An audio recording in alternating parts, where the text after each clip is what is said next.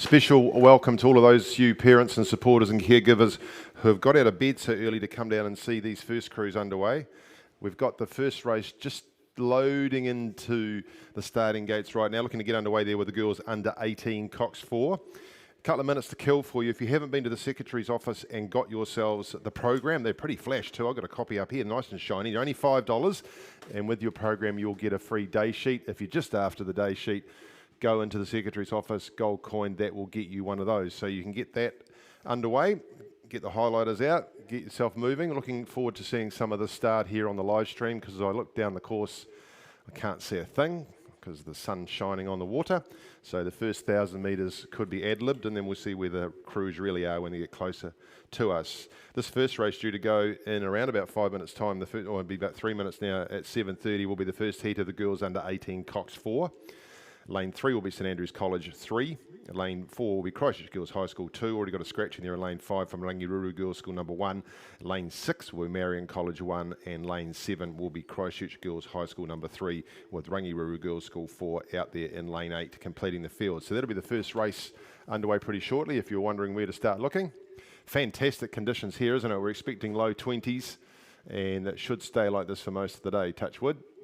And that will be fantastic for all these rowers and for those of you that are experiencing your first Otago Championships down here. I see a few queuing already at Arina's Coffee Shack, and I think we've got the row shop open as well for coffee. Start early, get that sunscreen on, team. You're going to need it later, and get the water up as you start and wash down those bacon and eggs. So a couple of minutes away from getting the first race up and running, but get yourselves down to the Secretary's office. Programs there for $5, including the day sheet. If you're just after a day sheet, it's a gold coin. And some great supporters here helping out the Meridian Otago Rowing Championships here for 2025, and we'll be acknowledging those sponsors as we go through the events. The first race is going to be brought to us by C&R Insurance, trusted insurance advisor since 1996, and we'll let you know a bit more about that very valuable supporter of rowing in the South Island as we get through. So back to you shortly when we get the first race underway, and look forward to bringing you all of these races along. Myself with Will Tavendale will be helping us out over the next couple of days as we get through to all the finals tomorrow.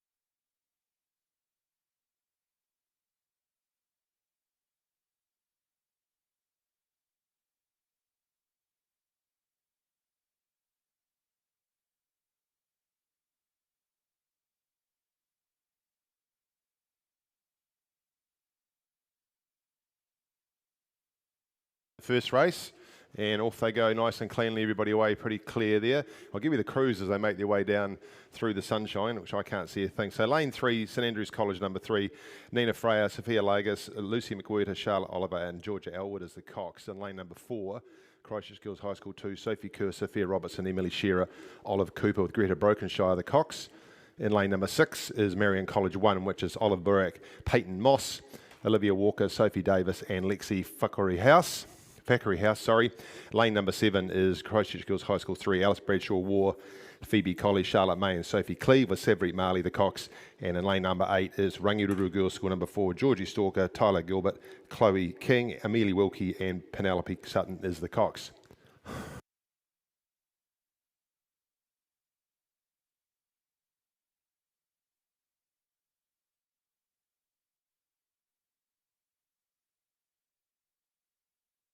By CNR Insurance. This is the first of 2 heats in the girls under 18 Cox 4. Second heat will be getting themselves into line. We're looking for 1, 2, 3, 4 and 5 to go through to the final, which means that when this race is the final tomorrow, there will be 10 lanes used, so that'll be pretty cool. The rest will be eliminated. So for these 5 that are racing down now, they're racing for lanes. They're going to go straight through, and it looks like we'll have 1 to miss out in the second heat. So all working through the first 250 metres, just starting to see some boats make their way down now as they come through the shiny stuff, but I haven't got a clue. So I'll tell you a little bit about CNR Insurance.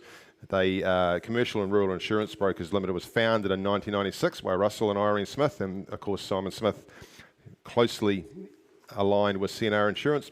Their mission is to provide reliable insurance brokerage services to the residents and businesses of Central Otago and Southland. They are fantastic supporters of South Island rowing, Otago rowing, and in particular Dunstan, and we'll see a lot of them over the next couple of days as these crews continue to make their way down. They're just coming in out of the gloom into the 1,000, and they're pretty even. They're looking across there.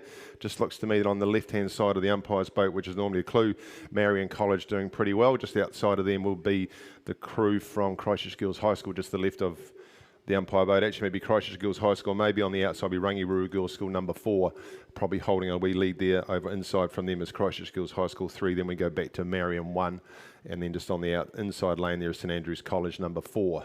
So a few starting to gather now down there. We can see everyone putting their seats out and getting their position right. The bank's been nicely cleaned up by the team here at South Island Rowing, and they've got a wee job for you if you want to, and remind you during the day that we all play a part. It's all voluntary here. And there's a whole lot of plantings in behind your tents and marquees that you've put up there. And what the custodian would love you to do if you want to is to adopt yourself a plant for the weekend. He's going to do some spraying over Christmas, but a lot of those new plants have got weeds up growing through them.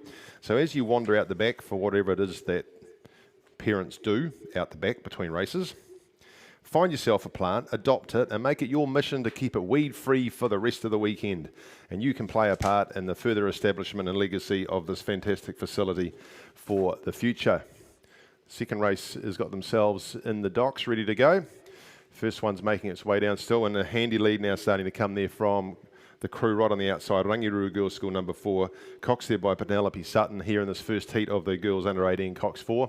They've got a good lead over there in lane number 4, which is Christchurch Girls High School number 2. Remember, they're going to be racing for lanes in that final tomorrow.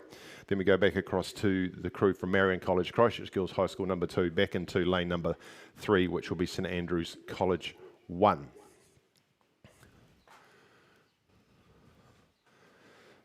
While they make their way through the last part of this 1,000 metres in front of us, we'll give you the crews for the second heat, which is sitting there just about ready to go.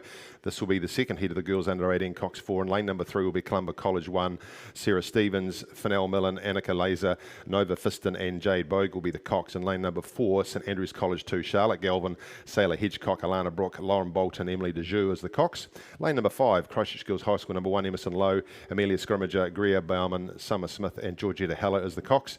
Lane number 6, Rangiruru Girls School number 3, Isabella Wilson, Toya Shee, Chloe Malone, Olivia Long, Phoebe White. And in lane number 7 will be Rangiruru Girls School number 2, Mania Sheed, Lucy Houghton, Charlotte Gorman, Amelia Jones, Charlie White as the Cox. And lane number 8, St Andrews College 1, Lucia Apps, Hadassah Timo, Chloe Lowe, Katie Taggart and Violet Sigley will be the Cox. So girls under 18 Cox 4, this will be their last season with their schools as they head towards ultimately Mardi down here after Christmas. So well experienced, these crews. They'll be rowing for 3-4 years. And we can see that experience just starting to come out now. Nice push back here from Christchurch Girls High School in the last 500 to come up alongside and gone past Rangiruru Girls School number 4 in this first heat. Then we go back into Marion, Christchurch Girls High School number 3, and back across to St Andrews College number 3. Heading up towards 500 metres to go. And they're well underway in that second heat, just hitting the 1,000 now. So races at 4-minute intervals today. We'll go right through to 5:15, and this starting team that we have here at South Island Rowing, they have got a reputation for running some races through pretty spectacularly. So they'll keep on track. Fairly even in that second heat as they head up towards the 1,000-metre mark. Crikey, you could throw a line across them. Not much between those crews in there at all. 6 of them. One's going to miss out to go through to the finals. But no doubt here, this nice push since the 1,000, Christchurch Girls High School. Greta Bokenshire, the cox. She's got that crew moving. Heading out in front of their crews now.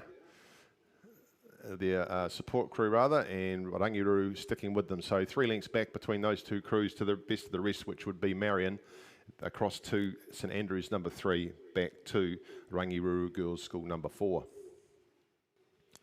So second heat is sitting in through the 1,000, still very little between them, possibly St Andrews College down there in lane number 4 as we look across.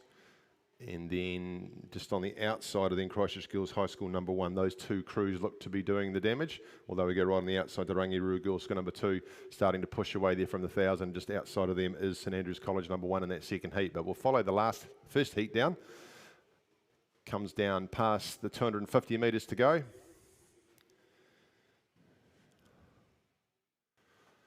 Fantastic conditions for these rowers. They'll be enjoying this. Probably not the early start, but they'll be used to that. And nice push there coming, just trying to hold on to that advantage they have over Rangiruru from Christchurch Girls High School.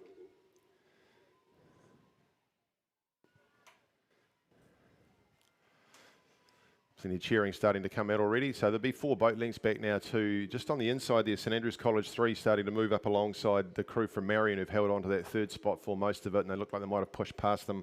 Outside will be to Rangiruru, but it's all down here in this first heat of the day. Will be taken out by Christchurch Girls High School number 2 as they come through the last of the yellow boys.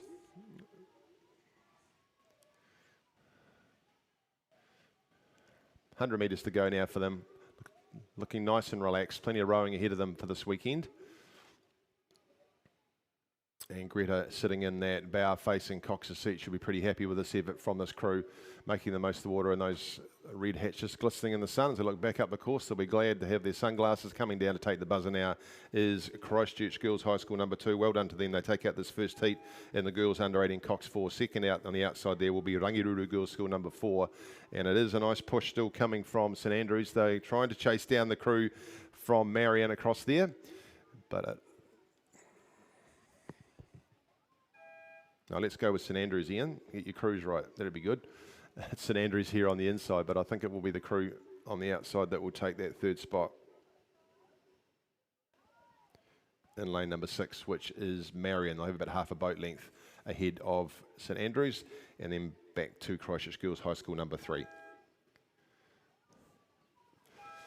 So now they've started to open out in that second heat of the girls under 18 Cox 4, brought to you by CNR Insurance, and it is clearly out there Rangiruru Girls School number 2. They've got a handy advantage over on the outside of them, St Andrews College number 1. Then we go back right across to St Andrews College number 2, be holding 3rd. Back into Rangiruru Girls number 3, Christchurch Girls High School number 1 inside from them, then to Columba College in lane number 1. Meanwhile, right behind them, and this will be the running pattern for the day, the next heat. Well, the first heat is of the men's open single sculls. The men's open single sculls brought to you by the Otago Community Trust. That's underway, heat 1, and we're looking for 1, 2, and 3 plus the next fastest to go through in the A final. They're just about at the 1,000-metre mark, and lane number 2 is Oamaru 22, Logan Doherty. Lane number 3, Dunstan Arm 4, Finn Allison. Lane number 4 is Dunstan Arm 8, Josh Bartlett. Lane number 5 is Dunstan Arm 9, Hamish Yateman. Lane number 6, Avon 4, Lawrence Birch. Scratching in lane 7. Lane 8 is Avon 3, Joshua Clark. And lane number 9 is Dunstan Arm 13, Angus Lowe. So they're heading up towards the 1,000-metre mark, just right in the sunshine. So no idea what's happening there, but I'm sure they're having a jolly good time. We'll come back to the girls under 18 Cox 4, heat number 2. Makes its way up with about 350 metres to go. Nice effort here from Rangiruru Girls School number 2. Charlie White sitting in the coxswain seat. She's got them well under control. She's got clear water on the outside into St Andrews College number 2. Then we'll come back across to St Andrews 1, and then we will go back to, it looks like about Rangiruru Girls number 3. and on the inside to Columba College number 1 in lane 3. So well spread out, looking for one to miss out here. So the work needs to come from in the back there with Christchurch Girls High School number 1 and Rangiru Girls number 3. They're sort of sitting in the back there. We'll wait and see as they get down towards the last 150 metres. Very experienced Rangiru crews making the most of this water.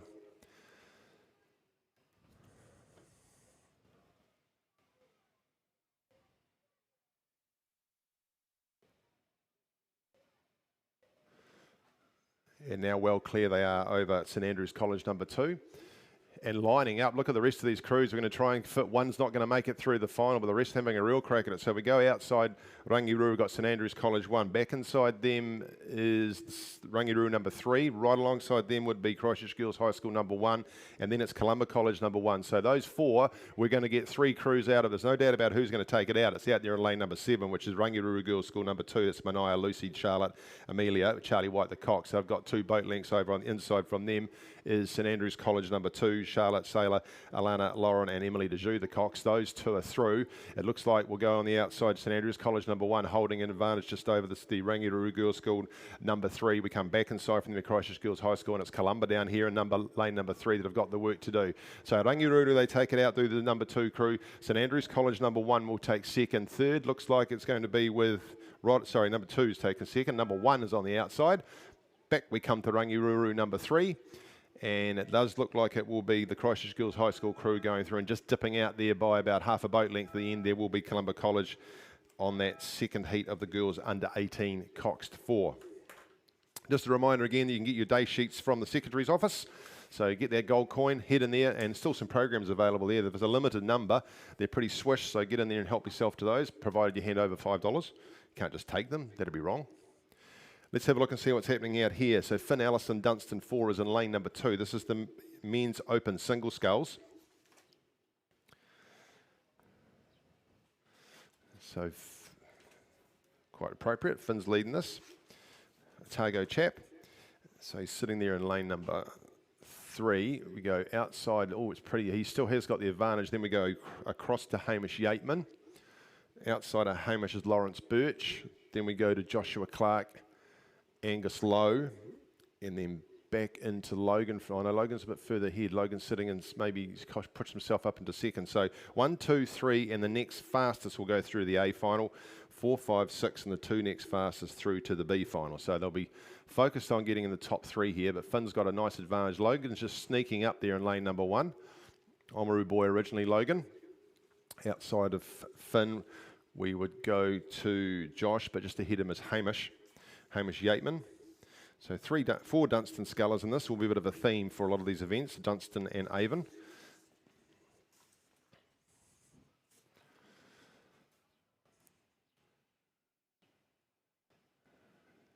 Oh, there's not much there, is there, between Logan sitting there in lane number 2.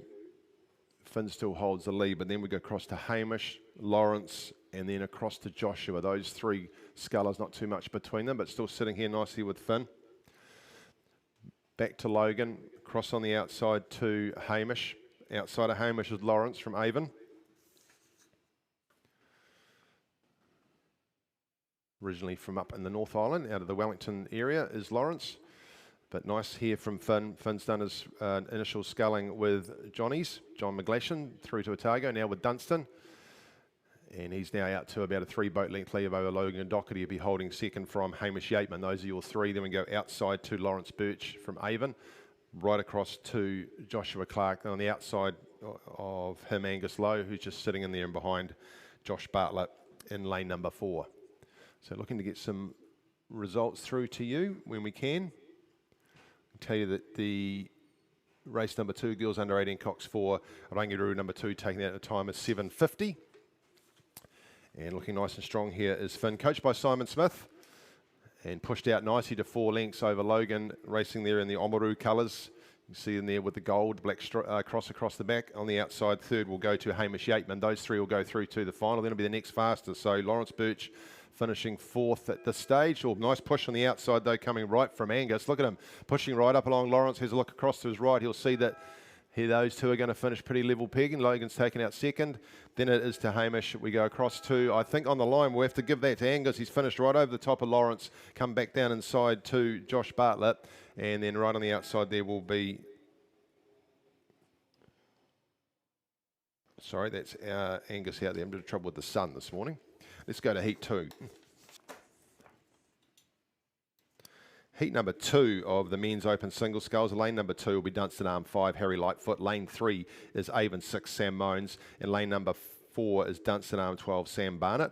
In lane number 5, Dunstan Arm 3, Henry Clatworthy. In lane number 6, Dunstan Arm 14, Roland Ozarn. And lane number 7 is Avon 5, Logan Freshwater. Lane number 8 is Dunstan Arm 6, Lewis Mates. And in lane number 9, Otago 1, Oliver Hattrell. This is, of course, the men's open single sculls. This is the second heat, brought to you by the Otago Community Trust. And right out of the middle, it's coming from Sam Barnett there in lane number 4. Next to him is Henry Clatworthy in 5, both those Dunstan Scullers. Then we go across 2 lanes to Logan Freshwater, Avon 5. Right across 2 more then to Alexandra Hattrell from Otago 1. Back in between Logan and Alexandra is Lewis Mates from Dunstan Arm. Lewis formerly for the Cure. Sam Mones down there in lane number 3 from Avon, and then it looks like Roland Ozarn in lane number 6 from Dunstan. So again, looking at 1, 2 and 3 to go through to that A final, plus the next fastest. So fairly clear 3 starting to emerge. As we saw in the last race though, with singles this can change pretty quickly. Sam has the advantage.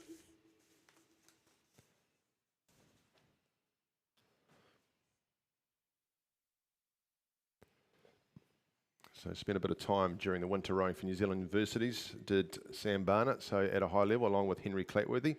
They were both away racing with the New Zealand universities team, I think. And then we come across to Logan doing a good job there for Avon 5. Those are the 3 just down on the inside. Harry Lightfoot doing some good work down there in lane number 2.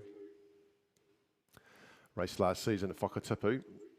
Did Harry. We go right across the outside then to Alexandra and Lewis Mates just on the inside of him. Then we come back further inside to Roland Ozarn in lane number 6. That second heat is well underway. I'll give you those crew members once we've got through this one. But a nice finish starting to look up here. Henry and Sam hanging tough, and Logan Freshwater on the outside from Avon pushing right up alongside them. Excuse me, those are the 3 that will go through. Because they've pulled away nicely from Harry down here in lane number 2. Sam Mones back there in lane number 3, but it is going to be Sam Barnett who'll take this out by half a boat length unless he can get chased down by Henry Clatworthy. So I'm sure Blair's out there giving him a bit of a cheer. Half a boat length between these 2 Dunstan Scullers. They would have paced each other nicely, training towards this. And they're out of sync with each other, but they're rating about exactly the same. And the third will be Logan Freshwater from Avon. Down we come the line. He's just held onto that advantage, has Sam, and he'll push out to 3/4 of the boat length. He comes down and takes the buzzer now. Well done. He'll go through to the final along with Henry Clatworthy and Avon Freshwater, and Logan Freshwater from Avon. And then we're waiting to see what happens with timing for Harry Lightfoot. That's how they'll finish in that second heat. Third heat is on its way. Lane number 2, Wairo 1, Reuben Cook scratching in lane 3. Lane number 4 is Dunstan Arm 2, Matthew O'Meara. Lane number 5 is Dunstan Arm 11, Luke Brock. Lane 6 is Dunstan Arm 1, Matthew King. Lane 7 is Dunstan Arm 10, Charlie Manser. And lane number 8 is Jimmy Middleditch from Avon.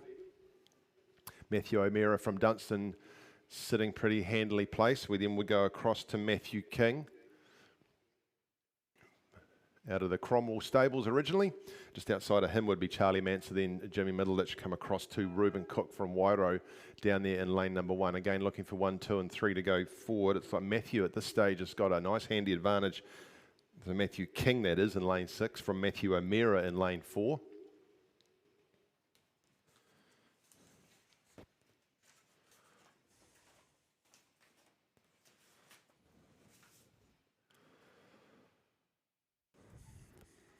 So this is the final of the 3 heats.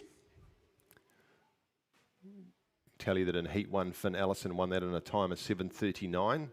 Logan Doherty finishing second in 7:45, and Hamish Yateman finishing third in 7:49. So just a reminder, grab those day sheets for a gold coin from the Secretary's office.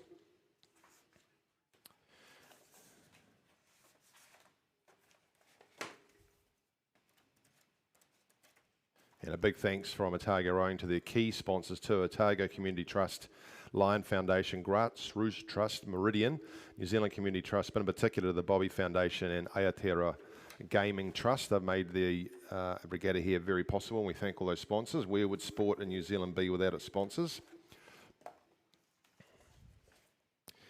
And looking down here, just seeing things continue. It's with Matthew King out there in lane number 6, still coming down to Reuben Cook in lane number 2. But it's a nice push that's come through from Matthew O'Meara too. Those three starting to emerge on the outside there. Charlie Mansa, those are your 4. So they'll be having a foot race with each other. Charlie Mansa starting to wind up out there in lane number 7. This is him through into the Dunstan colours after a pretty successful career with Whakatipu. Came away from the Māori Cup earlier this year with a bag full of medals. So he's putting some real pressure out there on Matthew King. Meanwhile, back on the other side of the course, we've got Reuben Cook and Wairau starting to come up right alongside Matthew O'Meara, and not much between these 4 at all. So Matthew King still pushing out inside over Charlie, back inside to Matthew O'Meara in the red skull, but it's this push on the inside. Look at this. He's cranked it up down there in lane number 1. Geez, he's off. He's like a pensioner off to the pokies down there in lane number 2 is Reuben Cook from Wairau. He's riding right over the top of Matthew O'Meara. Matthew's fighting back at him, but Matthew King out there in lane number 6, still holding over Charlie Mansa.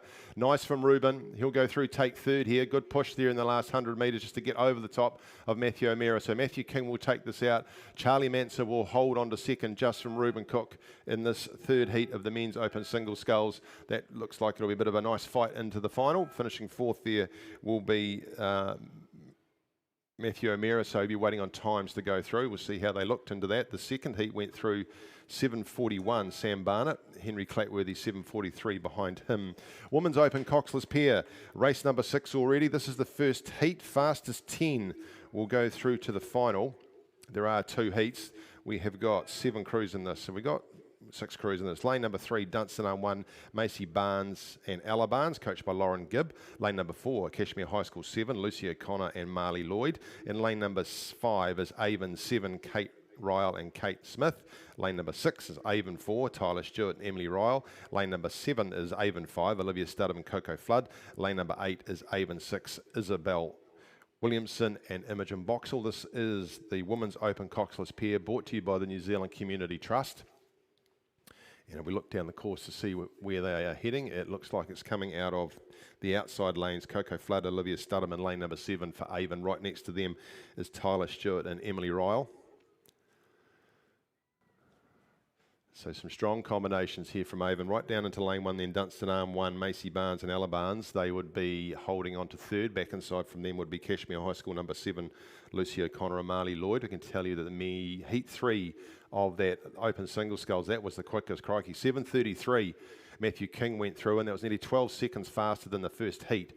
So Charlie Mansa 2nd in 7:35, Reuben Cook 7:36. So Matthew O'Meara finishing 4th in 7:39, still in with a great shot of being one of the next fastest to go through into the final tomorrow. Meanwhile, back here in the first heat of the Women's Open coxless pair, still sitting out there with the Avon pair. Pretty good chance of that. There's 4 of them in here. Lane number 7, I think, is the one we're looking at, which is Olivia Studham and Coco Flood. Coco, who had such a good success with Anya Leeson out of St Margaret's, now rowing under the Avon colours, sitting there with Olivia Studham, and right next to them they can see Tyler Stewart and Emily Ryle. Then we go across into lane 1, it's Dunstan Arm, still there, Macy Barnes and Ella Barnes. Then it would be, I think, maybe Isabel Williamson and Imogen Boxall from Avon 6. We come back then to lane number 4, which is Cashmere High School 7, Lucy O'Connor and Marley Lloyd, coached by Matt Allen.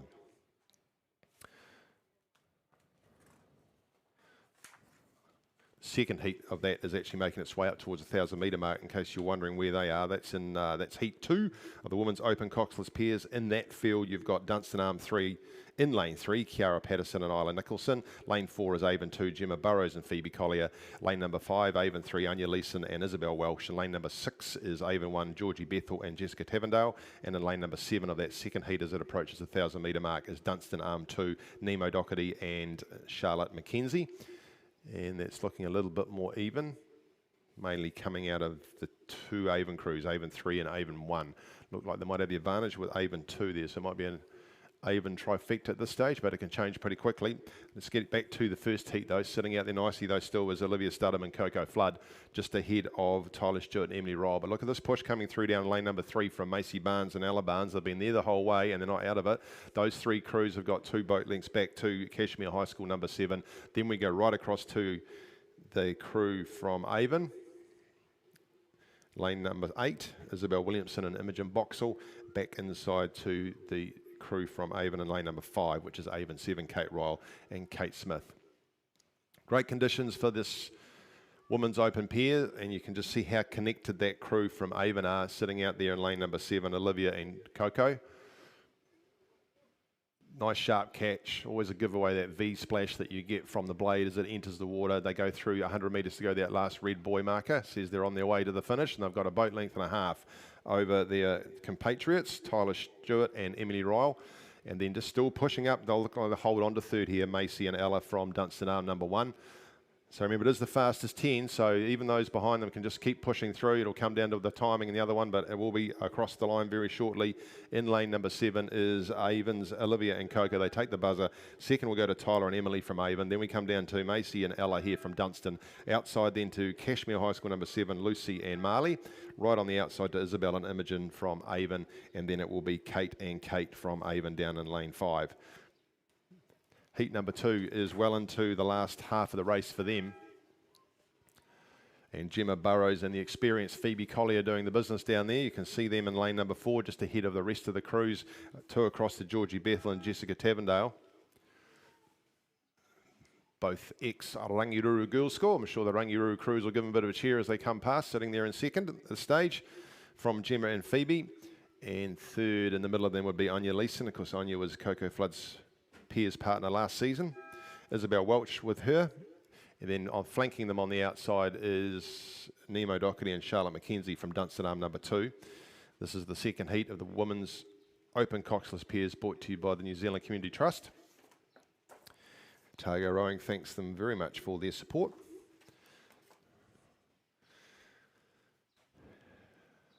Then we'll move on to the boys under 16 double sculls. So many of them might be making their first effort here over 2,000, not novices though. The boys under 16 double sculls, heat 1, lining up the 2K mark. Shouldn't be too far away. Meanwhile, we've got this pairs race continuing as they come down 500 metres to go.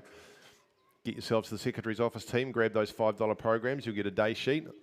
I think they've only got 50 of those programs there, so they'll soon go. Some octies starting to make their way up to the start, so we're getting serious. Get that sunscreen on, team. It'll sneak up on you later if you haven't done it. But no one looks like they're going to be sneaking up on Anya and Isabel. They've got this well under control out in front. Sorry, Gemma and Phoebe. Very strong.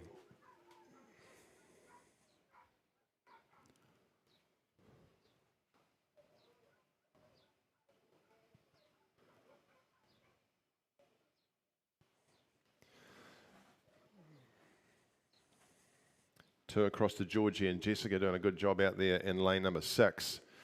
But it is with Gemma and Phoebe just sitting there pretty comfortably, rating nicely at 34. Nice and long they are too. You get very little splash as those blades go in at the catch, and then right they get back up again.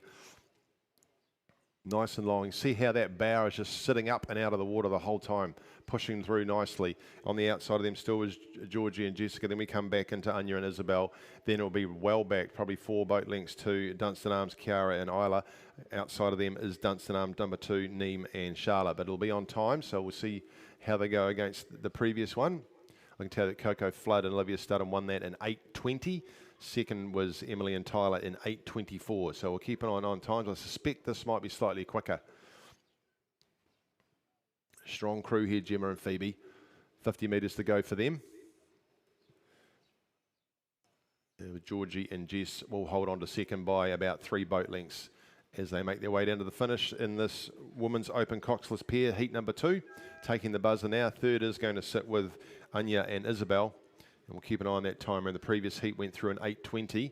Then we go boat lengths back to Kiara Patterson Island Nicholson from Dunstan Arm number 3 and Nemo Doherty and Charlotte McKenzie from Dunstan Arm number 2. That's how they'll finish in this heat. We have got the boys under 16 double sculls underway. scratching in lane number 1. Lane number 2 is Otago Boys High School 3, Nate Latter and Lucas Nickel. Lane number 3, nice to see them here, Selwyn Rowing 1, Crusoe Craighead Marshall and Henry Bass. Whakatipu 1 are in lane number 4, Zebby Jarvis and Flynn Webber. Lane number 5, Shirley Boys High School number 2, Jack Gibson and Nirvana Garrity. Lane number 6 will be St Bede's College 1, Lennox Lowry and Eddie Robertson. Lane number 7, Whakatipu 2, Ruben Davis, Phineas Thomas, scratching in lane number 8. Lane 9, St Andrews College 3, Logan Scott and Isaac Keane. And in lane number 10, way out there, is Wanaka 1, Travis Lee Cooper and Jasper Lambert. Looks like Selwyn Rowing doing a good job here. Them in lane 3 pushing out over St Andrews College, I think, just holding out there. Might be Whakatipu, I would suspect. We might have a couple more scratchings than what we thought. You can see 1, 2, 3, 4, 5, 6, 7, 8. So looking for 1, 2 and 3 of this boys under 16 double sculls to go through, plus the next fastest. This is the first heat of 3 for the boys under 16 double sculls, brought to you by 4 Square Mackenzie. Thank you for your support. I'm sure a few of you have been in there already. So that second heat of the Women's Open coxless pair, Phoebe and Gemma, going through in 7:52. So it's quite a bit faster than the previous heat, 8:20. So there you go. So it looks like the majority of that second heat will go through. It is the fastest 10, so we'll wait to see where the finals come out tomorrow. You can follow that all on Row It. Meanwhile, in this first heat of the boys under 16 double sculls,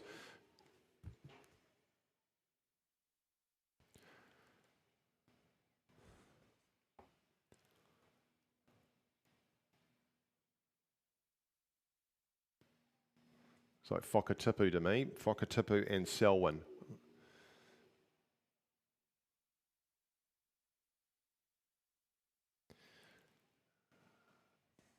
Wee bit hard to pick up with the sun, thank you very much. St Andrews just outside of Whakatipu, so it is Selwyn and Whakatipu. Then we go to St Andrews, back to St Bede's number 1, out then to Wanaka 1, back we come to Selwyn Otago Boys High School number 3, I think. It's Whakatipu 1, that's where they are. Well done, Ian.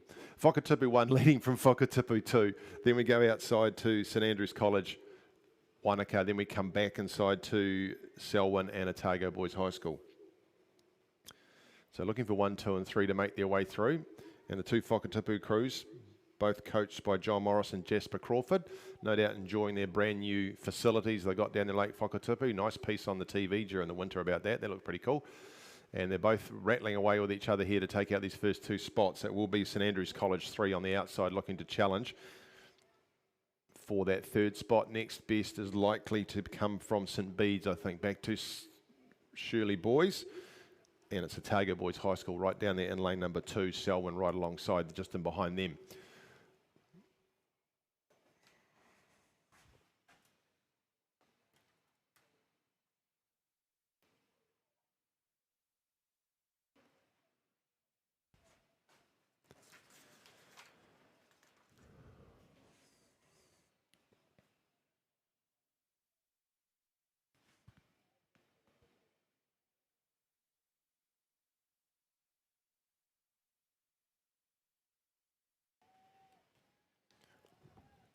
Great exhibition of sculling here from these under 16s. And a big welcome, of course, to the parents, caregivers, nanas and granddads who are making their first venture down here to Lake Ruataniwha.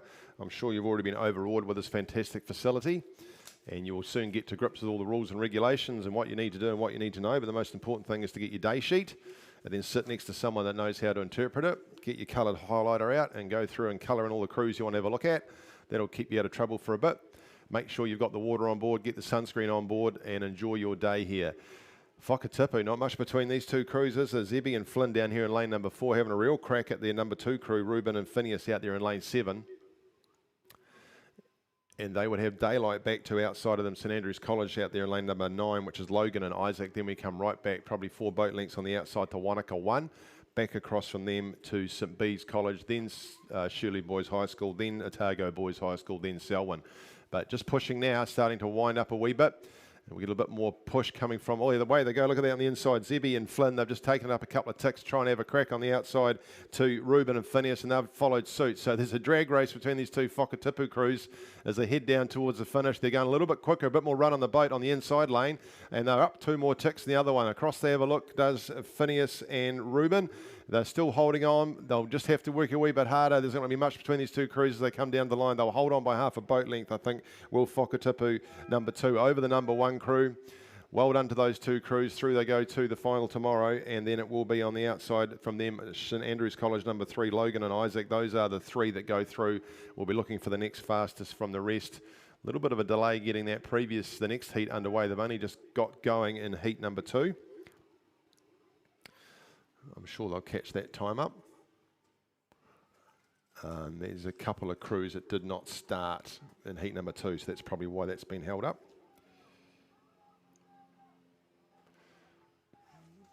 So Wanaka just look like they've just slowed it down a little bit on the outside. They're saving themselves. St B's starting to finish here, Lennox and Eddie. So Travis and Jasper will finish ahead of them from Wanaka. Just coming down, I'll take the buzzer very shortly. Then St B's. Then we've got the boys from Shirley Boys, Jack and Nirvana. And then down here into lane number 2, Otago Boys High School, Nate and Lucas. Nate Latter, a great Otago name, that one. Then there's Selwyn Rowing. And good to see them here. Crusoe and Henry will complete the field in this first heat, the boys under 16 double sculls.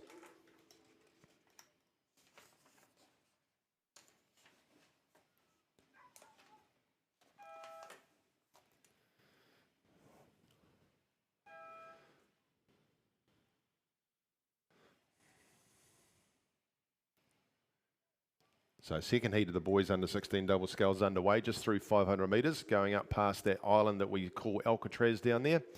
So if you are new to this facility, at some stage go for a wander down to the 1,000 metre mark. Good spot to watch them coming through. You'll see some of the calls coming from the coxswains, or you'll hear them. And you get right close to the action. You'll be able to look out across the bay where the crews are marshalled before they go into the start zone. And you'll also be able to pick up that 500 metre spot that we're talking about. These crews are on their way down. In lane number 1, Timaru 30, Bradley Champion and Stacey Mills. In lane number 2, Wanaka 2, Finley Hughes and Jack Jones. In lane number 3, Dunstan Arm 1, Keola O'Neill and Boston Irving Dowling. Lane number 4 is St Bede's College 2, Oliver Chum and William Arlett. Scratching in lane 5. Lane number 6 is Whakatipu 3, Baxter Kingan and Henry Monier. In lane number 7, Selwyn Rowing 2, Max Eberhard and Dylan Eberhard.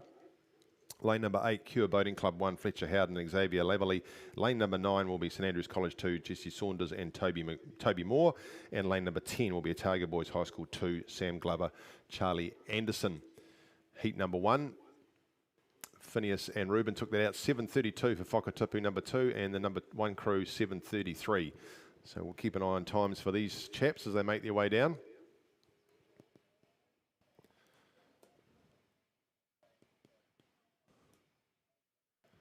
And Whakatipu 3, Baxter Kingan and Henry Monier holding the advantage here. Would look from maybe St Bede's College number 2. Just got that scratching right in the middle of the field, so you'll see a gap there. Then Cure Boating Club, Fletcher Howden and Xavier Laverley. Those are your 3. Then we go back to Dunstan Arm number 1 by the look of it. Wanaka 2, Timaru 30 on the outside 2, St Andrews College 2 and Otago Boys High School number 2. Again, this is the boys under 16 double sculls, heat number 2, brought to you by 4 Square Mackenzie.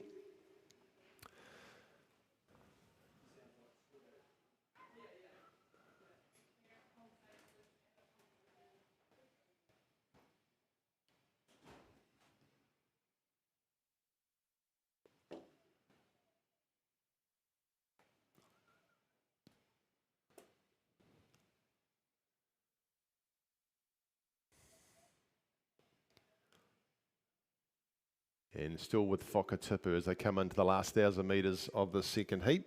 From St Bede's, outside to Cure.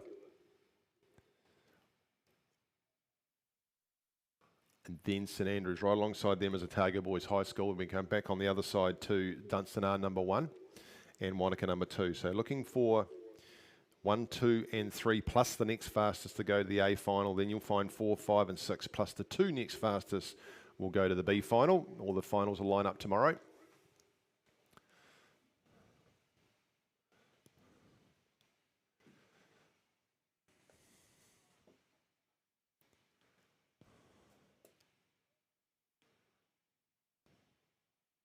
So Baxter and Henry, coached again by John Morris and Jasper Crawford. So another fleet of Whakatipu scullers making their way through the ranks. They had a great time at Mardi earlier this year up in Hamilton, picked up their fair share of medals. St Bede's putting in a nice push here out there in the red and black. They're sitting there in lane number 4, just to the right of the umpire's boat as you look at it. Then we come back to Dunstan Arm.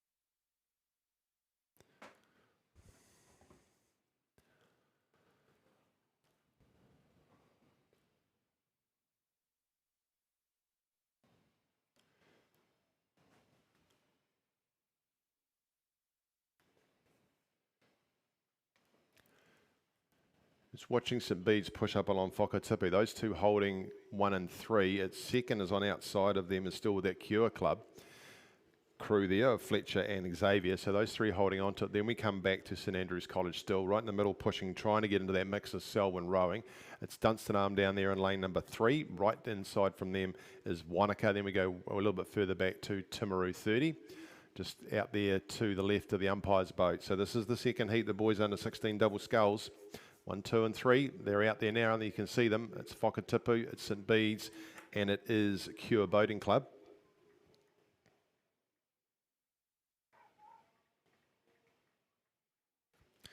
Distinctive yellow sculls of the Whakatipu crew.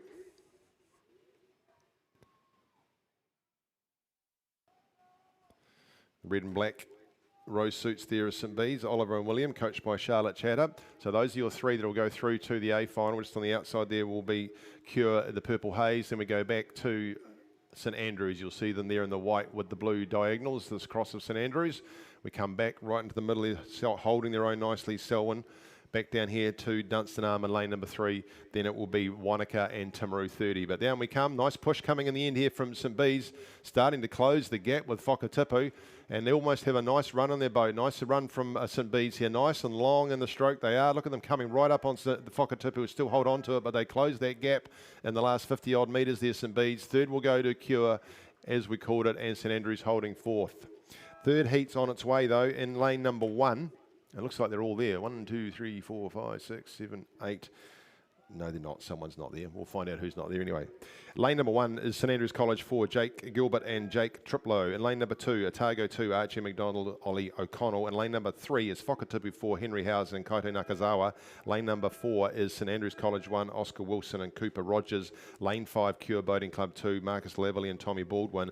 Lane number 6 is Otago Boys High School 1, Hunter Knox, Angus Colley. Scratching in lane number 7. In lane number 8 is St Bede's College 4, Jai Anderson and Conrad Van Herel. Lane number 9 is Shirley Boys High School number 1, Callum Skelton and Zach Brockles. And in lane number 10 is Christchurch Boys High School number 1, Ben Thistleton, Mark Bowman. It's like St Bede's out there in lane number 8.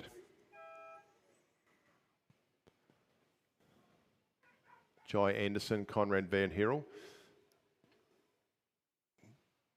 Handy start down there in lane number 1 from St Andrews College 4, Jake Gilbert, Jake Triplow.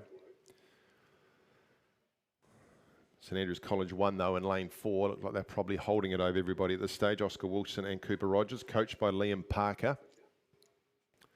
St Andrews would have had their camp down here this week. So they'll be used to this lake, and that's so lane 1 you can see them, lane 4 you can see them doing well, and then we go across to lane 8, St Bede's College. Those are the 3 at this stage as they head down towards probably 500 metres to go just about, coming up alongside the supporters, the growing ranks down there. This is the 3rd heat of the boys under 16 double sculls, brought to you by Foursquare Mackenzie. Then we will move on to the boys under 17 double sculls. But in the meantime, I'll give you a time on that previous heat. 7:32 for the boys under 16 double sculls, heat number 1. And just waiting for time on heat number 2. We've got a time on heat number 2. We can tell you that it was 7:49. So just a little bit slower.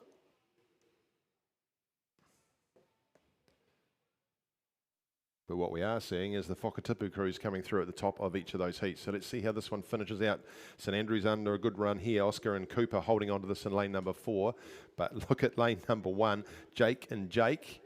They're not having any of that. They're going to see if they can get it through over the top of them.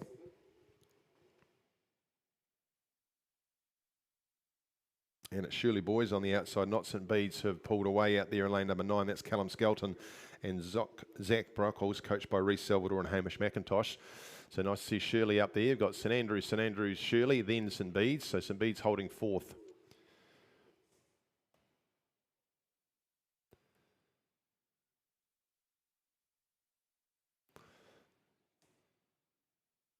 Cure Boating Club just ahead of them now. I think you'll find it. So it is. Just look at this, still coming here from St Andrews College, Jake and Jake.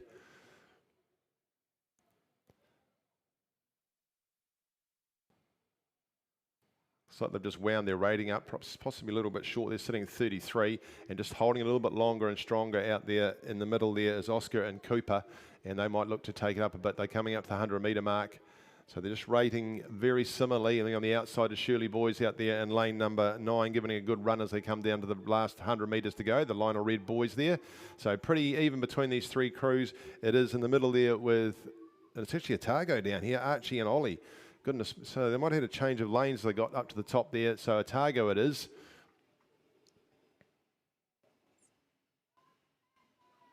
Oh, they've chilled the lanes. So it's actually, I'm terribly sorry about this. It's Cure. It's Cure. Marcus and Tommy are going to win this from the crew from Otago, Archie and Ollie. And then across on the outside was Shirley Boys taking out this 3rd heat. Ian, that's a shocker.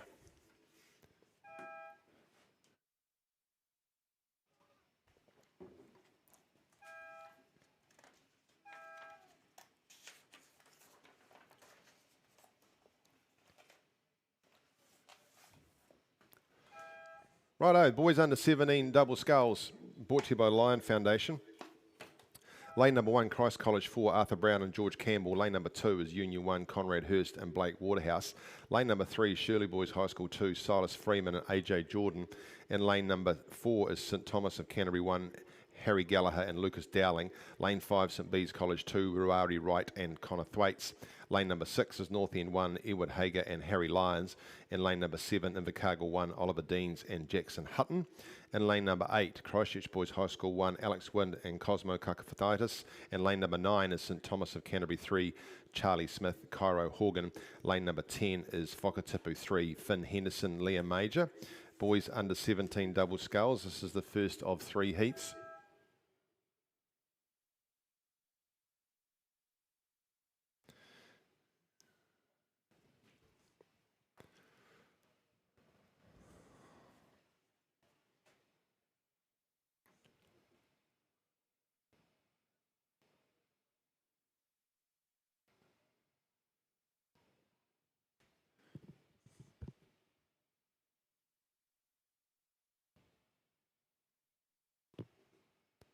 And Shirley Boys hired us down there in lane number 3. Silas and AJ, they're holding on to this. Christchurch Boys High School number 1 out there in lane 8. They would be just right alongside them. So those are your 2 crews. Christchurch College number 4 down here in lane number 1. St Thomas of Canterbury, Handley Place there in lane number 4. Then go right alongside them as St Bede's and North End out of Dunedin. Outside of Christchurch Boys High will be the crew from Whakatipu. Back inside from them will be St Thomas's.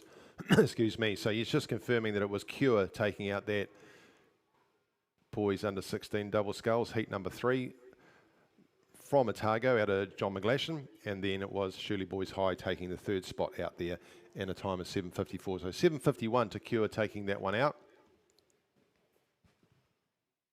And Shirley Boys High prominent here again. This is good to see for them. Silas and AJ here in lane number 3, just holding on to that advantage right on the outside. of the crew from Christchurch Boys High School out there in the blue and the black. So these two pretty clear. Just wait to see what happens next from them. St Thomas is down here, is sitting in lane number 4, holding on to third just. Right alongside in lane number 1 is Christ College number 4. They're very close to them. Then we go to St Bede's, North End, not much between them at all. They take a wee look across to Silas and AJ from Shirley Boys, but they've got this well under control. If you look closely, you'll see the light blue and the gold trim along their boat, but they're going to have 2 boat length lead here to take out the first heat of the boys under 17 double sculls from Christchurch Boys High School. Out to 2 boat lengths they do, and a nice close finish coming here from St Thomas's and Christ College. Christ College sneaking up on St Thomas's here. They've just cranked it up a bit, and I think St Thomas's might not have seen them coming. They're going to roll over the top of them very shortly here, Christ College. They've got themselves out to half a canvas. They take that. Christ College will take third over St Thomas's. Then we go to St Bede's. Outside of St Bede's will be North End. We go right across to Whakatipu, back inside to St Thomas's 3.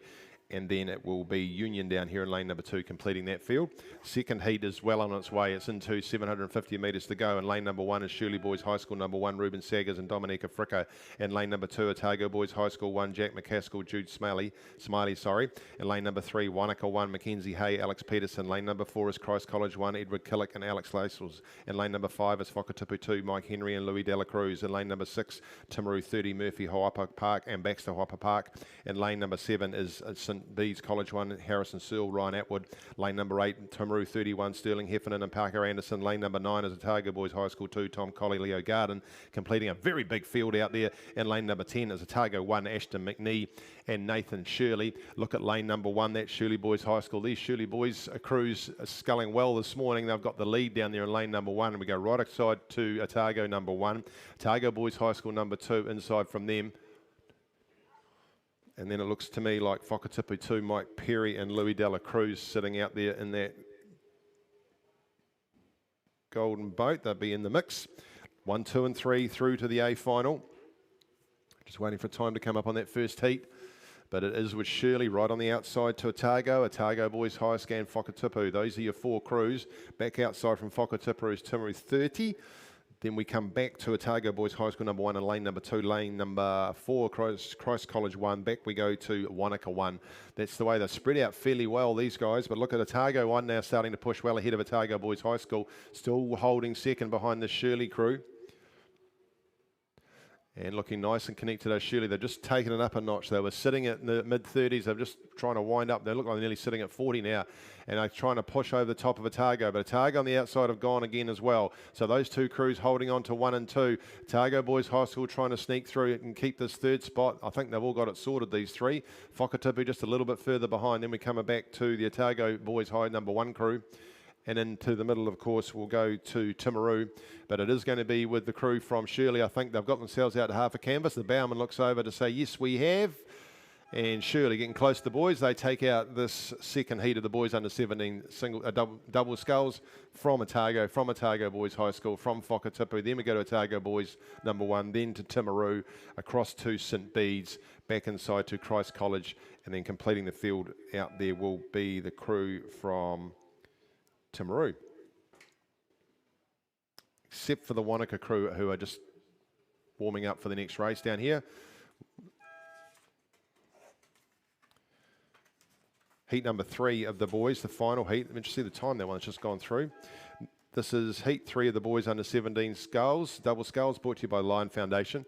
And again, 10 in here, crikey. Lane number 1, North End 2, Villy Steenkamp, Gabe Scott. Lane number 2, St Thomas of Canterbury 4, Nicholas Marston, Jacob Henderson. Lane number 3, St Thomas, Gregory Terrace 1, Jesse Ferguson, Rupert Kozalauskas. And if I'm right, those are our visitors from Brisbane. Welcome to you. Lane number 4, Whakatipu 1, Liam Feely, Ollie Watson. Lane number 5 is St Thomas of Canterbury 5, Calix Manahera and Seth Tranter. Lane number 6, Christ College 2, Charlie Syme, Freddie Parfitt. Lane number 7, St Thomas of Canterbury 2, Luke Sweeney, Liam Jessup. Lane 8, Oamaru 22, Jacob Rawbark, Ike Newlands Carter. Lane number 9, Christ College 3, Matthew Vance, Alex Richards. Lane number 10, Christ College 5, George Haddon and Thomas Richmond. Oamaru 22 put a good start in out there in lane number 8. All 10 lanes being used here. We come back to lane number 4, Whakatipu 1, Liam Feely and Ollie Watson. Again, looking for 1, 2 and 3 to go through. So it's sitting there with Whakatipu. Oamaru holding second. third would be down there in lane number 3, St Joseph's Gregory Terrace. It's Jesse and Robert. Then we come back to maybe North End 2 in lane number 1. Across we go to Christ College 2 and St Thomas's rather, not too much between those guys. Christ College crew's out there on the outside, pretty handily placed too. Number 3 crew in lane 9, number 5 in lane number 10. But it still is with the crew from Oamaru out there in the yellow with the golden, the black cross across their back. But you can see Whakatipu down here in lane number 4. Really pressuring the Oamaru crew. Outside of Oamaru, Christ College number 3, putting pressure on them. Come down to lane 3, St Joseph's Gregory Terrace. But Whakatipu sitting there quite nicely at 36. And it is Oamaru's trying to wind up on the outside of them. Still 1, 2 and 3 that go through. So the 2 Christ College crews are fighting out for that. St Thomas of Canterbury, then the next Christ College crew. So good to see some good Christ College crews out here sculling.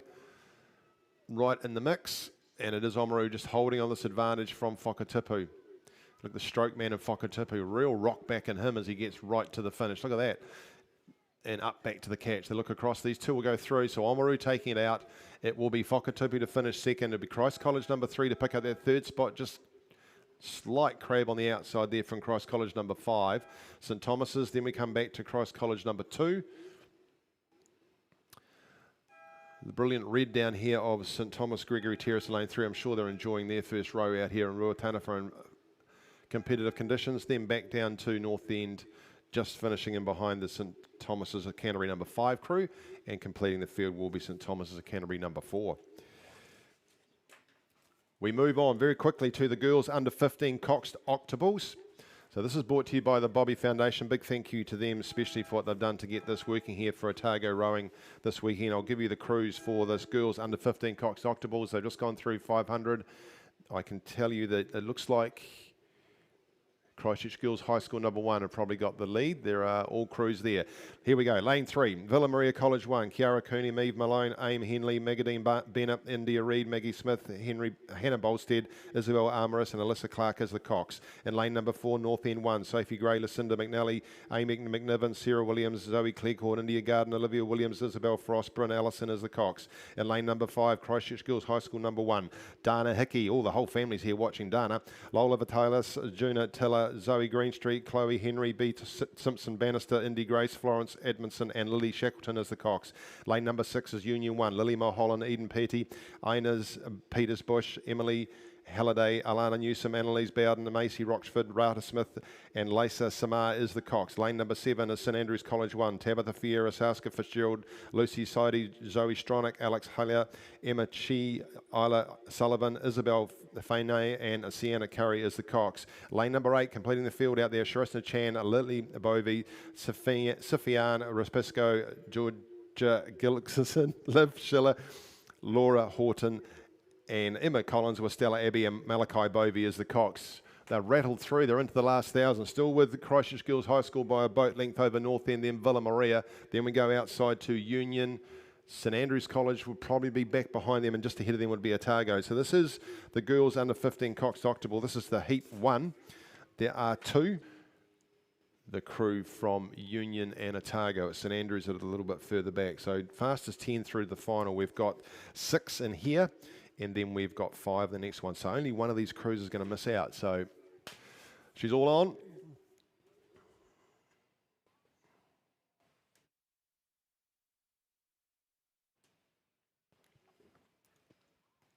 Boys under 17 double sculls, heat number 3.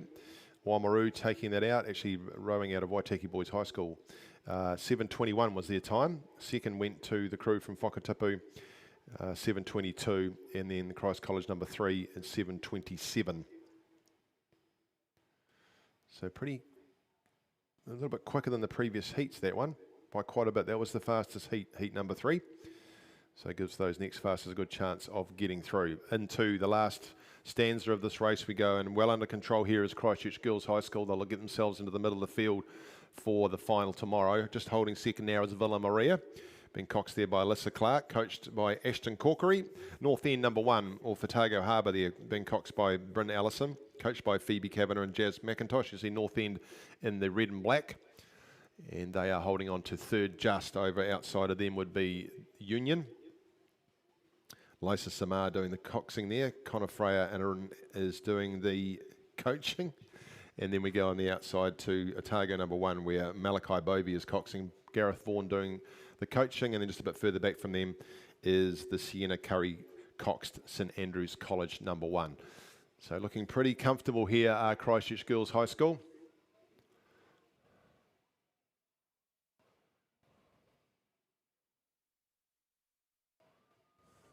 Plenty of grace going through with their strokes.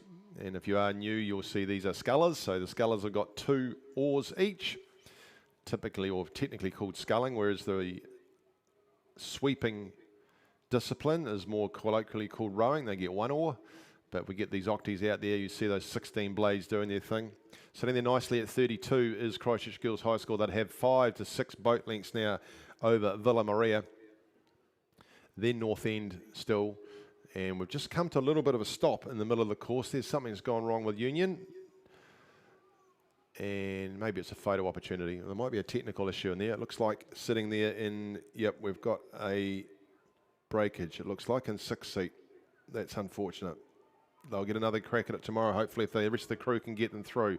That's no good. It happens with rowing, though, unfortunately. It is a mechanical-based sport. No such issues here for Christchurch Girls. They've gone down and taken this heat, first heat of the octies, and we'll clap there from their cocks. Well done to them. Lily's happy with them. And it is Villa holding on to second now. Head down and away they go, working really hard in that crew. And the cox is there just dishing out the instructions as per what the coaches had indicated to them. And for a lot of these, their first season, and a lot of fun to be out there in an octie, especially in conditions like this. Third there goes to the crew from North End, and the advantage on the outside there is the Otago. So Union working really hard. Those other 7 crew members there, just looks like 6 seats had an issue with a blade maybe, hard to tell.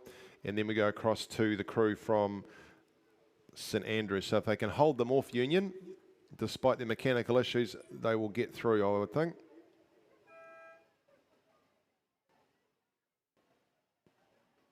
Yeah, it looks like it was a crab, and that bow side, stroke side blade is completely turned around there in the rigger, so not too much they can do about that mid-race, but they're going to hold their position here and come down and take a good spot there for Union. So well done to the rest of the crew getting the ladies across the line, and completing the field there will be Otago. So let's go and have a look at this second heat of the girls under 15 coxed octuples. Lane number 3 is Invercargill 1, Lola Dean, Georgia Webster, Keely Templeton, Katie Gray, Alexis Foster, Evie Randall, Piper Marshall, Emma Davis and Valerie Muniz is the cox. And lane number 4, Timaru 11, Genevieve Wiggins, Penny Bell, Emma Johnson, Sophie Burton, Maisie Hayward, Lauren Crawford and Kelly Van Heerden with Pippa Raymond, and Bella Westgarth is the cox. And lane number 5, Rangiruru Girls School number 1, Eve Malone, Alice Johnson, Sasha Flutie, Sarah Pekaski, Pip Mackay, Sophia Murchison, Rose O'Brien, Mia Tucker and Isabel Burns is the cox. Lane number 6 will be Whakatipu number 1, Geneva Moran, Ruby Weber, Milan Matua Carissa, Miller Walker, Liv Holzman, Gwyn Baldwin, Sienna Reid, Pippa Julian, Sophia Brown is the cox, and completing the field out there in lane number 7. And it looks like they may have the lead. They do. You can see all those orange, yellow row suits on the outside leading them down. That's Oamaru 22, Sasha Wright, Isabel Wainwright, Ava Goodall, Pippa McMillan, Annabelle King, Matilda Isbister, Summer Brosnan and Amelie Tartone with Greer Dixon is the cox. So we're looking for, based on what we've seen in the previous heat, we'll just see what the time was there. 7:54 Christchurch Girls went through in that first heat of the girls under 15 coxed octuple. Coxed octuple, of course, brought to you by the Bobby Foundation. We thank them, and we'll see what times we get here. With Oamaru well in front here. They've got a boat length and a bit over Tomaru 11. Back to Invercargill. Good to see our octie coming in from Invercargill. And then we go back to, it would be Whakatipu, I think, over Rangiruru. Looks like it is, making their way down. Right in behind this, the boys under 18 Cox 4 has got itself underway.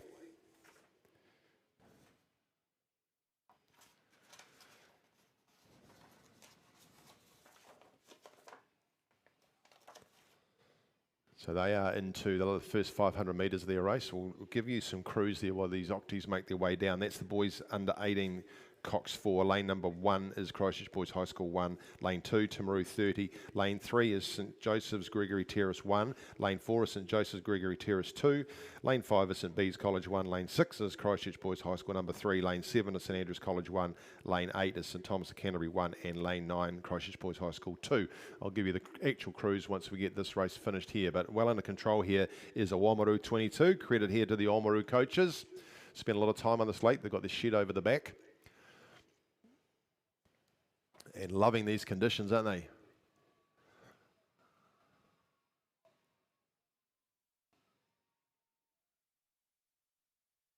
Good example of long, strong sculling, this crew. They're only sitting at late 20s, about 29, but you can see the real effort when they get to the catch. That drive is quite intentional, and that lets the boat do the work.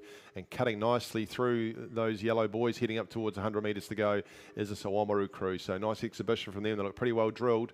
Back inside holding second would be the crew from Timaru, which will be in the green boat, so that means they're out of Craighead,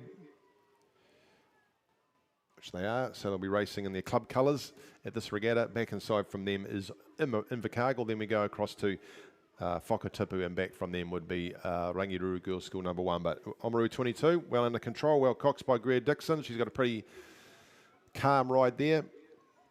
Nice parallels on those yellow blades as they duck in at the catch, and the girls all sitting nice and tall. Very even.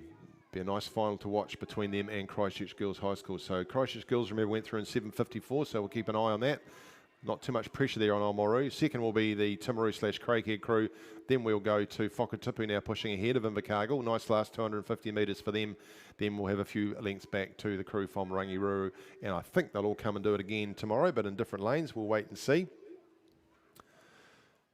Get that time for you as they come down. So lane 1 there, Christchurch, we're in the boys under 18, Cox 4. They're in the last 1,000 metres to go. Lane 1, Christchurch Boys High School number 1, Charlie Greenslade, Matthew Barnes, Ruben Feifeld, Hugo Parnham and Cooper Dean as the Cox.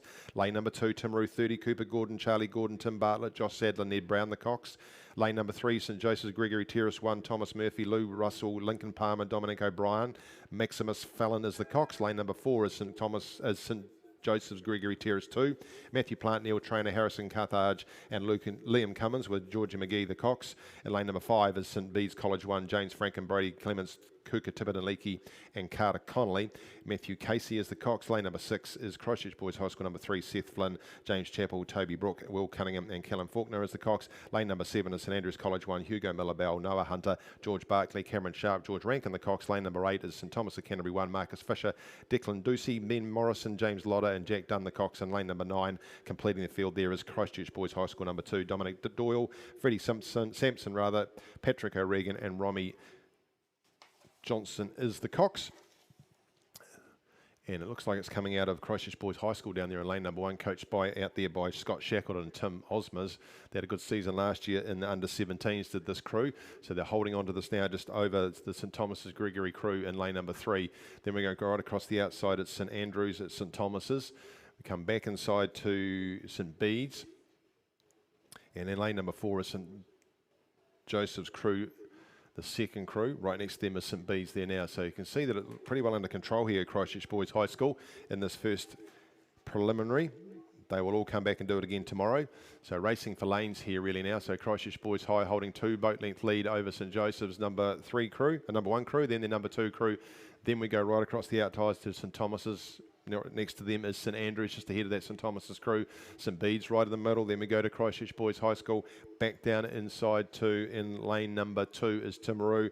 Right across the outside, lane 6, or right in the middle there will be Christchurch Boys High School number 3. But well under control here, Christchurch Boys High, Charlie, Matthew, Ruben and Hugo.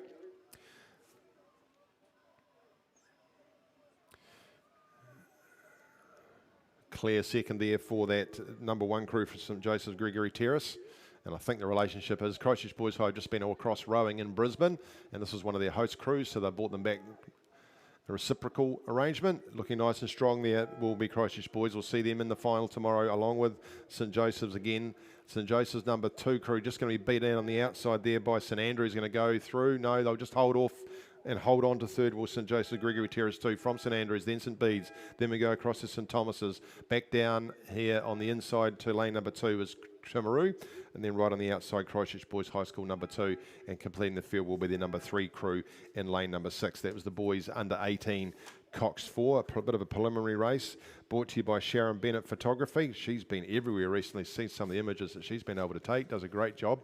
We look across now and we can see this next crew coming down. It's the men's club double sculls, and in lane number 2 is Avon 1, Jamie Soper and Henry Robertson. Lane number 3, Timaru 30, George Talbot and Louis O'Sullivan. Lane number 4, Stuart Ispista and Jet Rogers from Oamaru 25. Lane number 5 is Canterbury 3, Mark McDermott and Nat Ranoff. And lane number 6, Cure Boating Club 1, Shada Luca and Jiong Ol. In lane 7 is Waihopai 1, Tristan Duffel and Jason Rutledge. In lane number 8, Dunstan Arm 3, Luca Mains Upson, the local boy from Twizel, he was Luca.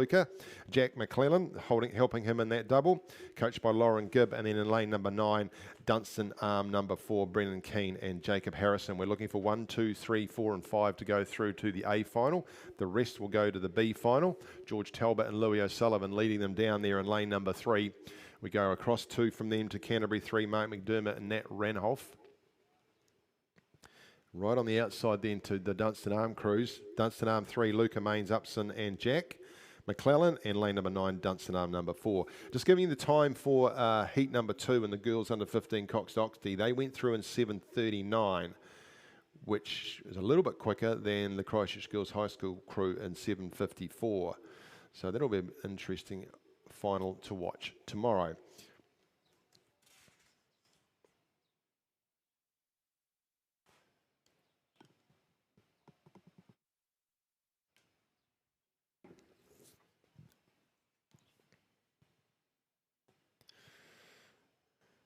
So George Talbot had a great run last year in the single that he was rowing, and bringing that form forward into this race here, holding a nice lead here, coached by Brian Smith and Mac Brown. So they'll go through to the final, and who's going to go with them? Looks on the outside it's going to be those 2 Dunstan Arm crews. Then we come back inside to the crew from Canterbury. Those are the 4, and the 5th one now is just sitting with Stuart and Jet from Oamaru. So the rest of the crew's got a bit of work to do. Waihopai out there in the red, the green and the white, you'll see them there. They have got some work to do, but they're close to that crew from Oamaru. If they can just kick on towards the end, they might pick up that 5th spot. We go right outside, inside of them is Takura as well, right in the mix. So they're there in the purple, right to the right of your umpire boat as you see it, but no issues here. Look at the run that these 2 gents have got on their boat here now. Sculling very nicely, George and Louis.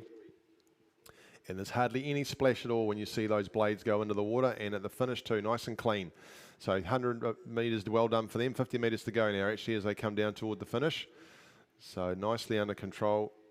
And you'll see how still their heads are as they come through, and they're not really looking at anybody else, just sitting there at 33 doing their own thing.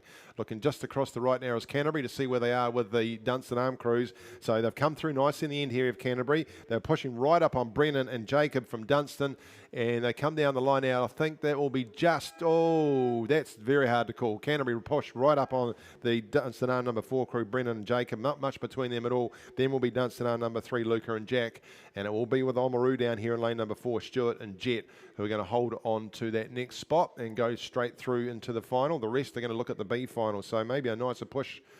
I wonder if they knew how close they were down there for Cure, outside of them to Waihopai, and then back down here on the inside to Avon. The second heat is on its way through in lane number 2, St Andrews College 1, Oliver Barker and Tag Maloney. In lane number 3, Dunstan Arm 1, Ben Thompson, Dylan Acton. Lane number 4, Dunstan Arm 2, Jed Tisdall and Max Smith.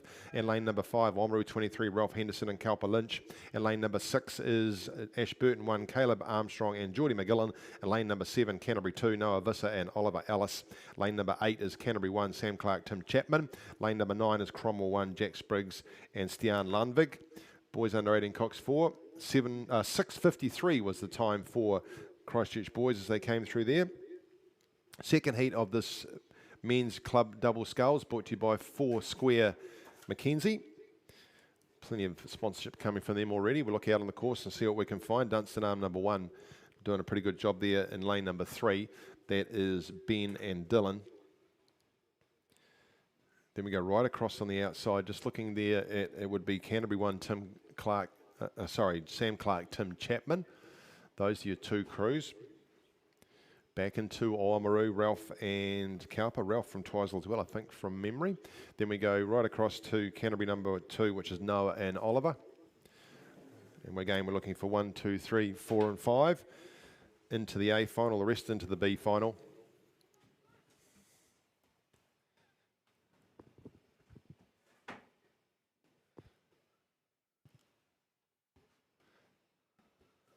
And Dunstan there, those familiar golden bucket hats. You see them holding on to this now. It is right on the outside between Dunstan number 1 and Canterbury number 1.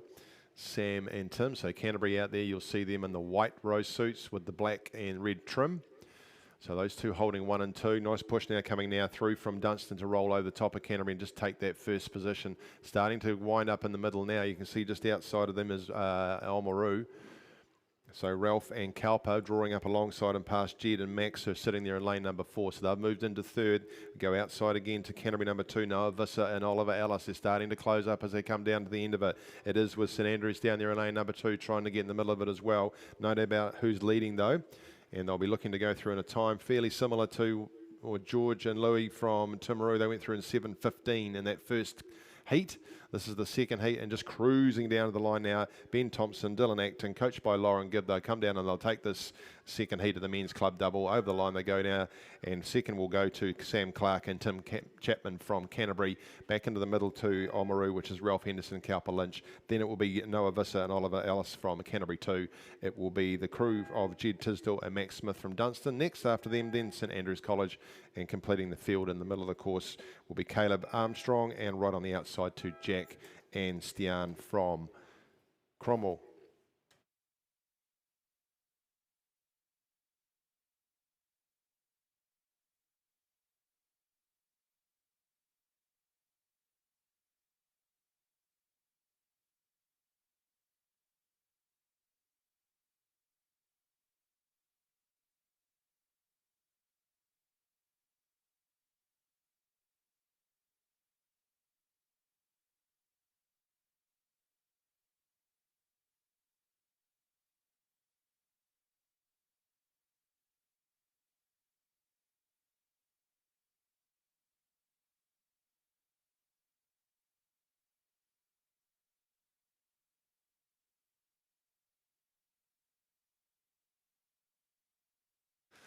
Moving on now to the women's club singles, another couple of races for me, and then we'll lower the demographic considerably, and Will Tavendale will take over in the commentary box, helping us out in his coxswain's perspective. This is the first heat of the women's club single sculls. Women's club single sculls brought to you by Kapuna Rowing Activewear. So jump online, have a look at their website, www.kapuna.com. That's kapinua.com. And you can get some fantastic rowing activewear. We thank them for their sponsorship. They do the rowing suits, singlets, off-water apparel. You could be the best dressed parent if you wanted to be and jumped on there. And also for you clubbies looking to get some new uniforms, give those guys a shout out and have a look at them. This is the first heat though of the women's club single sculls in lane 1. Cure Boating Club 1, Hannah Shabbolt. Lane number 2 is Waihopai 2, Mia Brown. Lane 3 is Canterbury 1, Toby Rees. Lane number 4 is Timaru 20, Emerson Ward. Lane number 5 is Otago 2, Maya Still. Lane number 6 is Wanaka 1, Eliana Hay. Lane number 7 is Invercargill 2, Trinity Duncan. Lane number 8 is Dunstan Arm 4, Dana Leishman. And in lane 9, Columba College 1, Fennell Millen. There are 3 heats of this. The first heat, they're into the last 1,000 already. Columba College, Fennell doing a great job out there in lane number 9. She's holding on to things and it's pretty tight. We're looking for 1, 2 and 3 to go through, plus the next fastest. So just inside from her, Dana Leishman, they're almost pacing each other out there in lane 8 and lane 9. Then we come right across to in Waihopai in lane number 2. Just sitting in behind Toby Rees from Canterbury in lane number 4. Those are the 4 fighting for the 3rd spots, I think, at this stage. Then we go back to Cure Boating Club, Hannah Shabbolt in lane number 1. We come across to Emerson Ward in Timaru, lane 30, just in front of her, right to the right-hand side of the umpire boat. If you're looking down the course team, that's Maya Still from Otago 2. Right next to her is Eliana Hay from Wanaka, and then just a bit further back from her would be Trinity Duncan. So it is still out on the outside there in the green and white. Is from Columba College, coached by Beth Anderson and Ashton White. Ashton knows this course pretty well. So Fennell Millen, just inside from her, coached by Lauren Gibbers, Dana Leishman from Dunstan Arm, number 4. Those are the 1 and 2. Starting to sneak up inside there in lane number 4 is Emerson Ward from Timaru. She's just gone ahead of Toby Rees from Canterbury. Those are your 4. We come back down further inside to Mia Brown from Waihopai.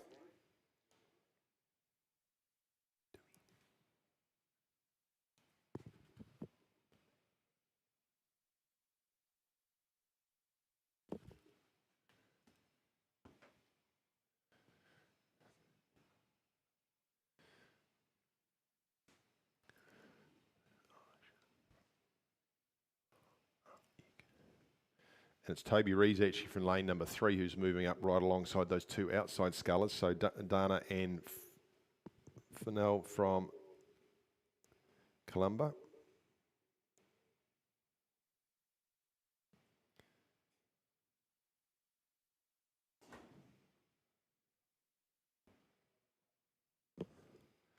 So Dana out there in lane number 8. A nice little battle between those 2 on the outside. Then we come down the inside lanes. And it's Waihopai and Canterbury having a crack at each other. So someone's going to dip out here, just watching Mia from Waihopai trying to push up alongside Toby to take that spot. It is 1, 2 and 3 through to the A final plus the next fastest. I can tell you the second heat of the men's club double sculls went through in 7:07.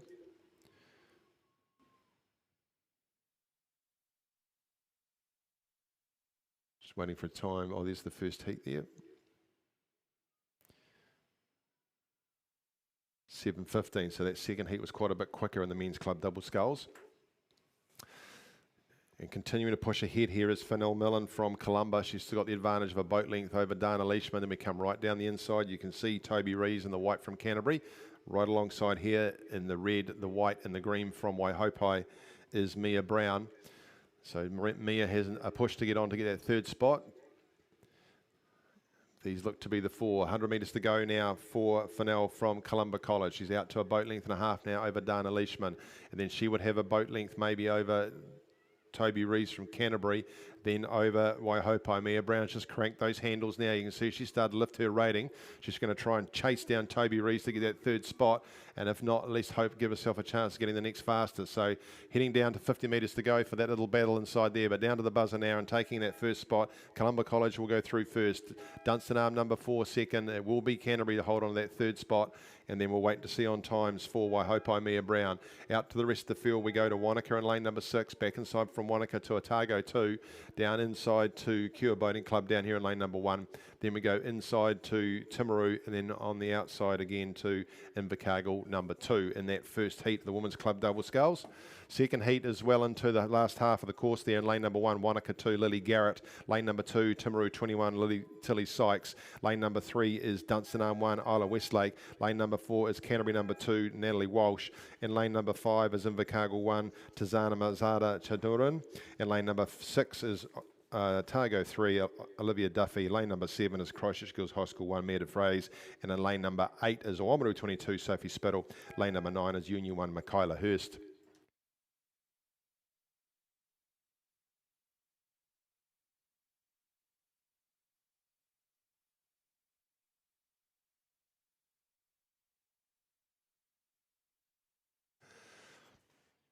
Looks like it's all coming out of lane 1. Just make sure they're all there. Let's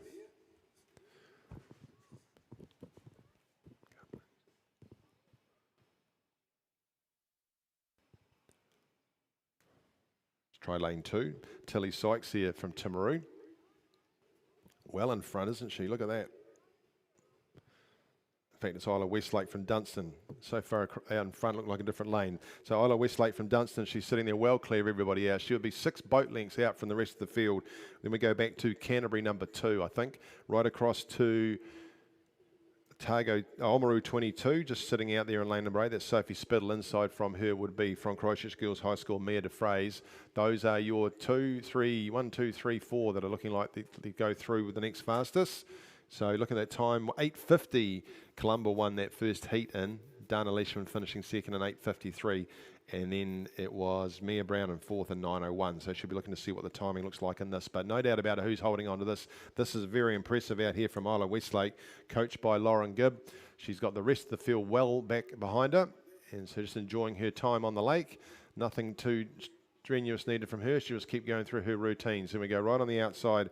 It is to the Oamaru crew.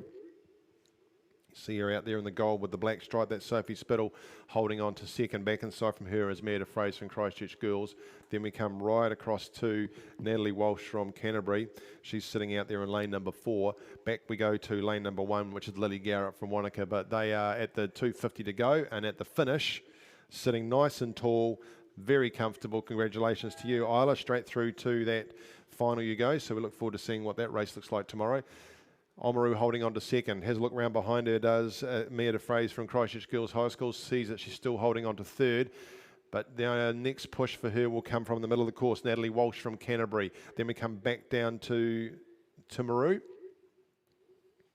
To Wanaka, rather. Lily Garrett down there. Further back in lane number 2 would be Tilly Sykes. So that's how they're going to finish in that second heat of the Women's Club Double Sculls. Going to hand over now to Will, take the reins for the Women's Club Single Sculls, the third heat. And Women's Club Single Sculls brought to you by Kapanua Rowing Activewear. So we'll guide you through the next hour and a quarter, and then we'll catch you a bit later on.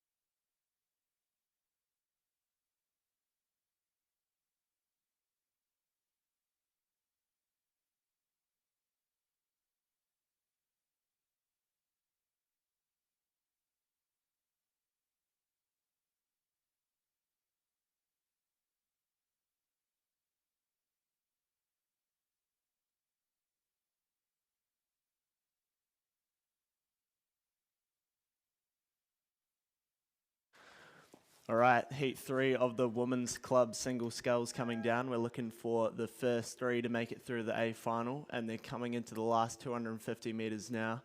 I'll try and call them. I think that's Timaru there in lane 3, Ella Inch in the lead. Then we'll probably be going to inside of her to Avon 1. Actually, that might be Ashburn 1, Isla Moffat there in lane 6. So those are the 2 looking to go through to the A final, as well as lane 1 on the inside there, Waihopai number 1, Charlotte Klein. Then currently sitting in that 4th spot would be the row from Avon, Emma Gardner in lane 5, but leading the way there is, it's lane 6, so that's going to be the row from Ashburn, Isla Moffat, and then we're going to be looking at Dunstan Arm 3, Lucy Clark. Those are the clear 1-2 there. Isla Moffat's just going to win by a length over Lucy Clark in that race. Then we're going to be looking at lane 1, Waihopai number 1, Charlotte Klein, comfortably in 3rd. Then we're looking to the rower from Avon, Emma Gardner. Then we go back inside to Villa Maria College number 1, Sophia Taylor. Then I think we'll be looking at Invercargill on the outside there. No, that's Timaru.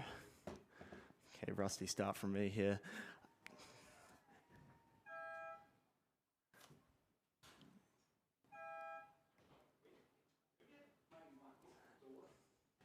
Lane 8, Marion there, and versing her will be the other row from Timaru there.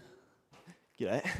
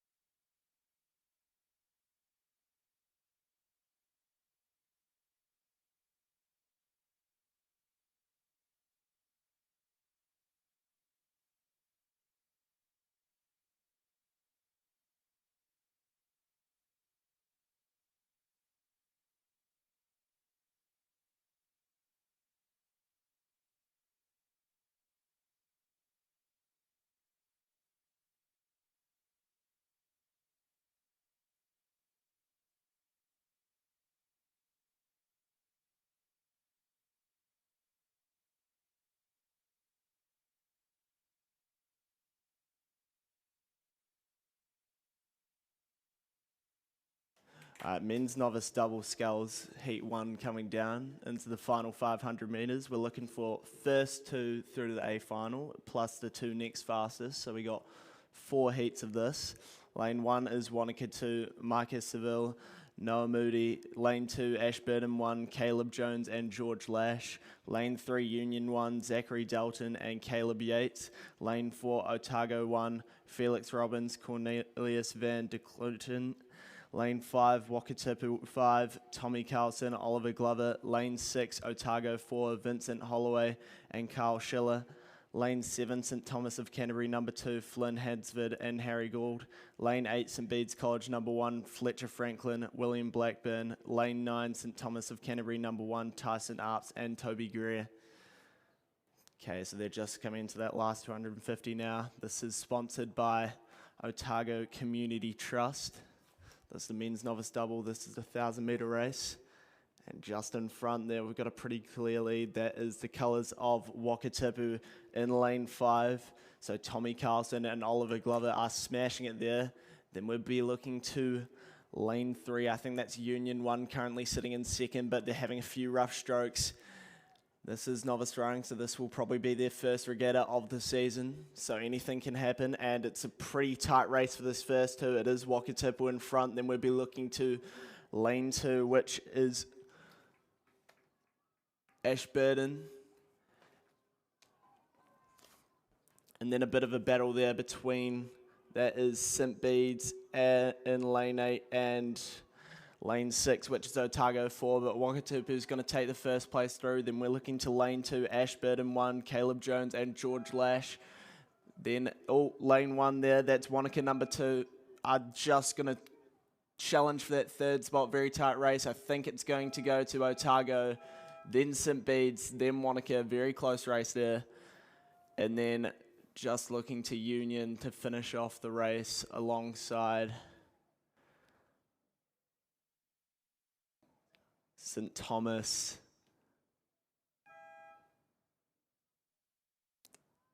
Two St Thomas crews and then Otago just finishing it off there. So that's heat 1 finishing there. Heat 2's just got a while to go. You can see them all lining up at the K there.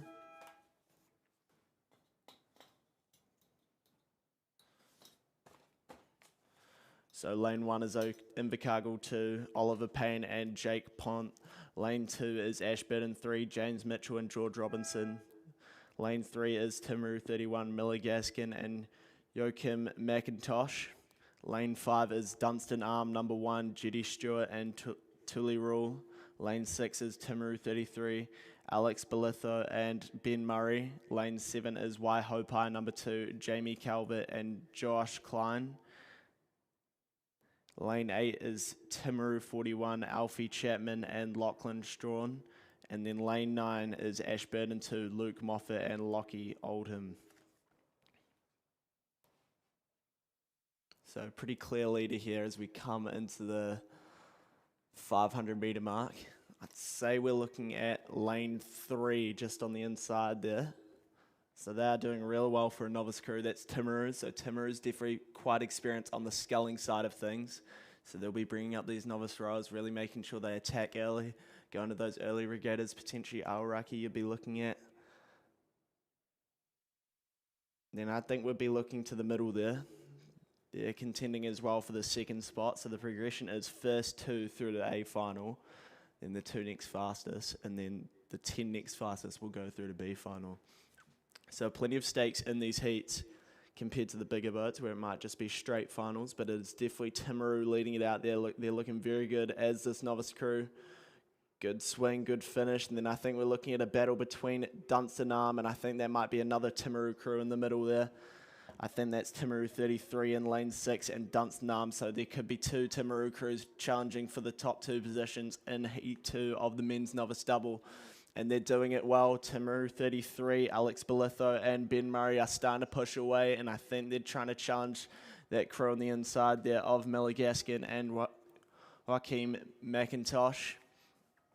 Coming into the final 100 metres there, performing very well. We got some very nice conditions, just a very slight crosswind across the water, but it shouldn't be too difficult conditions. Just starting to see the form crash a bit as they're starting to rush the front, which is pretty usual for these novice rowers. Haven't quite got the stroke down, but it's looking pretty good from this Timaru crew on the inside in lane 3. Lane 5 just looking a bit more chaotic out there, but still performing well. Then we'll be looking at Dunstan Arm to take that 3rd spot. Just a couple of untidy finishes there, but that's all right. And then we'll be looking at lane 8. Lane 8 currently sitting in 4th. That's another Timaru crew. Then just outside of them, we're looking at Ashburton 2. Then go inside of them to Waihopai in lane 7. Then rounding out the field will be Invercargill 2 and Ashburton number 3.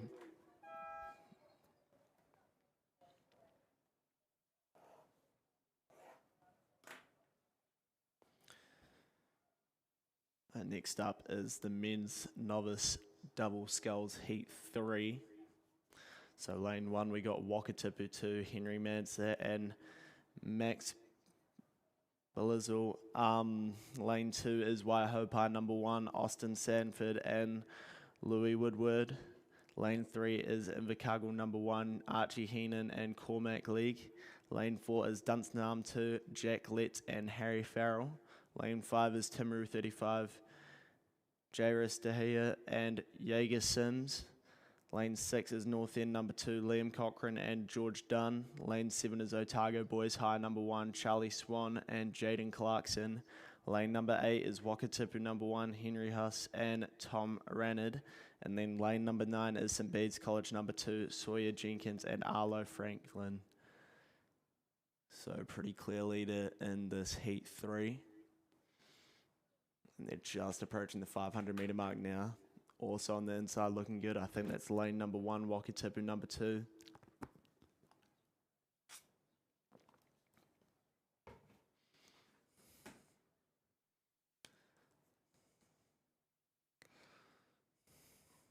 So I do have a rate counter next to me, so we'll be able to clock the rating as they wind into the final section of the race. Would expect a sprint as they come across the yellow boys in the last 250 metres. But a very clear leader here.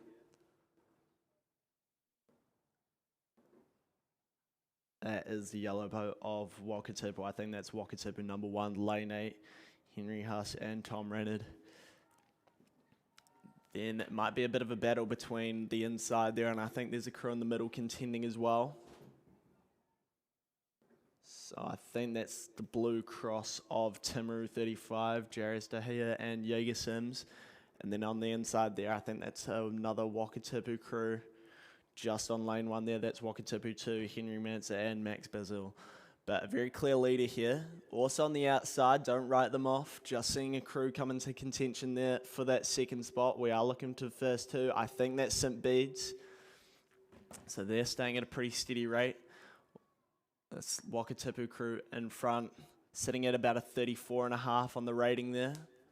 So pretty smooth from those boys, and they're just dominating. They're leading by about 5 or 6 lengths over the next contending crew, and then we've got a whole flotilla challenging for that 2nd spot. Look to Bede's, Timaru, Wakatipu on the inside, and then Dunstan Arm not too far back off them, and I think that's Invercargill as well in the mix. Oh, just a rough stroke there from the Wakatipu boys. Well, they've worked up quite a lead, so they're going to be all right. But St. Bede's, Timaru and Wakatipu number 2 are challenging for the 2nd spot. It is first 2 through to the A final, so this will be a tight race. Potentially the next fastest throw as well. I think Bedes are just leading by a canvas over Timaru and Wakatipu. Wakatipu winding it up on the inside there. I think it's just going to be Bedes. Very close race. Bedes take it by half a length over Timaru. Then we go inside to Wakatipu. Then to Invercargill, Dunstan Arm, Otago Boys High, and then Waihopai, and there's just a crew on the outside. Yeah, that I think has had a few rough strokes. That is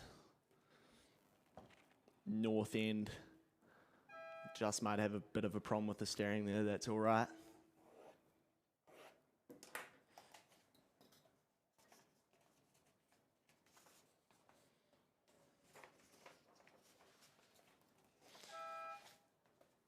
All Final heat of the men's novice double coming down now. We've got a unique crew here. Lane 1, Selwyn Rowing.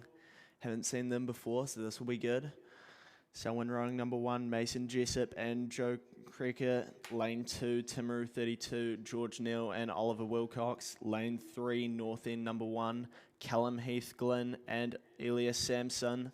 Lane 4 is Otago 2, Quinn Breen and Toby Ellis.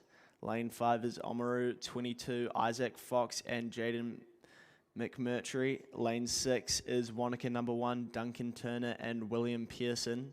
Lane 7 is Wakatipu 3, Tyler Love and Angus Brown. Lane 8 is Cromwell number 1, Bryn Sutherland and Jake Spittle. And then lane 9 is Otago 3, Jacob McDonald and Jacob Moore. So there's no clear leader of this one. I do think it's at lane 3 there. It's another Timaru crew. And let me guess, another Wakatipu crew that are currently battling for these first 2 positions right now.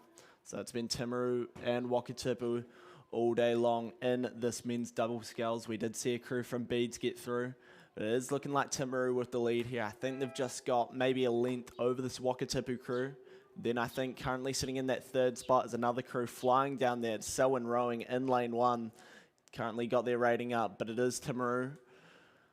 They're sitting pretty comfortable, maybe just a length and a half ahead of this Wakatipu crew. Also flying on the inside, challenging for that 2nd spot. They've got their rating right up.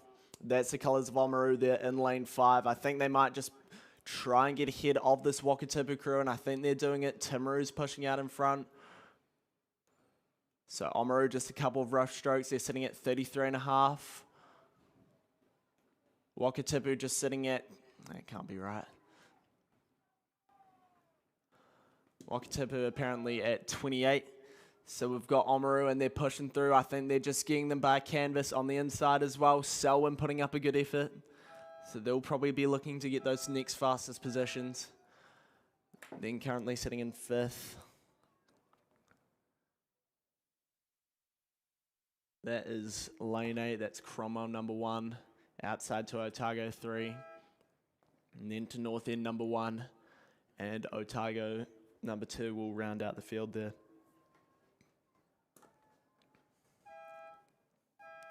So that's the end of the men's novice double sculls. Next up we got another 1K race.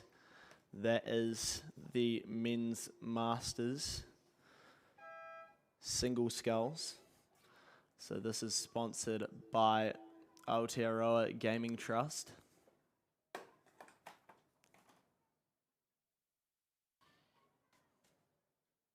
Alright, so these masters race are pretty confusing to follow sometimes because they are released on intervals with the theory that they should all finish at the same time. Obviously that's not quite how it actually works, but in lane 1 we have Wanaka 2, Matt Rickard. Lane 2 we have Selwyn Rowing, Adam Jenkin. Lane 3 we have Timaru 1, Jeremy Gaskin. Lane 4 Dunstanam 2, Con Court. Lane 5 is Ashburton 2, William Lowe. Lane 6 is Waihopai number 1, Jason Rutledge. Lane 7 is Ashburton number 1, Peter Armstrong. Lane 8 is Otago number 1, Will Sweetman. And lane 9 is Dunstanam number 1, Greg McLaughlin. So it is right on the outside there that's just powering it on, currently sitting in the lead. That's lane number 9, Dunstanam number 1, Greg McLaughlin. He does have that head start though, entering their last 250, but definitely powering it on. We'll have to see if anyone can catch him, but I don't think they will.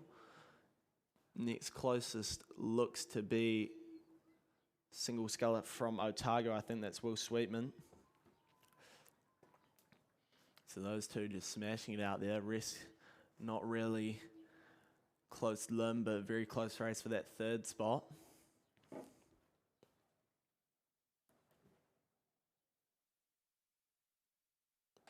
I think we'll be looking at Timaru, Dunstanam. In lane 5, that is Ashburn number 2. So close race for that 3rd spot there. That's currently with Timaru. But the boat that's proceeding to walk.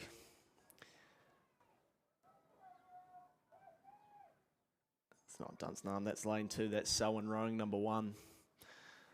Dunstanam's going to take it though, that's Greg McLaughlin there, doing very well.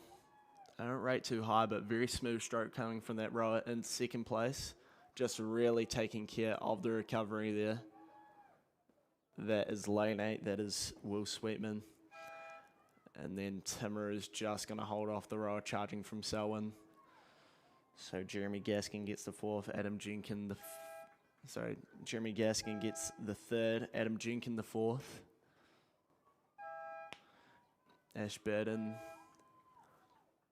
Waihopai, Wanaka, then we go to the second row from Dunstanam, which is Concourt.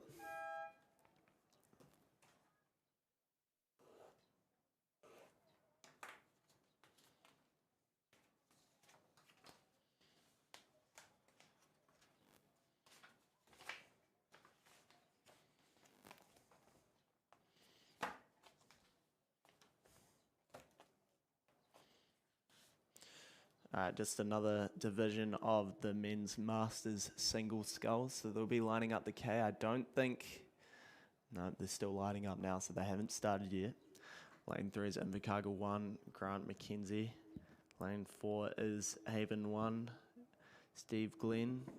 Lane 5 is Wanaka 1, AJ Humphreys. Lane 6 is Union 1, Stuart Wade.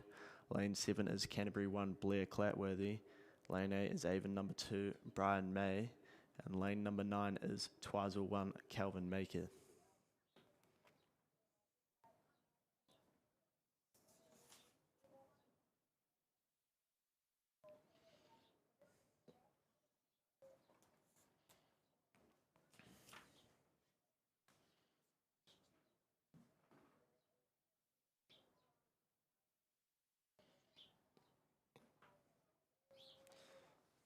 So still awaiting the start there. I'm just seeing them at the 1K mark. Very tough lining up these crews sometimes. Not too bad in flat water, but when races get postponed and it gets called to the K, it becomes total chaos when the wind gets up.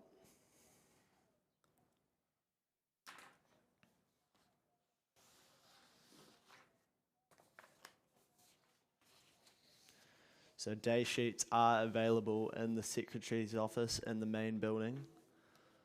So that's a gold coin, program's $5, and that includes a day sheet.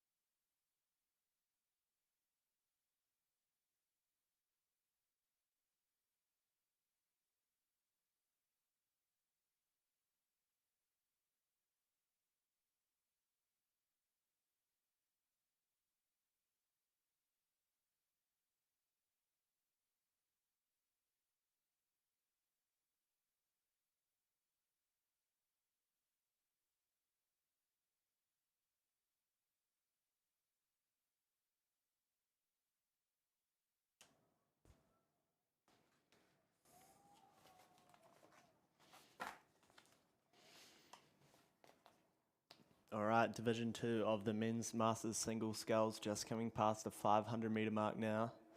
It's a roll leading outside there. I think that might be Twizel 1.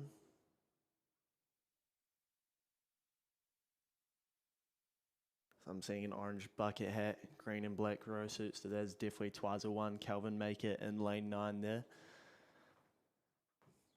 Then currently trying to catch him up. There's 3 boats there, I think, that are really moving.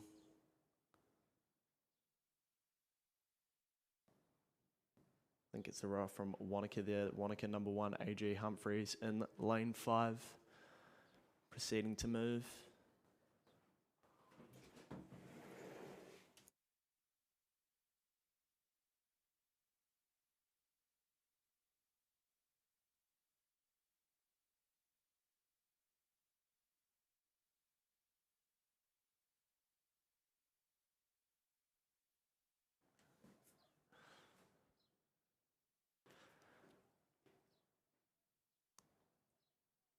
All right, so Twizel there leading pretty comfortably. Then we've got Wanaka, and I think being challenged by Wanaka is a crew from Avon there in lane 4. So Avon, number 1, Steve Glenn, just trying to catch up AJ Humphreys. Again, I'm curious about these rates. They masters, they have a lot of experience, but of course their rates won't be incredibly high. Yeah, nice. So Twizel number 1, Calvin Maker just sitting up at 29 there, and then the row from Wanaka, AJ Humphreys just pushing away from Steve Glenn. Steve Glenn tried to make a move going to that 250 marker, but I think AJ Humphreys is just going to hold off there. So yeah, holding rate 30, so they're all sitting around 30 rate.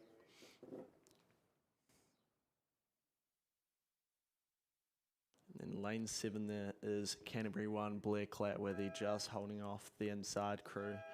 Stuart Wade there. And then rounding out the field will be lane 3, Invercargill 1.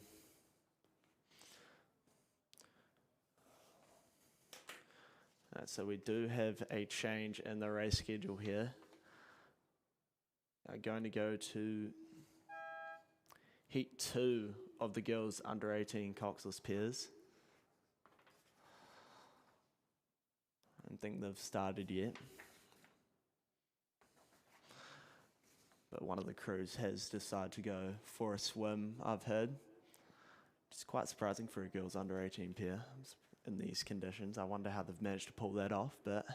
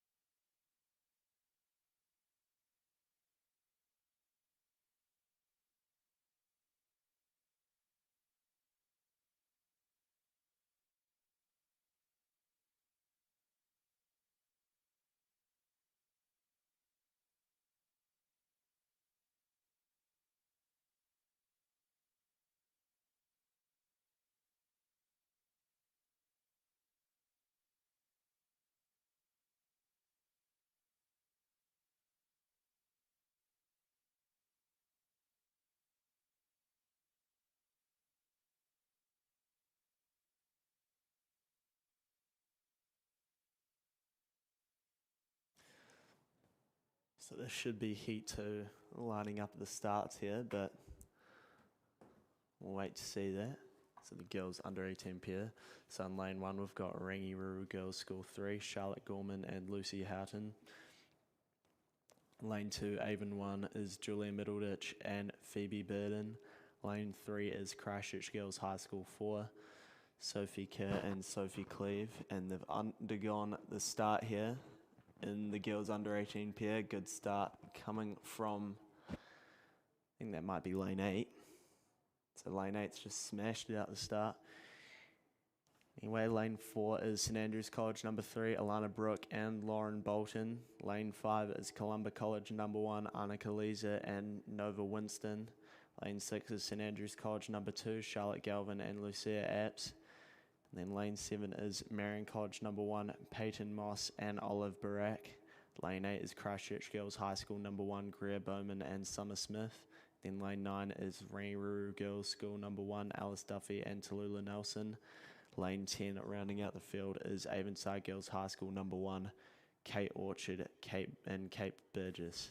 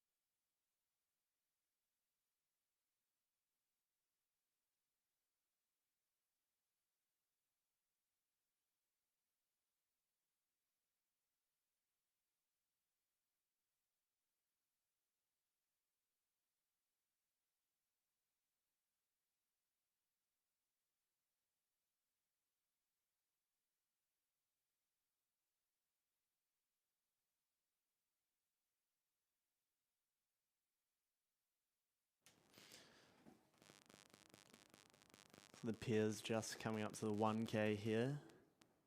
Looks to be Christchurch Girls High School number 1 in front, Greer Bowman and Summer Smith. But just on the inside there, I'll change my mind. Leading by about a length is lane 1, Rangiroa Girls School number 3, Charlotte Gorman and Lucy Houghton.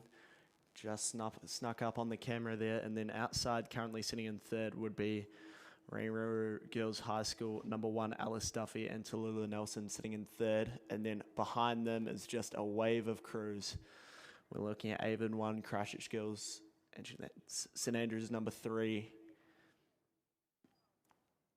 Columba, just a whole wave of crews after that third place crew, which is Rangiroa Girls School number 3.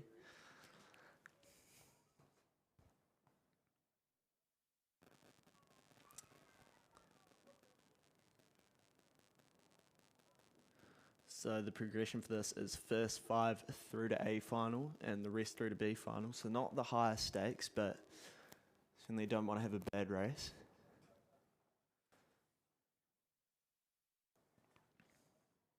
So half these crews will go through to A final. So this is Heat 2. Heat 1 will come afterwards.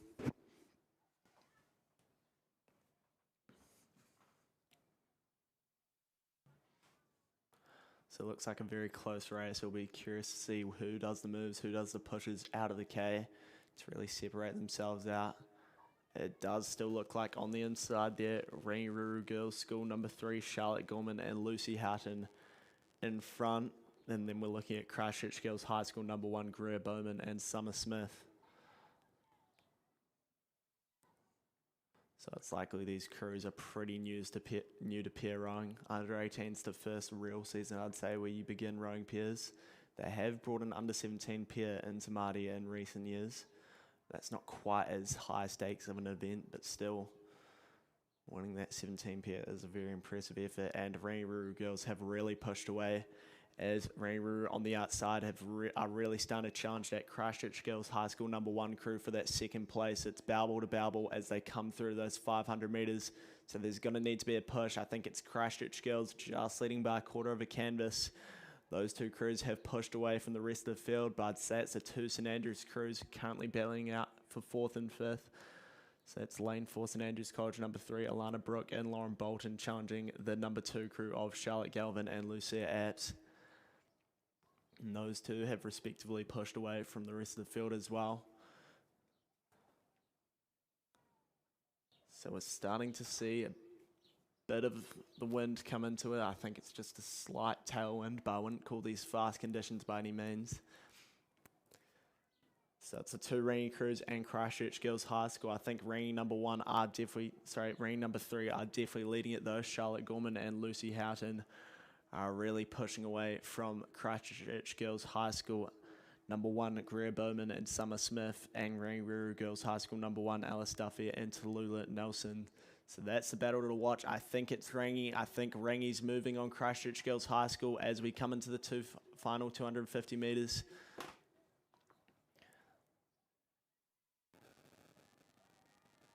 So Christchurch Girls High School sitting up at 37, so there's no foxing going on here. They're definitely rating. They're definitely looking to challenge here. Then Rangi sitting a bit lower. They're sitting at about a 33, so a bit lower on the rating. So Christchurch Girls High School is giving it everything here as they try to hold off this Rangiruru Girls School number 1 just on the outside there. Then we'd be looking at Stack. That is St Andrews College number 3, Alana Brooke and Lauren Bolton have just pushed away from the number 2 crew. Lane 1, though, dominant performance coming from Rangiruru Girls High School, number 3. And then Rangiruru are looking to take the second place throw as well. They're just leading by canvas over Christchurch Girls now. Then we'd be looking at St Andrews College, number 3, over number 2.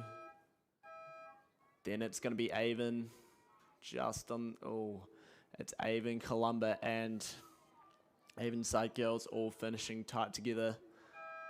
And then just looking towards the end of the field, we have Marion and another Christchurch Girls High School crew there. So that's Heat 2. Now we're going back to Heat 1.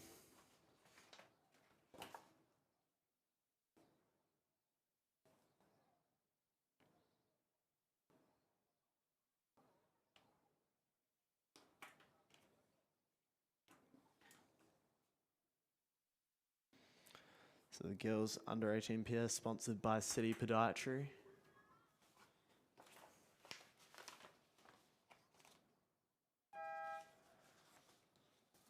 Heat 1 coming down now. We have lane 1 Christchurch Girls High School number 3, Amelie Scramiger and Sophia Robertson. Lane 2 is Rangiruru Girls High School number 5, Isabella Wilson and Amelie Wilkie. Lane 3 is Invercargill number 1, Madison Dyack and Amelia Sheehan. Lane 4 is Rangiruru Girls School number 4, Georgia Stalker and Amelia Jones. Lane 5 is Rangiruru Girls School number 2, Phoebe Ensor and Maddie Young. Then we've got lane 6, Ashburton 1, Georgia Scammell and Zara McGillen. Lane 7 is Villa Maria College number 1, Maggie Cornane and Arena Rakic. Lane 8 is Columba College number 2, Ruby Hereford and Charlie Smith. Lane 9 is St Andrews College number 1, Chloe Lowe and Olivia Connor. Then lane 10 is Christchurch Girls High School number 2, Emily Shearer and Olive Cooper. So we're looking at the first 5 through to the A final. So I think it is Rangi at the moment leading the field there. So that's Rangi right in the middle there. I think that's lane number 5. Then we'll be looking at St Andrews College in the second position in lane 9. Just wondering which of the Rangi crews it is. So that's lane number 5. That is Phoebe Ensor and Maddie Young. So they are smashing out there, but St Andrews not too far away. Those two are definitely quite away from the rest of the field.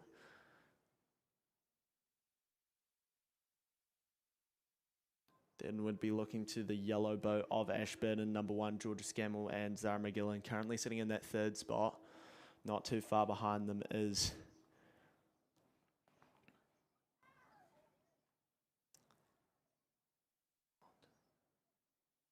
lane number 1, Christchurch Girls High School number 3. They have definitely drifted a bit, but it is Rangi Ruru in lane 5 there. Phoebe Ensor and Maddie Young, and then St Andrews is just going to finish a couple of lengths behind them, then a couple of lengths back to Ashburton, a length back to Christchurch Girls.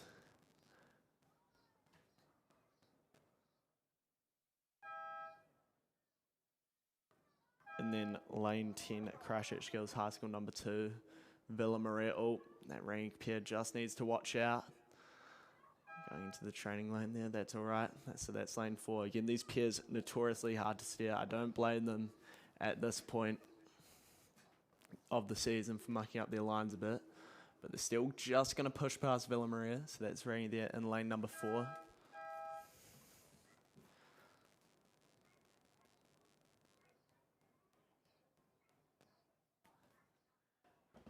that's meant to be lane number 3, but they're in lane number 2, so that's Invercargill 1. That's all right, they're doing a good job now. So that's the end of the under-18 pairs.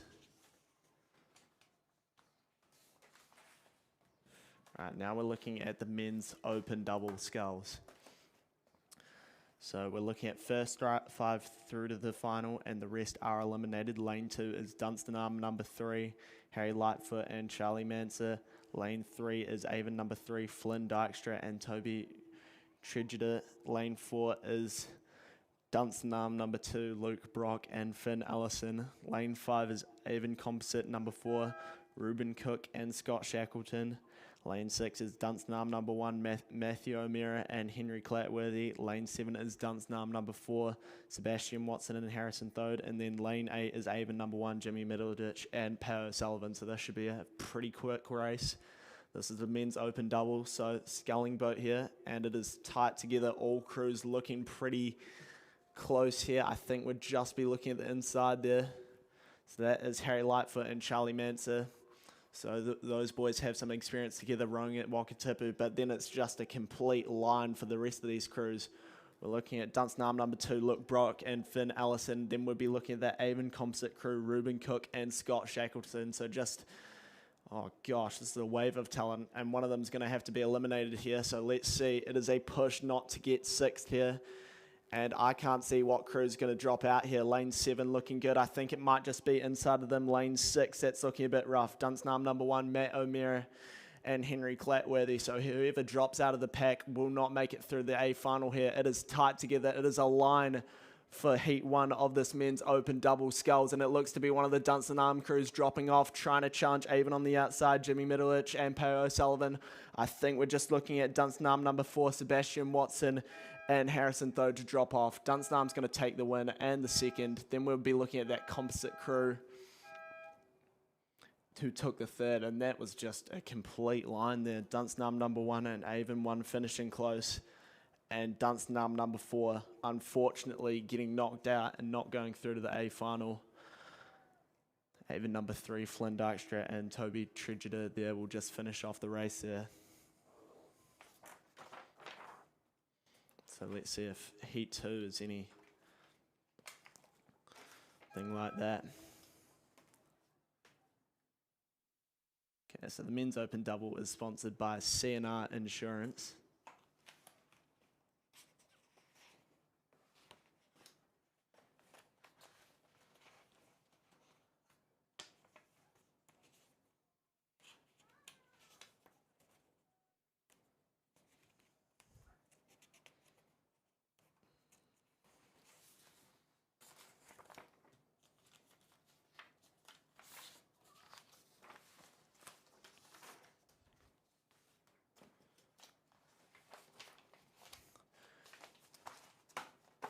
Okay, this one looks to be a bit more clear. Lane 3 is Oamaru 22, Patrick Spillane, and Logan Doherty. That's lane 3, Oamaru 22. Lane 4 is Dunstanarm number 8, Oliver Hamilton and Angus Lowe.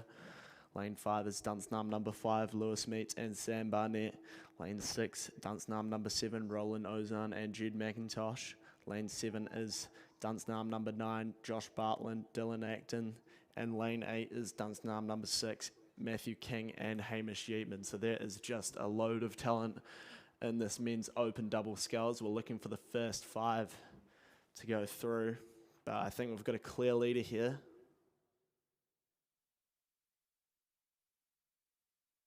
It's a yellow boat. It's definitely Dunstanarm colours. Okay, that's lane 8. There's Dunstanarm number 6, Matthew King and Hamish Yeatman. Currently sitting 2 or 3 lengths in front of the leader, but then a close race for second here is coming from the colours of Oamaru. And that's lane 5. So that is Lewis Meets and Sam Barnett going against Patrick Spillane and Logan Doherty for that second spot. And they are really turning the rating up. They are just actually coming up and closing in on that Dunstanarm number 6 crew of Hamish Yeatman and Matthew King. So a good one coming from Dunstanarm number 5 of Lewis Meets and Sam Barnett. But Oamaru is flying as well. Let's see that rating. Oamaru sitting at a 40. Dunstanarm number 5 sitting at a 36. So I think Dunstanarm's just going to take the lead by half a length. Well, take the second half a length over. Yeah.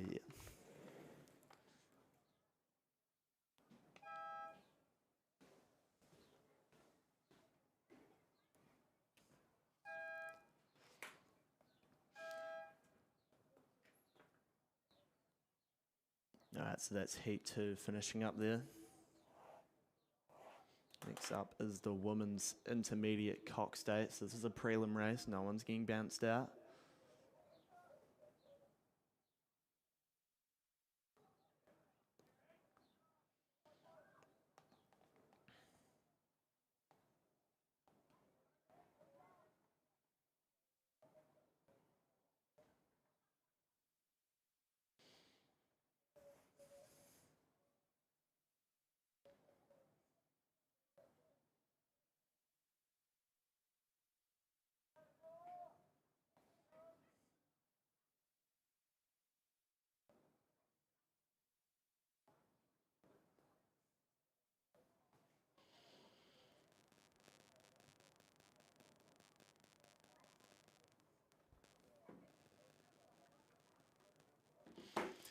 Very curious to see those times for that first heat of the men's open double.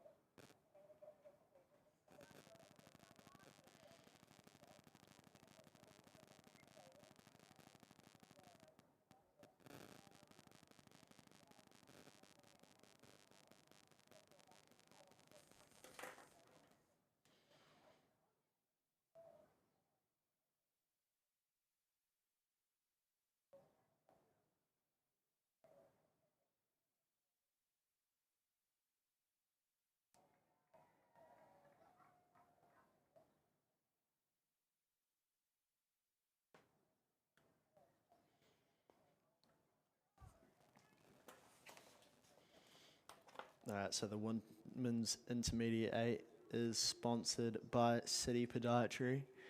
And they're just coming down now, and it looks to be 2 crews in contention here, but I think it's just Avon slightly leading it here. Actually, they're leading it by nearly a length, actually, so Avon's got a pretty clear lead here. Anyway, the crews are, lane 2 is Oamaru 22, lane 3 is Avon 1, lane 4 is Dunstanam 1, lane 5 is Christchurch Girls High School number 1, lane 6 is Marion College number 1, lane 7 is Wakatipu number 1, lane 8 is North End number 1, and lane 9 is Union number 1. So this Avon crew is composed of Zara,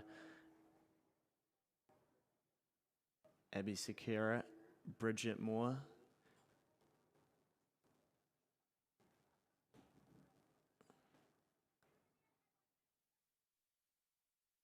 Amy Slazuski, Minette Prinslow, Natalie Sherman, Isabella Galvin, Zara Ford, Nina McKay, and Annabelle Wynne Williams as the cox, and they're currently leading it in this women's intermediate cox state.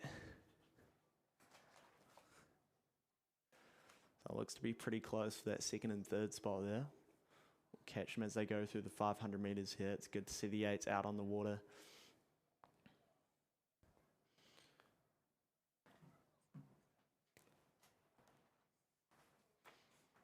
And they're just coming up to the 500 metres there. It looks like Avon's definitely pushed away to clear water.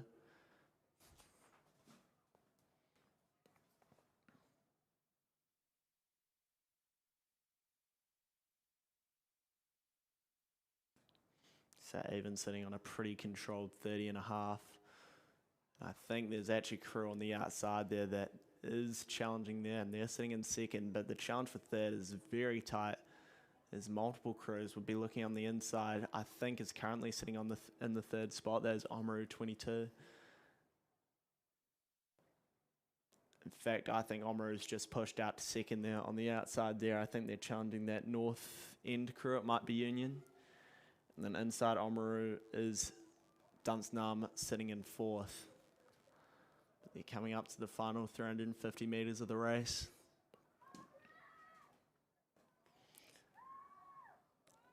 And it's just looking pretty controlled from that Avon crew. They're not taking that rating up. I think now they just might have stepped it up there, actually. So last year in the women's intermediate 8, I remember it was Cure all season, but no Cure this time, so there'll be a new champion.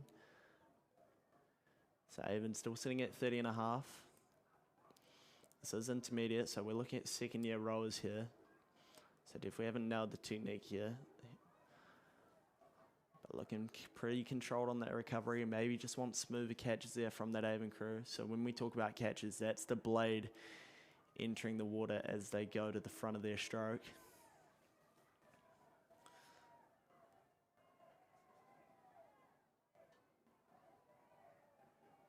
So it is Avon definitely leading by length. Then we'd be looking at Oamaru or Union there. So it's Oamaru or Union. Then we'd go to Dunstanam, and then we got 3 crews tied together.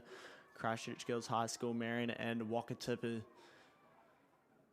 But it's definitely Avon. They're leading by a length and a half, and they're just going to take it out here. Looking pretty controlled. Pretty steady, sitting at 30 rate. Then Oamaru is just sitting half a length up on this Union crew. So Oamaru is really moving here. Oamaru sitting at a 36. Union that's an octuple actually. Union's got an octuple. And Dunstanam, all these crews are pushing up. Can Dunstanam just get it past Union? I think they're just going to go down by a canvas, and then it's a very tight race for 4th. I think we'd go Marion, Christchurch Girls. Hold on, there's one outside of them. Then we go North End, Christchurch Girls High School, then Marion there.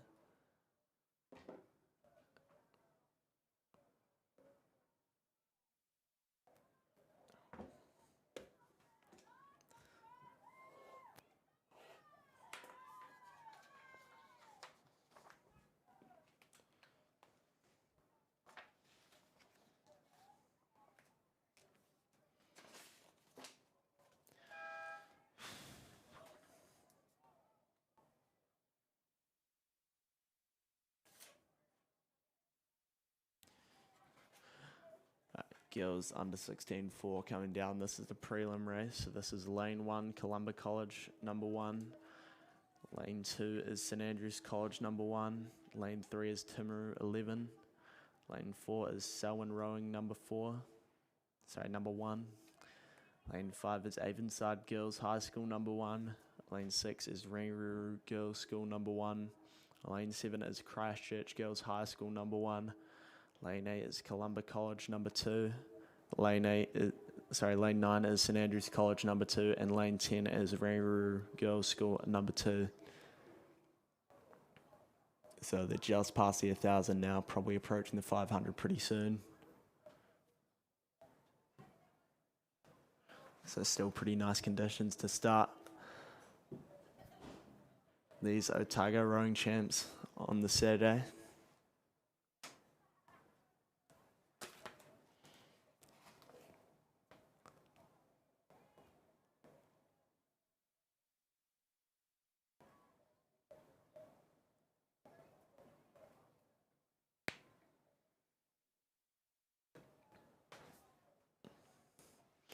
So this is a prelim race, so no one's going to be eliminated here, but there's definitely a crew leading it by quite a significant portion. They've just smashed the rest of the field with 500 metres left to go. I think they're just sitting about 3 lengths up on the crew from Columba, so Columba's sitting in second. Can't quite see the colours here.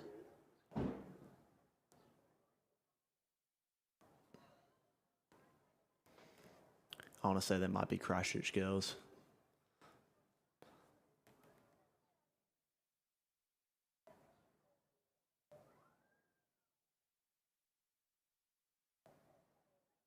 Yep, so that's lane 7 Christchurch Girls there, just absolutely putting a foot down on the rest of the competition. Izzy Strawn, Lily Irving, Lola Gracewood, Millie Parsons, and Greta Brookenshire is the cox there. And then just on the inside there, sitting in second, is Columba College, number 1 of Charlotte Scott, Devon Skivington, Lucy Earle, Isla Petty, and Jade Bogue.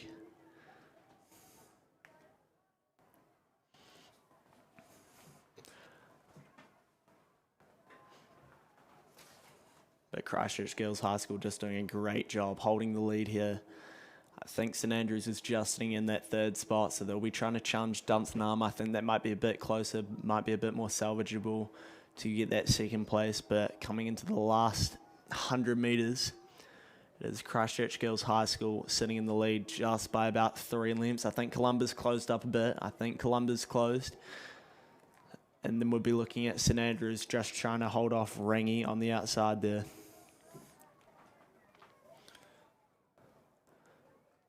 So coming past the 100 metres there will be Christchurch Girls.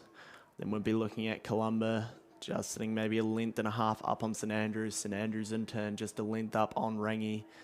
And then we'd be looking at Avonside Girls High School and Timaru. Go to the middle of the field, that's Rangiru Girls High School, number 1.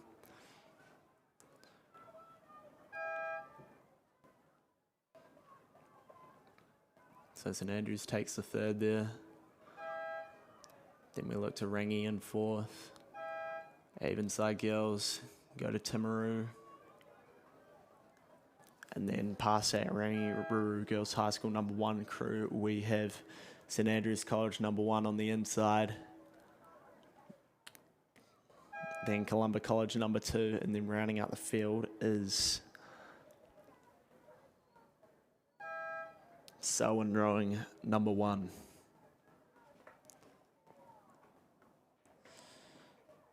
So right after the girls under 16-4, we have the girls under 17-4.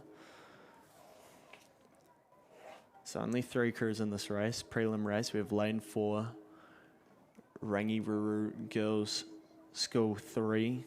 Then lane 6, we have Oamaru 22. And then lane 7 is Rangiru Girls School number 2. So 2 Rangi crews and Oamaru. So a bit of internal competition here between these 2 Rangi crews, and we'll see what Oamaru can do as well. So Rangiru Girls School 3, that's Martha Richards, Bo Crookshank, Georgia Kelso, Matilda Beresford and Isabella Burns is the cox. Then lane 6 is Oamaru 22, Indig Jones Hogan, Bridget Spittle, Emily Wainwright, Tessa Wright, and Tempe Oliver is the cox.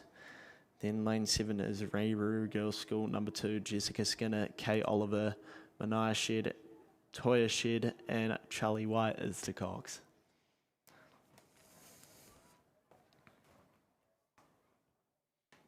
So it looks like a pretty spaced out race.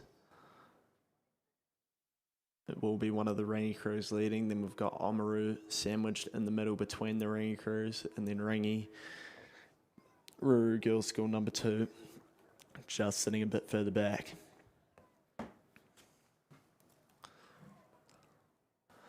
So it's Rangi leading by about 3 lengths over Oamaru. Oamaru in turn have about 2 lengths over Rangi number 2. Very clear margins here. Under 17, so you've got a bit more experience now. They should be dealing with these conditions very easily here.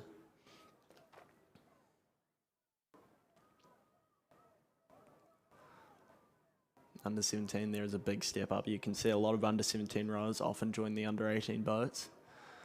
That would be very unusual for an under 16 to step up into an under 17 boat. So there is a big change here, and that Rangi crew looks like they've got a very, very synced up drive. They're just accelerating that boat wonderfully through the final 100 meters there, and they're just looking to finish off this race. It doesn't look like they've got a massive rate increase, but they don't really need to. This is the prelim, and they're sitting at a comfortable 32 there. So not going off, just possibly not winding it as much as they could be. Then we have Oamaru. So Oamaru's sitting a bit high at 34.5. And they have really pushed away from Rangi Ruru Girls School number 2, who are sitting at 33.5.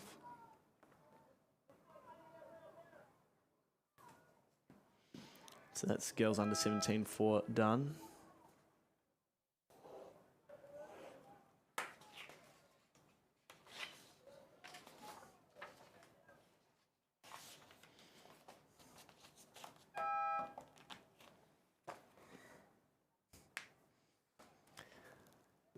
Next up, we have 3 heats of the men's intermediate double sculls.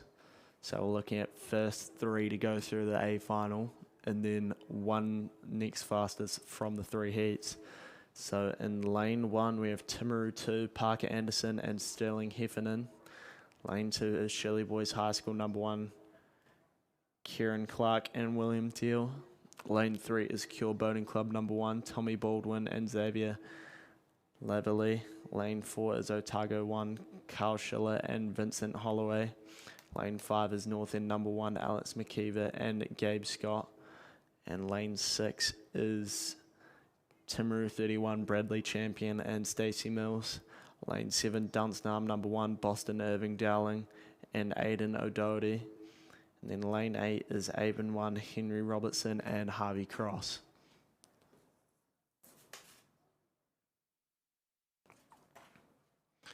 And looking like a very strong performance from Dunstan there.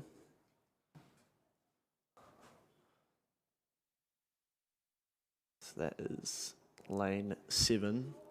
So we're looking at Boston Irving Dowling and Aidan O'Doherty, and they are just smashing the field. And second, we'll be looking at Timaru 2, slightly contested by Shirley Boys, currently sitting in 3rd. And then probably Avon number 1, Henry Robertson and Harvey Crossing in that 4th spot.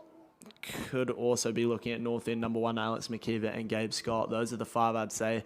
Timaru starting to push away from Shirley Boys as we enter the last 100 metres. So Timaru, they've got their rating up. They're really attacking the finish here, and they have pushed away to Clearwater, sitting at a 33.5. Shirley Boys just trying to push away from that Avon crew now, sitting at a 32.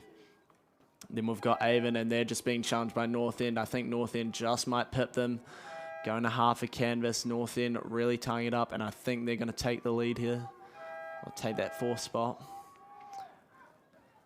Then we'll be looking at Otago and Cure Boating Club number 1. Those 2 crews in a bit of a battle right now. I think Cure Boating Club's just moving forward. Cure Boating Club, just a bit of difficulty holding the lanes, but they're still going to take it out over Otago.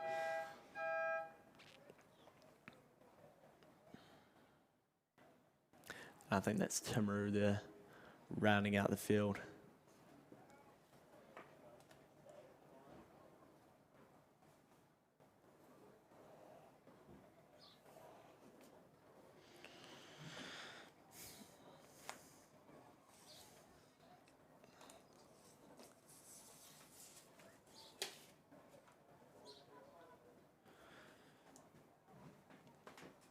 All right, heat 2 coming down. Lane 2 is St Thomas of Canterbury, number 2, Noah Fidel and Jacob Henderson. Lane 3 is St Bede's College, number 1, Ryan Atwood and Harrison Seal.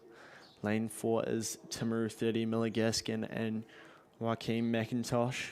Lane 5 is Cromwell, number 1, Jack Spriggs and Steon Langvik. Lane 6 is Wakatipu, number 1, Liam Major and Liam Fairley. Then lane 7 is Cure Boating Club, number 2, Fletcher Howden and Marcus Lavallee. And lane 8, Oamaru 22, Jacob Rawback and Ike Newlands Carter. Then lane number 9 is rounding out the field, Christchurch Boys High School, number 1, Mason Tucker and Bryn Flowerday.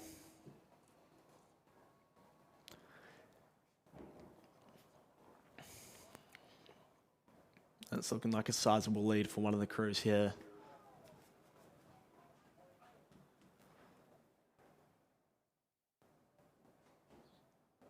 And that is definitely the colours of Oamaru. We're looking at the yellow and black there. That is lane 8, Oamaru 22, Jacob Rawback, Ike Newlands Carter, and they have smashed the rest of the field here. Looking for second, I think would be looking to maybe Wakatipu number 1, but I think they're in very tight contention with 2 other crews sandwiching them, and that is, I think that might be Cure Boating Club number 2, Fletcher Howden and Marcus Lavallee. And then just inside of them, dropping back now, that's a red and black row, so that might be Cromwell number 1, Jack Spriggs and Stan Langvik. Also on the inside, I think that's lane number 2. We'll be looking at St Thomas of Canterbury number 2, doing a good performance in there, just pushing past speeds. But Oamaru just absolutely smashing it in heat number 2. They'll make it through to the A final, sitting 50 metres ahead of the rest of the field, and Wakatipu and Cure Boating Club in a bit of a battle here for second, and those two will push away from that crew from Cromwell. I think it's just Wakatipu barely. No, it's Cure. Cure's moving here. Wakatipu going again. It's bow ball for bow ball as we come through to the last strokes. I think Wakatipu's stolen a march. Wakatipu is pushing out to half a canvas lead, finishing there. Then Cure Boating Club will also make it through to the A final. Cromwell, a bit of a question mark whether they will make it through. They'll have a shot though.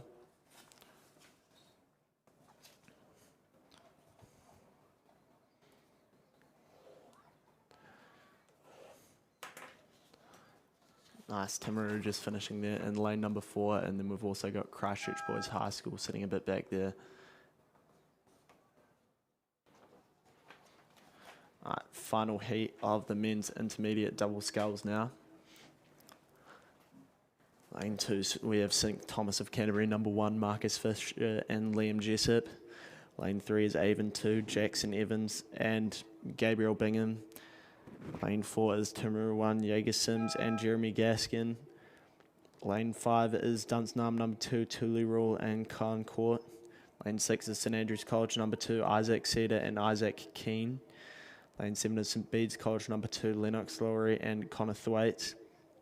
Lane 8 is Wanka number 1, Mackenzie Hay and Alex Pedersen. And then lane 9 is Selwyn Rowing, Fergus Johnson and Samuel Lindors.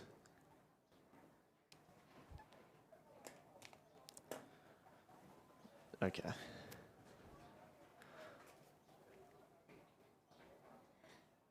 So I'm seeing a pretty clear lead come from the colours of Avon.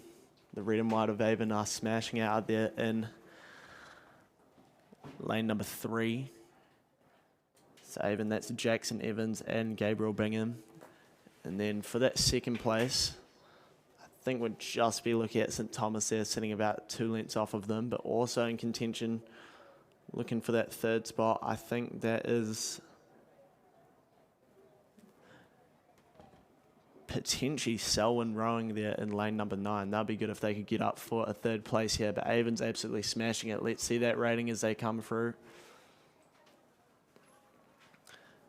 So they're sitting at a 32. St. Thomas just sitting a bit further back there, just a length back on Avon, but they're definitely closing.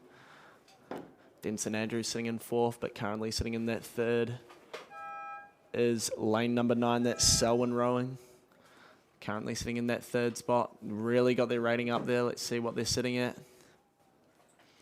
Sitting at a 34, and then we'll go to St. Andrews. Then just a bit further back to Wanaka. I think there might be a composite crew in there. In lane 7, that is St. Bede's College number 2. And then we go back to Dunstanarm rounding out the field in the men's intermediate double sculls.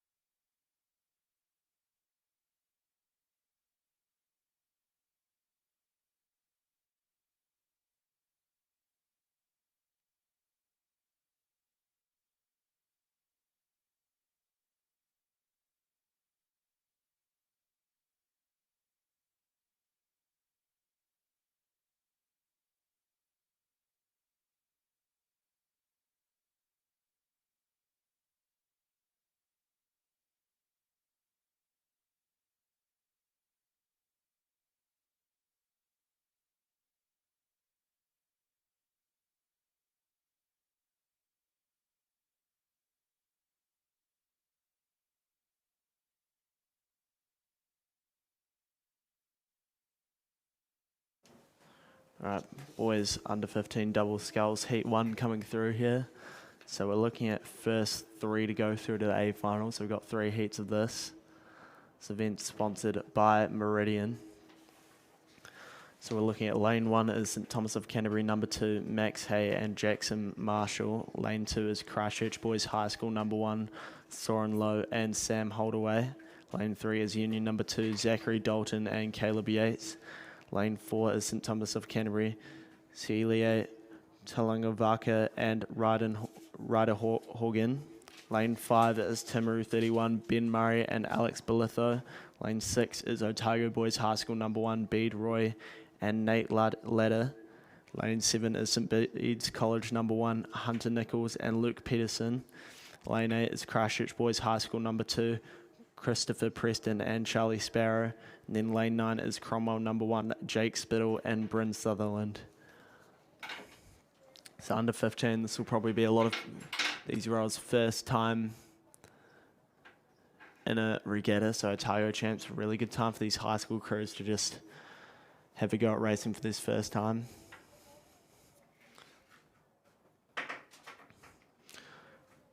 So times for that heat 3 of the men's intermediate double sculls. It was George Bingham and Jackson Evans leading the race at 6:37. Then we had St. Thomas sitting at a 7:39. Then we'll be looking at Selwyn sitting at a 7:50. So coming through now, I think we've got a pretty clear leader here.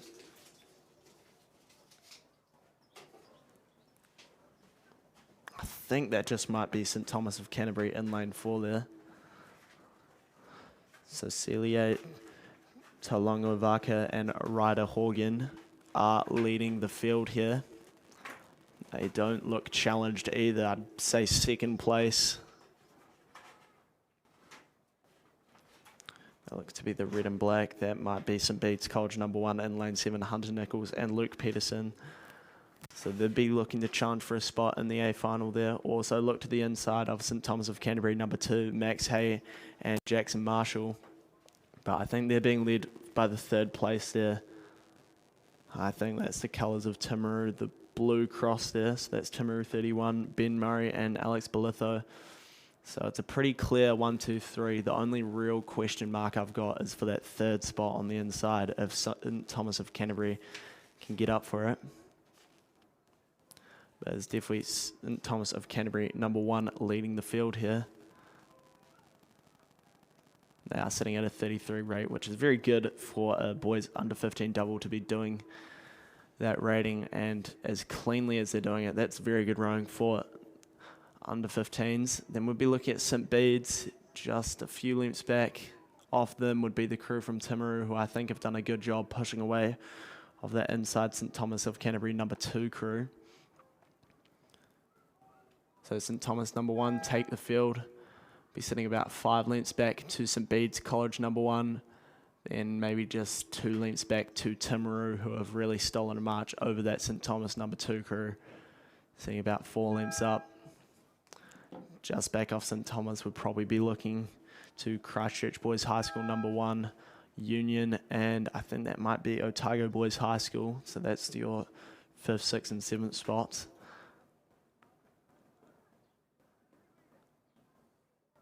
Then lane number 9, we've got Cromwell, and I think that's a crew from Wakatipu just on the outside there. That's the end of heat 1 of the boys under 15 double sculls.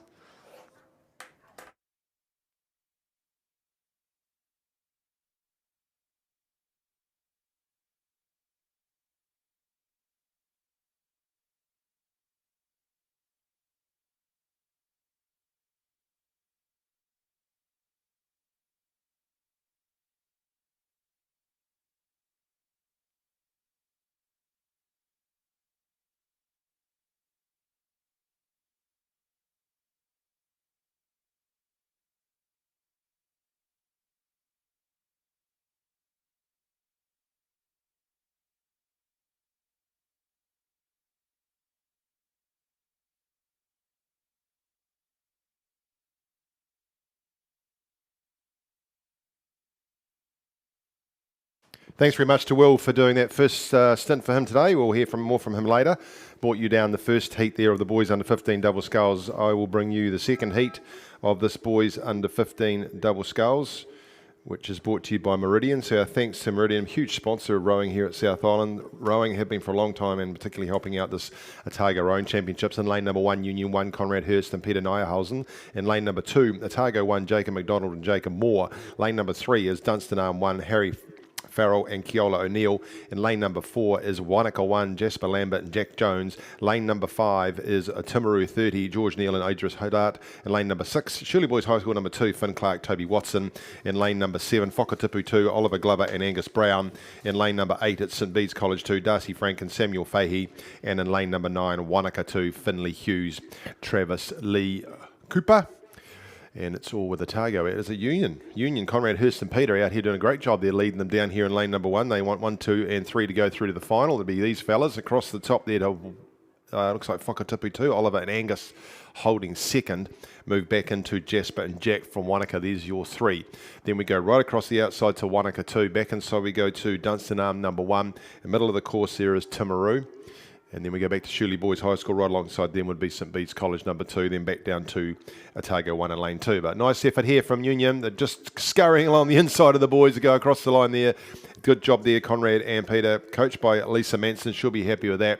And then we get the second place getters right across the outside there. Will be Whakatipu.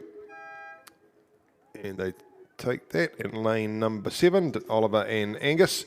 They'll be happy with that. The first heat went through in 8:04, so keep an eye on this one, see how quickly that one went through. Brought to you by Meridian. Happy to have them on board today.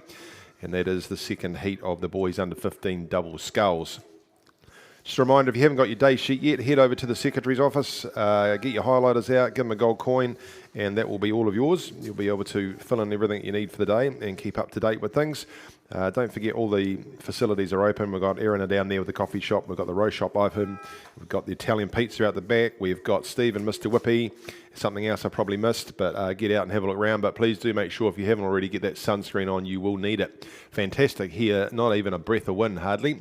And I won't say anything more about that. Put the mockers on it, but get the water into you, get the sunscreen onto you, and enjoy your day here. Particularly those of you that are having your first outing here at Lake Ruataniwha and this fantastic facilities. Get yourself for a walk down to the 1,000 metre mark and look at the action from there. It's pretty cool. Heat 3, boys under 15 double sculls. Through the first 500 metres they are, heading up towards 1,000.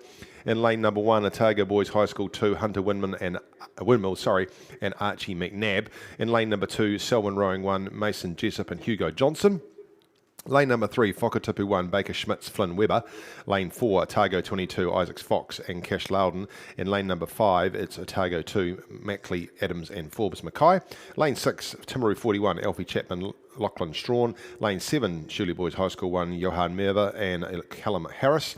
And then lane number 8, Whakatipu 3, Finn Coddington, Max Balsilli. And in lane number 9, Otago 3, Lucas Raymond, Travis Winterbourne. Looks like Whakatipu 1 are well in front in that heat as they make their way up to that 1,000 metre mark now. And second inside of them would be Selwyn Rowing. Good showing from them. Just outside we go to, it would be Oamaru 22. Then right out we go to, it looks like Otago number 3. Inside from them, Whakatipu 3. Just nudging ahead of them now by half a boat length would be Shirley Boys High School number 1. So those of you that are watching on the live stream, a big thanks to Hannah who's busy running that downstairs. Welcome on board. Several hundred watching last we had looked before, so good to see that, and great innovation that's come out here in recent years. Goodness me, this is a big lead for Whakatipu down there.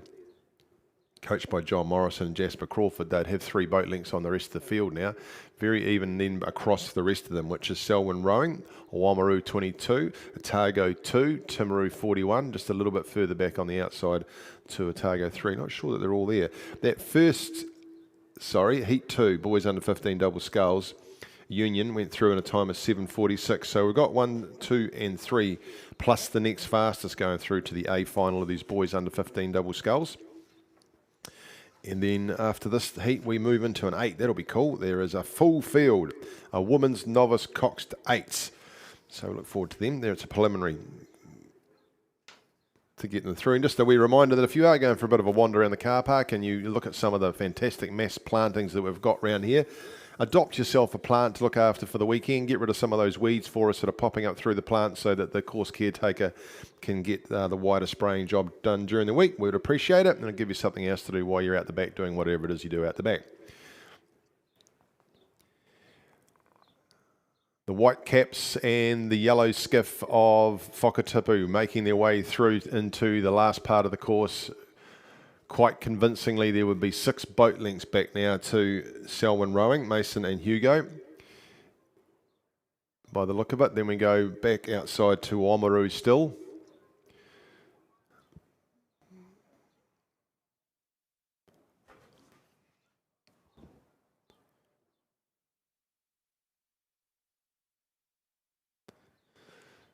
Then Shirley Boys a little bit further out, and then Whakatipu number 3 look to be having the advantage over the Otago crew on the outside there.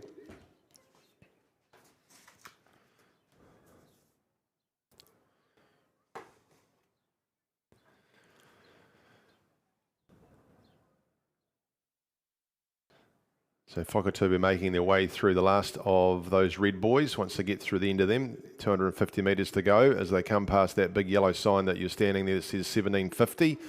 And they're just about approaching that now. Get into the last yellow boys, then there'll be a little red line of boys down here that says there is 100 metres to go. If you're new to what happens down here, you'll be able to see that 100 metre marker. They head through. It means they've got probably 10 strokes to go on a good day, but these guys doing very nicely and sticking to their race plan too. They're well out in front. It would be pretty easy for them just to ease off and knock it all down a bit, but they're doing what they've been asked of, and they're still sitting there rating quite highly. But look how clean they are. Very little splashes. Those blades go straight in at the catch, and as they get to the finish, it's very even as they tap out as well. So a nice exhibition here from these gentlemen for under 15 double sculls. This is pretty clean and tidy. 100 metres to go now for Whakatipu 2, Baker and Flynn. Coaches John and Jasper pretty happy with that first outing from them, very together and letting the boat do the rest of the work. And if we get down, we'll have a real gauge on this here. They're over 100 metres in front. They might be 150 plus. Very impressive from these 2 young gentlemen. And down to take the buzzer they come now. Well done to them. So look at that. That's a good 150 metres in front. Nice effort coming here from Mason and Hugo from Selwyn Rowing though. Coach Adam Jenkins was pretty happy with this. Fortunately, the Otago boys just have gone a little bit sideways in the middle. They can get themselves up and running again, boys. You'll still hold on to that 3rd spot because you've got such an advantage over the boys from Shirley coming in after you, and then on the outside, Whakatipu number 3. So nicely here, 100 metres to go for Selwyn. They'll be very pleased to get themselves through an A final. There's a building crew, Selwyn. A few cheers coming out from down below for them and doing nicely, just holding their heads up high in the stroke seat. Good posture, nice and high as he gets the catch. And Otago have recovered nicely. They will hold on that third spot. Looking a little bit tired. Come on, boys, you're nearly there. And Shirley just trying to hold off Whakatipu, just got a little bit sideways on the outside. There's a long way to row when you're under 15s, 2K. Timaru coming in behind them, and then it looks like Otago 2 have just struck a bit of Otago 3 rather, just had a little bit of a stop as well, and then we come back down to Otago boys high. So great effort from these under 15 scullers to get themselves down this course, and they'll be loving the conditions they've had to deal with. That's how they'll finish in there. Let's quickly give you these crews for the women's novice coxed 8. Lots of novice parents here. You'll be wanting to hear your kids. Let's see how many of these I can butcher. Lane number 1, Oamaru 22, Charlie Burnett, Annabelle King, Pippa McMillan, Leah Coford, Hunter Mackay, Mila Patterson, Kaya Rawson, Grace Webster, and Greg Dixon is the cox. In lane number 2, Christchurch Girls High School number 1, Alice Stark, Sienna Muir, Annabelle Thornton, Izzy Phillips, Polly Botherway, Gabby Burrows, Stella Cameron, Georgie Matheson, Severette Marley is the cox. Lane number 3, Cromwell Composite, Cromwell Dunstan Arm, that is Zara Dickey, Grace Weaver, Annabelle Nicol, Misha Tomlinson, Eloise Hunter, Bella Hoare, Penelope Stark, Eva Settle, Maud O'Connell is the cox. And lane number 4, Maud O'Connell is the cox. I'll look at that when we come down. Lane number 4, Timaru 1, Rachel Roberts, Madison Cooper, Zara Rawcliffe, Xanthi Nelson, Emma Gardner, Madison Berry Rankin, Tara Lee Guilford, Isabel Atkinson and Matilda England is the cox. Lane number 5, Whakatipu 1, Ruby Webber, Sophie Closton, Charlotte Galvazi, Liv Holzman, Geneva Moran, Sienna Reid, Pippa Julian, Evie Clark, Mila Matua Kurasa is the cox. And lane number 6, Cure Boating Club 1, Daisy Morrow, Molly McGregor, Evie Molata, Lacey Stewart, Jacqueline King, Meg Dunn, Neem McLean, Macy Wellsby and Sophie Rattray is the cox. Lane number 7, Christchurch Girls High School number 2, Annabelle Walton, Ava Bryant, Isla McGregor, Chloe Wally, Zoe Greenstreet, Chloe Henry, B. Simpson Bannister, Indy Grace and Holly Jensen as the cox. Rangiruru Girls School number 2 in lane 8. Anna Turner, Matilda Kuma, Sasha Flutie, Rose O'Brien, Georgie O'Neill, Billy McFarlane, Lavina Roberts, Mia Tucker and Charlie Ward as the cox. And lane number 9, Rangiruru Girls School number 1, Eve Malone, Sophie Murchison, Emily Carr, Zara Pakaski, Emily Handyside, Alice Sharp, Sophia Davidson, Poppy Wilder and Phoebe White as the cox. And out there in lane number 10 with the orange caps on will be Columba College number 1, Taya Zogby, Mia North, Lucy McKenzie, Pippa Brown, Millie Garside, Ava Peters, Oswald, Alicia O'Connor, Emily North and Chloe Byrne as the cox. Full field of 10 making their way down. This is a preliminary. They'll come back and race it all tomorrow, but Oamaru 22 and Christchurch Girls High School there in lanes 1 and 2 away nice and cleanly, doing a good job. We go right outside then to Rangiruru Girls School number 2 and Rangiruru Girls School number 1. You'll see them out there in the yellow, the white and the blue. Those two right next to each other. Number 1 has got a bit of a lead over number 2. So those are your 4. And remember, they're racing for lanes. So if you haven't been here before and followed the racing, where you finish in your preliminary, the faster boats will go into the middle, lanes 4, 5 and 6 tomorrow, and then we'll get, as the previous commentator here, Millsy, who was here for about 135 years, he'll tell you, you'll get the arrowhead coming down the course, and that's what we're looking for. So the fastest crews will end up in the middle in the final tomorrow. And at this stage, it looks like that'll be coming from Rangiruru Girls School number 1, who are currently leading from Rangi number 2, back to Oamaru 22 down there in lane number 1. Inside from them is Christchurch Girls High School number 1. Then we go right into the middle, and it looks to me like it would be Whakatipu, 2 across to Christchurch Girls High School number 2, and between them is Cure, and just back alongside them, Cromwell Composite. I think it will be Maud O'Connell who's coxing that the Cromwell crew. A very experienced cox they have on board, with Maud doing that for them. I can tell you the boys under 15 double sculls, that Whakatipu crew, those boys won that heat in 7:29 back to Selwyn, who were 8:17. So pretty smart time, considering that the second heat was 7:45. So they were 15 seconds, 16 seconds quicker than the previous heat. Making their way up now, less than 500 metres to go in this preliminary with the women's coxed 8. And still holding firm out there is Rangiruru number 1, Rangiruru number 2 right alongside them. They've got the advantage still over Oamaru 22 and Christchurch Girls High School. And pretty even in amongst there as the umpire boat circles in behind them. Right after this, we will have the boys under 18 coxed quadruple sculls, 2 heats of that. They've just started through 500 metres is the first heat there, looking for the fastest ones to go through the final. So this women's novice coxed 8 brought to you by the Otago Community Trust. We thank them for their support, big supporters of this event and helping Otago Rowing deliver this for its members. So we thank all the trusts that have made this possible. And of course the Otago Community Trust is one of the major ones. So you can see the Oamaru there, lane number 1. You'll get to know the Oamaru colours. They're easy to spot. Yellow, black cross across the back. Then you go to Christchurch Girls High School. They've got the verticals, the blue, the red, the white. And right on the outside, easy to spot there again. You'll see out there in lane number 9, Rangiruru Girls School number 1. Most of the boats have all got the blue bow and the yellow stern with the white in the middle.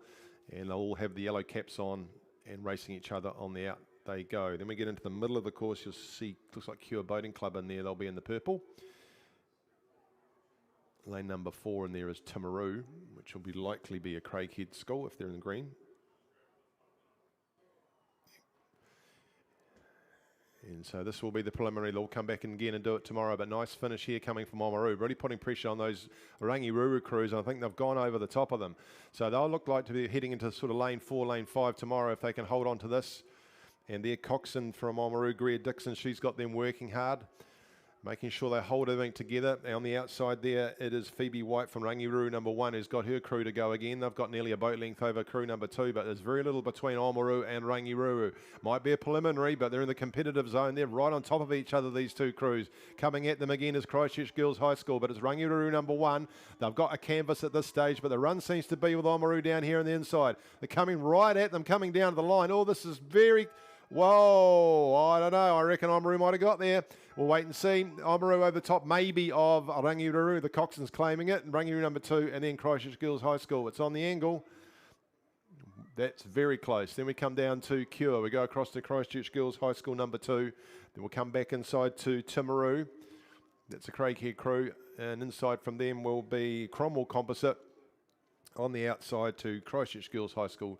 Oh, sorry, Whakatuba then, and then way out there in lane number 10 will be Columba College number 1. Boys under 18, Cox Quadruple Sculls, Heat 1, lane number 3, Christchurch Boys High School 1. Seth Flynn, James Chappell, Toby Brook, Will Cunningham, Cooper Dean the Cox. Lane number 4, Christ College 1, Henry Jones, Jack James, Toby Adams, Alex Lascelles, and Max Durkin is the Cox. And lane number 5, Otago Boys High School number 1, Jackson Templeton, Jude Smiley, Ollie Scott, Leo Garden, Hunter Ruxton's the Cox. Lane number 6, Shirley Boys High School number 1, Silas Freeman, AJ Jordan, Aidan Daly, Logan Skelton, James Watson is the Cox. Lane number 7 is St Thomas of Canterbury 1, Hunter Taylor, Declan Ducey, Ben Morrison, James Lotta and Jack Dunn the Cox. St Joseph's Gregory Terrace 1, Ben Gertzema, Oliver Jacks, Mitchell Bishop and William Ritchie with Maximus Fallon as the Cox. They're out there in lane number 8. Have a look out there. This is fastest 10 over 2 heats. Same sort of deal as the previous one. Christ College looking quite tidy out there in lane number 4. And it is Christ College, I think, holding on to on the outside of them is Otago Boys High School. Otago Boys with the white and the blue hoops. Then we go right across to St Thomas of Canterbury. And on the outside with those splendid red caps, St Joseph Gregory Terrace 1. They're doing an exchange here. They are out of Brisbane. Got a squad of 20 here for this regatta. Had a little bit of a camp earlier in the week and really enjoying their time out here, they tell me. Won't get better conditions than this, certainly way better than what Dragons from Brisbane got when they came in here for the New Zealand Masters Champs.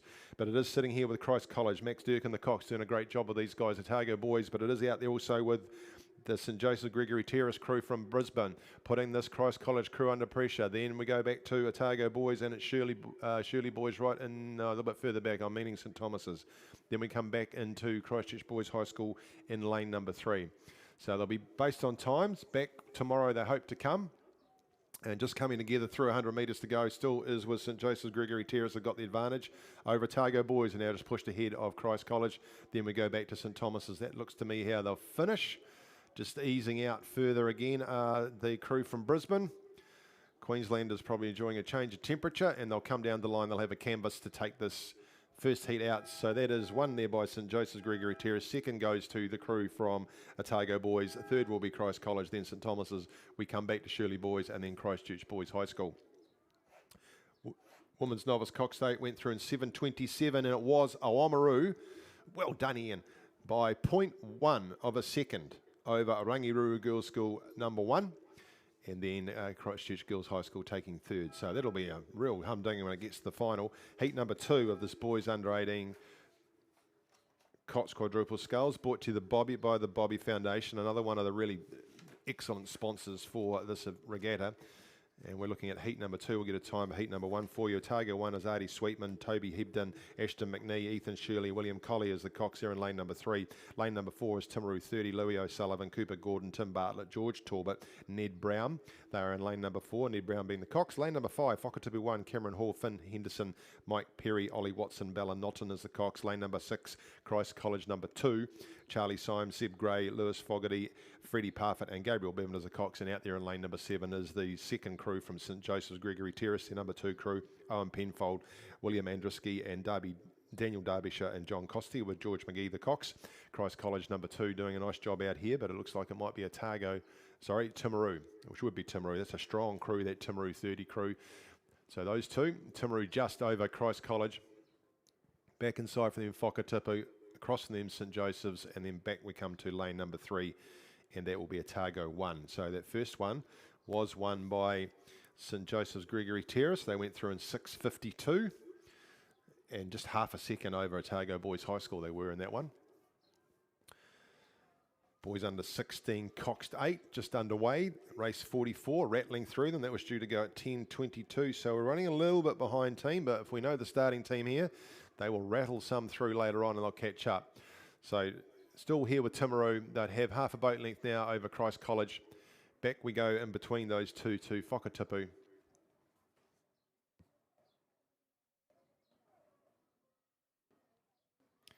And then on the outside, St Joseph's Gregory Terrace. So still easing away now is that crew from Timaru. Louis Cooper, Tim George, Ned Brown coxing, just sitting in the bow seat there, watching where he's going. And down they come to take the buzzer now. They'll get out to about three seats on the line from Christ College. Third goes to the crew from Whakatipu, then across to St Joseph's Gregory Terrace, and completing that field will be the crew from Otago. So interesting to see the time here. Remember those 2 heats, fastest 10 go through the final.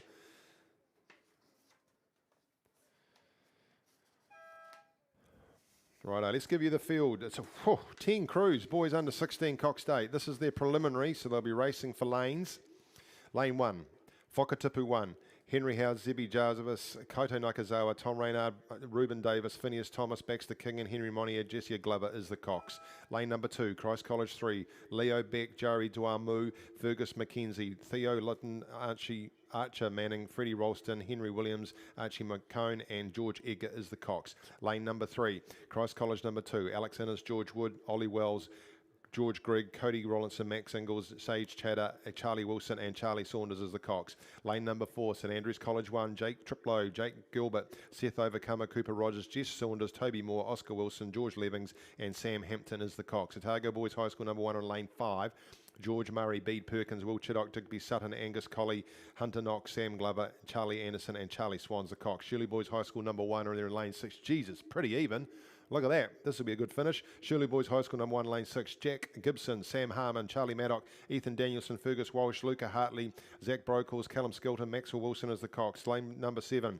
Christchurch Boys High School 2, Tim Boswell, Ben Williamson, Billy Mason, Flynn Nemo, JD de Villiers, Cooper Swale, Mark Bowman, Ben Skelton, Killen Faulkner is the cox. Christ College number 1 are in lane 8. Gus Matheson, Cooper Ward, Toby Glasson, Leo Ackland, Tom Wilson, Johnny Leeson, Joshua Padiachi, Robbie Owens and Arthur Orbell is the cox. Lane number 9, St Bede's College 1, Jai Henderson, Jack Hannum, Lennox Lowry, Ruari Wright, Oliver Chum, William Arlett, Eddie Robertson, and Conrad Van Heron is the cox. With Conrad Van Heron and Theodore Gilson is the cox. Lane number 10, Christchurch Boys High School 1, Ryder Tom Townsend, Brody Newfield, Jonty Mason, Albie Sampson, Ben Thistleton, Olivia Panham, Lockie Honeywell, Bruno Mann, and Carter Williams is the cox. They are through 1,000 metres. Looks pretty even to me out there with Whakatipu across from there. Christ College number 2, St Andrews number 1. I think ahead of them will be Otago Boys High School number 1. Then we go outside to Christ College 1. Right alongside them is St Bede's. Back inside to Christchurch Boys High School number 2. Out to Christchurch Boys High School number 1. Back in the middle to Shirley Boys. And then we come back down into Christ College number 3 in lane number 2. So it's all very preliminary at this stage. They are racing for their lanes, but they're under 16 boys and anything can happen. And hopefully they'll listen to what they're told by their coxes.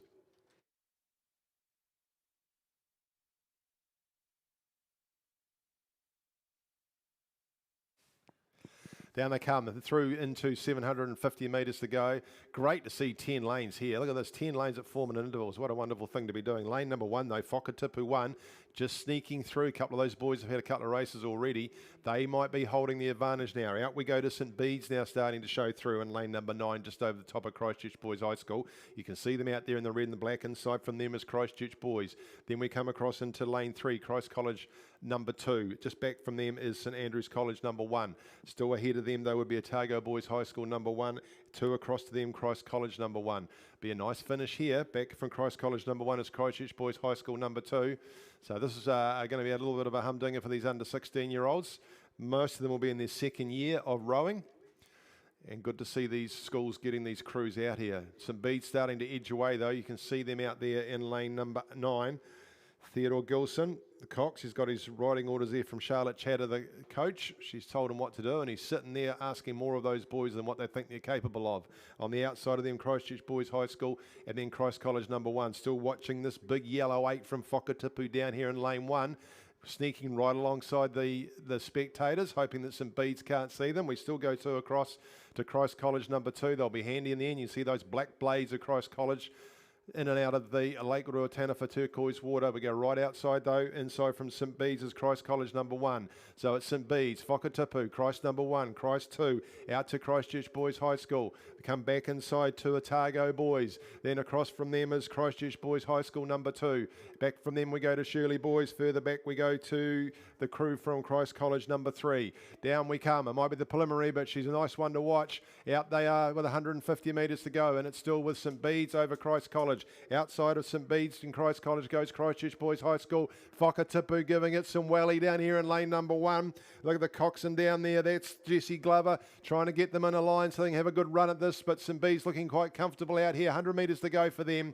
Whakatipu trying to chase down the inside here with Christ College number 1 still holding it. Whakatipu taking on Christ College number 1. Outside from them is Christchurch Boys High School. Then we come back to Christ College number 2. It's going to be Bees, but Whakatipu are starting to roll over the top of Christ College for that other middle lane. A couple of the boys have a look across. Beads have finished. Nothing between Whakatipu and Christ College, but it is going to be Whakatipu, half a canvas to Christ College. Christchurch Boys High School, then we go to Christ College number 2. Aside from them is Otago Boys High School. Out we go then to Christchurch Boys High School number 2. Back inside to St Andrews, back across to Shirley Boys High School, and then finishing the field down here in lane number 2 will be Christ College number 3.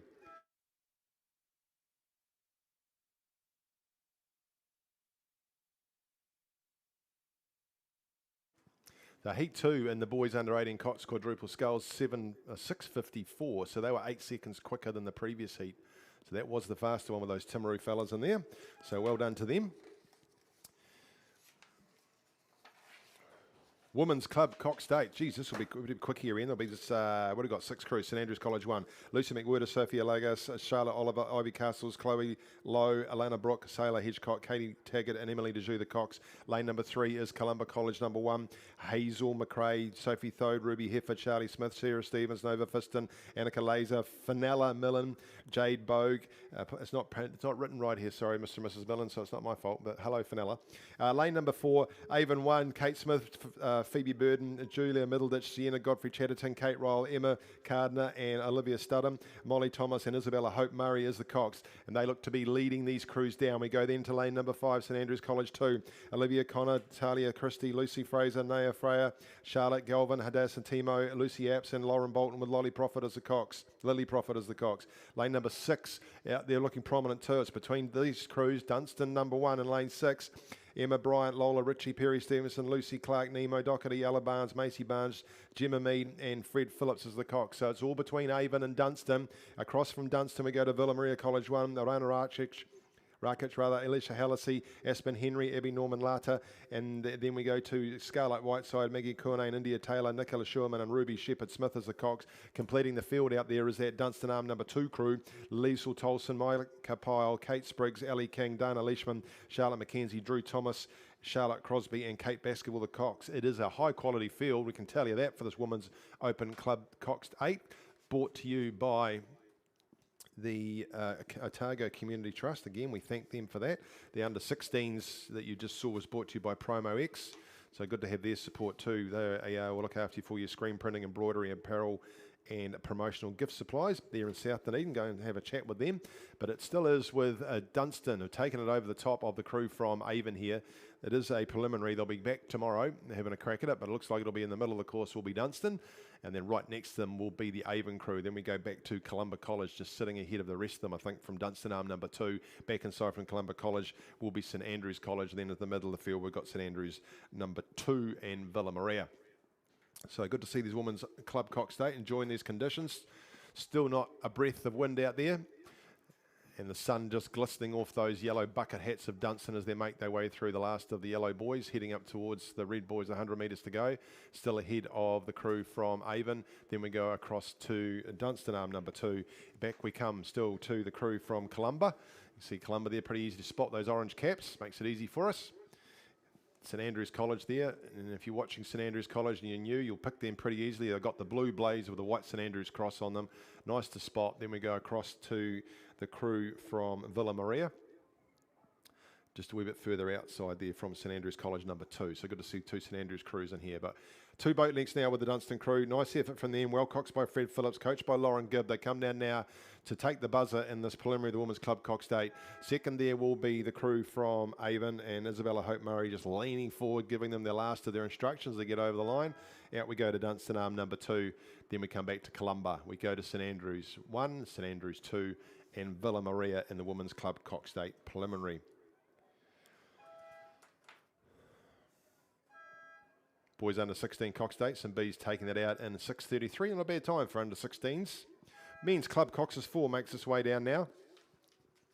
This is a preliminary again for them. Race 46 we're up to now. This is the Men's Club Coxless 4, brought to you by 4 Square Mackenzie. So we thank them as also for their support. Get into 4 Square Mackenzie. They'll look after you with everything you need that you've forgotten. Lane number 1, Christchurch Boys High School number 1, Charlie Greenslade, Matthew Barnes, Ruben Fifield, Hugo Parnham. Lane number 2, Avon 5, Jack McStay, Ollie Taylor, Jack Russell, Sam McAfee. Lane 3, Maru 22, Jet Rogers, Stuart Isbister, Kobe Soul, Cooper Lynch. Lane number 4, Avon 3, Bruno Dooley, William Curry, Noah Laqualic, and Flynn Grace. A couple of old St Thomas boys in there. Lane number 5, Avon number 2, Theodore Thomas, Joseph Ritchie, Barney Evans, Hugo Van Herel. Lane number 6, Avon 1, George Wilson, Andre Simpson, Ashton Corkery, Kobe Good. Lane number 7 is Cure Boating Club 1, Shader Luca, Geong Ol, John Reedy, and Darrell Lynch. Lane number 8 is Canterbury 1, Liam Collins, Nat Ranoff, Oliver Ellis, and Noah Visser. Henry Church, Jackson Evans, William Thomas, and Corbin, the mighty Corbin Newlands. They make up the Avon number 4 crew in lane number 9. Not too shabbily placed, everybody, out here. It's Christchurch Boys High School that have got the advantage. You can see down there in lane number 1, you'll have a good view of that if you watch them coming down. Then have a look at the Avon crews out there, Avon 3, 2 and 1, and in that order they are. Those are your 4 crews, right across the outside to Avon 4. Back we come to Canterbury 1, just making a nice break between all the red and white. There's pure white out there from Canterbury. Then we come back to look at Oamaru 22 down there in lane number 3. So a preliminary, they'll all come back tomorrow and do it again. Just looking to see who's going to have those lanes there. So it is Club Coxless 4. So if you're new, this is your first event to rowing and you're watching Coxless 4, not carrying a passenger that's giving them instructions. And so that means that the stroke generally is doing the steering, using foot steering. And at this level, they should be pretty skilled at it. And it's not like rowing on the Avon, you can just go straight. Christchurch Boys High School are doing just that, coached by Scott Shackleton and Tim Osmers. Still got the advantage here over the crew from Avon number 3. Some ex-Shirley boys, ex-St Bede's boys in there, and St Thomas boys in there with Bruno and William and Noah and Flynn. Now they've just been pushed ahead on by the Avon number 2 crew, who are just holding on that second spot. Only just though from Avon number 1, George Wilson, ex-Christ College. Big unit in there doing the work as he comes down with 100 metres to go. So it is going to be Christchurch Boys High School. Nice effort from these guys against the Open Club fellas. And it is them over the Avon number 1 crew just pushing ahead at the end, just I think by half a canvas over Avon number 2. Then we'll come back to Avon number 3. So they've been pretty well put together.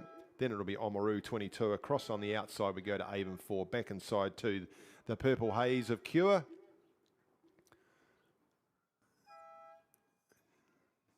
Looks like their tandem rig out there, that Cure crew. And then we go to Canterbury and we come back to the Avon number 5 crew.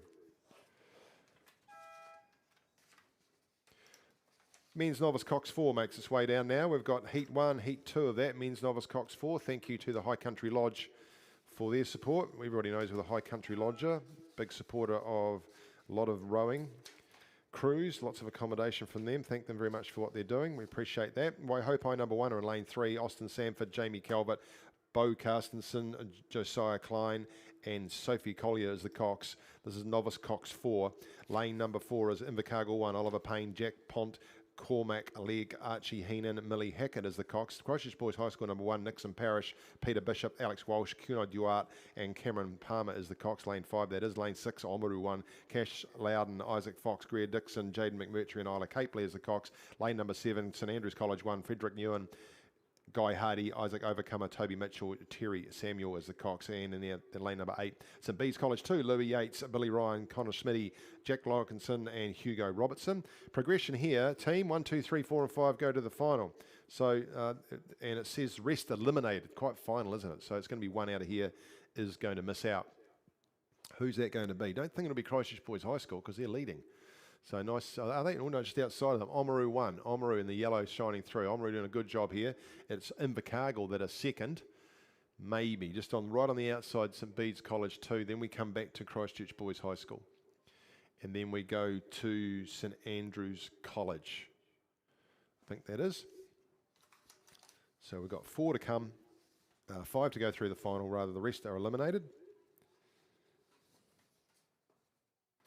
This is heat 1 of the men's novice coxed 4. Second heat looks like they've just been let go as well. I can tell you the time for the men's club coxless 4, which was a preliminary. Christchurch Boys High School going through in 6:43, so a second and a half ahead of the Avon crew. So this heat 1 men's novice cox 4, brought to you by the High Country Motel and Backpackers, was originally built in the 1960s for the dam workers. You can now use it for your own motel and backpacker accommodation in the heart of Twizel. Great display on the way into Twizel too, if you haven't seen it, with all the old machinery that was used to create this fabulous facility that we have in front of us. And if you're new to this and you haven't Googled the name Mac Smith and you want to know why this is here, Google Mac Smith. This will tell you why we're all here today. Great facility. Oamaru are now extending, doing a great job out there. Cash, Isaac, Greer, and Jaden.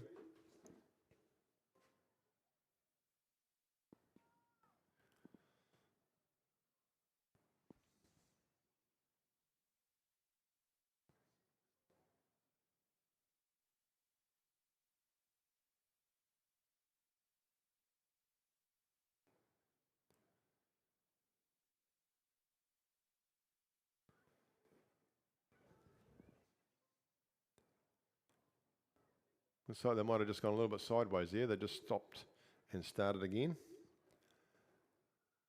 Still got a nice long lead sitting out there at this stage.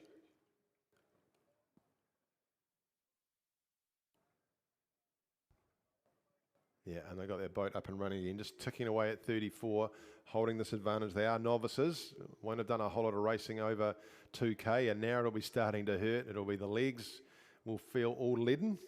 And it's a heck of a long way still to go, they will think. But they've done a great job here. They're just getting up towards 150 metres to go.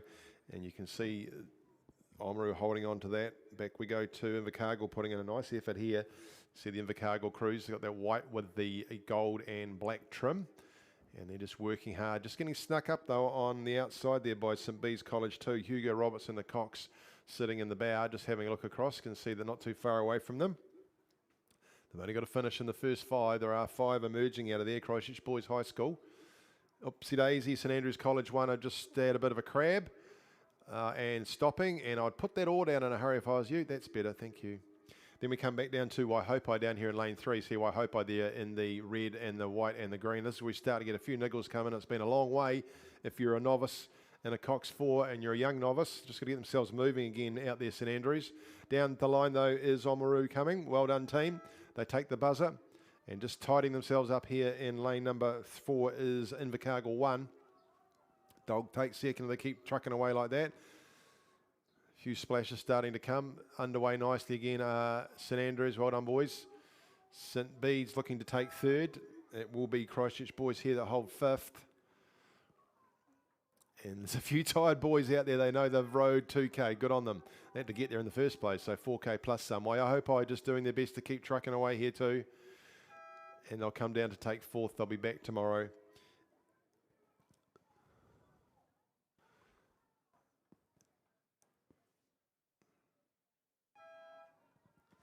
And St Andrews just coming through the 100 metres to go for them to complete that first heat.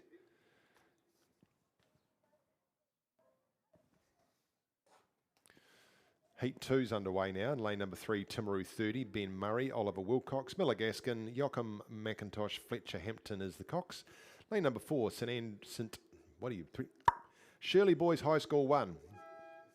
Campbell Williamson, Harrison Crute, Luca Rose and Louis Bevan with Cooper Curry the cox. Lane number 5, St Bede's College 1, Arlo Franklin, Sawyer Jenkins, William Blackburn, Fletcher Franklin and Lockie Manson is the cox. Lane number 6, Ashburton 1, Luke Moffat, Lockie Oldham, Caleb Jones, George Lash and Eve Marshall is the cox.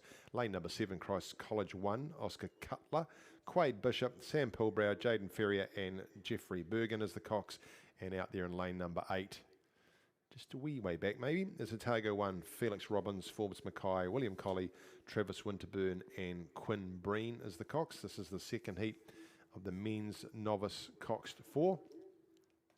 This is race 48. And we just look out there and see what's happening. Looks like some bees doing it. I'm not sure that they've all started actually.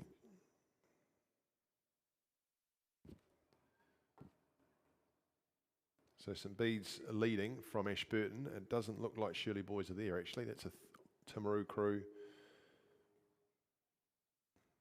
down there in lane 3.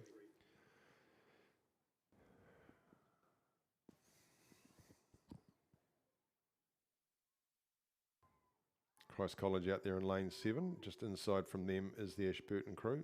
Then we go right across the outside to Otago number 1.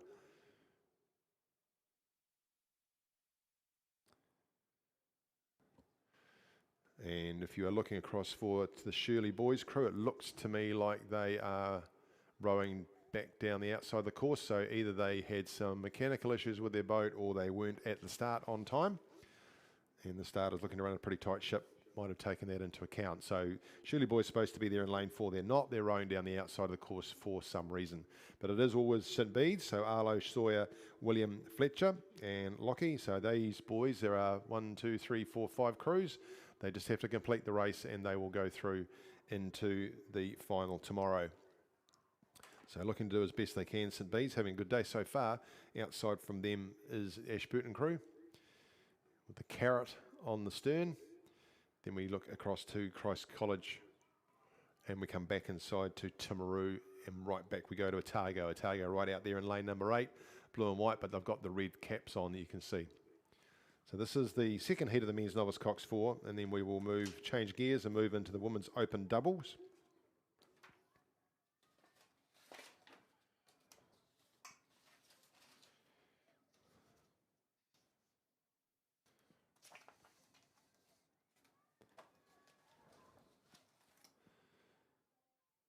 First heat of the men's novice cox 4 went through an 8:04. That was Oamaru. Nearly 20 seconds ahead of him to Cargill on the second spot. So St Bede's, well done to them, coached by Pat McQuinn and Flynn Hutchison-Ray. Nice and tidy they are, and well out on their riggers as they come down to take the buzzer. And it's very close here between Christ College and Ashburton. Ashburton have got a canvas at this stage moving out to maybe 1 or 2 seats here just as they go down towards the finish over Christ College, and Otago finishing, since the Timaru down here in lane number 3. We'll take that 4th spot, and then right on the outside will be Otago. These guys will go through to that final tomorrow, and just ignore the Shirley crew out there. They're just having a wee look around Lake Ruataniwha as they get their way back to base. Women's open double sculls. These very talented scullers will get through this pretty quickly, I would think. In lane number 1, Avon 3, Lily Grant and Sadie Mason. Sadie, the local Twizel sculler, went away with the New Zealand under-19s earlier this year to Lithuania. Lane number 2 is Avon 1, Abby Higgins and Thea Murdy, bit of a Kashmir connection there. And lane number 3 is Avon 2, Sam Rankin and Jessica Rankin. Lane number 4, Avon number 4, Sasha Delman and Alka Thurston. Lane number 5 is Dunstan Arm 4, Maggie Hepburn, Ruby Smith. Lane number 6, Dunstan Arm 1, Olivia Key and Emma Spittle. Lane number 7, Dunstan Arm 3, Madison Neal, Bella Breen. Lane number 8 is Dunstan Arm 2, Olivia Pybenga and Millie Scott. Lane number 9 is a Union composite with Sarah Hamilton from Waihopai and Lisa Manson from Union. And in lane number 10 is Dunstan Arm number 5, Isla Nicholson and Kiara Patterson. Some very talented scullers in this race. Let's see where it's coming out of.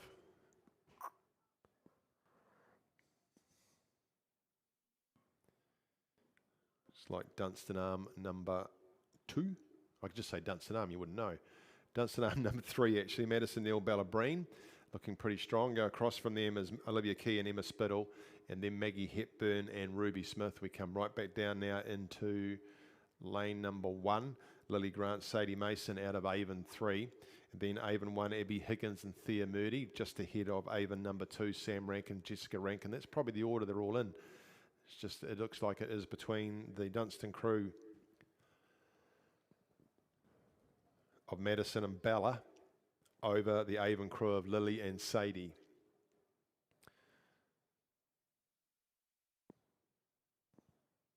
Then Abby and Thea, and then Jessica and Sam, the Rankins from Avon, number 2. Then we come into the middle of the field, and Maggie Hepburn, Ruby Smith, just sitting in behind Olivia and Emma Spittle. So they will probably close up as they get closer. It's a preliminary. They're all going to come back and do it again tomorrow. Following them down quite quickly, and I'll catch some time up here, is the boys under 17, coxed 8. There's just 3 crews in there, and then there are 2 crews in the girls under 15, coxed 8. So they'll be rattling those down as soon as they are ready, I am sure. But as we look out here now, we can see that it's still sitting with the crew, Madison Neal and Bella Breen out there in lane 7 from Dunstan.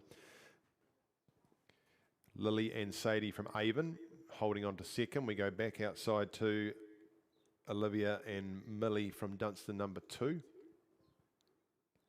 Then back inside to Olivia and Emma from Dunstan number 1. Inside of them, Maggie and Ruby from Dunstan number 2, just ahead of Abby and Thea from Avon number 1. Then we go back in there to Sam and Jessica from Avon 2. Men's novice cox 4, St Bees took that out in a time of 7:43. So a good 14 seconds ahead of Ashburton they were. 100 metres to go now here out in front of us for the Women's Open Double Sculls, and very nice effort out here in lane number 7 from Madison and Bella, as all these Dunstan scullers are, coached by Simon Smith. Of course, Simon heavily involved with Dunstan Rowing, but also CNR Insurance, one of our big sponsors here today. And these ladies have got this lead out to probably 4 boat lengths over Olivia and Millie. And then they will go out to Olivia and Emma just ahead of Lily and Sadie down here in lane number 1 from Avon. Then we go back to, it is Ruby and Maggie from Dunstan. So Dunstan finishing 1, 2, 3, maybe a bit of a run coming through here from Avon. They might still be holding on to, they'll finish 4th. It'll be Ruby and Maggie from Dunstan that'll take the next spot.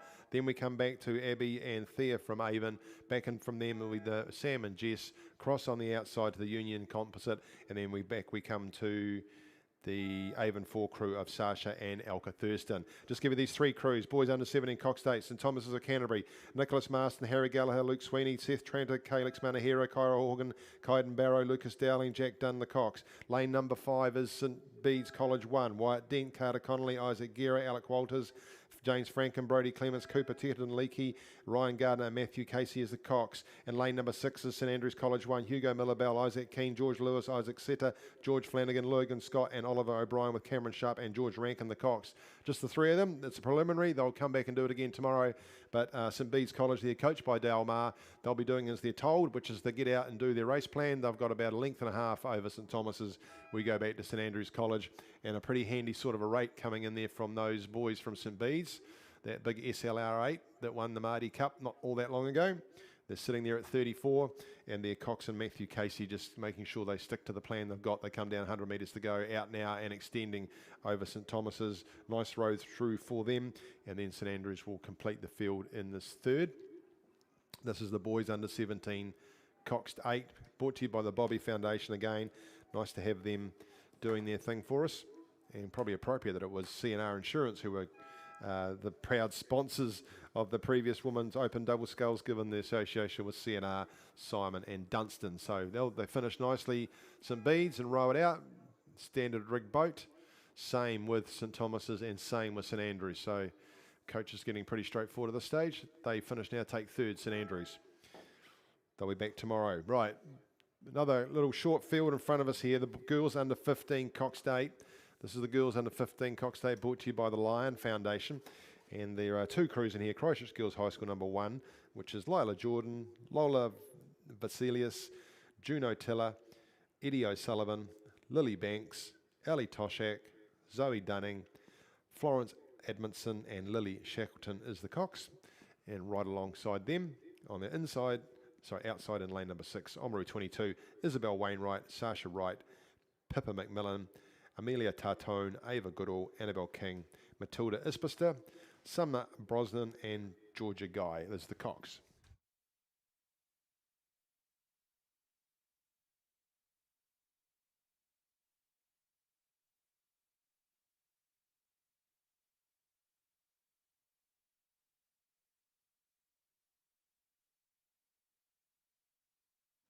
Boys under 17 coxed 8, some B's going through in 6:14. Not too shabby for this time of the season. 6:23 for St Thomas's and St Andrews 6:33. So Christchurch Girls High School just with about a length over Oamaru as they make their way down in this girls under 15 coxed 8. Just starting to make some time up now, not too far away. The boys intermediate cox 4 is a smaller field as well. Those 3 crews are on their way. And again, they will run that and come back tomorrow. That's the men's intermediate cox 4, brought to you by the Aotearoa Gaming Trust.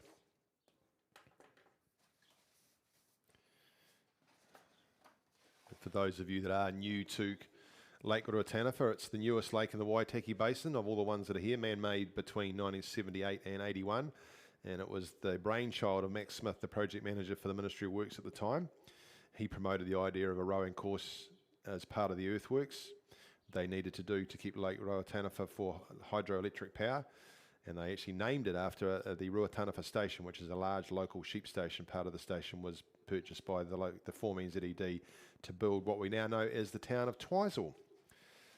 So quite a history, and if you do get the chance to take some time and wander through the lounge below, you'll see a lot of history of the lake and then all the regattas that were had here, including a lovely oar that was broken in the first race, very first race here in 1984. So watch the crews come down here now. The ladies in the under 15 coxed 8.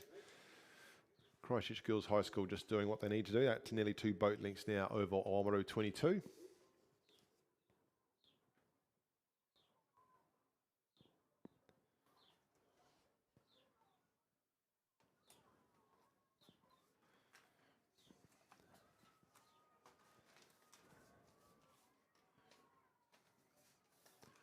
Won't get better conditions for rowing an 8 out here. There'll be some very jealous parents spectating, I would think.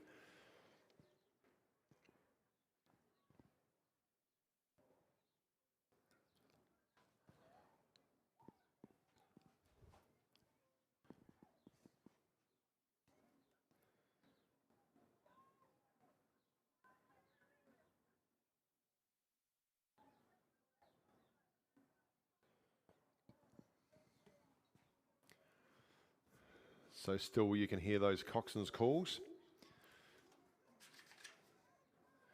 So Lily Shackleton, Christchurch Girls High School, experienced coxswain, just giving them their riding instructions as they come down to take this preliminary out. And similarly, Georgia Guy for Oamaru 22, just coaching and coxing her girls down to the line. And they'll finish this preliminary, come back tomorrow. Meanwhile, the men's intermediate cox 4, race 52, they're on their way. Lane number 4, Timaru 30, Parker Anderson, Sterling Heffernan, Charlie Cooper, Harry Shearer, Fletcher Hampton. Lane number 5, St Thomas of Canterbury 1, Nicholas Marsden, Noah Fidau, Hunter Taylor, Jacob Henderson, Carlson Fernandez is the cox.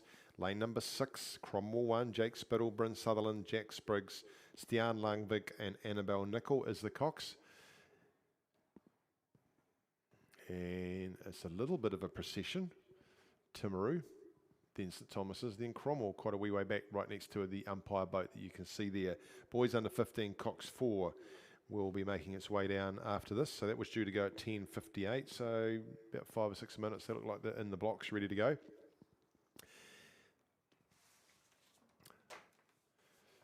Shout out too to the crew from Geraldine High School making their first appearance here at a major regatta here at Lake Ruataniwha. They've got, I think, 6 or 7 rowers with them for this regatta, so rowing under the Timaru Club banner. So welcome along, team. Great to see you here at another school taking up this fabulous sport of rowing. So if you see them around, give them a welcome, say g'day, and they're a little bit further down there in the tent.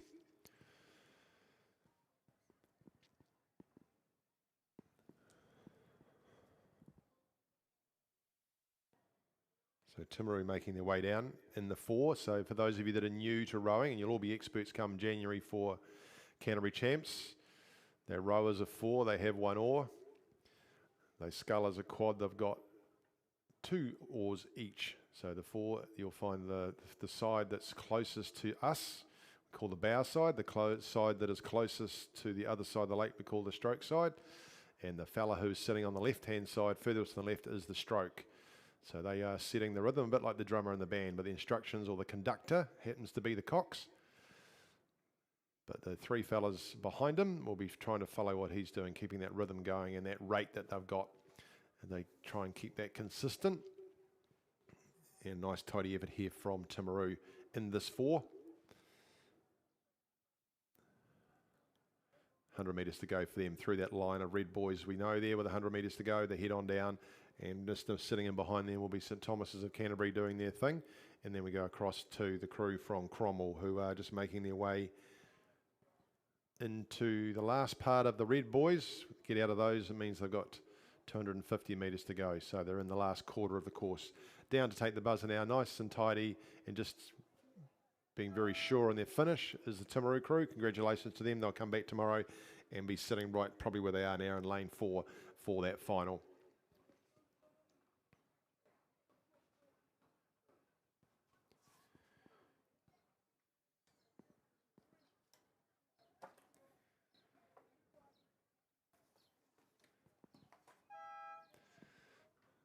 St Thomas is across the line, and we'll just observe Cromwell complete their race. Annabelle Nichols sitting there in the cox's seat, so she's sitting in the stern facing cox's seat, as opposed to the ones that are on the right hand side, which will be seated in the bow. And behind these crews now, we have got the boys under 15, coxed 4, full field of 10. It's like a little flotilla coming down. They're past 500 metres. We'll give you those crews as Cromwell complete this race in front of us. I'm sure they won't mind. In lane number 1, St Thomas's of Canterbury 1, Jackson Marshall, Max Hay, Sonny Hasty, Ryder Horgan, Jack Clark is the cox. Lane number 2, Otago 1, Jacob Moore, Lucas Raymond, Mackley Adams, Archie McDonald, Artie Sweetman is the cox. In lane number 3, Christchurch Boys High School number 1, Soren Lowe, Theo Kelleher, Christopher Preston, Charlie Sparrow, and Reg Bickley is the cox. What a great name that is, Reg Bickley. Sounds like a lawn bowler. In lane number 4, Christchurch Boys High School number 2, Owen Fife, Edward Graham, Max Pont, Angus Orchard and Callan Faulkner is the cox. Lane number 5, St Bede's College 1, Samuel Fahey, Hunter Nichols, Luke Peterson, Darcy Franken, Seth Knights is the cox. Lane number 6 is Shirley Boys High School number 1, Liam Bates, Johan Merva, Callum Harris, Ryder Smith and Vadim Fricker is the cox. And lane number 7, Selwyn Rowing 1, Matt Kokovki, Joe Creeker, Max Eberhard, Hugo Johnson and Troy Eberhard is the cox. Lane number 8, St Bede's College number 2, Angus Taylor, Kingy Nixon, Louis Yates, Archie Mates, Cody Clark is the cox. And lane number 9, St Andrews College 1, Jock Taggart, Charlie Bell, Harry Kempthorne, Lewis Cooper and Ashton Cody is the cox.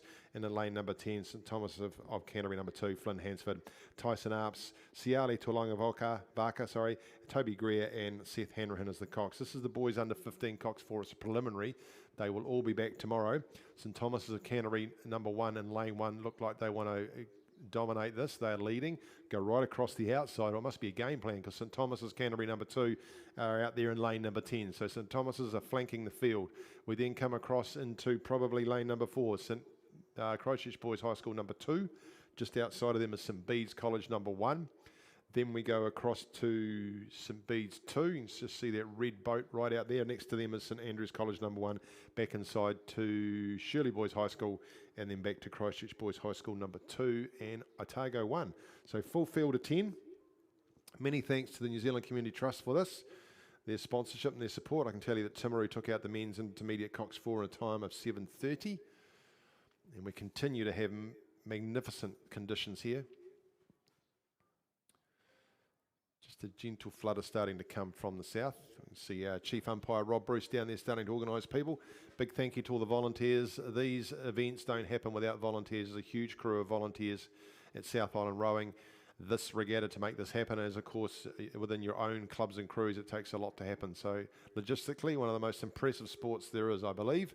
St Thomas's Academy number 1, Jack Clark at the cox, coached by Robbie Lang. Got them well under control down here in lane 1. Similarly out there, Robbie's got the coach's manual for this lane number 10, which is St Thomas Academy number 2. Seth Hanrahan is the cox carrying out those instructions. 1 and 2 they are. Christchurch Boys High School number 2 still holding the advantage over their number 1 crew and St Bede's, who are just outside them. Then we go right across to St Andrew's College number 1. Inside from them is St Bede's number 2. Just coming to a little bit of a rough stroke, and it looked like St Bede's maybe just slowed down a wee bit. We go a bit further down between those two Bede's crews, Shirley Boys High, and then further back from them would be Selwyn. So under 15s, they'll be starting to feel the heat now. It's a long way.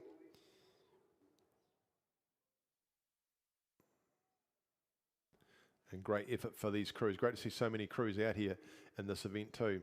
But looking nice and tidy down here is the crew for St Thomas's number 1.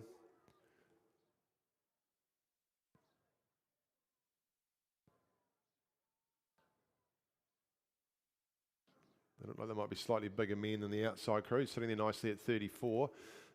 Some Christchurch Boys, Callan Faulkner, the cox of that number 2 crew, continuing to hold that advantage. They're still sitting in 3rd. In fact, they're starting to move past that number 2 crew from St Thomas's. The Bowman and the St Thomas's crew out there is having a bit of trouble. So hopefully he can get himself sorted out again out there. Maybe he's come off his seat. It's just not quite in sync with it. You can see out there. Hopefully he can sort himself out. But going past them now are the Christchurch Boys High School crew, and now St Bede's starting to do the same thing. No doubt about who's going to win this though. Very clean and tidy down here is the number 1 crew from St Thomas's. Another 3 strokes for them. They'll take it out. And then we've got, it is going to be the crew down here from Christchurch Boys. Christchurch Boys number 2 in lane 4 over St Bede's, just going past that St Thomas's crew. Working hard out there they are. It's a long way. They're nearly there. They're just holding or trying to hold off St Bede's, St Thomas's number 2. I think St Bede's will move past them though. Down to take the buzzer now is that Christchurch Boys High School number 2 crew, and Bede's now just going past St Thomas's. This will be all right for lanes tomorrow. It'll be St Thomas's still just finishing ahead of the crew from Christchurch Boys High School. Then we go out to, it will be St Andrew's College back inside to Selwyn, and then down here to Otago Boys, across to Shirley Boys.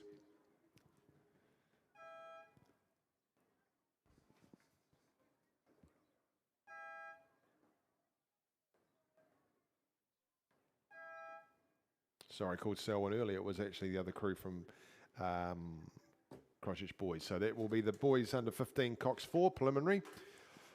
Girls under 17 single sculls. Heat 1. Many thanks to the Aotearoa Gaming Trust for their support of the girls under 17 single sculls. And lane number 1, Whakatipu 2, Caitlin Julian. Lane number 2, Dunstan Arm 2, Maria Teresa Schrems. Lane number 3, Ashburton 2, Gretchen Ross. Lane number 4, Otago 1, Brianna Patterson. Lane number 5, Timaru 41, Maisie Jane Chapman. Lane number 6, North End 3, Olivia Adam. Lane number 7, Whakatipu 6, Caitlin Roberts. Lane number 8 is Columba College 1, Livy Campbell. Lane number 9, Christchurch Girls High School number 1, Charlotte May. And in lane number 10, Waihopai 1, Madison Stevens.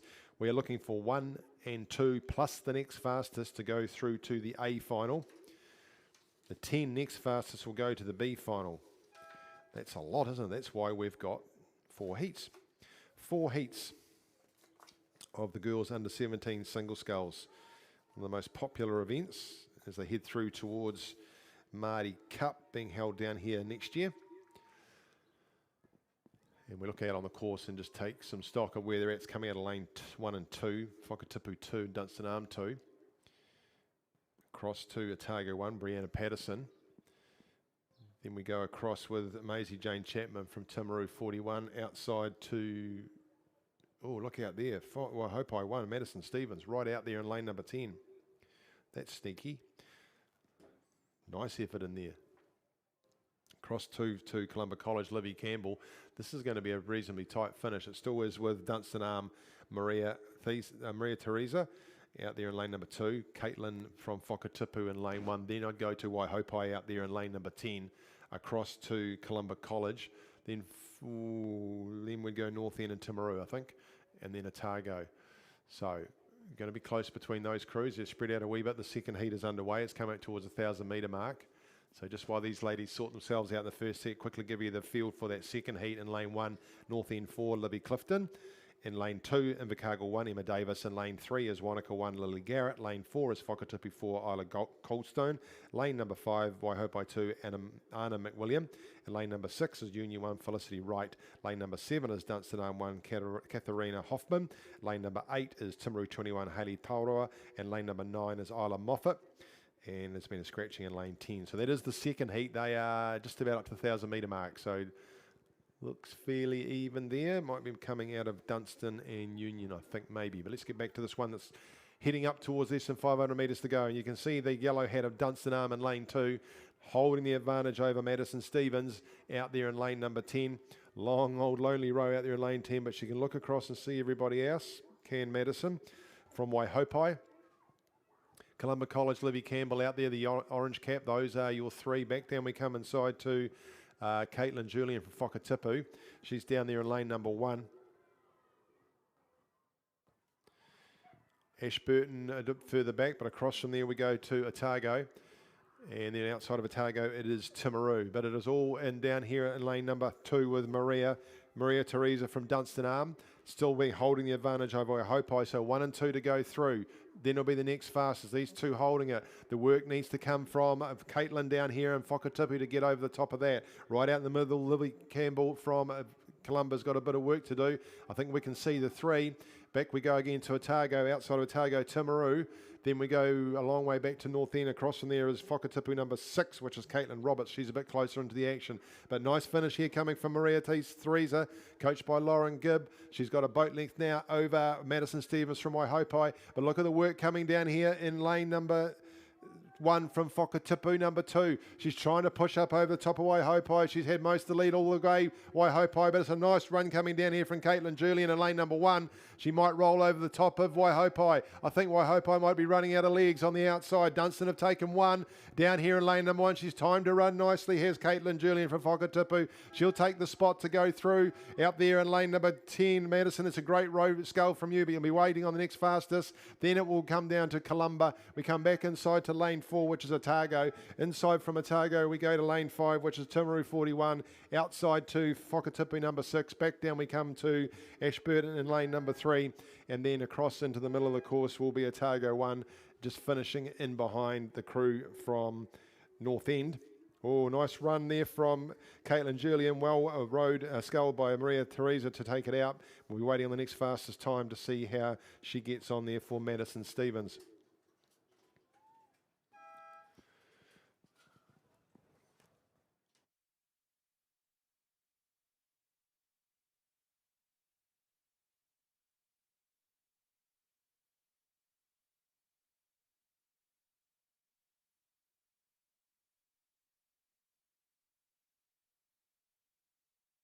Right, that's it from me, team. I'll have a wee break and we'll take you through the second heat of the girls under 17 single sculls and be with you for the next hour and a quarter, and we'll catch you after lunch.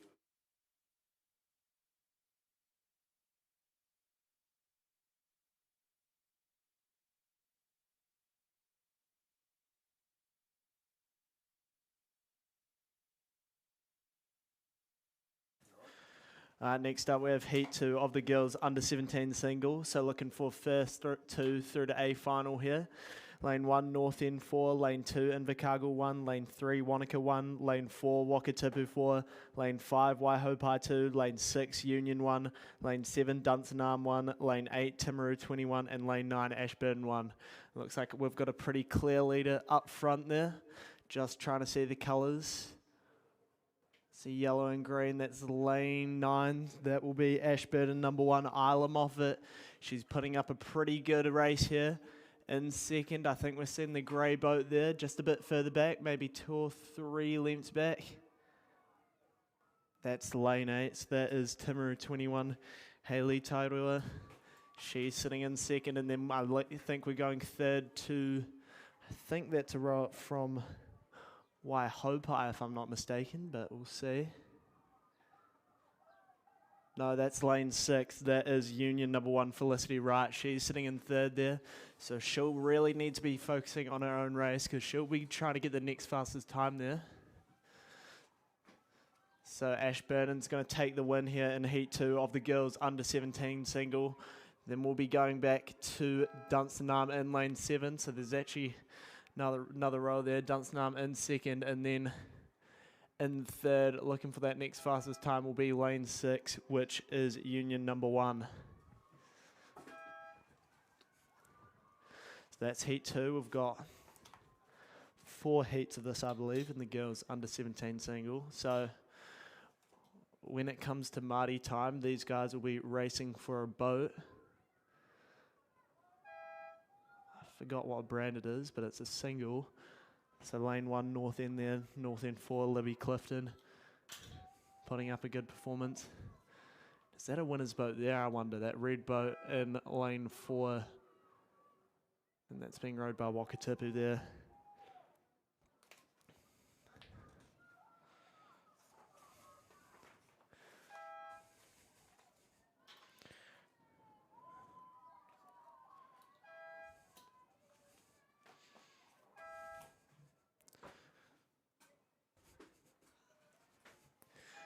All right, girls under 17 singles, sponsored by Aotearoa Gaming Trust. And we have Heat 3 coming down now. Lane 1, Waihopai 4, Ali Mae Boniface. Lane 2, Otago Girls 2, Tony Haraki. Lane 3, Wakatipu 1, Caitlin Purdue. Lane 4, Avonside Girls High School 1, Kate Burgess. Lane 5, Oamaru 23, Sky Frank. Lane 6, Marion College 1, Sophie Davis. Lane 7, Rangiruru Girls School 1, Ashley Brooks. Lane 8, Invercargill 2, Piper Marshall. Lane 9, North End 2, Emma Baskerville. And lane 10 is Timaru 42, Brooke Taylor.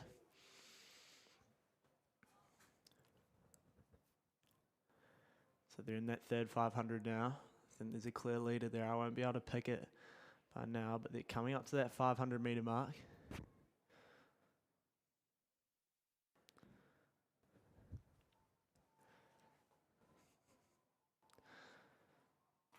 This is the under 17 single, and actually, I think that might be a Rangi boat doing quite well there. So Rangi, usually a sweeping school, but I think they're putting up a good performance in the under 17 single. So Rangi having a attempt at the sculling side of things.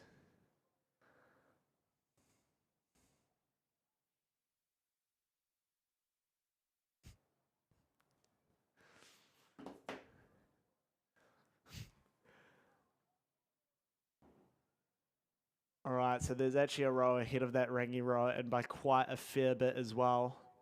So they must have gone past the screen at the 500 metre mark. I must have missed them. It's, gosh, what colour is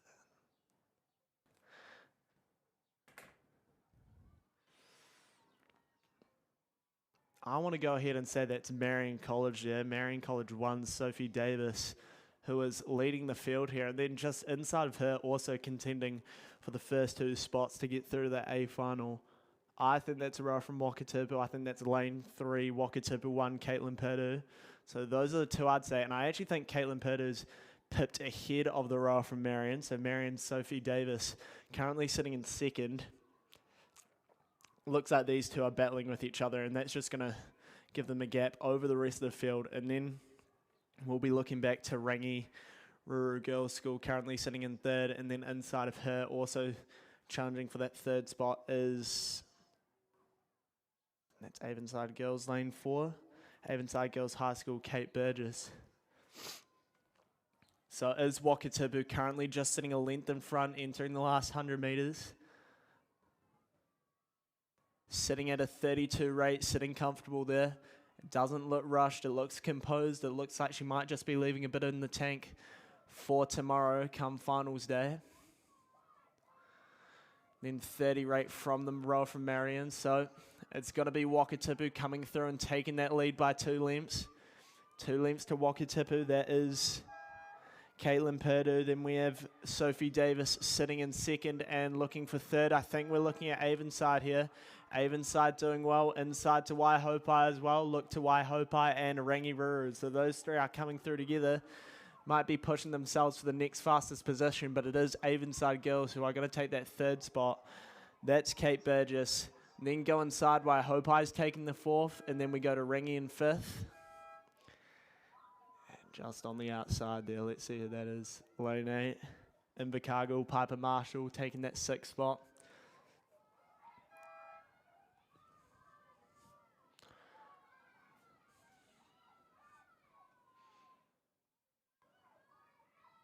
So unlike these 8s and 4s, these singles, doubles and pairs, you have to really perform on both days to make sure you're in contention for the final.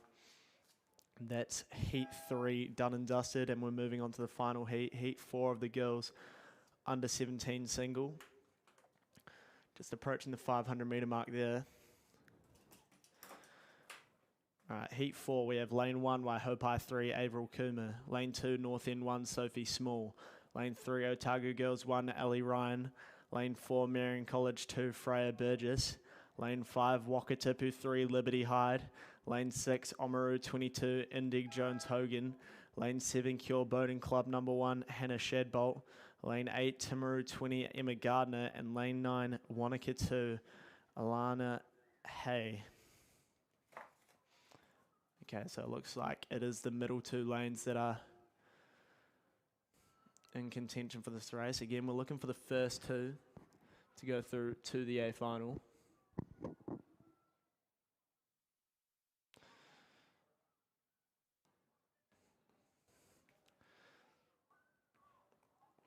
So in these earlier regattas, we have 10 lane races. Makes it a bit friendlier progression, but when you move to nationals, secondary school levels, you go to 8 lanes, which makes getting into the A final a bit more brutal. And it looks like it's going to be Oamaru and Wakatipu in a battle. Those are the 2 I see. So we're looking at lane 5 and lane 6. So lane 5 is Wakatipu 3, Liberty Hyde in a battle with lane 6, Oamaru 22, Indig Jones Hogan.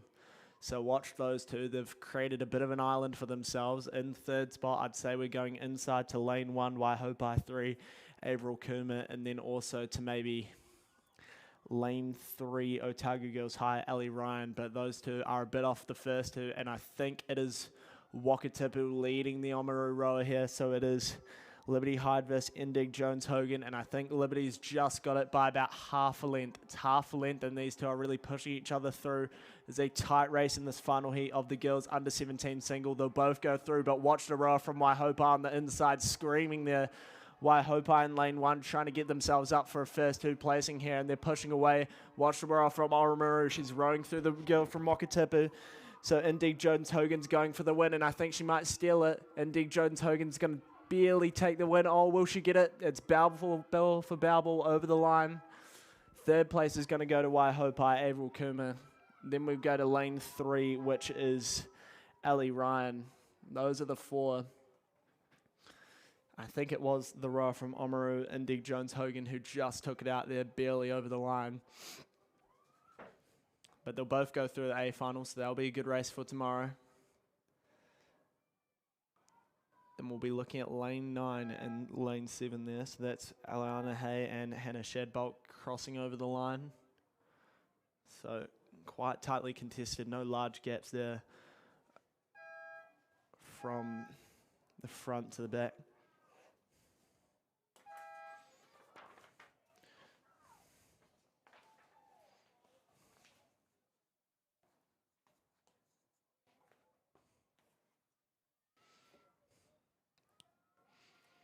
Next up, we have the girls under 18 single. So this is a step up. Lane 2 is Avonside Girls High School number 2, Kate Orchard. Lane 3, Waihopai number 1, Lila Jack. Lane 4, Timaru 11, Greta Murray. Lane 6, Christchurch Girls High School 1, Emerson Lowe. Lane 7, Columba College 1, Nova Whiston. And lane 8 is Otago Girls 2, Millie Huita. And we are looking at first 5 through to the A final. So only one of these guys is not going to make it.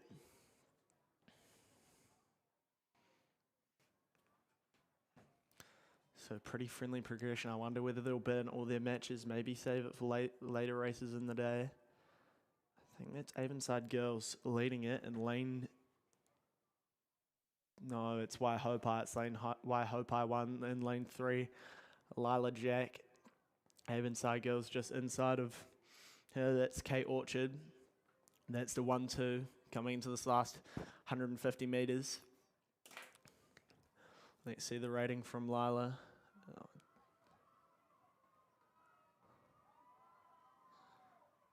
That is not right.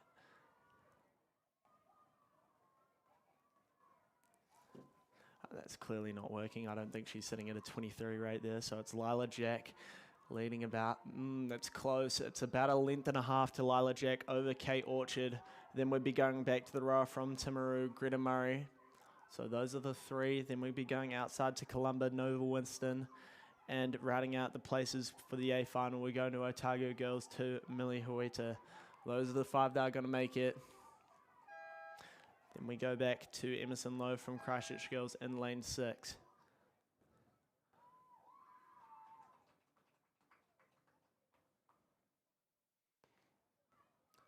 So Timaru coming through to take that 3rd spot. Then we go to Columba.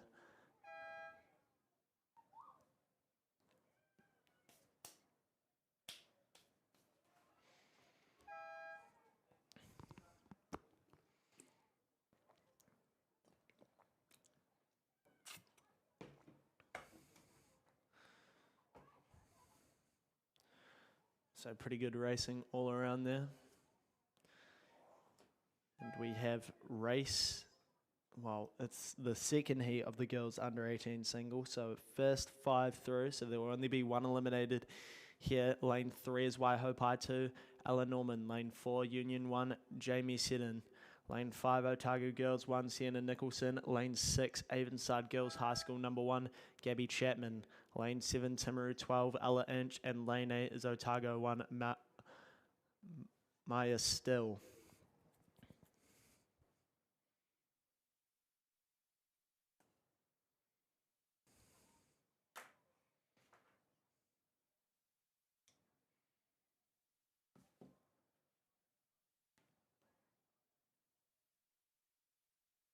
I think that's the colours of Union there. So that's lane 4, Union 1, Jamie Seddon.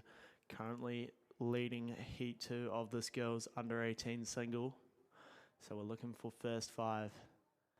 There's quite a gap to second, and I think second would be looking to Waihopai, Ella Norman in lane 3. So Waihopai's been performing pretty well in these single sculls. I've called them a couple times in these recent heats. I think we're seeing the blue boat. Is that? No, that's not Nelson.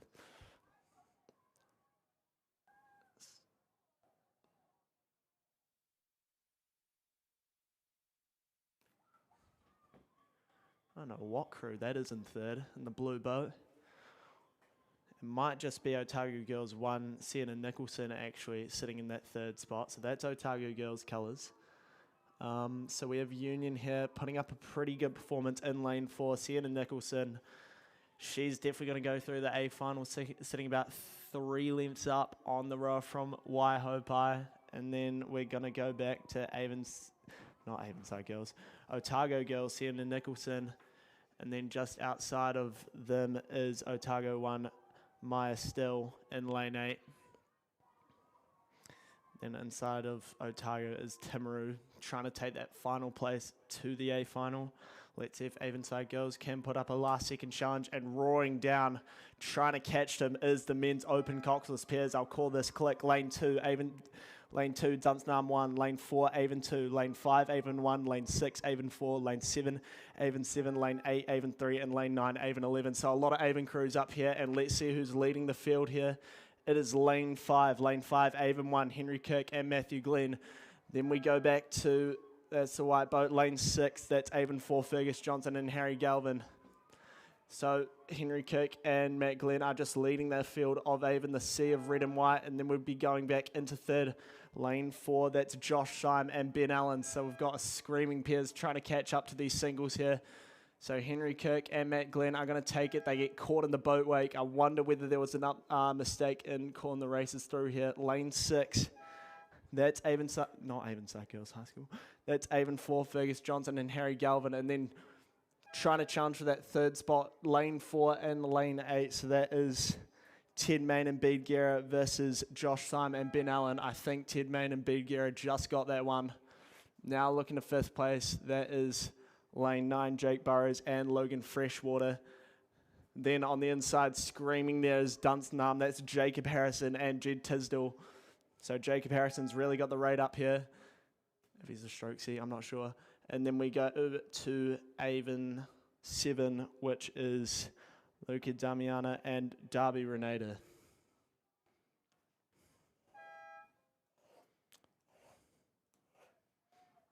Okay, so that's heat 1 of the open pairs.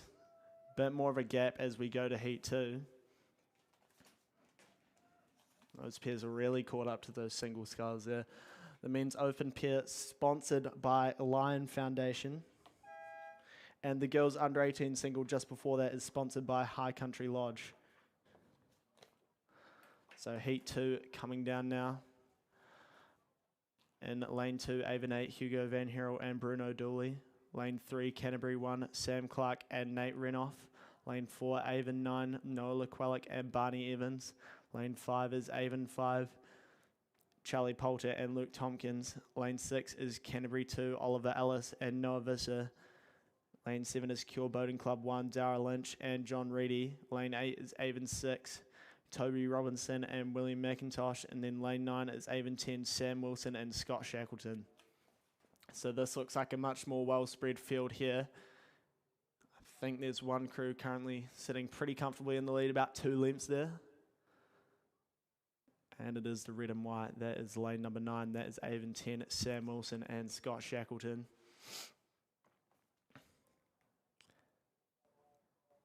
Then quite a way back, we'll probably be looking at Avon 6, Toby Robinson and William McIntosh. And then currently sitting in third is another Avon crew. I think that's lane 5, Charlie Poulter and Luke Tompkins.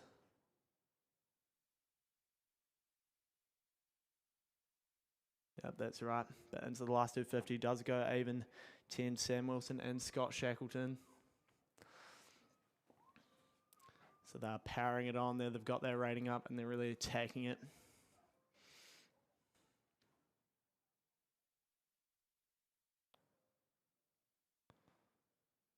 Just powering it on.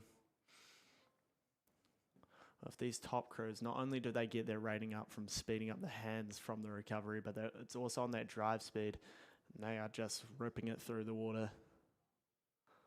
So that's lane 9, Scott Shackleton and Sam Wilson, and they are sitting about 3.5 lengths up on their Avon counterparts, Toby Robinson and William McIntosh, who are slowly being wound in by Charlie Poulter and Luke Tompkins. They're definitely not going to be caught. That's about 2 lengths there, 2.5 lengths, and then about 2 lengths back to another Avon crew inside of them, which is Noah Lequellic and Barney Evans. And then we get a Canterbury crew in lane 3 there, Sam Clark and Nate Renoff. And we'll be looking at Cure Boating Club there, Darryl Lynch and John Reedy. And then rounding out the field is Canterbury 2, Oliver Ellis and Noah Visser.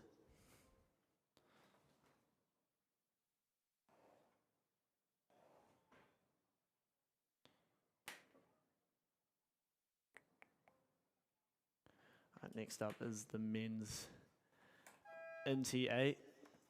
So these are second year rows. They're sponsored by City Podiatry.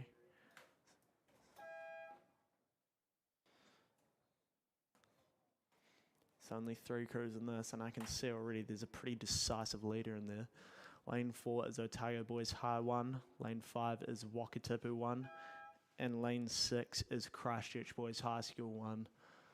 But you can't mistake that yellow boat. It's Wakatipu out there absolutely dominating before they've even got to the 500. I think outside of them, sitting in second would be Christchurch Boys High School, and then would be going to Otago Boys High School on the inside there. But coming up to the 500 metres is Wakatipu, and it is an 8, it's not an octuple, and they are sitting about, I'm going to say 5 lengths up on the rest of the field. So that crew is Cameron Hall, Baker Schmidt, Kaido Nakazawa, Tom Raynard, Flynn Weber, Phineas Thomas, Baxter Kingan, Henry Mornier, and Jesse Glover is the cox, coached by John Morrison and Jasper Crawford. So a pretty strong Inti 8 here, showing out, and then it might just be Christchurch Boys leading by a length, a bit less than a length actually. It's only 3/4 of a length, so it's a bit closer between Christchurch Boys and Otago Boys High. So Christchurch Boys 1, made up of Nick Dampier Crossley, Mason Tucker, Thomas Scott, Ben Williamson, Jay DeVillas, Ben Skelton, Tim Boswell, Bryn Flowerday, and Cameron Palmer as the cox.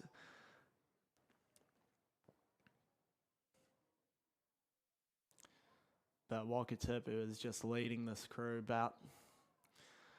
I'll be curious to see where they finish. I think they're about 60 metres ahead of the rest of the field here. But really powering it on. We'll have to check that rating as they come through the 100 metres there. Again, pretty good for Inti rowing at this point in the season. Now sitting at a 35, yep. So that's a pretty high rating for an Inti crew as they wind. Now really clearing the water with those finishes. Just drawing down a little bit. Just probably not ideal, but they're going to win by country mile here. There's an 100-metre win, so there's a very decisive win for Wakatipu. Meanwhile, Otago Boys are walking Christchurch Boys here, so Otago Boys a really good wind into second here. Let's see how many seats they can take off this Christchurch Boys High School crew. Who's the coxswain of that boat? That is Hunter Ruxton leading his boys. Can they get some clear water here? Christchurch Boys have just really dropped off the rating there, and Otago Boys are going to take that second by just a bit more than 3/4 of a length. No clear water there. That's the men's Inti coxed 8. Now we go to a bit more experienced boats. We've got the Women's Club Coxless 4 up next. Lane 3, Dunstanarm 2. Lane 4, Canterbury 1. Lane 5, Avon 2. Lane 6, Dunstanarm 1. Lane 7, Avon 1. And Lane 8, Oamaru 22. And this event is sponsored by CNR Insurance. So just a prelim race. No one's going to get eliminated. They're all going to race tomorrow. It's a good opportunity to see where you're sitting at among the rest of the field. Looks like a pretty well spread event.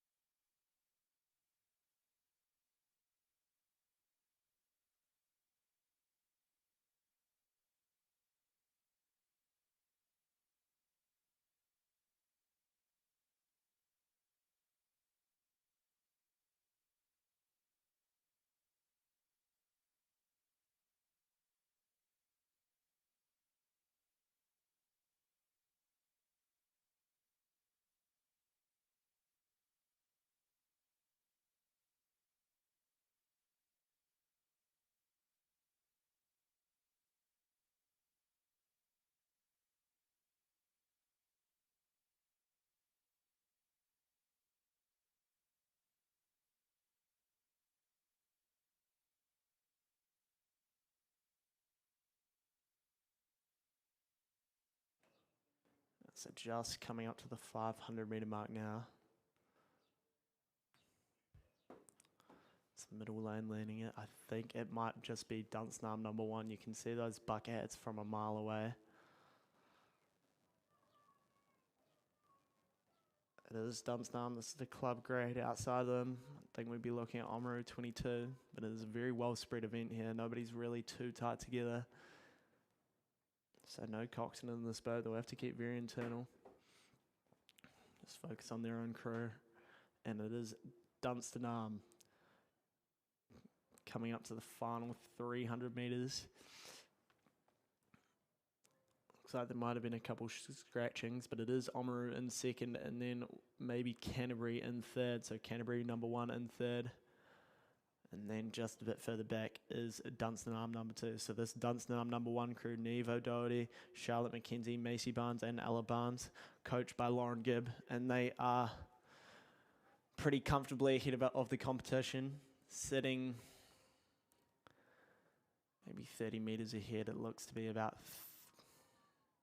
maybe 4 boat lengths, 4.5 boat lengths over Oamaru 22 of Emily Wainwright, Bridget Spittle, Sophie Spittle and Tessa Wright. In fact, I think Canterbury's just made a bit of a push. I think Canterbury might just be ahead of this Oamaru crew. So Canterbury made up of Lily Davidson, Meredith Lewis, Natalie Walsh and Georgia Wynyard. Here comes Dunstan, they're through. Coming up to the last 20 metres of this race, they'll just be looking to finish it off, and they're looking clean here. Really flat drive through the water, very controlled drive. So they're making sure all that power is getting translated to the movement of the boat. Nice job there from Dunstan, and now it's just Canterbury holding off this Oamaru crew. It's pretty close, it's 3/4 of a length. Canterbury's winding it up, but I think Oamaru is starting to close, and it's just going to go to a canvas over the line. So a canvas to Canterbury over Oamaru. And then we're going back to Dunstan number 2, and that is going to be the women's club 4 done.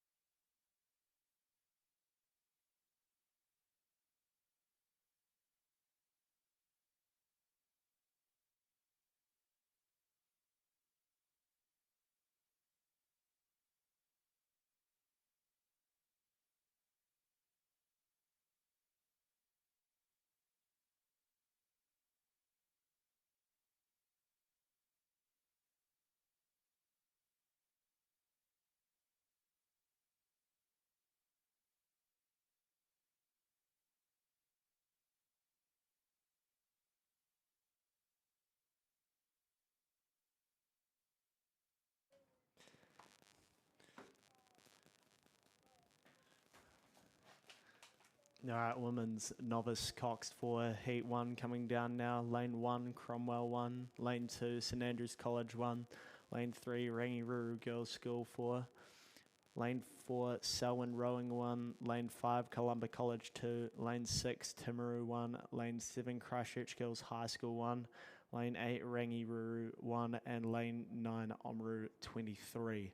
So we're looking at first 5 through to A final, and prepare to see a bit of a spread due to this being novice rowing. So this is their first season, so there'll be quite a difference in experience. So you do tend to see bigger gaps with novice rowing, and you do tend to see bigger comebacks.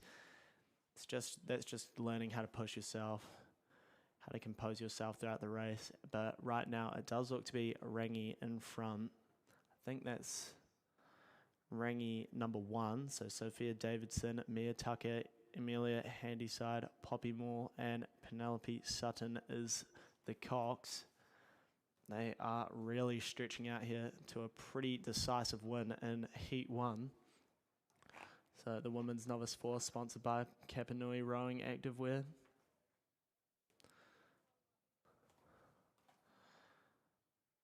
So coming into the final 300 metres of the race is Rangi.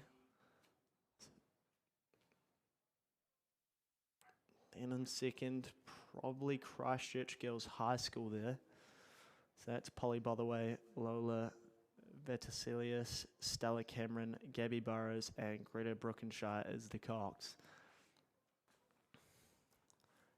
So Rangi's really powering through here. Final 200 metres to go here. So it is Rangi, Christchurch Girls High School. Just on the outside, that might be Oamaru 23, Penelope Sutton. No, that's the Rangi Cox. Oamaru 23 is Charlie Burnett, Millie Patterson, Kai Rawson, Leah Kofoid, and Tempe Oliver is the cox. But Rangi's into the final 100 metres here, and they're sitting about 5 lengths up on the Christchurch Girls High School crew, who in turn are sitting 5 lengths up on Oamaru, who in turn are sitting 5 lengths up on, I think that might be Timaru there. So really wide spread here in this novice grade.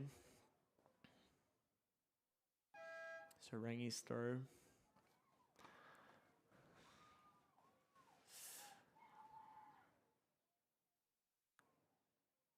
So this will be the first regatta for these guys. So just learning how to race, how to improve coming into the next day ahead. They can make up boat lengths at a time, these novice crews.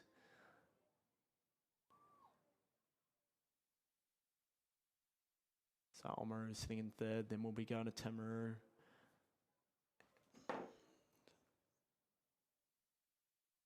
After Timaru, we've got Selwyn.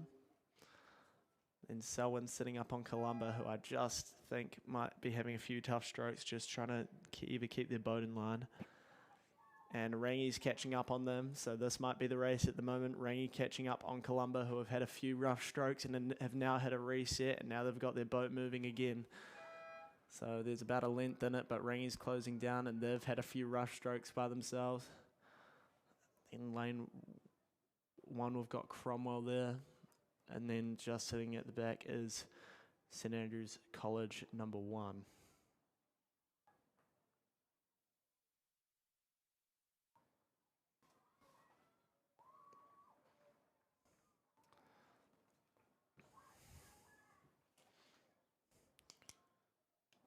So that's heat 1 of the novice coxed 4.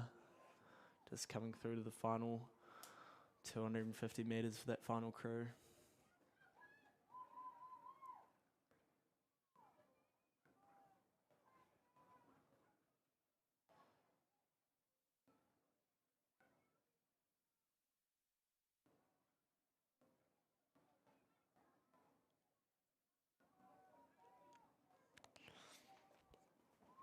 All right, heat 2 again. We're looking for first 5 through the A final, and then the rest will go to B final.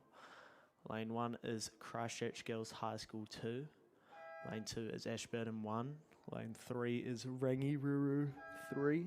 Lane 4 is Avonside Girls 1. Lane 5 is Christchurch Girls High School 3. Lane 6 is Oamaru 22. Lane 7 is Columba College 1. Lane 8 is Timaru 11. And lane 9 is Rangiruru 2. So I think this one's a bit more even in terms of racing. I think there's just one crew on the outside there.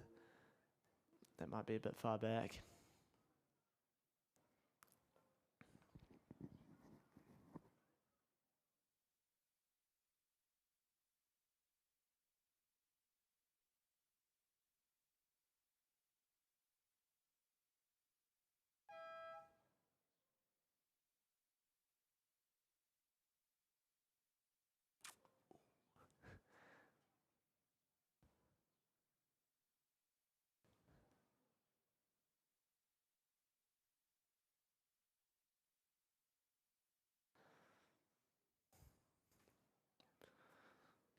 So let's see who's leading this heat 2. I want to say that's the colours of Oamaru, the yellow and black. We have Matilda Eisbister, Summer Brosnan, Hunter McClay, Grace Webster, and Isla Capelli is the cox. So that's who's currently leading here. On the inside as well, doing well, I think that's Christchurch Girls High School number 2, Alice Stark, Izzy Phillips, Annabelle Thornton, Georgia Matheson, and Savret Marley is the cox in that boat. So pretty close lineup for this first 5, I'd say. It's first 5 through to A final, and I think one of these crews who's holding their own will unfortunately be eliminated for the contention into the A final. On the outside there, also performing well, look to Rangiruru Girls number 2, Eve Malone, Sophie Murchison, Anna Turner, Lavinia Roberts, and Rose Chapman as the cox.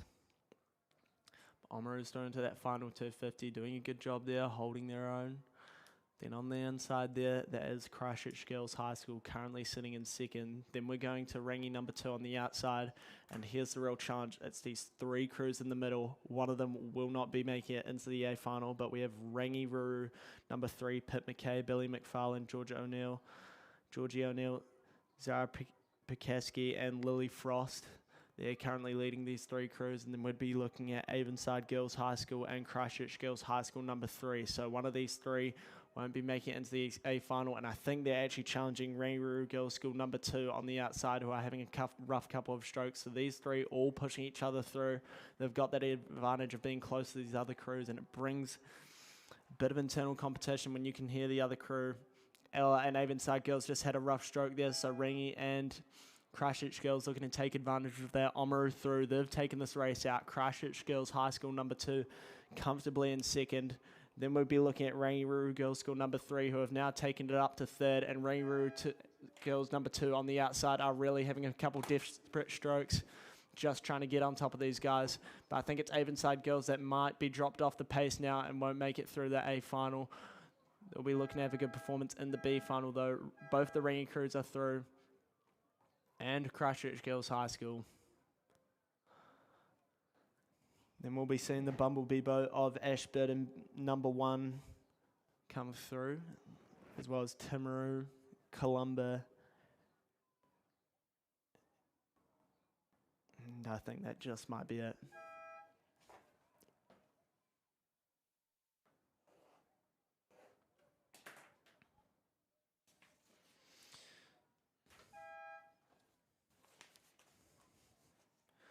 All right.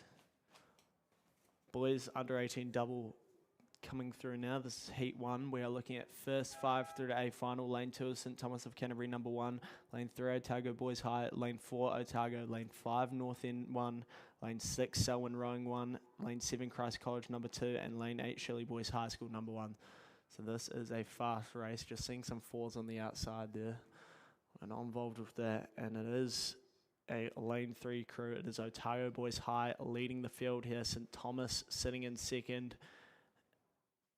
And then I think we might be looking at Shirley Boys sitting in third there. So Shirley Boys in third, and then we're going into the middle. And that is lane 6. That is Selwyn Rowing, followed by Otago, and on the outside of them, Christ College. But it will be Otago Boys High School who's going to take out a win by about 2 lengths over St Thomas. So those two schools going through the A final. Joining them will be Shirley Boys, but pushing up on them and trying to take the lead off them is Selwyn Rowing 1. So Selwyn Rowing, that is lane 6. That is Fergus Johnson and Samuel Lindors are trying to take the win off Shirley Boys, and the third place off Shirley Boys, and I think they're going to do it. Shirley Boys are going to have to settle for 4th, and then we have Otago coming in 5th, and that will be the A final. Following them up will be Christ College and North End.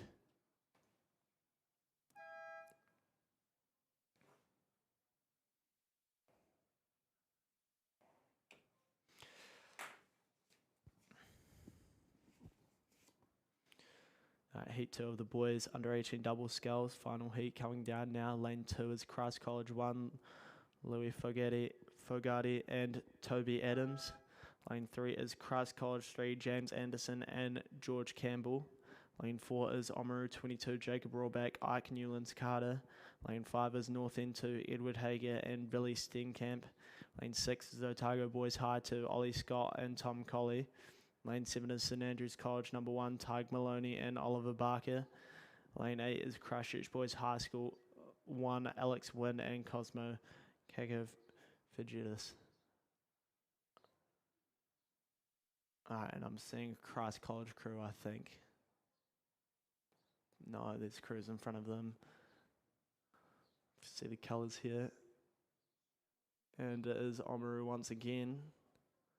Also looking for St Andrews and Otago Boys High School, Christchurch Boys all in the mix.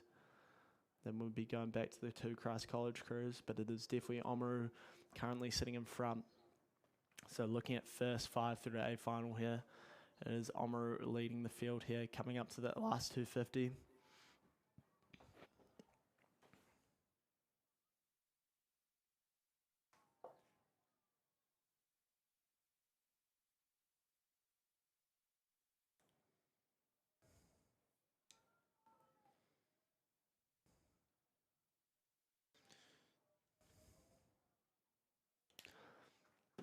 Oamaru is really powering it on. They've got their rating up. They're really attacking the catch. Very quick catches there from the Oamaru crew.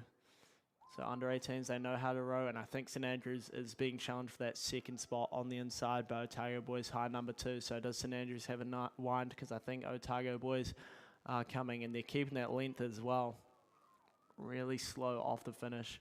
It's a bit unusual in the last 100 metres of the race, but here we go. Oamaru's leading through, and it's going to be a battle for that second place between St Andrews and Otago Boys High number 2, St Andrews College number 1, Tyg Maloney and Oliver Barker, really putting up a fight between this Otago Boys High crew. So both schools are staying long. They're not getting that rating up, so I think they're just peddling it along. It's quite interesting at Otago Champs, but Otago Boys go through, as do St Andrews. Outside of them is Christchurch Boys High School 1 taking that 4th spot, and then the final spot of the A final will go to Christ College number 1, Louis Fogarty and Toby Adams. And we have Christ College number 3 and North End number 2 rounding out the field for the boys under 18 double.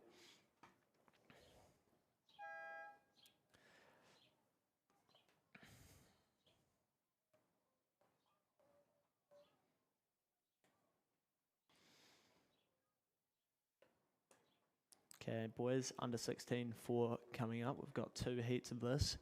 Lane 2 is Christchurch Boys High School 3. Lane 3 is St Andrews College 2. Lane 4 is Christ College 2. Lane 5 is St Bede's College 1. Lane 6 is Christchurch Boys High School 1. Lane 7 is Shirley Boys High School 2. And Lane 8 is Otago 1. So they got a bit of time. They're just coming past the K now into that third 500.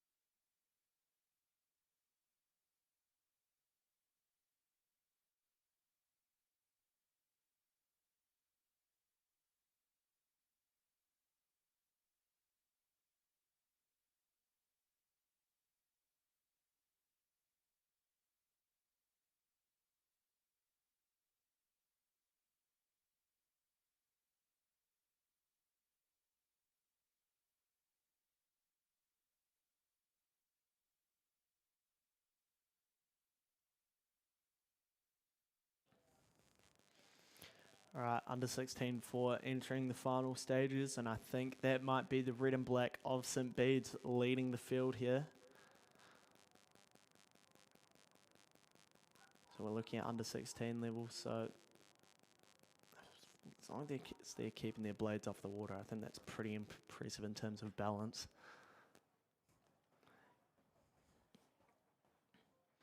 So St. Bede's just leading. I think that might be Christchurch boys, or is it Christ College on the inside there?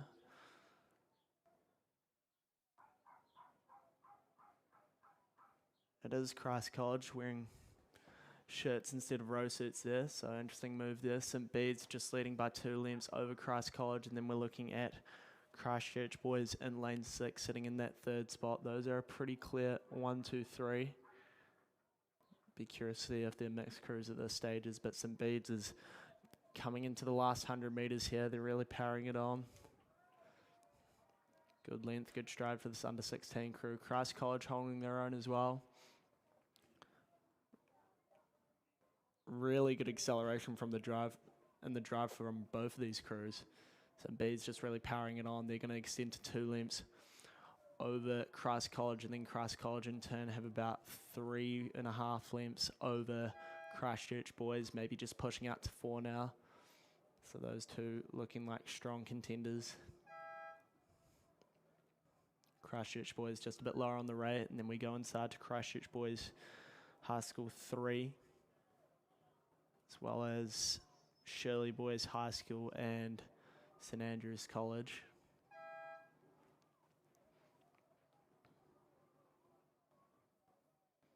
So good racing there. I think it's pretty close between Shirley boys and St. Andrews College here. Let's see how they go. I think Shirley boys just have a slight lead. So it's lane number 7 versus lane number 3. So Shirley boys and St. Andrews battling here. I think Shirley boys are just up a canvas over St. Andrews. Can they close that gap? Really emphasizing the swing there is St. Andrews, and I think they're just going to get them actually. Shirley boys stop before the finish.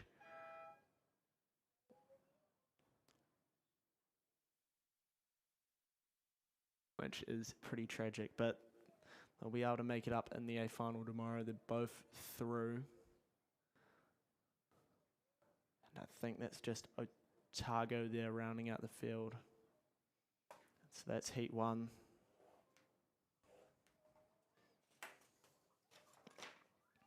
Heat 2 again, we're looking at first 5 through to A final. In lane 3 we have St. Andrews College number 1. Lane 4, St. Bede's College number 2. Lane 5, Christ College number 1. Lane 6, Selwyn Rowing number 1. Lane 7, Christchurch Boys High School number 2. And Lane 8, Shirley Boys High School number 1.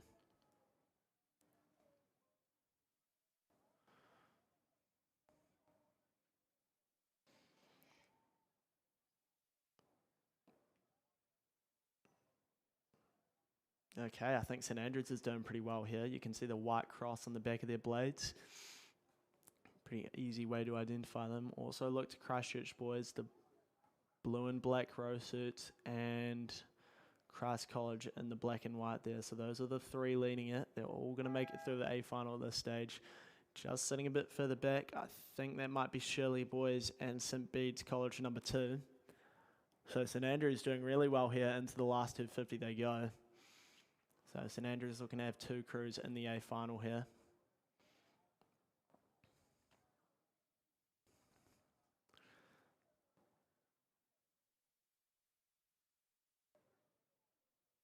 So really powerful stroke through the water here from St. Andrews. Balance, they're setting up, and I think they're just sitting a length ahead of Christchurch boys, but here comes Christ College over the top of Christchurch boys. I think Christ College are trying to get a bit of a walk on here. So this is Christ College number 1, Sage Carter, Max Ingalls, Joshua Padachi, Charlie Wilson, and Arthur Orbill trying to get over Christchurch Boys High School number 1, and these 2 crews are also closing in on St. Andrews. St. Andrews is going to take the win here. Pretty comfortable, about 2.5 lengths up on Christchurch Boys and Christ College. Christ College together, bow ball for bow ball over the line. Let's see who gets it. I think it's Christchurch Boys making the final push here. They're pushing out to a canvas, really extending here is Christchurch Boys.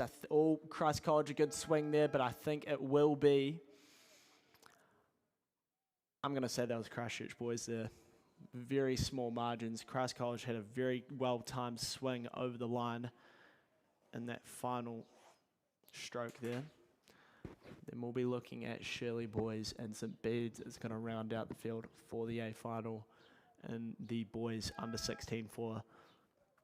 Looking now for the boys under 17 coxed 4, and this is the fastest 10 through to A final. So there's only going to be one crew that drops off here, and it's going to come from Heat 1. Lane 3 is Christchurch Boys High School 1. Lane 4 is St Andrews College 2. Lane 5 is St Bede's College 1. Lane 6 is St Thomas of Canterbury number 2. Lane 7 is Timaru 31, and Lane 8 is Wakatipu 1.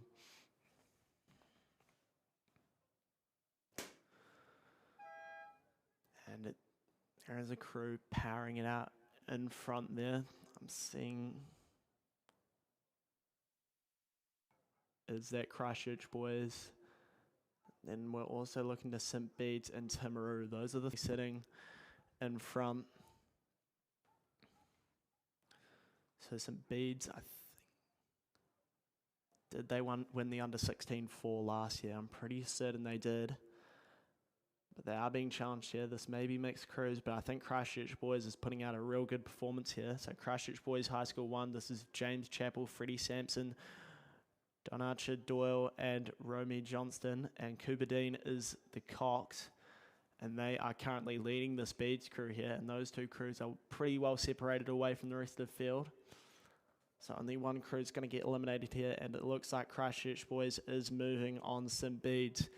But St Bede's is only sitting maybe a length and a half back. Can they close it down? Can they get rid of that clear water in between Christchurch Boys and St Bede's? I think Christchurch Boys is just going to hold on here, sitting strong, sitting powerful, really tall with that finish there is Christchurch Boys. Really interesting seeing the different rowing styles here. You see Christchurch Boys just draw a bit lower. You can see those shoulders getting to work. They sit tall at the finish. Bede's really good at getting that length, getting that hang. It's going to be a length and 3/4 to the way of Christchurch Boys over St Bede's. St Bede's sitting about 3.5 lengths up on Timaru. And then a bit of a battle for that 4th and 5th place between St Andrews and the yellow boat of Wakatipu. I think it's Wakatipu by just half a length. Wakatipu's walking over St Andrews here. Can St Andrews make a final push here? It's just going to be Wakatipu by half a length over St Andrews. St Andrews gets that 5th and final spot into the A final, and then St Thomas will round out the field there.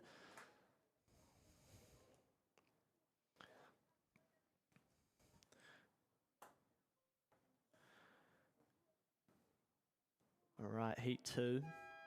This is the boys under 17 cox 4. So boys under 16 4 was sponsored by Breen. Boys under 17 4 sponsored by Cabanua Rowing Active Wear.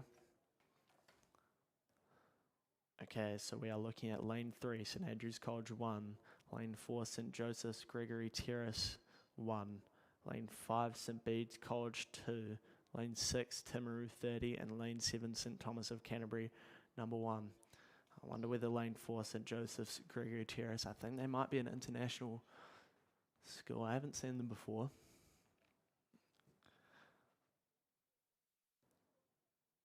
Those are pretty unique row suits, and I think they might be leading the field here. If St Thomas has anything to say about it, though, those are the two I'd say, but it is St Joseph's leading the field here in the second heat of the boys under 17-4. So we're looking to St Joseph's and then St Thomas, but I think St Thomas might be just getting to work. I think they're sitting about a length back. Then we look to Bede's and Timaru in that battle for 4th. Then we'll be looking at St Andrews, currently sitting in 5th. So pretty close race. St Joseph's are into the last 250, as are St Thomas.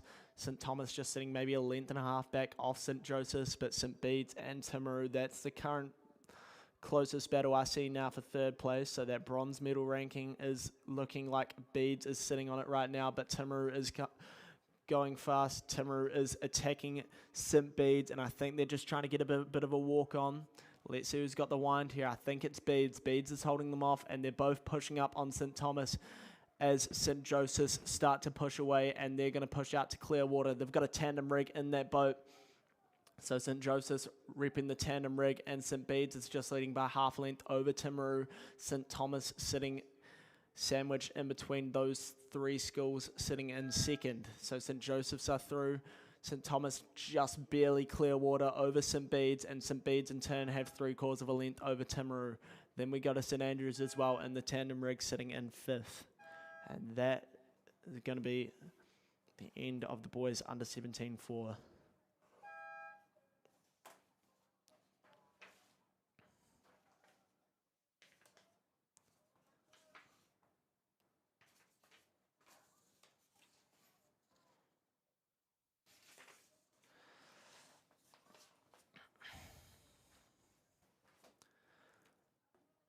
I think we've just got a bit of a gap. Next up is the men's club singles. We've got 3 heats with first 3 through to A final and then 1 next fastest. Men's club singles sponsored by High Country Lodge.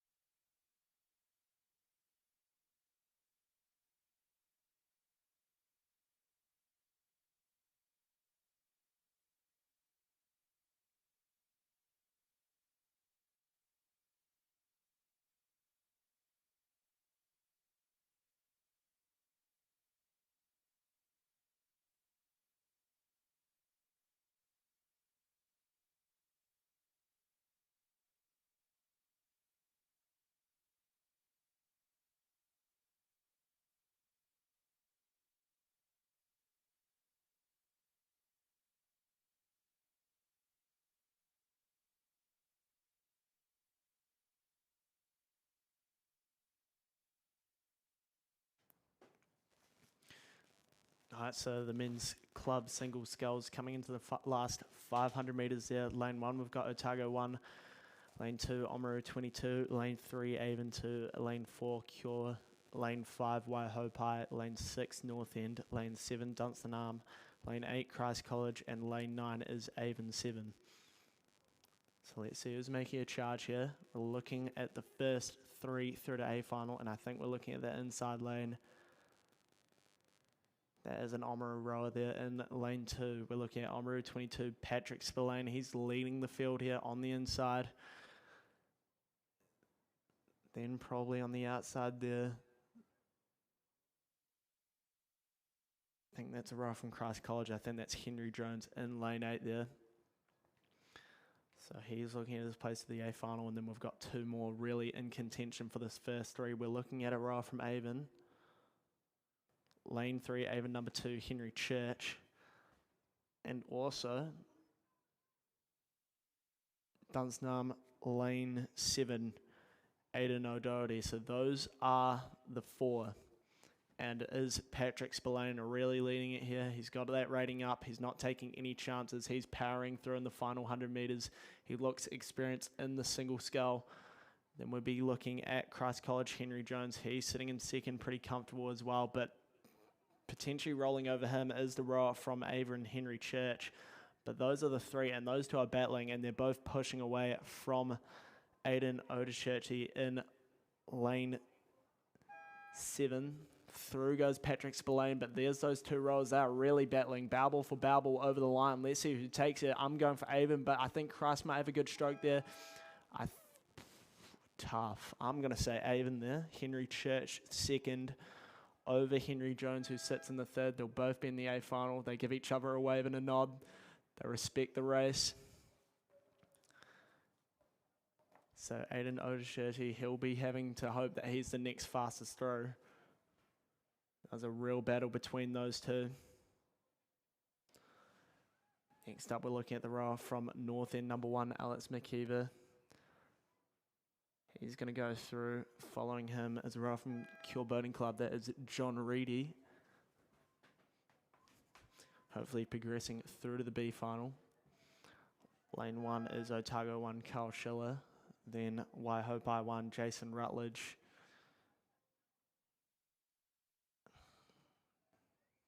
That might be Avon number 7, Harvey Cross. Rounding out the field there. So that's the first heat of the men's club single. We've got another gap till we get to heat number 2, but heat number 2, we have lane 1, Canterbury 2, Liam Collins. Lane 2, Cromwell 2, Stian Langvik. Lane 3, Christ College number 1, Seb Gray. Lane 4, Oamaru 25, Kobe Saul. Lane 5, Avon 6, Jamie Sopert. Lane 6, Avon number 4, Gabriel Bingham. Lane 7, Ashburn number 2, Geordie McGillan. Lane 8, Wairo 11, Zachary Jenkins. And lane 9, Dunstanarm 2, Luca Mains Upson. So they've all just come past the K into the third 500.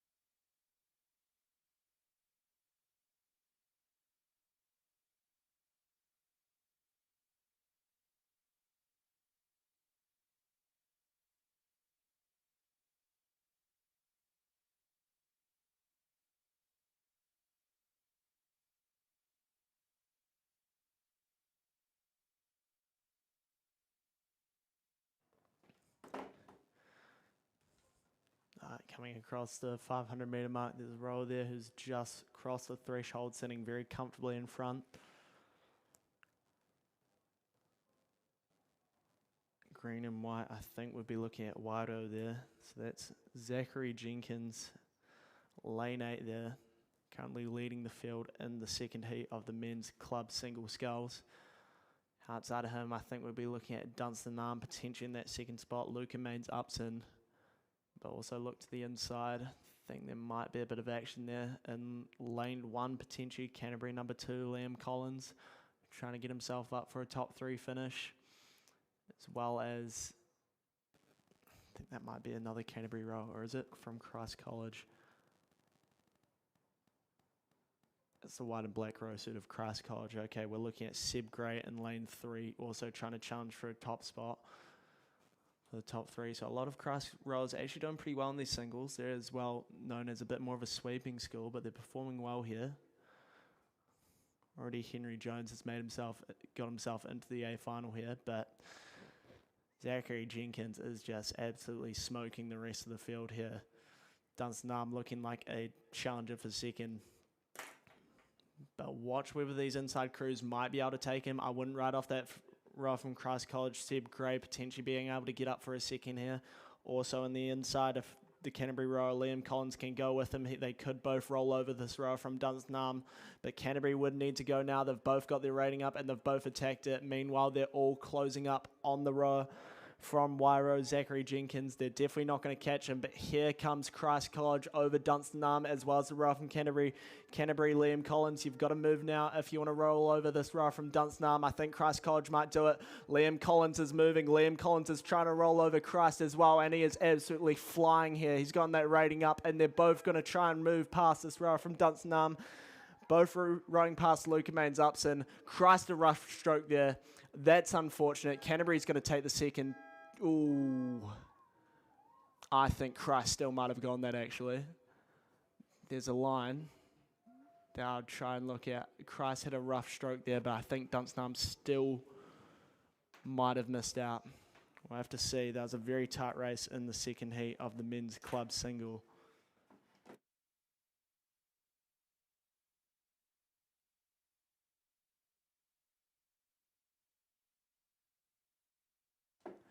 So there is one next fastest, so there is a bit of a safety margin, could you call it that, in case you don't get into the top 3. Anyways, heat 3 just a bit further back. I think they're in that second 500 now. We'll be looking at lane 1, Dunstan Arm 1. We're looking at Dylan Acton. Lane 2, Avon 5, Jack McStay. Lane 3, Ash Burden 1, Caleb Armstrong. Lane 4, Oamaru 24, Ralph Henderson. Lane 5, Canterbury 3, Mark McDermott. Lane 6, Oamaru 23, Cooper Lynch. Lane 7, Cromwell 1, Jack Spriggs. Lane 8, Canterbury number 1, Tim Chapman. And lane number 9, Avon number 1, Kobe Good. So just in that second 500, we'll catch them as they go through. I think that's the colours. Is that Dunstan Arm? No, there's no Dunstan Arm in this. Just coming past the K here. So there will have to be some crucial moves into the K here for these rows trying to get up into the top 3. Pretty well spread field, very flat conditions as they come up to the K here. I'm struggling to see those colours.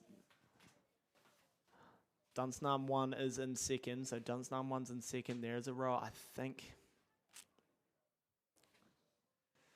might be Canterbury, Tim Chapman in lane 8 there, who's leading it, but then there's a whole field challenging for that 3rd spot, so that 3rd spot is well up for grabs in the men's club single sculls. This is the final heat, so watch out. There will be some critical moves as they come past the K.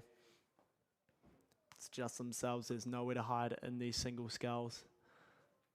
They've got the flat water and they'll be really looking to attack. Rating won't be as high in these singles compared to the larger boats. You're probably, the only time I've heard of somebody rating very high in a single was the 2024 under-18 single, I think. That was from McLean's. He held a rate of 40 the whole race, but that is very...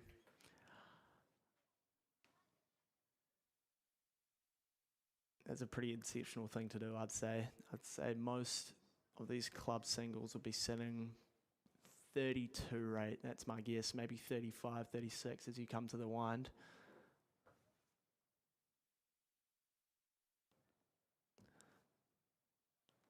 So it was Dunstan Arm who actually took the 3rd spot over the rower from Christ College, which was Seb Gray. So Seb Gray, he'll be trying to look to that next fastest time, try and give himself another chance. So some very close races in this men's club single. It is not disappointed.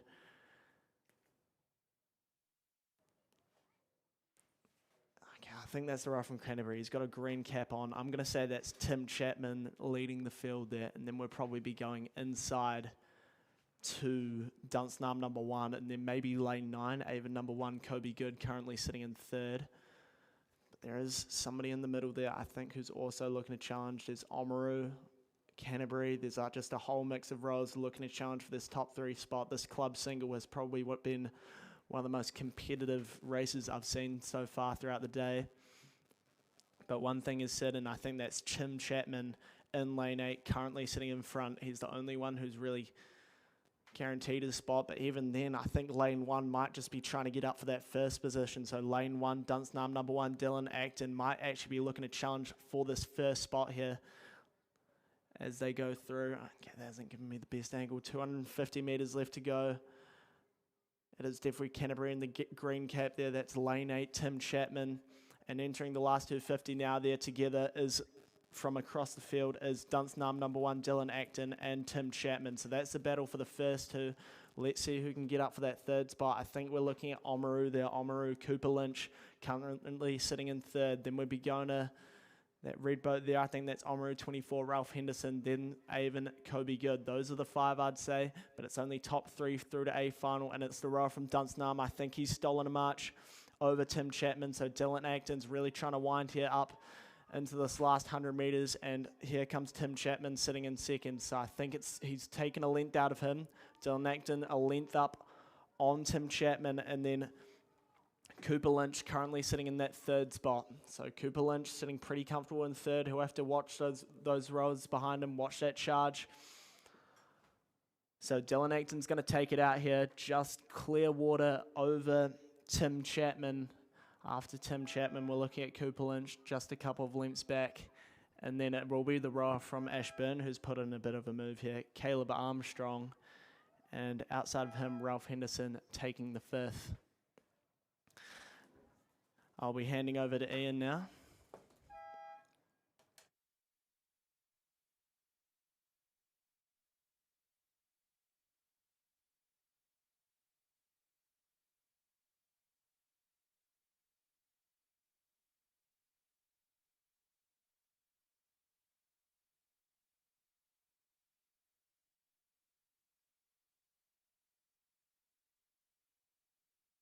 Thanks, Will. Another good shift. I don't know if you needed to tell me that you only woke up 10 minutes before you did your first shift this morning, so we'll have to do some work in the commentary team warm-ups before you get on tomorrow morning and make sure you're waking much earlier than that. But girls under 18, girls under 16, coxed 8 it is.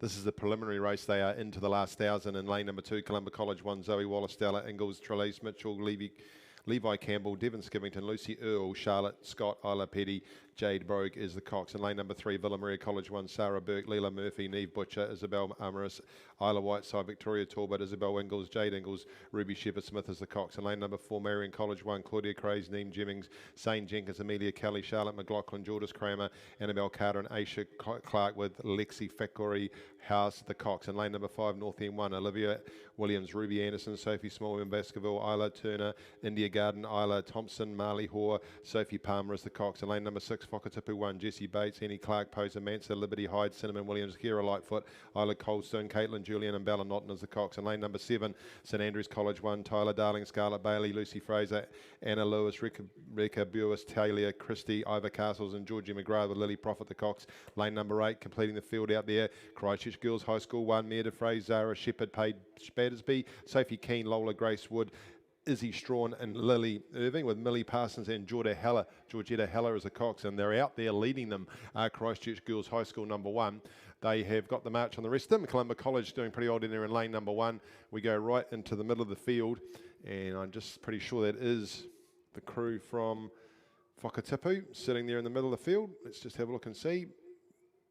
It is nice to see, and they're holding on to third. So we're looking just to get their preliminary placings so they can go through and come back tomorrow and have another crack at it. This is brought to you by Breen Construction, the leader in construction industry since 1939. Everywhere you turn, you'll find examples of their work throughout Otago, Southland and the Mackenzie country.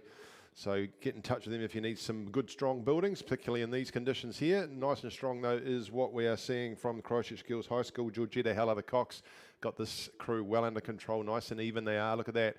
Very little splash, as you would expect from these fantastic conditions. And they're looking well drilled, this under 16 coxed 8. Just holding on to second there is Whakatipu. Columba College. Some very keen parents I know watching on to that crew. And I know a very keen grandfather is out and about doing his thing too. We'll be taking an eye on that crew. We go across on the outside to St Andrews College. Then we come back inside to Villa Maria. Lexi doing the coxing there. And then we go across to the crew from North End. And then we go back to the crew from Marion, just alongside the umpire's boat there. So nice effort here from Christchurch Girls High School. Georgetta's got them under control. They'll come back tomorrow. And this the girls under 16 coxed 8, and they'll have a crack. Just giving you the men's club single sculls. Dunstan, heat 3, time is 7:38, pretty tidy. And this looks like the crew. Whakatipu going across the line now to take that. Second position in Columba, having a real crack here at St Andrews. There's not much between these two crews. The little green bow of the Columba College crew will actually take it out, though, by a full 2 seats on the line. So nice effort there for them to pick up that third. They'll find themselves in the middle of the course tomorrow next to St Andrews, and on the other side of them might be Villa Maria. Then we go back to North End and the crew from Marion. That's the girls under 16 coxed 8 preliminary. The girls under 17 coxed 8 preliminary is now into the second half of the course, and we go into there and we can see that Villa Maria College are in lane number 4. That's Villa Maria number 1. That's Oriella Morton, Camelia Tauroa, Sophia Damiani, Elizabeth Cochran, Selena Climo, Sarah Nicholson, Sophia Taylor, Abby Norman Larter, and Alyssa Clark, coxed by the mighty Kevin Mates and Phoebe Collier. Lane 5, Rangiruru Girls School number 1 with Georgia Kelso, Jasmine Collins, Martha Richards, Isabel Carnahan, Bo Crookshank, Mila Wilk, Adi Cathray, Zoe Fahey and Phoebe White is the cox, coached by Fee Patterson. Lane 6, Rangiruru Girls School number 2. Looks like they might have a slight advantage over the number 1 crew.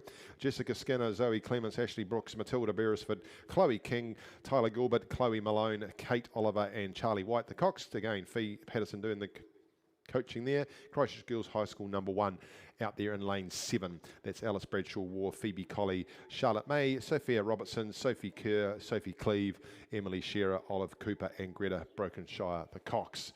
Down they come, Rangiruru doing the business. Both those crews out there in the middle of the course. Then it's Christchurch Girls, then it's back to Villa Maria.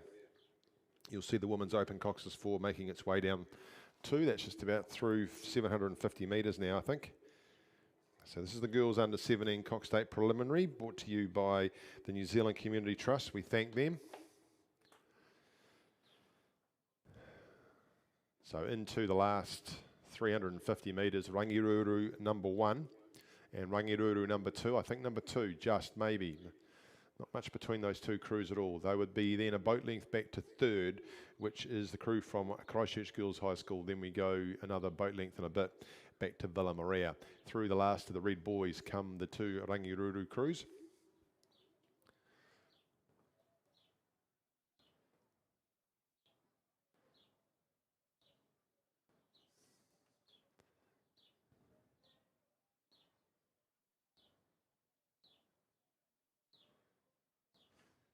And both of them sitting at 33, 34 as a rating. Very identical, these two crews. They're like carbon copies. The only difference I can see is that the 2 coxes are sitting differently. Slightly hunched over on the left-hand side is Phoebe White compared to on the other side, Charlie White, who's sitting up nice and high. Different spellings on the white too. So they look at each other. Number 2 crew just got the advantage over number 1. I wonder if they'll give it a wee burst as they get towards the end of number 1 crew. But number 2 through to the Red Boys now. 100 metres to go now.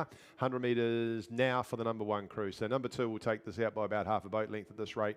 We then go back 2 boat lengths to Christchurch Girls High School and then to Villa Maria College, who would be another 3 boat lengths back there in lane number 4. That will complete the Girls Under 17 Coxed 8 Preliminary. The Women's Open Coxless 4. There are 1, 2, 3, 4, 5 crews on the course. That's good because that's how many there's supposed to be. In lane number 3, Rangiruru Girls School number 1, Phoebe Ensor, Alice Duffy, Tallulah Nelson, Maddie Young, coached by Fee Patterson. In lane number 4, Avon 2, Lily Grant, Sadie Mason, Anya Leeson and Gemma Burrows. Lane 5, Avon 3, Sasha Delman, Emily Ryle, Tyler Stewart, Tegan Smith. Lane 6, Avon 4, Isabel Williamson, Coco Flood, Jessica Tavendale, Georgie Bethel. And in lane 7, Avon 1, Elka Thurston, Imogen Boxall, Phoebe Collier, Isabel Welsh. So a good blend of experience and recent school rowers coming down on that course. We have a look now. We can see that it's Avon 2 holding the advantage by 2 boat lengths, I would think, over Rangiruru number 1. Then we'd go to Avon number 4 out there in lane 6, probably just about a boat length back from the Rangiruru crew. And they are splitting Avon 3 and Avon 1, who would be a boat length back either side of them as they come down that course. So early doors, it is with the Avon 2 crew, Lily Grant, Sadie Mason, Anya Leeson, Gemma Burrows. So Anya, who was with St Margaret's last year. Sadie, who was here at Twizel, went away with the New Zealand under-19s. And just shows what the progression can be. No matter where you start in rowing, you put the work in, you can get to where you want to get to if you put that effort in. They are out to 3 boat lengths now, and that second crew from Avon 4, Isabel, Coco, Jessica and Georgie, they've made their way through into that second spot over the Rangiruru crew, and bringing alongside with them, they have got the Avon number 3 crew of Sasha Delman, Emily Ryle, Tyler Stewart and Tegan Smith. So a good smattering here too of some of the athletes that went away with the New Zealand Universities team this year too. You see Isabel Welsh out there, and you can see Tyler Stewart out there. So those of you who are just starting as novices, there is a pathway within New Zealand rowing. So and a welcome, of course, to Jared Cumming, New Zealand General Manager of rowing, New Zealand Rowing General Manager. He's here on the course. Been out in the safety boats this morning, he tells me. First time he sat for a while and actually watched some racing, so good to have the interest in New Zealand rowing down here. And through to the last 130 metres now goes the Avon number 2 crew. In this preliminary of the Open Coxless 4, they'll come back tomorrow. They'll be in the middle of the course, this crew. They've got 2 boat lengths now over the Avon number 4 crew, who are now moved clearly into second. They've just about got a boat length over the Avon number 3 crew just inside of them. Are looking to wind up a bit, and they've now gone past Orangi Ruru, who are now drawing up alongside the Avon number 1 crew.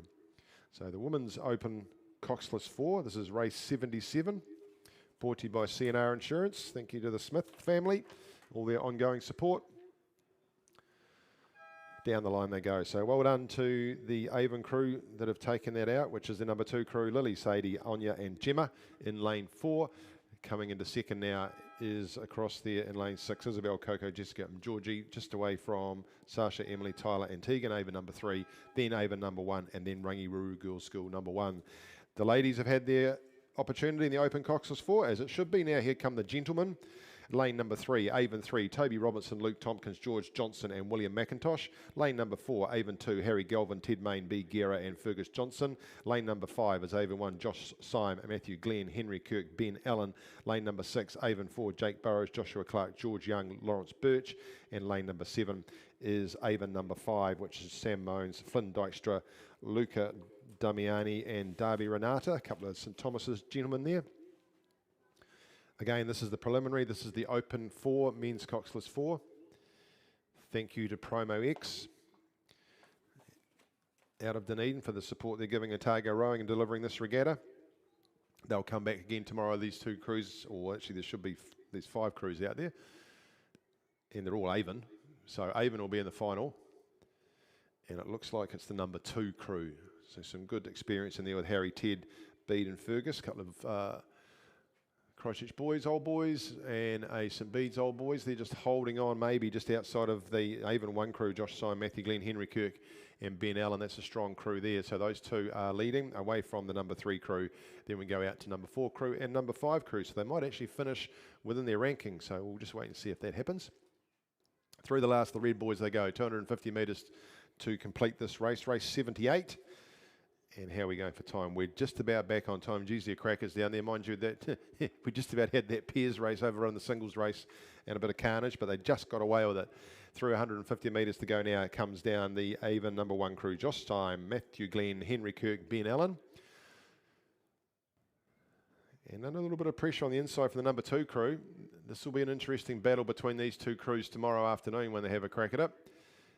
And 300 metres to go now. So both crews just starting to wind up. Standard riggings on both of them. There is a half a boat length there to the number 1 crew over the number 2 crew as they come down to the line. And they're all just, no, they're holding on to that lead as the number 1 crew. Just, and it'll be about when they get there, rating in the high 40s. Geez, they got up to 45 then just as they were coming down. And then we go to the number 3 crew. It looks like that's exactly where they'll finish. And then we'll go out, they are probably 2 boat lengths back, then another 3 to 4 boat lengths back to number 4 crew, and we go another 6 boat lengths back to the number 5 crew. Men's Open Coxless 4. Looks like we've got a bit of a gap here, gents, ladies and gentlemen, team. So you're all doing very well, but I can see a couple of little pieces of rubbish out there. So let's just make sure that what we bring in we take away with us, or we find the old rubbish receptacles. So if you can just pick up anything around you, that will make life easier for all of us. And we're at lunchtime, so good time to put on some more sunscreen, get some more water, and out the back you can go and buy yourself an ice cream from Mr. Whippy, you can get a bacon sandwich, you can get a pizza, you can get coffee. You can go and see Erina down there. There's a few queuing there for coffee. You can go to the Rose Shop and get coffee and muffins. You can go to the Rose Shop here and get yourself some lovely sandwiches, whatever you like. But please make sure you put the rubbish away. And a big welcome, of course, to our patron and great stalwart of South Island and New Zealand rowing, Fred Strawn, who I can see down there on the decking, doing his thing and just watching and listening intently. Great to have you here, Fred, and I hope you're enjoying yet another Otago Rowing Championships for you. And I hope that Kelvin's getting lunch for you. He's busy talking behind you instead of listening to what you might like for lunch. We are moving on to the girls under 15 Cox 4. They've just been let go.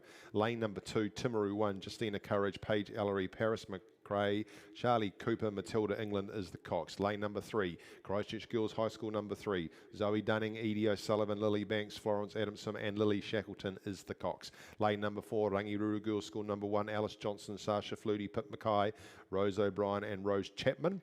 Lane number 5, St Andrews College 1, Tabitha Fiera, Alex Hayler, Isabel Fanine, Isla Sullivan and Emma Shee is the cox. Lane number 6 will be Timaru 11, Genevieve Wiggins, Emma Johnson, Sophie Burton, Penny Bell and Amelia Murdoch is the cox. Lane number 7 is Oamaru 22, Isabel Wainwright, Amelia Tartone, Ava Goodall, Sasha Wright and Georgia Guy.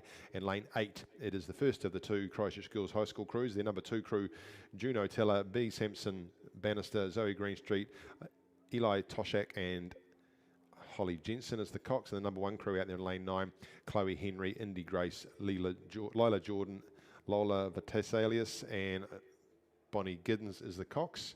Men's Open coxless 4. That Avon number 1 crew went through in a time of 6:19.91. The Women's Open coxless 4 went through in a time of 7:05.49. Rangiruru Girls School number 1 leading the girls under 15 cox 4 as they come through 500 metres. Just on the inside of them would be Christchurch Girls and then Timaru. Not much between those crews. We go across to the 2 Christchurch Girls crews looking pretty strong, and Oamaru right next to them, then Timaru and St Andrews just a little bit further back than the rest of those crews. This is the girls under 15 cox 4. Brought to you by the Aotearoa Gaming Trust. We thank them again for their support.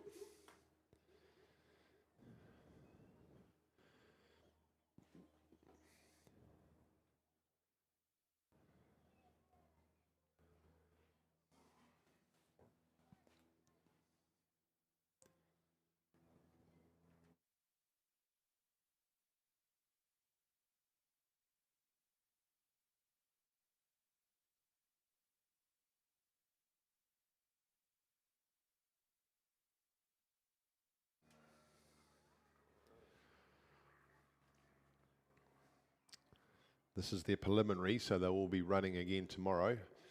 And it is the 3 inside lanes that have got the advantage at this stage as they head up towards the 1,000 metre mark.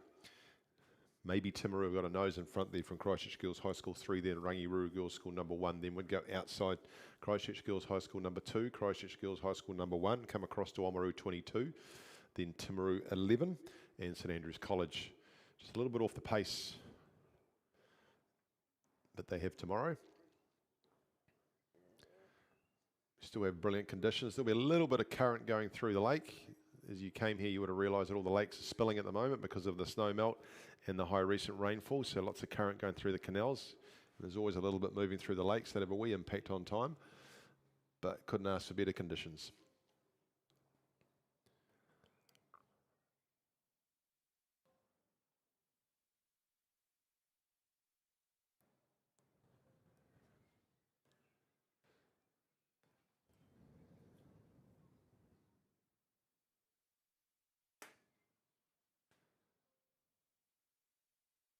So a couple of moves at the 1,000 there. You can see Christchurch Girls High School and Timaru have started to push out from the rest of the field. They've now got a boat length over 3rd, which is Rangiruru. If you look down the course and you're going left to right, you can see Rangiruru sitting there in lane 3. The yellow caps are a bit of a giveaway. Right on the outside, then we go to lane 8, Christchurch Girls High School number 2.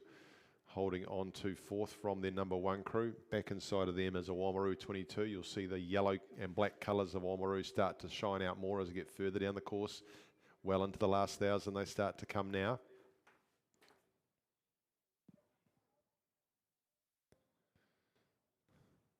So a long way for these under 15s. Some of them will be in their first year. Some of them will be novices from last year.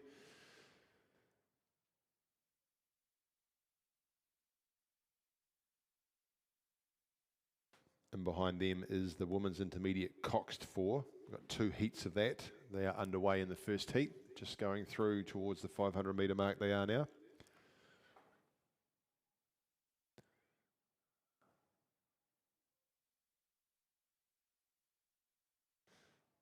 And if you haven't been for a wander after lunch down to the 1,000 metre mark, strongly encourage it. It's a good walk and you get to see up close as you'll get them coming through that transition and some of the calls that go on. And a lot of those crews will be making a move at the 1,000 to try and get the jump on the rest of their opposition. So if this is your first time down here, go along up there, have a look, and you'll get a better taste of the action. Christchurch Girls High School though, just sitting here nicely.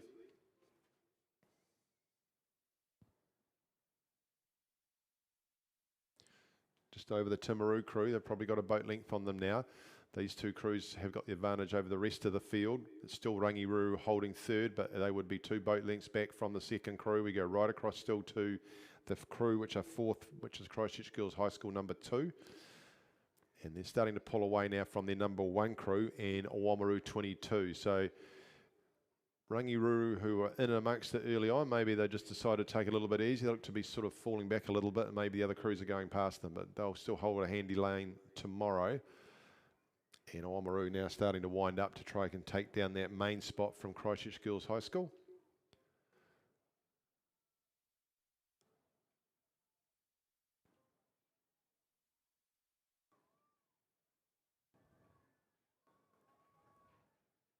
Working hard, these two crews, sitting at 33 Christchurch Girls.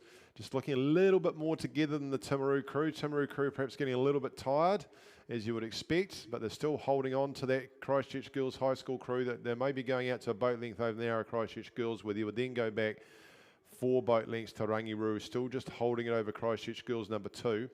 Over Christchurch Girls number 1, back into the middle to Oamaru. Then we go back, it would be 6 boat lengths, I would say, to Timaru, and then another 6 or 8 boat lengths back to St Andrews, just having a few challenges in the middle of the course. But down here we go, into the last 100 metres in Christchurch Girls High School in this girls under 15 Cox 4 preliminary, just holding on to their advantage over a very hard working crew from Timaru. They'll be pretty happy with that to still finish second here. 3/4 of a boat length will be the final margin there.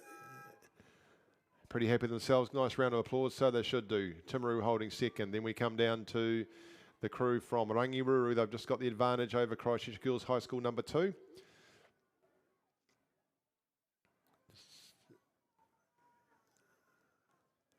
They'll take by 3/4 of a boat length over them, they will, and then it will be a Christchurch Girls High School number 1, and Oamaru having a bit of a dab down the inside to try and roll over the top of that number 1 crew, and it looks like they will just on the line. They'll get it over by a bowel, they have, and then we've got the crew from Craighead or Timaru back in the middle of the green boat, right in the middle of the course, and another half a dozen boat lengths back to St Andrews. Women's Intermediate Cox 4, Heat 1's on its way. They're well into the second half of the course. Let's give you the crews for that. Lane number 3, Rangiruru Girls School number 4. Liviana Roberts, Billy McFarlane, Amelia Handyside, Poppy Mauler and Charlie Waters, the Cox. In lane number 4, Christchurch Girls High School number 2. Polly Botherway, Ava Bryant, Stella Cameron, Gabby Burrows and Georgetta Heller is the Cox. Lane number 5, Avonside Girls School number 1, and Gabby Chapman, Kate Burgess, Olivia Lycan, Kira Knighton and Emily Coetzee is the Cox. Lane number 6, Dunstanarm number 1, Lisa Tolson, Maria Teresa Screams, Alyssa Wilson and Gemma Mee with Kate Baskerville, the Cox. Avon number 1 are in lane 7, Zahara Abisekera, my apologies, Bridget Moyer, Amy Zulawiski and Nina Mackay with Isabella Hope Murray, the Cox, and Rangiruru number 1, lane 8, Anna Turner, Matilda Kuma, Georgie O'Neill, Alice Sharp and Lily Frost. They are into the last 1,000. Rangiruru number 4, just sitting second, just behind the crew in the middle from Dunstanarm.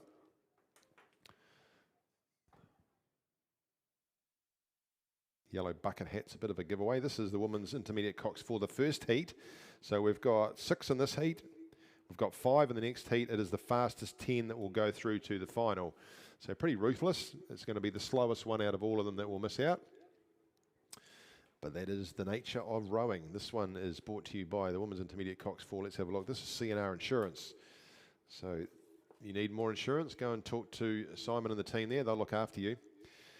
And we're running down now with around 350 metres to go, and it is appropriately that the Dunstan crew are leading, just I think from Rangiruru, but those 2 crews, we go back 4 boat lengths to anybody else.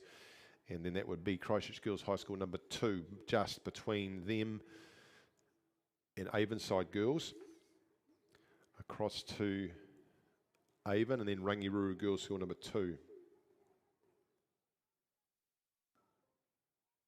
So Avonside girls in the middle there with the green, the red and the white. Just sitting ahead of the Christchurch Girls High School number 2. So Avonside girls will be sitting third at this stage, but they would be 6 to 8 lengths, boat lengths back from Rangiruru holding second, who are boat length back from Dunstan, who are leading. Second heat is on its way. They are into the last part of the first half of their race. They're coming up to 1,000 metres. There's 5 crews in there. We'll bring you those as once we've got a conclusion in front of us. A little bit of weed out there in the lake, but hasn't caused too many issues with the rowers so far today. Down to 100 metres to go now for Dunstan, and 100 metres to go for Rangiruru now. So that gives you an idea of the distance between them, and just quickening up towards the finish. Dunstan, nice and long, leaning right out into the rigger that they are on the side, and standard rigging boat. Nice clean catches.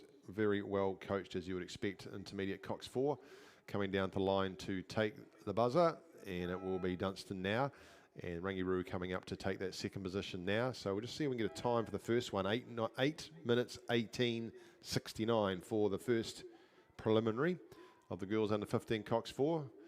And now the battle comes down for third and fourth, and it still is Avonside just holding on over Christchurch Girls High School number 2. Very close though. They've got half a boat length. They've got 50 metres to go. So can Christchurch Girls High School eat into that to get themselves a quicker time? They are gaining on them. They're now down to a canvas. So a nicer run to finish on their boat for Christchurch Girls High School. It's going to come down the line. Still half a canvas there. Avonside take third from Christchurch Girls. Then we go back 3 to 4 boat lengths to the crew from Avon, and then another 5 boat lengths back to Rangiruru.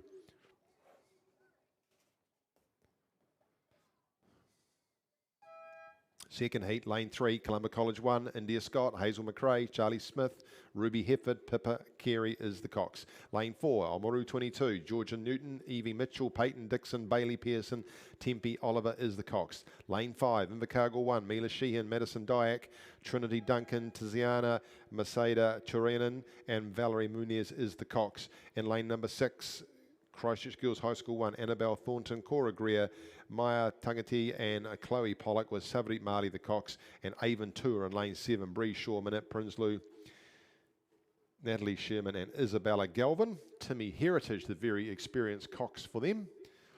So he'll know what he's doing out there, but we go right out. In fact, he must know what he's doing because it looks like Avon are in the lead.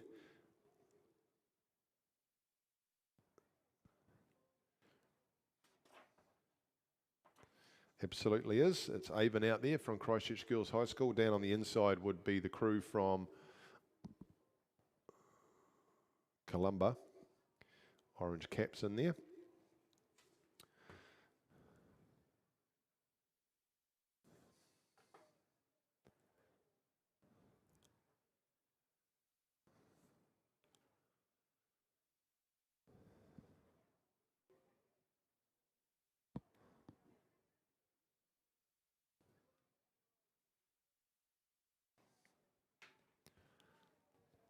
So big lead for Avon, back to Christchurch Girls High School, back to Columba.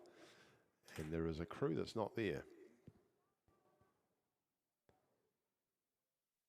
And it's Oamaru 22. They're not out there. I can't see them. Can't see them going down the outside of the course. So maybe a scratching there. So given it's the fastest 10, everyone's going to go through. That's easy to calculate. Avon number 2 out here in lane 7. Being guided down there by Timmy, well in control of the second preliminary for the women's intermediate Cox 4. Then we would go, crikey, 100 metres back to Columba, just over the crew from Christchurch Girls High School. And then we would have another 6 boat lengths back to the crew from Invercargill. So they'll all go through to the final of the women's intermediate Cox 4 sometime tomorrow. From Cox 4s, we go to Club Double Sculls. This is brought to you by City Podiatry. And Lauren Farndon, a big supporter, of course, of Otago Rowing and one of the key members of Otago Rowing. She can help you out there if you've got any issues with your feet. And crikey, I've seen some interesting ones already today. But City Podiatry Foot Specialists, they'll help you with all your foot and lower limb conditions. So give her a call. She's in Moray Place opposite the library. City Podiatry, give them a bit of a Google. You'll find out all about the things they can do to make you not walk like an Egyptian. So in lane number 2, Dunstan Arm number 5, Dana Leishman and Alia Cunningham. Lane number 3, Marion College 1, Eddie Pinfold and Olivia Walker. Lane number 4, Timaru 21, Zara Rawcliffe and Emerson Ward. Lane number 5, Waihopai 2 and Sophie Kundell with Mia Brown. Lane number 6 is Otago 1, Maya Still and Brianna Patterson. Lane number 7, Avon 2, Courtney Pebble and Jessica Boyd. And completing this field in lane number 8 will be Union 3, Michaela Hurst and Fiona Norris. We've got 3 heats of the women's club double sculls. Progression is 1, 2 and 3 plus the next fastest through to the A final. So let's see if we can get a bit of fun going on here. It is Dana Leishman, who's already had a good day with Alia Cunningham down there in lane number 2 for Dunstan. Got a very handy lead over the rest of the field. We would then go out to Otago 1, I think. Maya Still and Brianna Patterson. No, it's Waihopai, Sophie Condell and Mia Brown. They're holding second. Then it's Otago. Then we come back to Marion just on the inside of Dunstan. So those are your 3. It is Dunstan, and there's very little now between Marion and Waihopai. So those 3 battling. The one they're under pressure from is outside Waihopai, which is Otago 1. They'll be looking for either to get up into 3rd or a next best. Then we go outside again to Union. And I don't think I can see the Avon crew out there. No, they're not. Timaru 21 are in lane 4, so it looks like it might be an Avon scratching for whatever reason. Heat 2 of the women's intermediate cox 4, they went through in 8:11. Heat 1 went through in 7:59, so certainly much quicker that first heat. They all go through anyway, due to the scratching. But through 150 metres to go now, and just about 200 metres to go now. Nice effort here from those Dunstan Scullers, Dana Leishman, Alia Cunningham, coached by Lauren Gibb. And just real even, it's bad English, quite even between Waihopai and Marion. Out there in lane number 3, Marion, and lane number 5 is Waihopai, just sitting right alongside them. So those 3 looking to secure their spots into the A final, then be the next fastest. Next best coming along is 2 lengths back from them. In 4th position is the crew from Otago. Then we go out another 4 lengths back to Union, who are right alongside the crew from Timaru. Just by the umpire's boat there. But at this end of the field, 50 metres to go and very clean sculling from those. So they look like twins. They just joined together, sitting tall and down to take the buzzer. They come now. There they go. 3 boat lengths to Waihopai. Have just done enough in this last 200 metres to get themselves well clear of Marion. But those 3 crews will go through to the A final. Well done to them. And then it will be a case of looking at the times for the crew coming down from Otago and Union and St Andrews, who weren't there at all. Timaru, try that one, Ian. Heat 2, lane 2, Dunstan Arm 3, Drew Thomas, Emma Bryant. Lane 3, Canterbury 2, Lily Davidson, Meredith Lewis. Lane 4, Dunstan Arm 6, Michaela Oliver, Miller O'Kane. Lane 5, Otago 2, Georgia Gilkinson, Olivia Duffy. Lane 6, Ashburton 2, Isla Moffat, Tegan Marriott. First call today, Robin Christine. Good afternoon to you. Lane 7, Union 1, Jamie Seddon and Lisa Manson. And in lane 8, Avon 1, Jessica Rankin and Molly Thomas. It is the Union double sitting out there right in the blue and the white verticals, right in the middle, out there in lane number 7. There in front from 2 across to the Ashburton crew. Right next to them, they're holding second. Oh no, they may be third, because we come right down here on the inside and we can see that it is again Dunstan, Drew Thomas and Emma Bryant. So they're holding on to that second spot from Ashburton. Those are the 3 looking like they'll get through though. Out the outside to Avon number 1, Jessica Rankin and Molly Thomas. Then we come back into crew from Otago.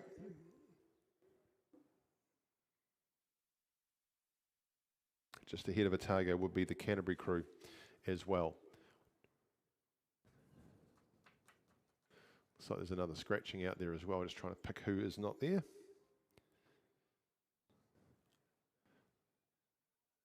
Yeah, it looks like it might be Dunstan Arm number 6 that haven't made this one, because it's the number 3 crew right up there. But it's still Canterbury looking quite, the Union crew looking very tidy out there. Look at just rating a little bit slower than the rest of the crews, but they've got the boat doing the work have Lisa and Jamie as they come up to the red boys. 100 metres to go now. And just sitting there at a nice, handy, steady 28. So nice and long. Let the boat do the work. Down here in lane number 2 is Drew Thomas and Emma Bryant from Dunstan. They would be a boat length back for them. And just starting to kick now with 100 metres to go. Isla and Tegan from Ashburton, coached by Justin Wall and Mary Heffer. But these 3 crews will go through. Well in control of Union. Plenty to come from them. Second will be Dunstan. And then it will be Ashburton holding on that third. They've got about a good 3 boat lengths over the Avon crew on the outside of them. So first over the line goes Union. Here comes Dunstan. Ashburton will be pretty happy with that, getting themselves through to the final of the Women's Club double sculls. Then it'll be a case of time for the crew from Avon, down here to Canterbury and then across to Otago. So the first heat went through at a time of 8:12. So the first heat of the Women's Club double sculls going through at 8:12:45.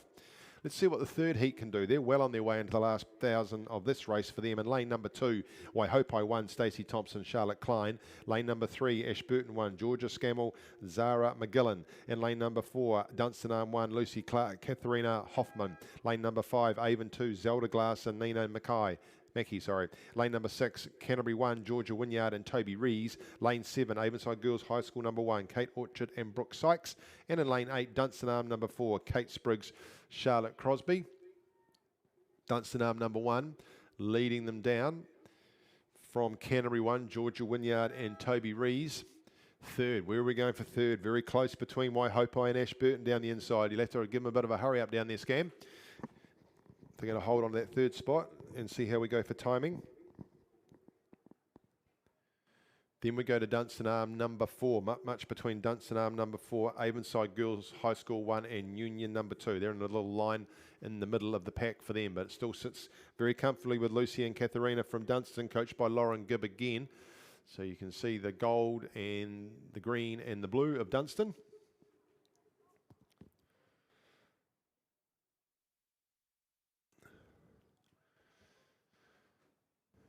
Almost completely flat here at Ruatana. It's a nice glistening as those white blades just scythe into the lake, making their way down the course. So they have 3 boat length lead here with Dunstan over Canterbury. And then we go probably 3 boat lengths back to Ashburton and just ahead of Waihopai down on the inside lanes. Cross on the outside to Avonside Girls High School. Very similar colourings between Waihopai and Avonside Girls. Then we go out to Dunstan Arm number 4, and then right in the middle of the course is the blue and the white of Union. You can see those Union blades going in, the blue blades with the white edges on them. So if you're new to the sport here, start to learn about the blade colours, start to learn about the club colours. You'll enjoy watching it a lot more. And then you'll know when the commentators have got it completely wrong. So 2 boat length lead from Dunstan over Canterbury, moving away from the third and fourth placings down here. So Waihopai, Charlotte Klein, she had a good season last season. Her and Stacey Thompson putting Georgia Scammell and Zara McGill under a lot of pressure. And we go on the outside again to Avonside Girls and Dunstan Arm 4. We've got to line up for that third spot going through to the A final. There's no doubt about what's going to happen out the front of it. It's going to be Dunstan Arm number 1, Lucy Clark and Katharina Hoffman. They'll take that first spot. Second spot will go to Canterbury number 1, Georgia Wynyard and Toby Rees, but it's all on for everybody here for the next spot. That's Waihopai now just pulled ahead of Ashburton. On the outside, Avonside Girls, and outside of them is Dunstan Arm number 4. Waihopai having a real crack at Avonside Girls and Dunstan. Dunstan have got the advantage coming through those boys now. Canterbury go across and take second. Looking for third now. Waihopai have gone ahead of Ashburton. Avonside Girls are ahead of Waihopai, but it's going to come down to Dunstan. Dunstan will take that third spot. Then we'll look for next fastest. Good finish from Waihopai. They'll be just in behind Canterbury though. And then it will be Ashburton. Then we go 2 boat lengths back to Union. So wait and see what the times do. So we know that that first heat came through in 8:12. Second heat came through in 8. I have a sneaking suspicion this one might be a pretty quick one too. So the first 1, 2 and 3 plus the next fastest to the A final.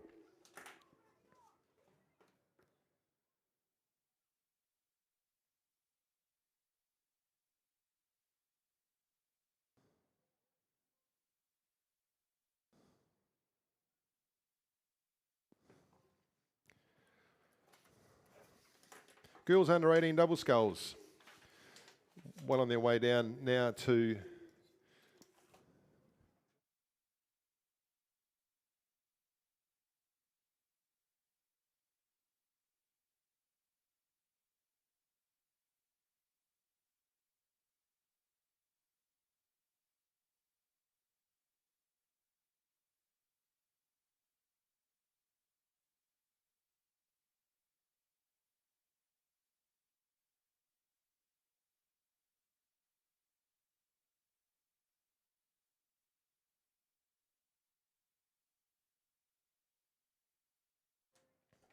Girls under 18 double sculls, lane number 2, Marion College 1, Olive Burrick and Sophie Davis. And lane number 3, Columba College 1, Sarah Stevens and Fenella Millen. Lane number 4 is Villa Maria College 1, Nicola Schumann and India Taylor. Lane number 5 is Otago Girls 2, Millie Hoata and Ali Ryan. Lane number 6 is Waihopai 1, Leela Jack and Ella Norman. Lane number 7 is Otago Girls 3, Jamie Stribe and Harriet Rowe. And lane number 8 is Timaru 12, Skylar Seymour and Ella Inch. Making their way down. We're looking here for 1, 2, 3, 4 and 5 to go through to the final. Villa Maria putting in a nice crack here. They're sitting out there in lane number 4. Then we go across to Otago Girls, 2 across actually Waihopai, Leela Jack and Ella Norman holding on to that second position. So that's handy for them. We come back inside to Columba College in lane 3. Marion down there in lane number 2. Across on the outside to Otago Girls, and then Timaru 12 would have the rest of it in this one. So this is the girls under 18 double sculls, brought to you by Promo X.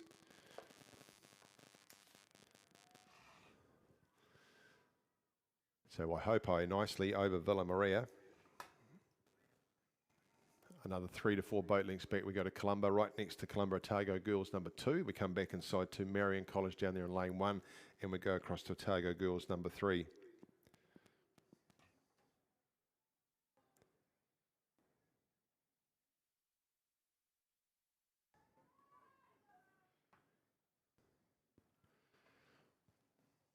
Still fantastic conditions here. And down they come. Villa Maria will take this one out by about 3/4 of a boat length over Waihopai. Then we'll go back 6 boat lengths to Columba College, right next to Otago. Then we come back to Marion College, across to the crew from Otago Girls. And then outside of them will be Timaru to complete that first heat. The second heat is within the 1,000 metres to run. And that is in lane number 3, Villa Maria College 2, Scarlett Winside and Aspen Henry. Lane number 4, Timaru 11 and Sophia Lawless with Greta Murray. Lane number 5, Columba College 2, Annika Laser and Sophie Thode. Lane number 6, Otago Girls 1, Mila Hall and Sienna Nicholson. Lane number 7, Waihopai 2, Billy Joe Crooks and Mackenzie Milne. Lane number 8 is North End 1, Olivia Adam and Eliza Roundtree.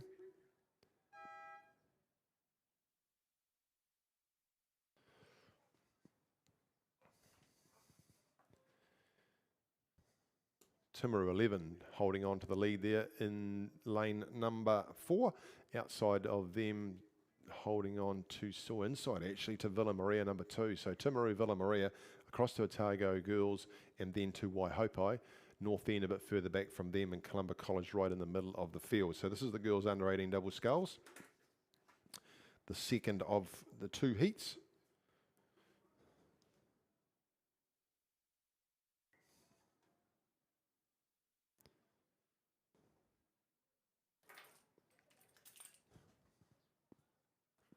So what's the time? First one we got through Dunstan winning that in a time of 7:54.36. Let's see what we can get here. It is 1, 2, 3, 4 and 5 through to the final. Not so much time.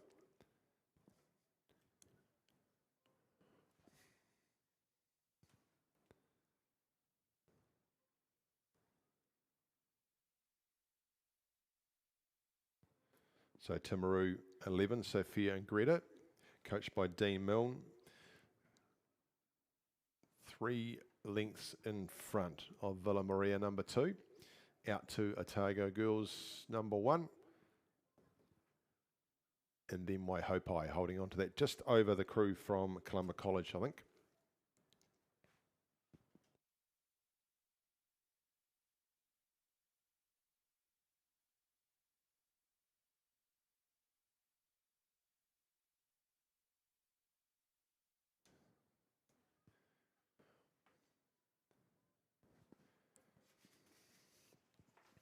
Boys under 17 single sculls just running their way through the 1,000 metre mark. I'll give you that feel while the ladies make their way down. Lane number 1, Whakatipu 4, Liam Feely. Lane number 2, Whakatipu 2, Ruben Davis. Lane 3, Union 3, Blake Waterhouse. Lane 4, Wanaka 1, Alex Peterson. Scratching in lane 5. Lane 6 is Otago Boys High School 1, which is Ollie Scott. Lane 7 is Timaru 30, Josh Sadler. Lane 8 is St Andrews College 2, Hugo Miller-Bell. Lane 9 is Otago 1, Toby Hebden. Into the last 1,000 those gentlemen come. We'll just follow the rest of this race down here. 100 metres to go now for the Timaru double. Actually out of Craighead, so looking very comfortable, aren't they? Looking making the most of those conditions. Nice and long and very relaxed.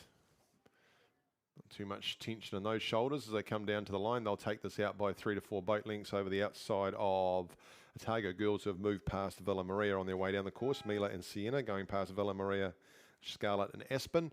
And then we go 2 lengths across to Waihopai, Billy Joe Crooks and Mackenzie Milne. And then we have another 3 boat lengths back to Columba College, Annika Laser and Sophie Thode.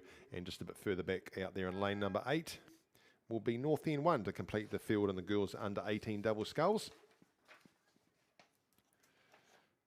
Sharon Bennett Photography are bringing us the boys under 18. No, they're not. Boys under 17 single sculls.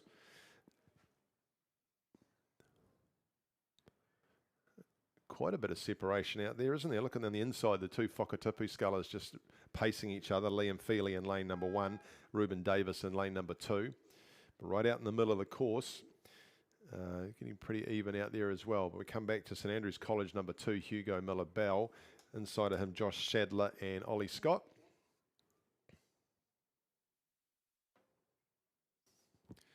See Hugo out there in lane number 8. You can just see those blue blades with the white St Andrews cross. 2 across from him, Otago Boys High, Ollie Scott. So we're looking for 1 and 2 to go through to the A final.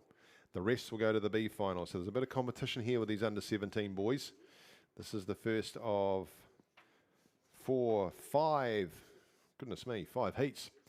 Keep our wits about it. So there'll be a bit of a battle here. There's 4 of them starting to line up. I think it sits in the middle at the moment with Ollie Scott from Otago Boys. We go outside of him to Hugo from St Andrews. And between the 2 of them is Josh Sadler from Timaru. Back down into Whakatipu 4 in lane 1. Whakatipu number 2 is in lane 2. Outside then we go to Toby Hebden from Otago. Probably got a bit of work to do along with Alex Peterson from Wanaka, who is ahead of Blake Waterhouse from Union. But it's the ones you see in front of you out in the middle of the course and the ones the inside. So there's 4 lining up here for a couple of slots. So I think that Josh Sadler might be a little bit out of it. So it's going to be with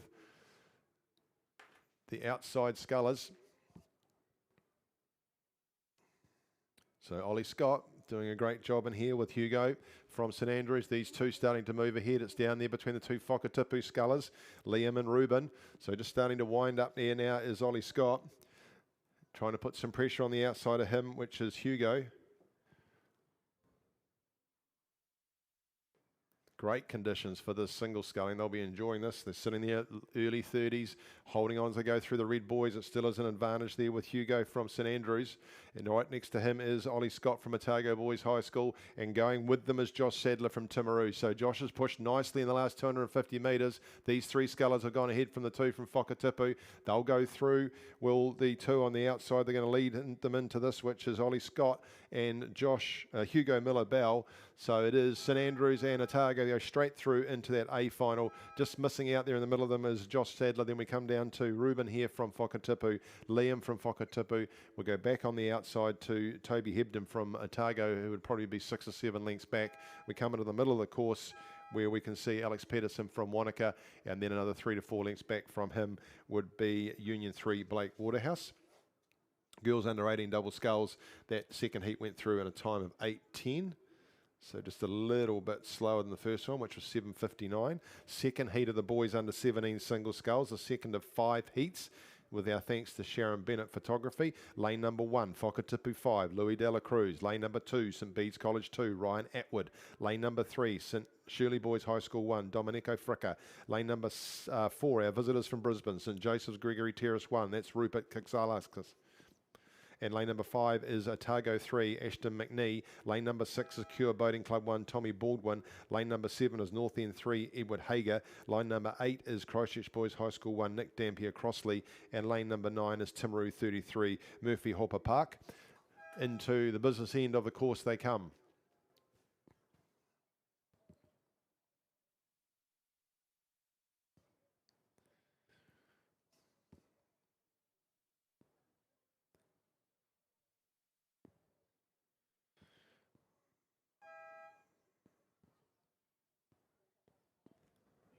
And it's with Shirley Boys out of lane 3. Domenico doing a great job in there. and then we go across to Ashton McNee from Otago. Then we go to Tommy Ballwood from Cure Boating Club. That's where it sits. Fourth at this stage would be Rupert from St Joseph's Gregory Terrace. Then we come down into Whakatipu 5, Louis de la Cruz. He's down there in lane 1. Those are the ones that are out there competing at this stage. In the middle there of those ones is St Bede's College 2, Ryan Atwood. Then we go right out to Timaru 33 in lane number 9, back to Christchurch Boys High School number 1. In fact, I think North End, Edward Hager would be ahead of him. That's where they sit. Remember, we've got 1 and 2 to go through to the A final. 3 and 4 go through to the B final. And in a big field like this, that'll be no mean feat. But it's still sitting there nicely with Shirley Boys High. Rob, you'll be happy with this. He's got a nice handy lead over the rest of the field. Just sneaking through there in lane number 1 is Whakatipu 5. He's not out of it. Then we go across to Otago 3, Ashton McNee. Those are the 3. Rupert there from St Joseph's Gregory Terrace right in the middle of it. That first heat went through in 7:50. Cure Boating Club, Tommy Baldwin not too far away. Then we get a bit further back to the outsides. Timaru 33, Murphy's got some work to do. Back inside to St Bede's, Ryan's got some work to do as well, as has North End. I think they're out of it, and Otago number 3. But looking quite dominant here is Domenico Fricka from Shirley Boys High School. He has got a 3 boat length lead. The fight is for the next spot between those 3 scullers. That'll come out of Otago, Ashton McNee, Rupert from St Joseph's Gregory Terrace, and down here Whakatipu. Louis hasn't given anything up in lane number 1. Advantage, though, looks like it might be with Otago. Ashton McNee, coached by Mike Hill and Will Sweetman. Still keeping it tidy.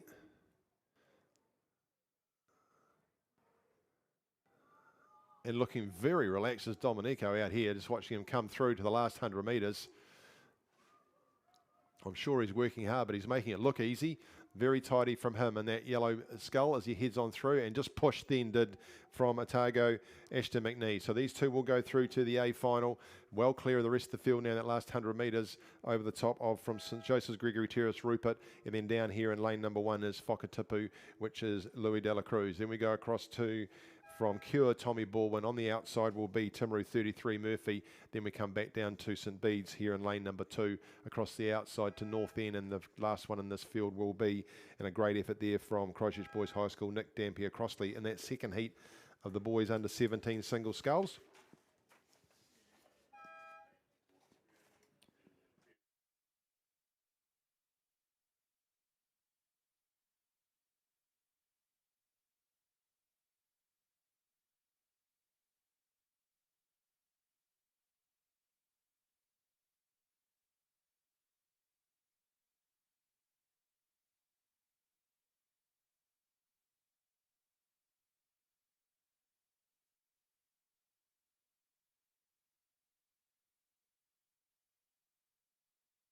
Heat number 3, boys under 17 single sculls through 1,000 metres. Lane 2, Union 1, Peter Nieuwenhuizen.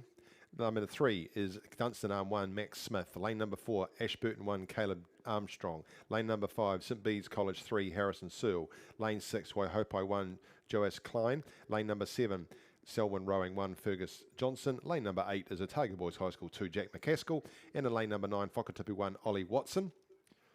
So just keep an eye on time, just out of interest. 7:50 was the time for the first heat. We haven't got the time for the second heat yet. Let's see where they're at in this third heat. Look, right out there in lane number 9 at Whakatipu, that's Ollie Watson. And he might have the advantage over in lane number 4. Is it Caleb Armstrong from Ashburton? It is. Caleb, he's just not long had a race. Geez, he's straight back into it again, just inside of him. Max Smith from Dunstan Arm. Remember, 1 and 2 go through. Those are the ones competing. So Caleb, along with Ollie from Whakatipu, right outside there. Dunstan Arm just down there in lane number 3, but Caleb looks well ahead of him. So nice effort here from Caleb Armstrong, coached by Justin Wall. I can tell you that second heat was a little bit slower than the first heat. First heat was 7:50. Second heat went through in 8:06. I think Domenico had plenty in the tank though, so we'll wait and see what happens tomorrow. So might have moved into first place here, Caleb Armstrong from Ashburton. Way out on his lonesome is Ollie Watson from Whakatipu. Looks like he's got that red and white Laszlo that Marley King-Smith won a few seasons ago in the under-17 event at Marty. Third position still sits there with Max from Dunstan. Back to Peter from Union. Then we go across to Harrison from St Bede's. 3 or 4 lengths back, then we go to Otago Boys High School. and then Selwyn rowing, and Waihopai completing the field here. It's all happening out the front though. Nice battle here between Caleb Armstrong. He looks slightly across to his right, putting some real effort in. Look at him when he reaches out when he gets to the catch. A really strong drive from him. Perhaps a bit more muscle than what you're seeing from Whakatipu out on the right-hand side. Whakatipu, real nice swing back and getting some nice length in his stroke as he makes that red scull surge past the safety boat, the umpire boat, out there in lane number 10. You can just see the bow surging and how far out of the water that bow ball is. Gives you an indication of how much power he's got in that boat as he goes along, Ollie. He's now got a boat length over Caleb, who's coming down to the Red Boys, 100 metres to go. These two are clear, though. 3 boat lengths back to Max Smith from Dunstan, then another 3 boat lengths back to Peter from Union, and then right in the middle of the course will be Harrison from St Bede's. So down to the line, starts to ease off a wee bit now. No, he's not. He's really strong at the drive. Look at that. There's a real effort going in there from him as he comes down, takes the buzzer now. That's a good effort there from Ollie Watson Whakatipu through to that final tomorrow, and taking with him Caleb Armstrong, who probably wants a rest now, I would think. He's had 2 quick races back to back. He'd be pretty happy with that. Through he goes. Thumbs up to his mate. You'll see him tomorrow. Third will be Max Smith through to the B final, and looks like Peter from Union will grab that other spot in the B final as well, just over Harrison from St Bede's. Then we go back to, on the outside, Otago Boys, which is Jack, inside to Shirley, Selwyn rowing, Fergus Johnson, and then Waihopai, which is Joaz Klein. The 4th heat makes its way into the second half of the course. Looks like it's coming out of St Thomas's here. He's in lane 2 as Seth Tranter. He's got the lead. Inside of him in lane number 2 is Union 2, Conrad Hurst. Then we go outside from St Thomas's to Shirley Boys High School number 2. In lane 4, Ruben Saggers. Lane 5, Otago 2, Ethan Shirley. Lane number 6, Wanaka 2, Mackenzie Hay. Lane number 7 in the red and black is North End 2, Harry Lyons. I'm sure that's not Harry Lyons out of Hello Sailor. And lane 8, Otago Boys High School number 3, Leo Garden. Again, we're looking for 1 and 2. It's sitting with St Thomas's, Seth Tranter. And it would be, oh, she's pretty close for second.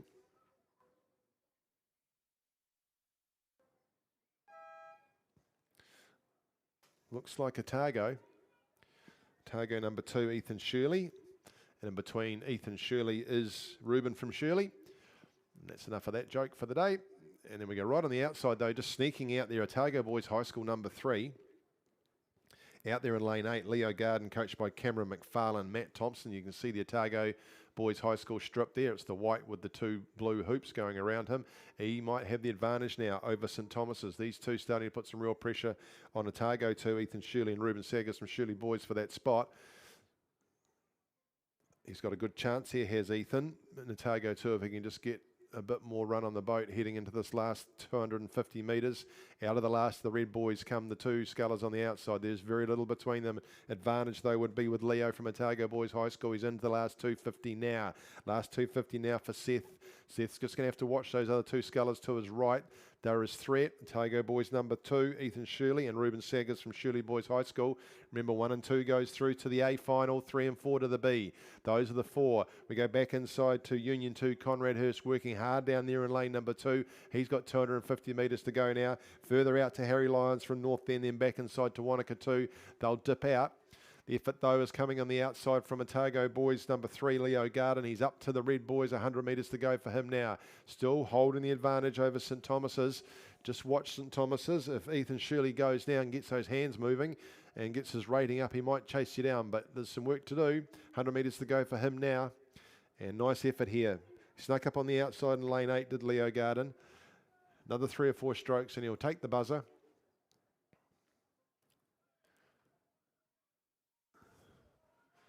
Nice effort. So your time on that second heat was 7:59. So still the first heat the fastest. And second on this one and through the A final goes Seth Tranter from St Thomas's. And just taking third there will be Ethan Shirley from Otago. And Ruben Saggers from Shirley Boys will join him in the B final. Down here in lane number 2, finishing will be Conrad Hurst from Union. And then it will be North End about 6 boat lengths back and 2 boat lengths ahead of Wanaka 2. Last heat of the boys under 17 single sculls is into the last 1,000 metres here. Lane number 2, Wanaka 3, Jasper Lambert. Lane number 3, St Bede's College 1, Connor Thwaites. Lane number 4, North End number 4, Billy Steenkamp. Lane number 5, Otago Boys High School 4, Tom Colley. Lane number 6, Timaru 31, Parker Anderson. Lane number 7, St Thomas of Canterbury 2, Luke Sweeney. Lane number 8, St Andrews College 1, Noah Hunter. And lane number 9, Whakatipu 6. Geez, they've got some scullers in this event. Finn Henderson, also coached by John Morrison and Jasper Crawford.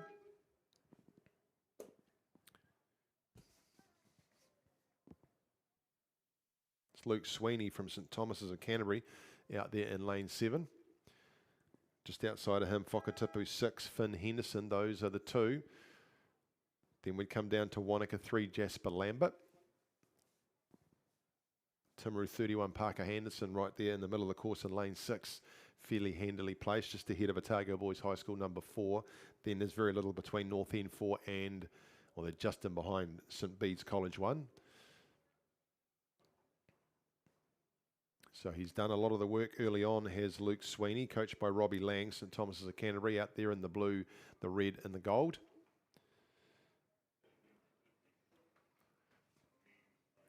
Still holding 2 boat lengths over Whakatipu, Finn Henderson. But drawing right along Finn Henderson on the inside there is Parker Anderson from Timaru.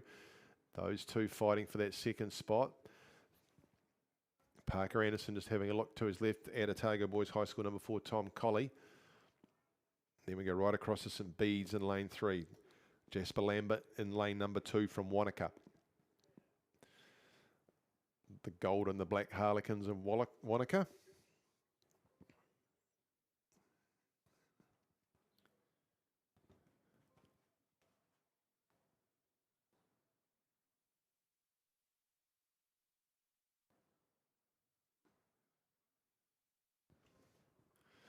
This is a really low rating out here in front of us from St Thomas's. Luke Sweeney just sitting there at 24 and just letting the boat do the work. A little bit of a ripple coming through across the lake there now. Might have been a wee bit of wake. Don't think so. There hasn't been much there today. And just watch how he's sitting there at 24, and you go on inside of him is Parker Anderson from Timaru. He's decided to try and give it a bit of a wind-up to get closer and take that second spot. He's now taken things up a couple of notches for him, and he's sitting there at 35. So there's 10 stroke rate difference between those two scullies. Just taken up a wee bit now has Luke Sweeney, and on the outside of him is Whakatipu's Finn Henderson. So Finn needs to watch on the inside. Luke Sweeney, Parker Anderson putting in a real dive here to try and get that second spot. He's working hard and catching up on Whakatipu. Timaru's starting to wind up on Whakatipu. He's drawing him in. He might run out of course, but he's put a great effort in here. St Thomas is going to take the first, and he continues to go, does Timaru. They're coming down the line. Oh, he's had another look and had to go. Oh, Whakatipu had to get his skates on. That's a game effort in there from Timaru. Parker Anderson, nearly but not quite, but he'll go through to the B final, and joining him there will be Tom Colley from Otago Boys High School. Down we go down here into lane number 3 is St Bede's Connor Thwaites. On the outside to St Andrews, Noah Hunter. Back we go to North End's Billy Steenkamp, and then down here into lane number 2 is Wanaka number 3. Oh, that was close.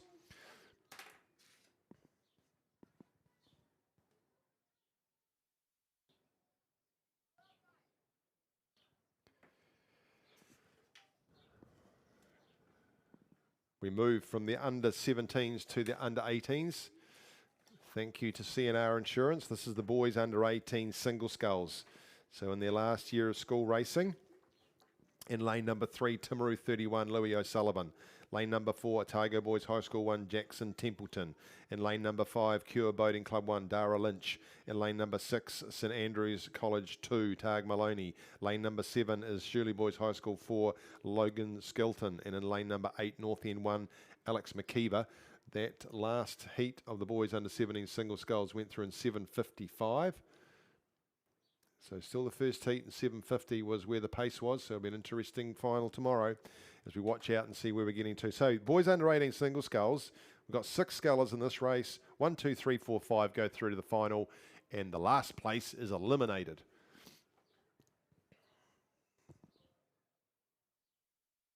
So it's Timaru boys, Louis O'Sullivan, who has them under control in this race. Out to Shirley Boys High School number 4. Out from him is North End 1. Then we go back to Otago Boys High School. then St Andrews College, and it's Cure Boating Club right alongside him. So it looks to me as if Cure Boating Club and St Andrews are fighting for the last spot to go through from this particular heat. So he's done a lot of work here to get well out in front like this, Louis O'Sullivan. Brian Smith, Mac Brown, the coaches, got him well heeled. Through the last of the red boys he comes up towards 250 metres to go.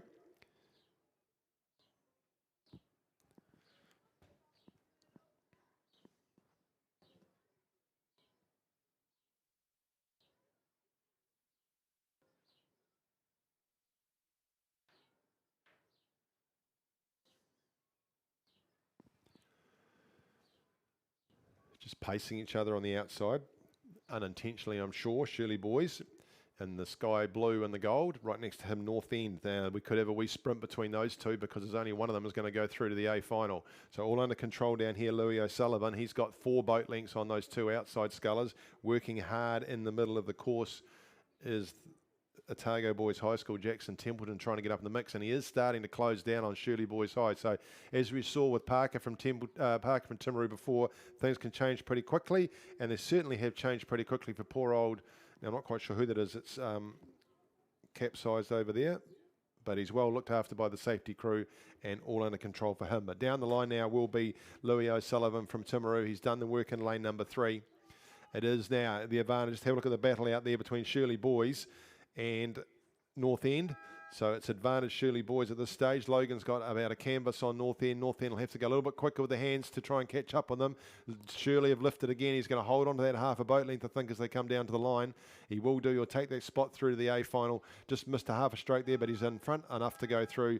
And through to the B final will be North End. Then it will be in lane number 4, Otago Boys High School.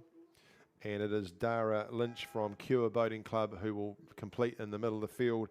And nice Tag Maloney down there in lane number 6 is being well looked after by the officials as he just cools down from his row. He'll be disappointed with that, but that is the nature of sculling. Happens to the best of them. I think there was a famous American single sculler who once said there are those that have flipped and those that will. Lane number 2 for Timaru 30, George Talbot. Expect a strong showing from him here. In fact, he's leading. Lane number 3, Whakatipu 1, Cameron Hall. Lane number 4, Selwyn Rowing, Samuel Lindors. Is Rob here, I wonder? Lane number 5, St Andrews College 1, Oliver Barker. Lane number 6 is Otago 1, Alexandra Hattrell. Lane number 7 is Christchurch Boys High School 1, Will Cunningham. Lane number 8 is Wairo 11, Aidan Bennett. Second heat, 1, 2, 3, 4 and 5 will go through to the final. So they'll just be looking to get that sculler out of the way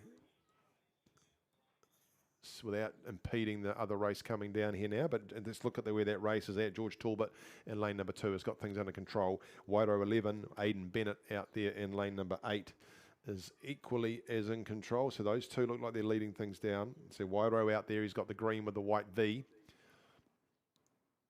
In fact, Aidan would be leading over George. Then we go back to Otago, Alexandra Hattrell.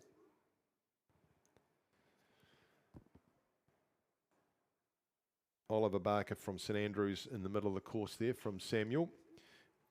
Then Whakatipu.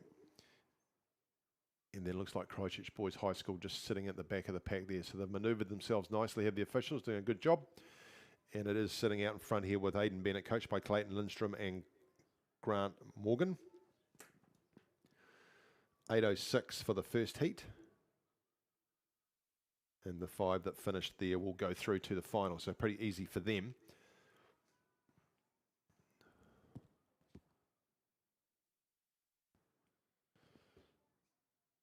Some nice length and run on his boat out there in lane number 8 from Aidan Bennett.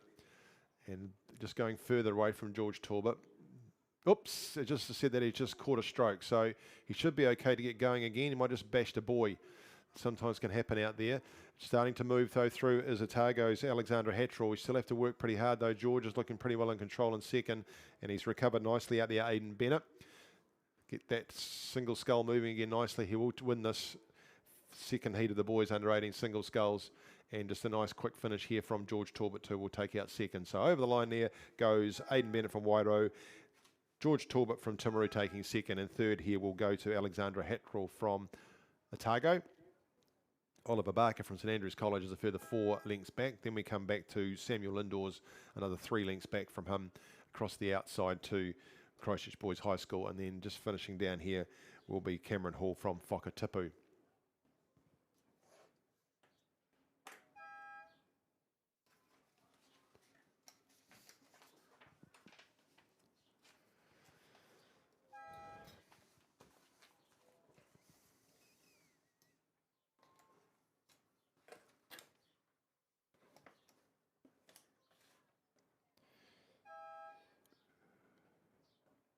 Well, they've done well, the team here. They've caught up. The next race is due to go at 1:42, and by my reckoning, it's about 1:41. And that will be the girls under 16 Cox quadruple sculls.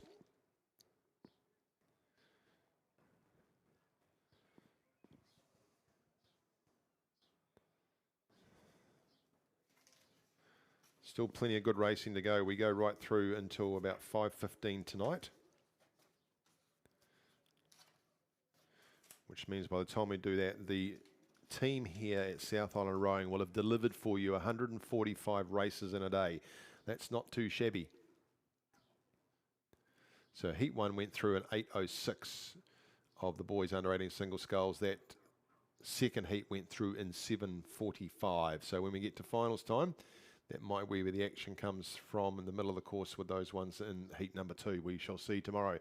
Always a bit of a, not a lottery, but they have work to do when this depends on how many races each of these rowers have. So just about to start down there in the girls under 16 Cox quadruple sculls. We'll give you the field while we've got plenty of time here. Lane number 2 will be St Andrews College 1, Scarlett Bailey, Sarah Williams, Rebecca Buist, Anna Lewis, and Sienna Curry is the Cox. Lane number 3, Whakatipu 1, Jess Bates, Isla Coldstone, Cinnamon Williams, Caitlin Julian, and Bella Notton will be the Cox. And lane number 4, Otago Girls number 2, Millie Ramsey, Margot Milne, Isla Marshall, Kira Nicholson, and Lara Cadman. Lane number 5, North End 1, Ruby Anderson, Isla Turner, Isla Thompson, Amelia Bosted, and Sophie Palmer, the Cox. Lane number 6, Cure Boating Club 1, Meg Dunn, Molly Brown, Ashlyn Abernethy, Macy Wellsby, and Sophie Rattray, the Cox. Lane number 7, they're underway now, will be Columba College 2, and is Columba College 2, Stella Ingalls, India Scott, Zoe Wallace, Hazel McRae, and Pippa Carey is the Cox. Lane number 8, Christchurch Girls High School 1, Zara Shepherd, Chloe Pollock, Lily Irvine, Paige Battersby, and Greta Bokenshire, the Cox. And Timaru 1 will be out there in lane 9 in the first heat of what will be 3 for the girls under 16 Cox quadruple sculls. That's Timaru 1, Justina Courage, Paige Ellery, Paris McRae, Charlie Cooper, Terry Guilford, the Cox. Pretty even start looking down that course there, coming a little bit out of lanes 4 and 5, Otago Girls in North End, then Whakatipu, St Andrews College number 1.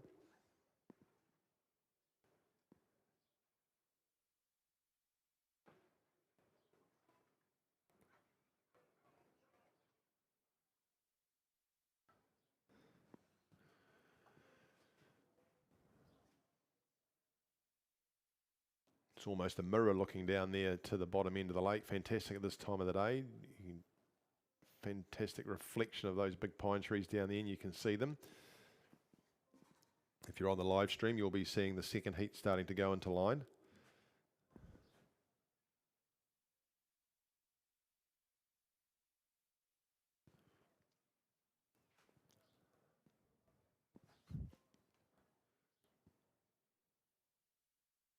Good start on the outsides there from Timaru 1 and Christchurch Girls High School 1. Looks like they're starting to exert themselves on the rest of the field.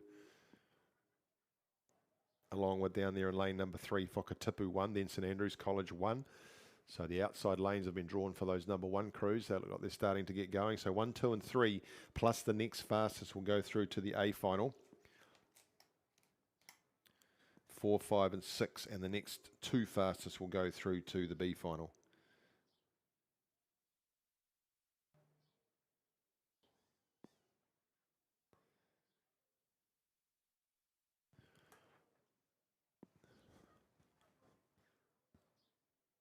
Up towards the 1,000 metre mark they go, and on the outside there's still with Timaru number 1, just ahead of Christchurch Girls High School number 1. Then we go back to Whakatipu 1, just inside of them, and lane number 2 would be St Andrews College 1 as they head up towards 1,000. See a few spectators there looking now.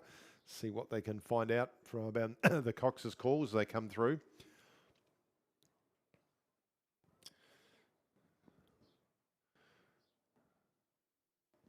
Nice shot there on the line stream of Whakatipu one.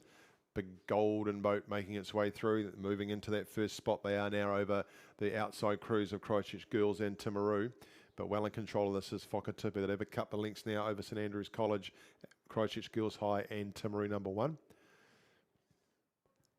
Christchurch Girls High School just in behind the Timaru crew now. So it is Whakatipu. It is St Andrews, Christchurch Girls, Timaru, sorry, then Christchurch Girls, then we go to Columba and Cure in the middle of the course. Just a little bit further back, North End, Otago Girls, number 2. Into the last 1,000 metres of the course they come in this first heat of the girls under 16 coxed quadruple sculls. 1, 2 and 3, plus the next fastest through the A final. So handily placed is Whakatipu. Action now going to come from Timaru. Timaru and Christchurch Girls and the crew from St Andrews. North End and Cure in the middle. Then we go back to Otago Girls number 2. And Columba College number 2 just ahead of North End. North End a little bit further back than Columba College.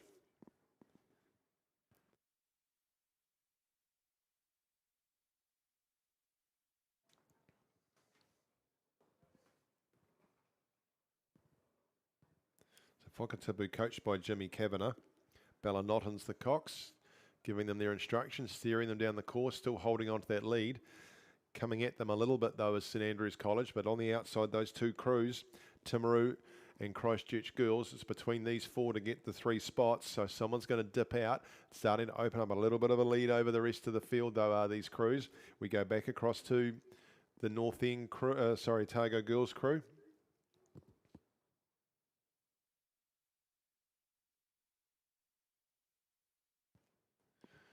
No, it's North End. It is North Ender in the mix. Just a little bit further back, sitting in behind the crew there from Christchurch Girls High School. Then we go back to Columba in a line with the crew from Otago Girls number 2. So they've extended their lead, Whakatipu. Just starting to drop off a little bit now, St Andrews. It's the crew on the outside from Timaru that's still trying to stick with Whakatipu, and they're pulled ahead of Christchurch Girls High School. So those are the 2 looking likely at the moment, Whakatipu and Timaru. How much have you got left in the tank, Christchurch Girls High School and St Andrews College 1? Because one of you guys might miss out unless you're the next fastest. So they're looking for those easy 3 spots to go through. Whakatipu holding on to their advantage. Timaru on the outside, trying to go again down here on the inside of St Andrews College. They'll get down now to the last of the Red Boys. They have 250 metres to go and another push they'll be asked for from their coxswain. So those 4 crews out there from North End. Then we go further back inside to the Otago Girls crew. Out we go to Columba, and then a bit further back would be Cure. But it is with the crew from Whakatipu. On the outside is Timaru.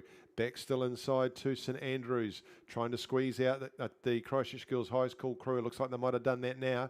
So it is up to you, St Andrews. Get those blue blades with the white crosses moving. They're looking good parallels from here. They just need to get a little bit more run on their boat so they can go over the top of that Timaru crew out of the Craighead sheds. So that's where the battle is between those 2. They'll take 1, 2 and 3, these ones, and it looks like even North End aren't out of it now either, because that crew from Christchurch Girls High School just starting to drop off a little bit, and North End coming at them. North End not rating overly highly. They might have come a little bit harder at them. So Whakatipu looking very comfortable as they come down now with 100 metres to go. Not wasting any time around the finish. Those hands getting away really quickly as they get out of the finish into the catch again. So nice and easy and relaxed as they come down. 70 metres to go. 2 boat lengths over the crew on the outside from Timaru. These 2 will go through along with St Andrews. They'll be the 3rd spot into the final. And just on the outside there, Christchurch Girls High School, they'll want to keep working hard to see if they can get the next fastest. Then it will be North End, and we'll go back to Columba and Otago Girls number 2 and Cure. So down they come to take the buzzer now, do Whakatipu. Well done to them. Girls under 16 cox quadruple sculls. Good display of sculling from those under 16s.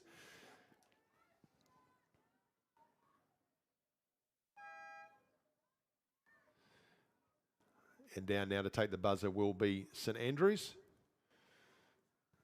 finishing that 3rd spot, and wait and see what happens on time. 4th going to Christchurch Girls High School on the outside, and it will be North End in the middle, taking the 5th spot, to be followed by Columba, Otago Girls and Cure. The second heat is underway. This is in lane number 2, Whakatipu 2. Evie Clark, Posey Mansa, Kiera Lightfoot, Liberty Hyde, and Sophia Brown is the cox. Lane number 3, Marion College 1, Charlotte McLaughlin, Ava Thomas, Annabelle Carter, and Aisha Clark, with Claudia Craze the cox. Lane number 4, Otago Girls High School number 1, Nakaya Smith, Eva Gardner, Tony Haraki, May Lowry, and Ruby Merriman as the cox. Lane number 5 is North End 3, Annabelle Webster, Jess McLeod, Harper Herricks, and Evie Moore, with Bryn Allison the cox. Lane number 6, Columba College 1, Charlotte Scott, Isla Petty, Lucy Earle, Levi Campbell, and Jade Bogue is the cox. Lane number 7, Selwyn Rowing number 1, that's Olivia Kershaw, Isla Masera, Pippa Tyra, and Meredith Dunbar, with Chloe Creek of the cox. Then the 2 Timaru crews in lane number 8, Timaru 41, Olivia Bartlett, Brooke Taylor, and Sophia Borkowski, with Mia Sutherland and Maisie Jane Chapman the cox. Lane number 9, Timaru 21, Mary Thorpe, Madison Berry Rankin, Emma Gardner, and Hannah Thorpe, Sophie Scarlett the cox. They are into the last 1,000, and I will hand this now over to Will. Now that the crews have been laid out, he can work out where they are and bring you them, and we'll see you again in about another hour and a quarter.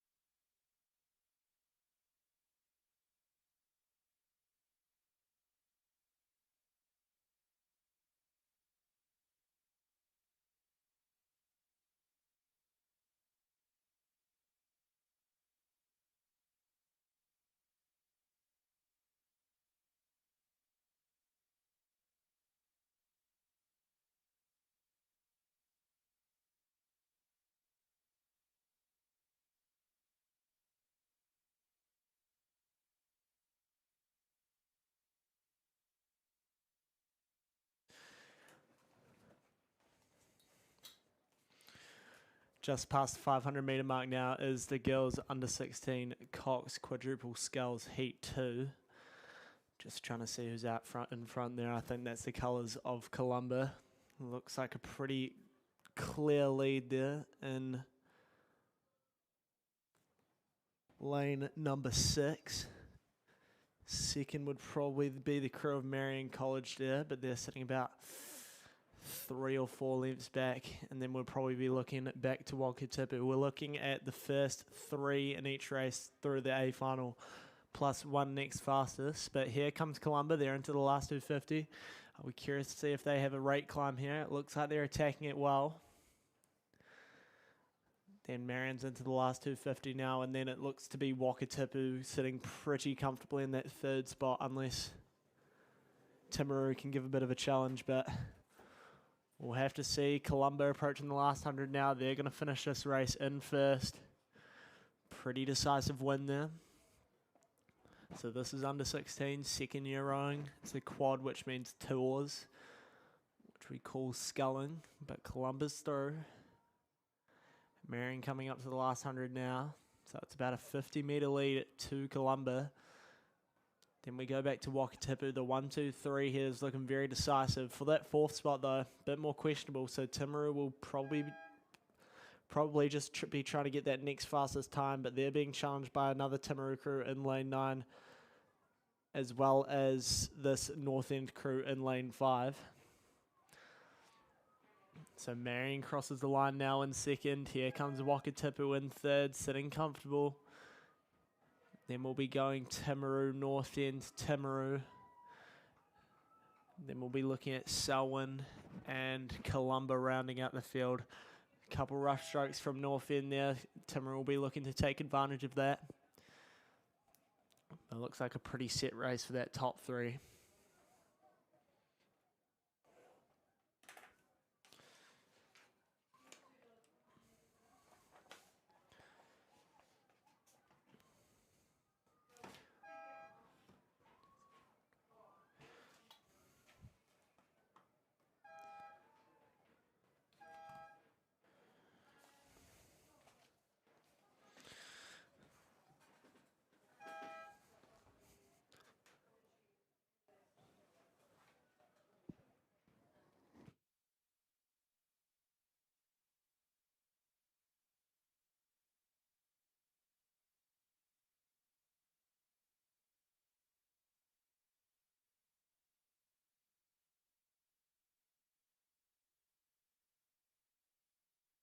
Heat 3 just coming past 1,000 now. It looks like a pretty close race here. First is well away, but apart from that, those rest of the second and third positions look to be well up for grabs. In lane 2, we have Timaru 20.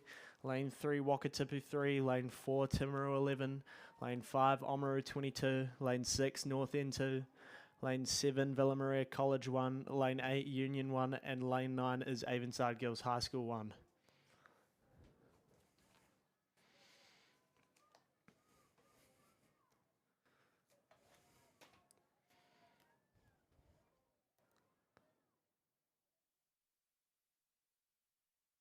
I think there might be the colours of Timaru there. The green boat, the blue crosses. I think we're looking at lane 4, Timaru 11, Ella Metcalf, Amy Deruta, Heidi Harper, Mackenzie Raymond, and Daisy Campbell as the cox of that crew, and they look to be sitting well in front of the rest of the field here in that last 750 metres of the race. So they're pretty clear, maybe in second. Oh, I don't know, maybe that Union crew out there. So final heat of the girls under 16 quad coming down.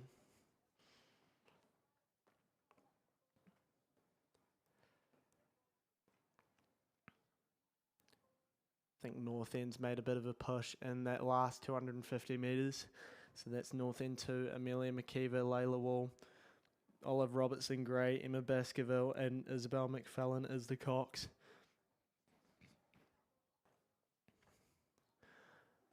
They're approaching the 500 metre camera, so we'll be able to get them clear here, but it is definitely Timaru in front by a country mile. And they are rowing very well, very in sync off the bat.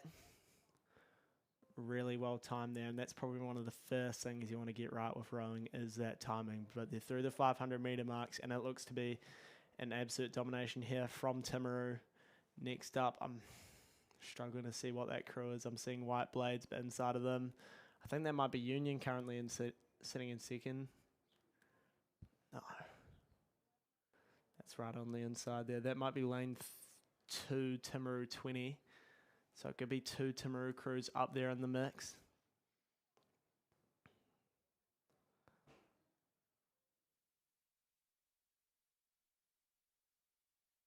So it's actually 2 Timaru crews out there in front. It's Timaru 11 currently in the lead, and then sitting a bit behind them but still comfortably in second is Timaru 20, made up of Rihanna Rickard, Paige Ward, Hayley Tuldua, and Xanthi Nelson, with Ashley Card as the cox. But here comes Timaru into the last 250 now. This is Timaru 1. Number 2 crews following in behind, but I think North End might be putting up a bit of a challenge, as well as Villa Maria. Look for Villa Maria and potentially Oamaru. Wakatipu just sitting a bit further back there, but Timaru number 2 is going to approach that 250 marker now, and then North End's just sitting a length behind them. Villa Maria a length and a half back in turn.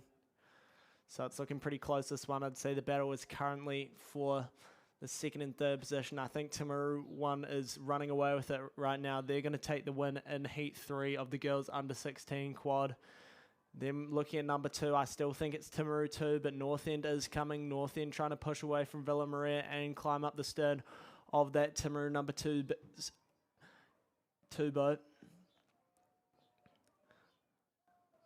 Timaru number 1 just looking very in sync, very controlled.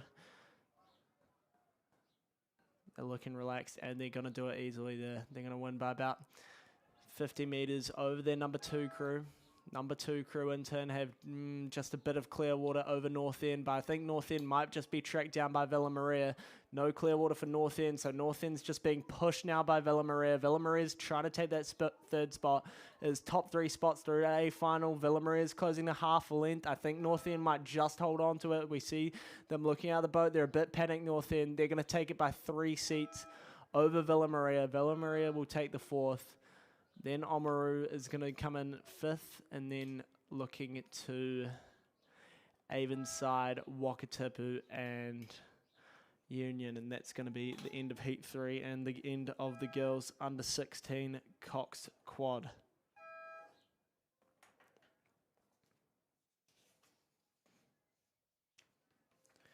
Next up is the girls under 17 coxed quad, and this is just a prelim race, so only one heat of this.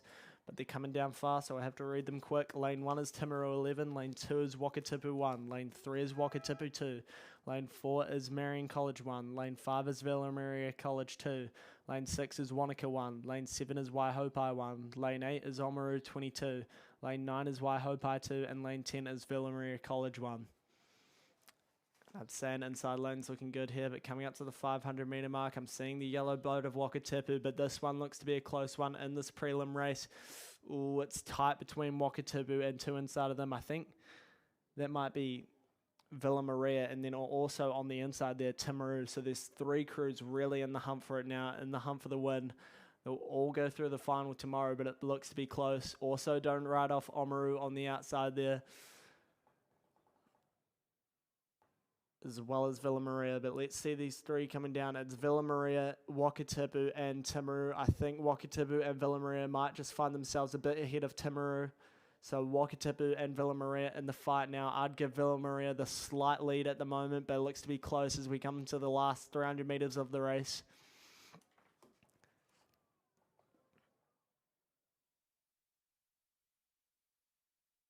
I think we're starting to see some rates climb up from Villa Maria, and Wakatipu's just done a step up there as we're about to enter the last 250.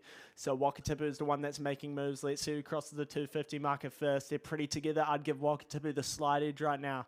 Wakatipu just maybe by canvas, and I think they're proceeding to walk. Timaru dropping back in third as we see those outside lanes.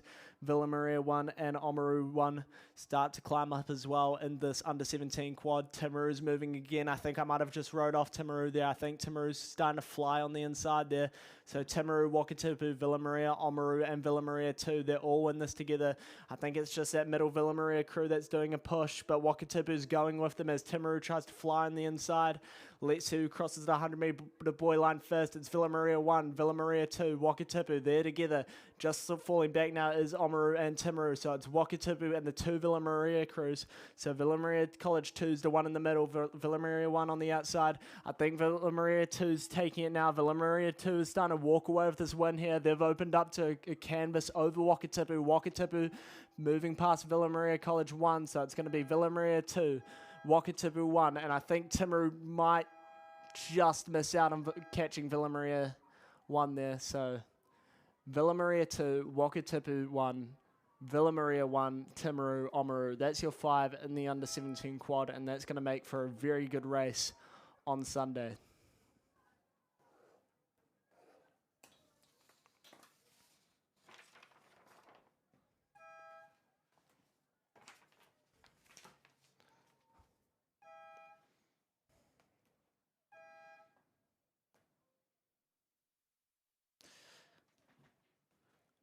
Next up, we have the men's novice coxed date. This is just one race. This is the prelim. We've got lane 4, Christ College number 1. Lane 5 is a St. Bede's College composite crew with a few Shirley boys sprinkled in there as well. Lane 6 is St. Bede's College 1. And then lane 7 is Invercargill composite 1 with a mix between Invercargill and Waihopai.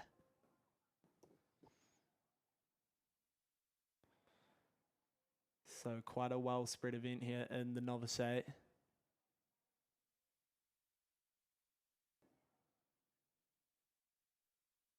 So that crew in the middle there, I think that just might be the St. Bede's College number 1. Then maybe Christ in second. That's where I'd put it at. So these are first year rowers.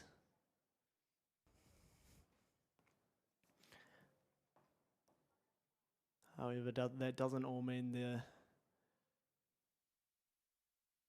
first year, year 9s and 10s. They could be year 9 to year 13 for all I know. But it is definitely St. Bede's in front, coming into the 500 metre marker there. So sitting pretty comfortable, and then Christ is sitting pretty well back in second there. Then you'll be looking at the Invercargill composite crew, but they're all pretty well spaced out here. So just getting that shot of Christ College coming through the 500 there. They're sitting about 2.5 lengths back on that St. Bede's crew.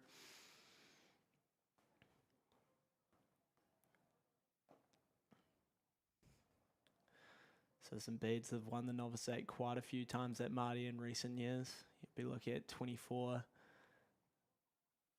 21 as well, so looking good, and they'll be trying to win it again this year. 350 meters left to go. Here comes St. Bede's. Their rating doesn't look too high. It looks pretty controlled on that recovery. So whether that's a choice or not, I'm not sure, but St. Bede's look to be pretty controlled as they attack this last 250 of the race. Christ College just still behind them pretty significantly.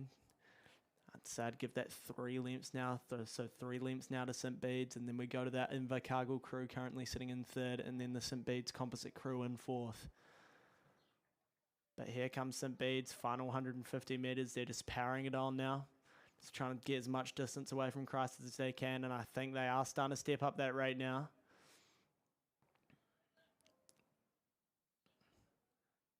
Just seeing some slight disconnect between the rows there. I won't call names, but Bede's is starting to power it on. I think Christ College did hang on there about. I don't think they'll let St. Bede's get any further away from them in that last 250 there.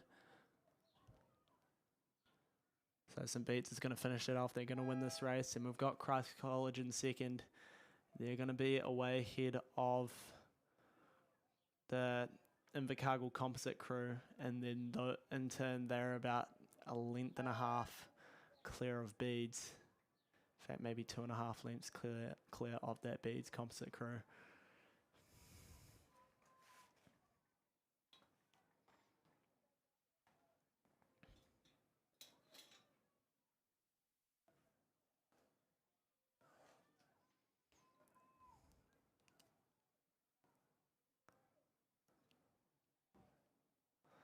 So next up is the boys under 15A, and they've just started here, so they're just beginning the race at the 2K. This is a pretty packed heat, only one heat, so we've got lane 2 Christchurch boys 1, lane 3 St Andrews 1, lane 4 Christ College 1, lane 5 Shirley Boys High School 1, lane 6 Wakatipu 1, lane 7 Shirley Boys 2, lane 8 Christchurch Boys 2, and lane 9 St Thomas 1. So we'll catch them once they come past the K, but just approaching the Alcatraz Island are they now? There's one crew that's had an absolute screamer of a start in there on the outside, and as well as one on the middle there.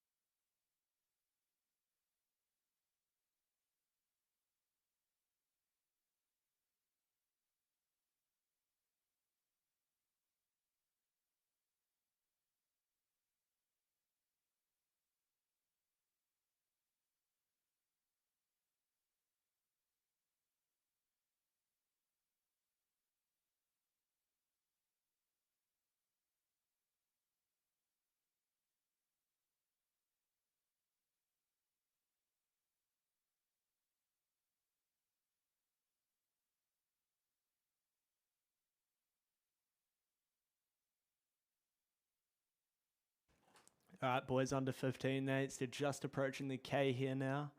There's definitely a crew in front. It's a red boat.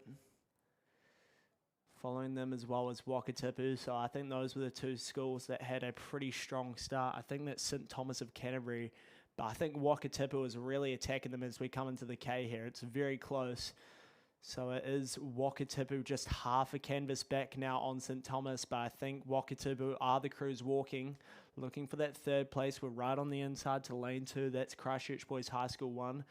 And then sitting a bit further back on them might be their number 2 crew. So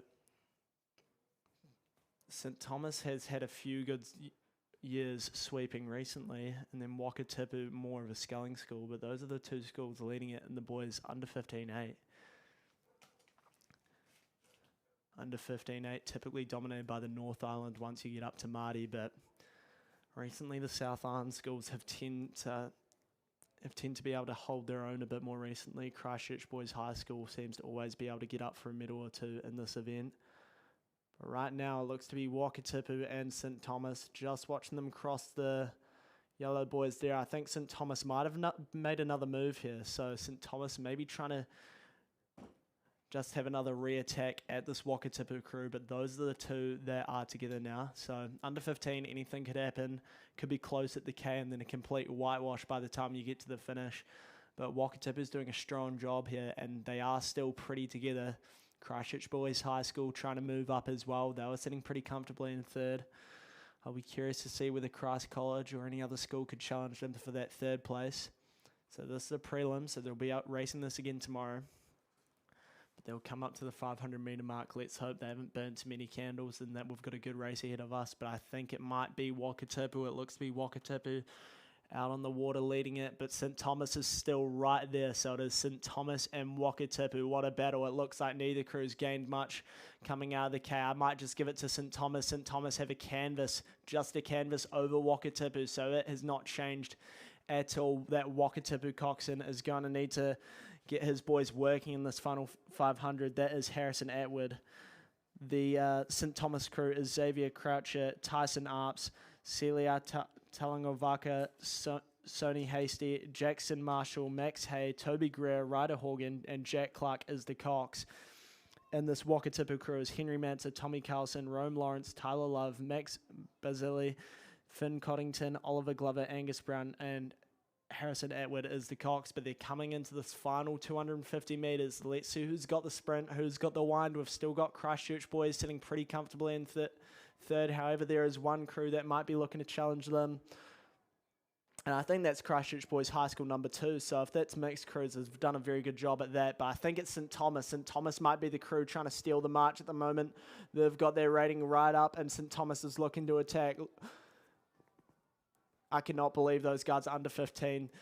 Wakatipu is charging on the St. Thomas crew, but St. Thomas has the size. Wakatipu trying to get that rating up to compensate, and I think they're just having a couple rough strokes here. Wakatipu, though, sometimes these rough strokes can pay off if you want it enough. St. Thomas and Wakatipu, it's close to the 100. I haven't seen a close race in an 8 like this in a while, but it is St. Thomas. St. Thomas is stealing a march. I think they're just pushing away to 2 seats now. Can they push it away to half a length? Wakatipu's just fighting in this final stretch. It's St. Thomas. St. Thomas a canvas, but here comes Wakatipu. Wakatipu is closing half a canvas. Wakatipu, bow ball for bow ball. Let's see them as they go over the line. I think Wakatipu's taking it. I think Wakatipu might have just taken that at the end.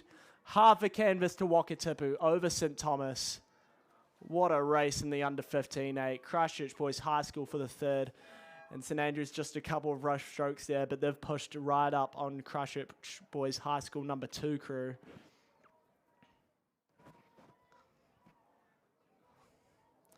I'll be curious to see the times for that. If they manage to get anything close to 7 minutes, that's a great place to be for an under 15-8 at this point in the season.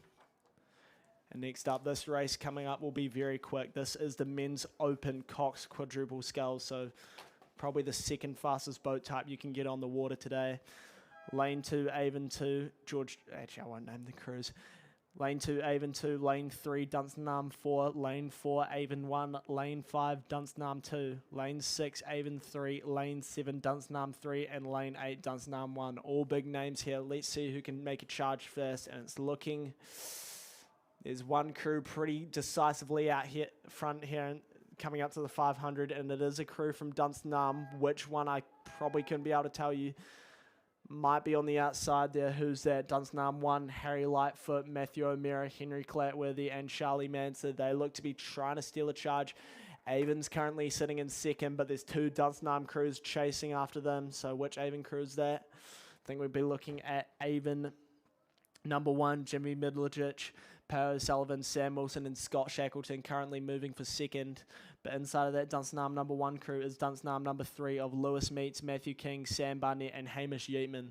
So those are the 3 I'd say. But Dunstanarm number 2 also trying to look for this third place position. Sebastian Watson, Luke Brock, Finn Ellison, and Harrison Thode. But Dunstanarm number 1 is having a clean up out there. Dunstanarm number 1, they've got their rating right up. They're not running very long, really short and accelerated off the front. That's probably a sacrifice to try and get that rating up as high as possible, and they're doing it well as well. Those catches are quick, they're instant, they're not making too much splash, which is good. And then Avon is currently sitting in second with the 2 Dunstanarm crews chasing after them. And I think Dunstanarm number 3 might just be closing. Lewis Meets, Matthew King, Sam Barnett, and Hamish Yeatman trying to have a final charge at Avon. It's down to 3/4 of a length. Avon's roaring though. Avon's trying to pump they're in lane 3. So Jimmy Midlogich, Pao Sullivan, Sam Wilson, Scott Shackleton, good wine there to take the second, but they're going to be away off that Dunstanarm number 1 crew, so it's going to be 3/4 of a length to Avon for second. Then we go to Dunstanarm number 3, then inside to Dunstanarm number 2, inside to this Avon crew of George Johnson, William McIntosh, Charlie Poulter, and Logan Freshwater. Then we're looking at Avon number 3, Toby Tregida, George Young, Joshua Clark, and Lawrence Birch. And then rounding out the field, Dunstanarm number 4, Jed McIntosh, Josh Bartlett, Oliver Hamilton, and Angus Lowe.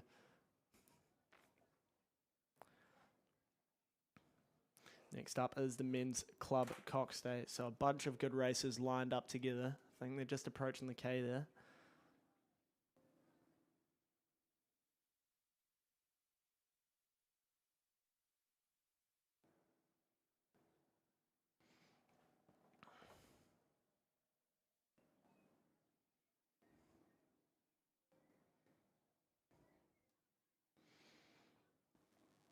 So Wakatipu is 7:09. They just pipped St Thomas by 0.3 of a second, but the Club 8's roaring, and it's a close one as we come into the 1,000 metre mark. It looks like Avon's in second, but they're climbing over a crew in the middle there. I'll have to see who that might be. I think it's Christchurch Boys High School number 1, and that's a really good competition there. I think that might be... I wonder if that's Christchurch Boys High School under 18-8 there.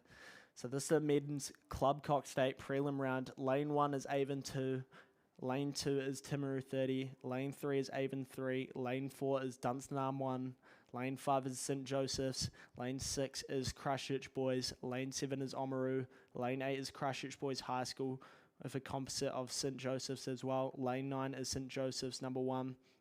And lane 10 is Avon number 1. So that inside Avon crew, Avon number 2, looks to be making a move. I think that might have been Christchurch Boys High School number 1 in lane 6 there. I think those are the 2 to watch. So Christchurch Boys High School number 1 leading in lane number 6, but Avon's looking to challenge on the inside there. So this will be a pretty tightly contested race. Christchurch Boys High School will probably be trying to looking to try and get their hands on the Marty Cup this year. Where Christchurch Boys High School made out of Donache Doyle, Freddie Sampson, Patrick O'Regan, Ruben Fifield, Matthew Burns, Charlie Greenslade, Hugo Parnham, Romy Johnston, and Cooper Dean is the Cox.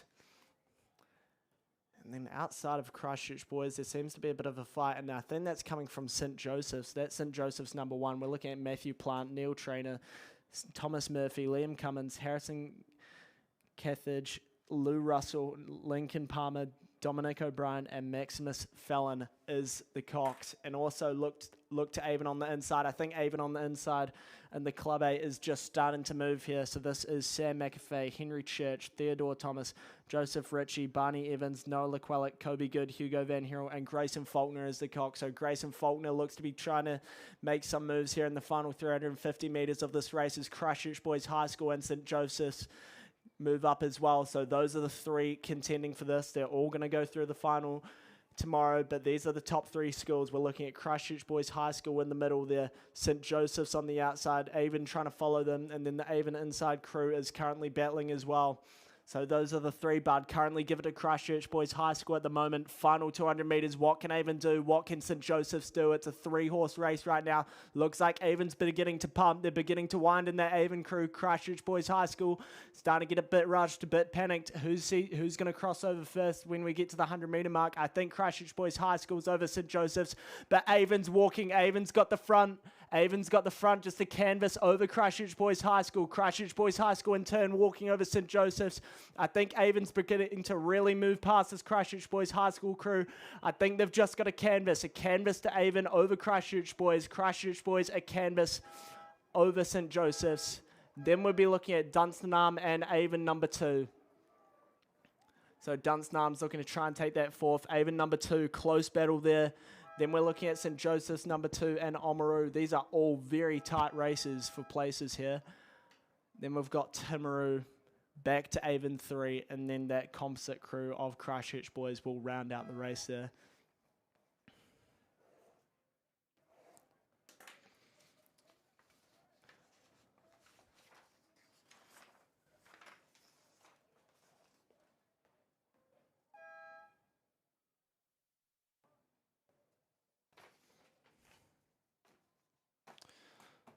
So close racing there, and then we're getting up to another good race, the women's open single sculls. Lane 3, Dunstanarm 1, Olivia Key. Lane 4, Dunstanarm number 3, Madison Neal. Lane 5, Dunstanarm number 4, Isla Westlake. Lane 6, Nelson number 1, Rosa Armstrong. Lane 7, Avon number 1, Tegan Smith. And lane 8 is Dunstanarm number 2, Bella Breen.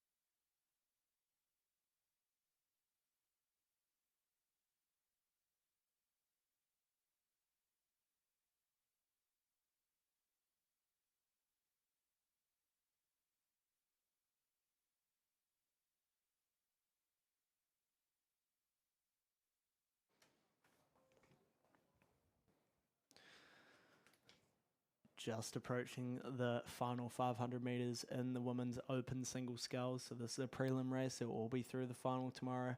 But I think I'm seeing a Dunstanarm crew. They're currently sitting in the lead.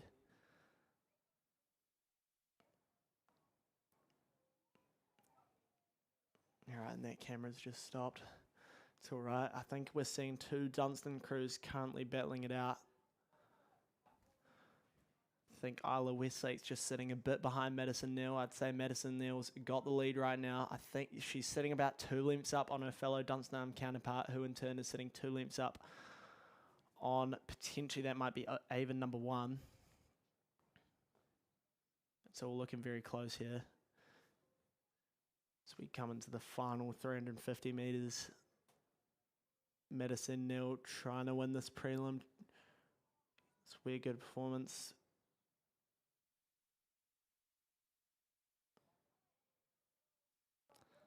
So it's all Dunstanarm. The first 4 crews are all Dunstanarm, so that outside Dunstanarm crew maybe just sitting in 3rd there. So that is Bella Breen. So I think we're looking at Madison Neal currently sitting in 1st. Then we're looking at Dunstanarm number 4, Isla Westlake in 2nd. And then just outside of her, I think maybe putting up a challenge for that 2nd spot is Bella Breen. So Bella Breen maybe just trying to move up into 2nd, but there's about a length in it. And then a length back to Dunstanarm number 1, Olivia Key. Then we'll be looking at the rower from Avon, Tegan Smith. And then Rosa Armstrong just sitting a bit further back there. But Madison Neal, she's starting to storm away and winded up in this final 150 metres of the women's open single. So just needs to stay controlled here, stay composed, and she'll probably get the win in this race. I don't see anyone being able to pull it back now. 100 metres to go. Sitting in second is still Dunstanam number 4, Isla Westlake, but challenging her, the potential race at the moment, it would have to be Dunstanam number 2, Bella Breen. That's the only position I can see being changed here. And then just staying a bit further back is Olivia Key.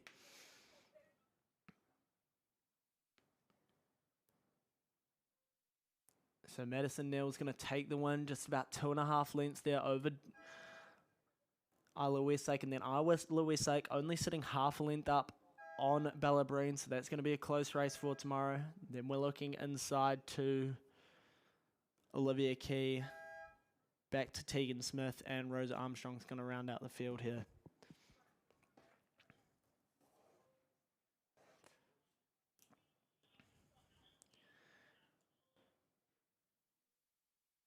Next up, we have the girls under 15 double. We have 3 heats of this, so we're looking at first 3 through the A final, plus 1 next fastest.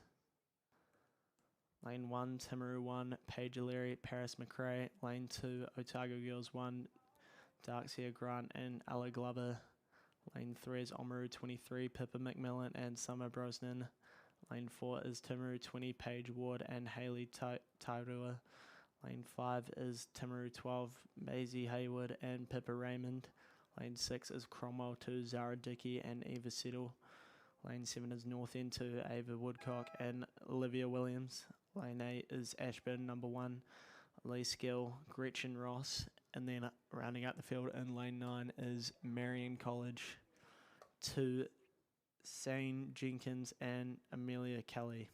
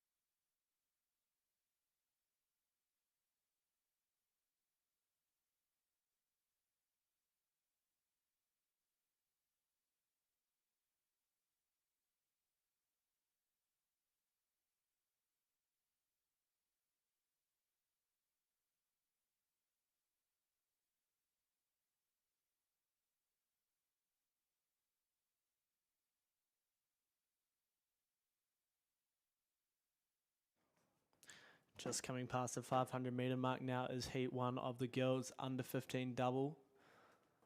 I think we're looking inside there for the lead potentially. Seeing the colours of Timaru there also. Then there might be North End doing a good performance there in the middle. But I think it is Timaru. Okay, I cannot find.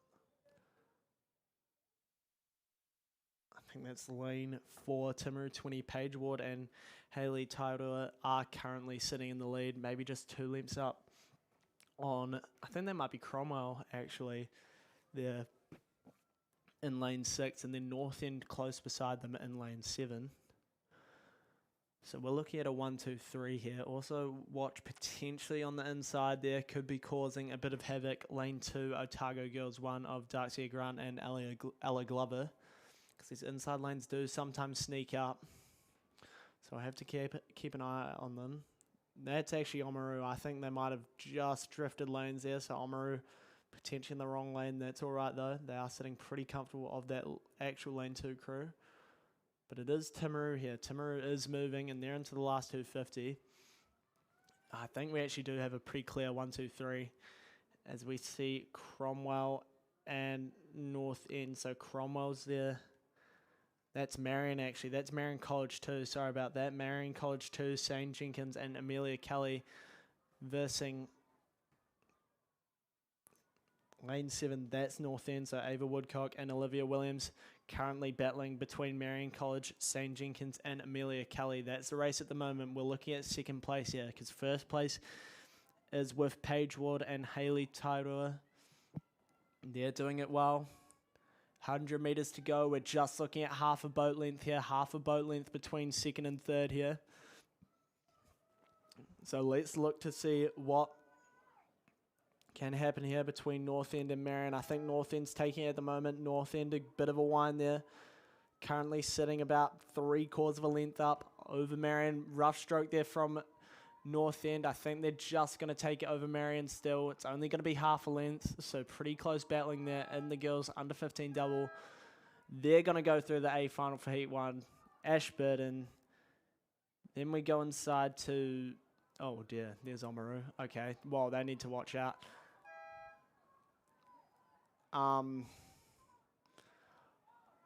Oamaru just decided to do a bit of a lane change and Timaru stopped as well, so the white flag's out. That's all right, they'll survive. Curious to see what's happened with Timaru here. Hopefully they haven't broken an oar. Just might need a bit of a reset, and then we're seeing, yeah. Well, we've got our top 3. Heat 2 of the girls under 15 double will be coming down now. So Heat 2, Lane 1, North End 1, Lane 2, Selwyn Rowing 1, Lane 3, actually I'll name the crews, Lane 1, North End 1, India Garden, Marley Hoa, Lane 2, Selwyn Rowing 1, Ruby Anderson and Zoe Livingston, Lane 3, Timaru 21, Madison Berry Rankins, Anthony Nelson, Lane 4, Timaru 23, Caitlin Stark and Rihanna Rickard.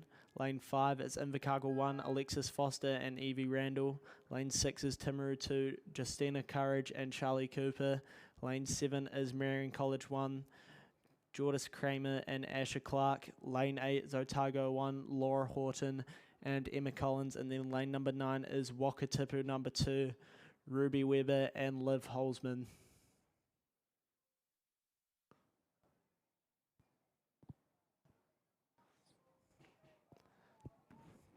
So they're just coming past the 1,000 metre mark there.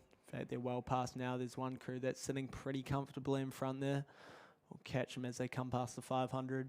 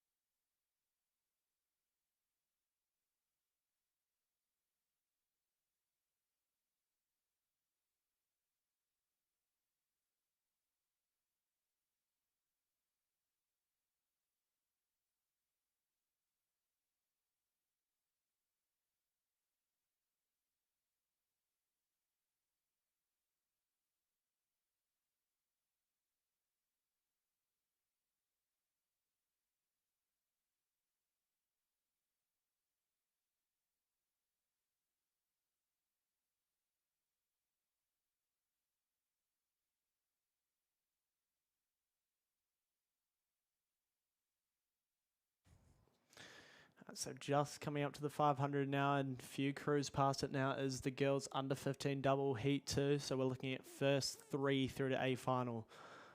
So again, pretty brutal qualifications for the small boats to get into the final. And I'm seeing Columba there. Columba's doing well as on the inside there. That is North End number 1 of India Garden and Malihua. they are putting up a performance. Those are the two in pretty tight contention and definitely looking for a spot in the A final. When we go to third spot, just a bit further back, but still relatively clear of everyone else. I want to say that's Marion College 1, that's Jordas Kramer and Asher Clark. But Columba and North End are the ones currently battling for first and second. I want to say it's Columba at the moment, about into the last 250, and then North End just sitting maybe a length or two back off them. So there goes Columba into the last 250 now.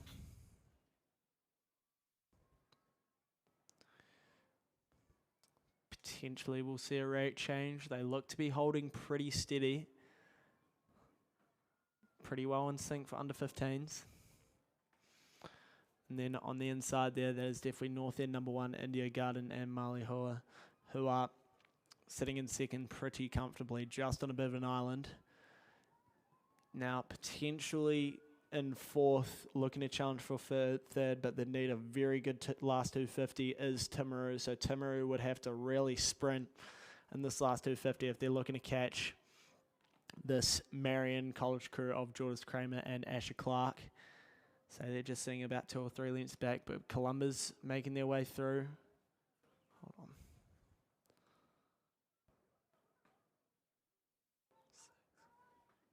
Sorry, that's not Columba, that's Timaru. So Timaru's taking the win. I got confused by the hats. That's Justina Courage and Charlie Cooper that just won that race. Lane 1 is North End 1, India Garden and Malihoa. And then I don't think Timaru number 2 is going to be able to catch up that crew from Marion in lane 7 there. So I think Marion's going to take that third spot. Then we go to Timaru, Wakatipu, Invercargill, Otago, and Timaru is going to round out the field there. Wait, there's one more. I think that just might be Selwyn there, sitting a bit further back.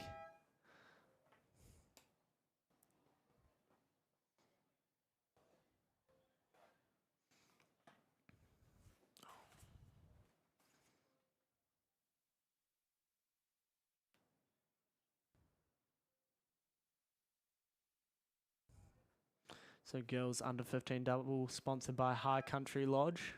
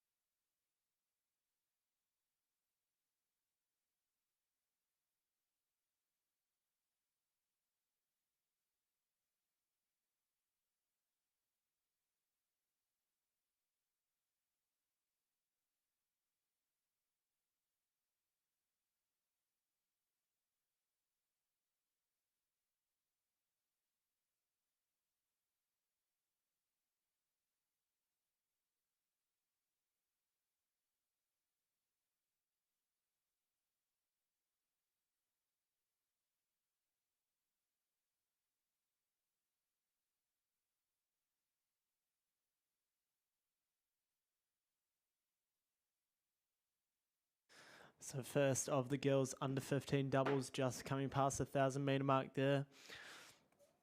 So this is the third and final heat. Lane 2, we have Cromwell number 1, Bella Hoare and Penelope Stark.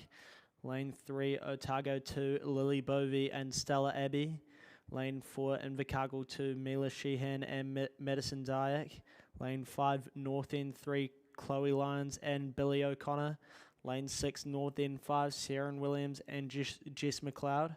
Lane 7, Timaru 11, Lauren Crawford and Kelly Van Herden. Lane 8 is Wakatipu 1, Sophie Clouston and Charlotte Galavazzi. And then lane 9 is North End 4, Adi Terhuna and Ruby Bolger.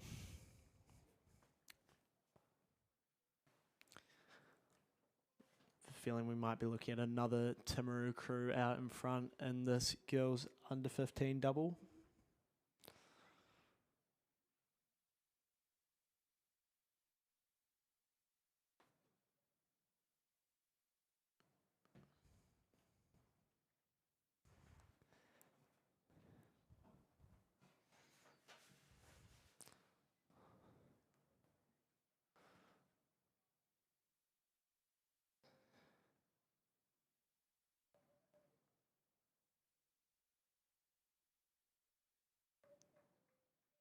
That's definitely the green boat of Timaru charging its way to the 500-metre mark.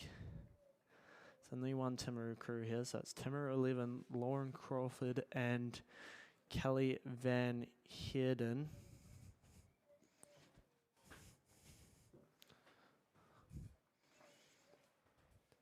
It's doing very well as they come past the 500-metre mark. It doesn't really look like anyone's putting in a challenge for that first spot. And then second looks pretty clear as well. I'd say that's Wakatipu number 1, Sophie Clouston and Charlotte Galavazzi.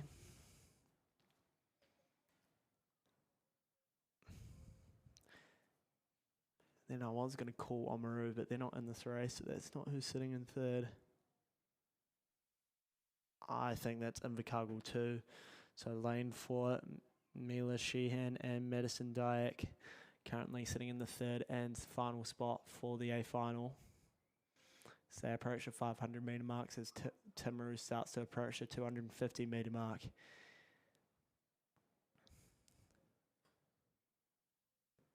So Timaru looking like they're sitting at a very comfortable rate.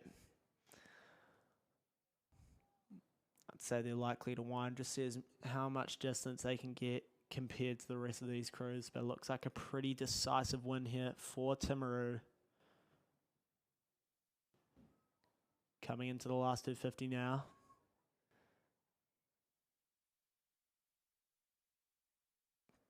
Then that Wakatipu crew is Sophie Clouston and Charlotte Galavazzi. They're about to hit the 250-metre marker, but very clear 1, 2, 3 here. These under 15 races don't look too contested, apart from, I think there might be a crew out the back there that's deciding to do a bit of a lane change. And that might be a bit of a problem with steering. Hopefully they can readjust, but it's under 15 rowing. Anything can happen as Timaru comes past that last 150 metres. They're looking pretty dialed here. They nearly have about 200 metres on third place there, and third place is sitting pretty comfortable with the rest of the field as well. So just that double at the back there needs to watch their steering. But Timaru about to come through into the last stroke of the race, and there they go. Timaru's through. Wakatipu into the last 100 now. And now we have, I think that's North End into the last 250, as is Otago 2. That might be Otago 2. We'll have to have a look at the colours. Blue and white. Yep, that's Otago 2. Currently sitting in 5th. And Wakatipu is about to cross the line in second there. So there's Wakatipu. So pretty good racing from those two.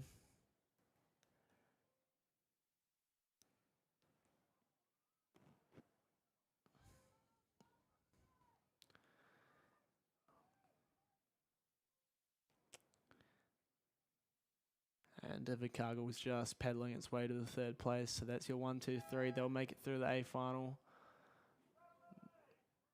North End, just a rough stroke there, but they haven't tipped. They're still in this.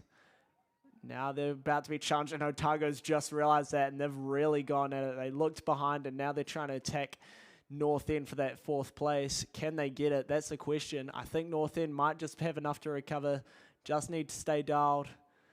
Oh, it's going to be tight for this 4th place. Oh, I think it might just be North End. North End's just going to take it by a canvas. That was pretty funny.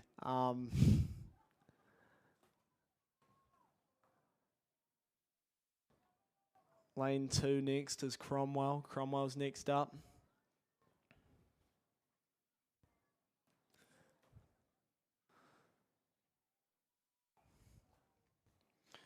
All right, now we'll focus on this next race, which is the women's intermediate double sculls. And we're looking at 4 heats of this. So first heat is just about to approach the final section of this race. Lane 2, Dunsnum number 1, Maria Theresa Screams and Gemma Mead. Lane 3 is Timaru 12, Ella Metcalf and Mackenzie Raymond. Lane 4 is Christchurch Girls High School number 1, Lola Grace Wood and Millie Parsons. Lane 5 is Columba College number 1, Isla Petty and Charlotte Scott. Lane 6, Marion College number 1, Freya Burgess and Olivia Walker. And then Lane 8 is Union number 1, Felicity Wright and Emily Gilmore. Lane 9, Avon number 1, Zara Abisakura and Nina McKay.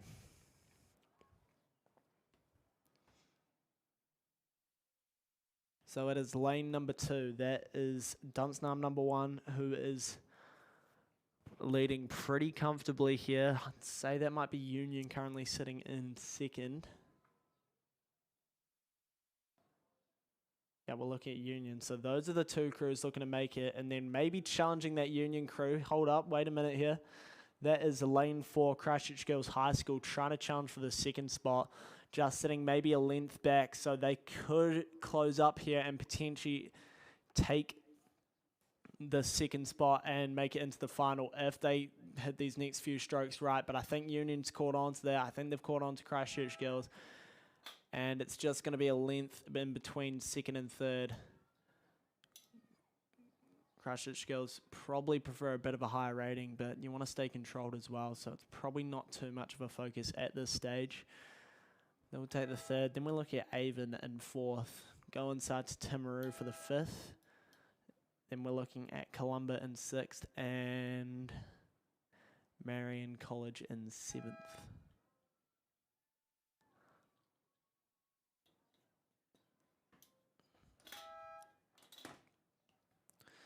So first heat done, next heat up. Heat number 2. This event sponsored by CNR Insurance. Lane 2, Wanaka 1, Zoe Melville, Emma Throne. Lane 3, Avon number 3, Natalia Sherman and Zara Ford. Lane 4 is Omaru 23, Georgia Newton and Evie Mitchell. Lane 5 is Union number 4, Jemima Nola and Eden Petty. Lane 6 is Wakatipu number 3, Ariana Salick and Mimi Blundell. Lane 7 is Timaru 11, Leah Newlove and Juliet Griffin. Lane 8 is Dunsnum 3, Grace Weaver and Bailey Thomas. Lane 9 is Columba College number 2, Stella Ingalls and Hazel McRae.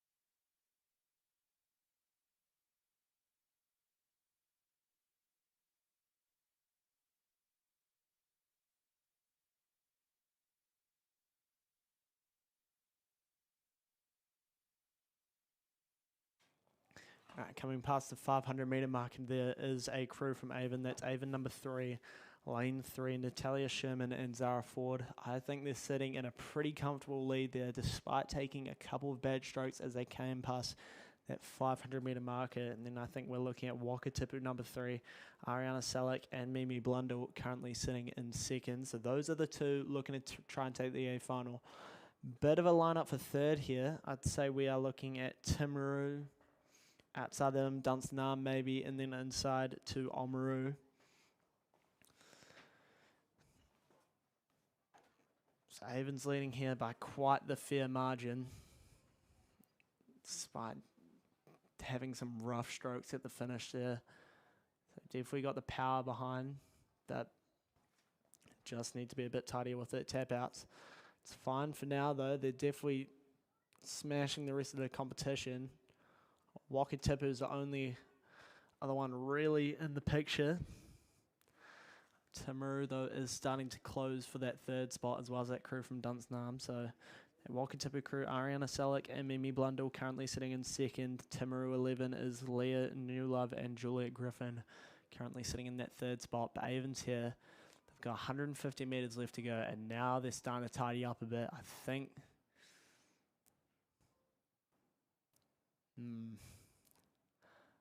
just a couple of rough strokes, not quite getting that catch in. I thought it was an issue with the drive, maybe. The finish does set up the catch, so you've got to nail one. Kind of have to nail one part of the stroke to nail the other one, so if you have a bad catch, it's going to lead to a bad finish and vice versa. I think that might be what's happening with Avon there, as they're starting to lose their line, but despite that, they're still in front by a country mile, so... Clearly, they've got the power there, and they're going all right. So that Avon crew is Natalie Sherman and Zara Ford. And Wakatipu is currently sitting in second there. And then we've got a big battle for third here. Watch Oamaru on the inside. Timaru, geez, I haven't seen this. Dunstanam number 3 as well. Grace Weaver, Bailey Thomas trying to get there up there for that third place. But Timaru's moving, and they're all closing up on Wakatipu, who they won't catch. They will not catch Wakatipu. But Timaru's in a bit of a battle here. I think Oamaru's closing. It's just to a canvas. Oamaru needs to move, and they're doing it. It's closing to 3/4 of a canvas. Bowsy to Timaru looks out, and it's half a canvas. Half a canvas at the finish. Timaru's going to take the third. Oamaru's going to take the second, and Dunstanam's going to take the fifth. Hold on, that doesn't make sense. Timaru's going to take the third, Oamaru the fourth, and Dunstanam the fifth. Then we have Columba just finishing there, and then we go inside to Wanaka, and that's going to be Heat 2 done.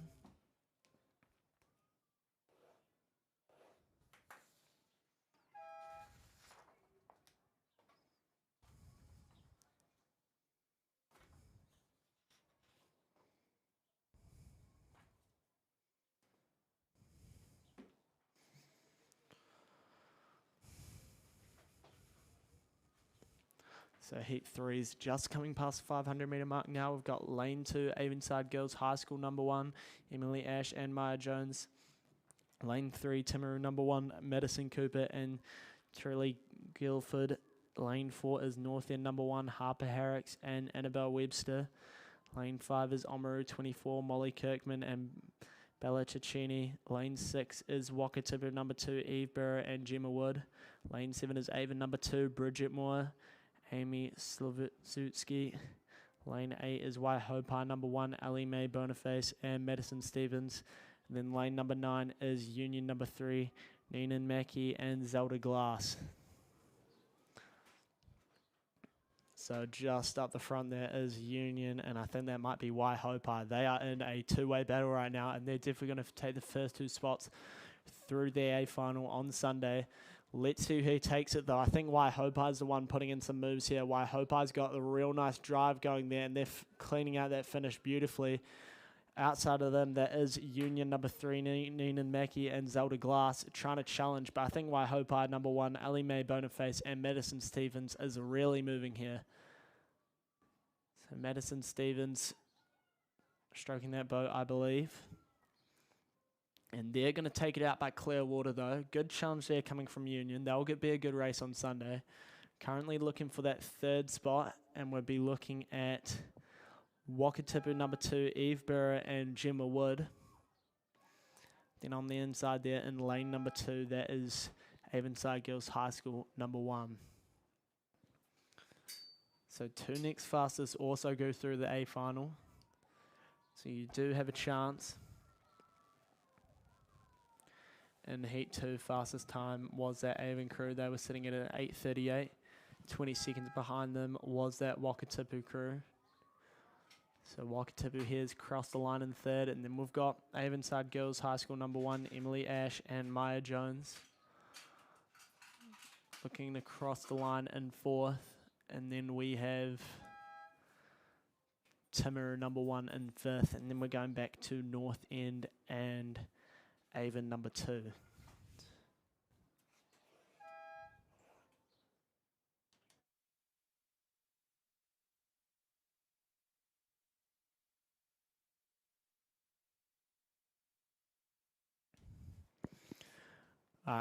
Women's intermediate double sculls final heat coming up next. Again, we're looking at 1, 2 through to A final, and then the 2 next fastest. Lane 2, Wakatipu number 1, Lucia Summerfield and Ella Day. Lane 3 is Timaru 20, Tilly Sykes and Emerson Wards. Lane 4, Dunsnam 2, Lisa Tolson and Lisa Wilson. Lane 5, Oamaru 22, Sky Frank and Peyton Dixon. Lane 6, Union 2, Billy Rochford and Pagan Hay. Lane 7, Avonside Girls High School number 2, Neve Jones and Gabby Chapman. Lane 8, Avon 4, Bree Shaw and Isabella Galvin. Lane 9 is Wakatipu 4, Andy Clark and Xanthi Spence. So in front there, it does look to be the colours of Dunstanarm, the green, yellow and blue. You can spot them from a mile away. In my case, about 250 metres, but this is Dunstanarm number 2, Liesl Tolson and Elisa Wilson. It's charging here, and then inside of them, currently sitting in that second spot, is another Wakatipu crew. This is Wakatipu 1, Lucia Summerfield and Ella Day. Challenging for that second spot, looking to try and make the A final on Sunday. And they look to be doing it, but Dunstanarm really winding it up, attacking the front. Getting that good leg drive down and finishing strong. 150 metres left to go for Dunstanarm. And they're clearing well. In that 3rd spot, I think we're looking at lane number 8. That should be Union. No, that's lane number 6, Union there. That is Union 2, Billy Rochford and Pagan Hay currently sitting in 3rd. But Dunstanarm approaching the last 50 metres, then Wakatipu into the last 100 now. That Wakatipu crew, Lucia Summerfield and Ella Day. But Dunstanarm's about to finish it off. Clear win here in the final heat of the women's intermediate double sculls. Then we've got Wakatipu sitting in 2nd. Go out to Union for the 3rd. Inside to Timaru, currently sitting in 4th, trying to hold off Oamaru, and they might catch up to this Union crew if they have a good last 100 metres. So Oamaru is currently sitting in 5th. Then we go back outside to Avonside Girls, Wakatipu, and that is the race. I'll be handing over to Ian now for his final stretch of the day for the last hour and a quarter.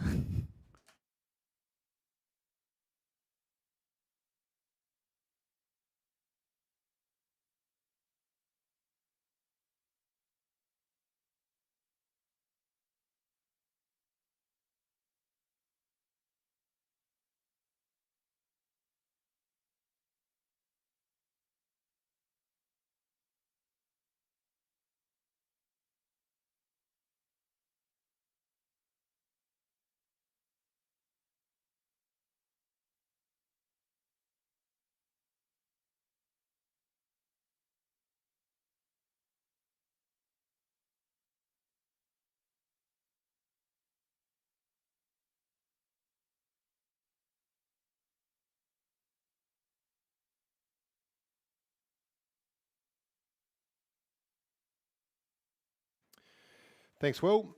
And We head now to race 110. This is Women's Club coxless quadruple sculls. We have got 2 heats here, fastest 10 going through to the final, and it looks like it's a little battle going on here between Dunstan Arm, who are right out in the lead there in lane number 8. Dunstan Arm number 1, that's Nemo Doherty, Katharina Hoffman, Lucy Clark and Lola Ritchie, coached by Lauren Gibb.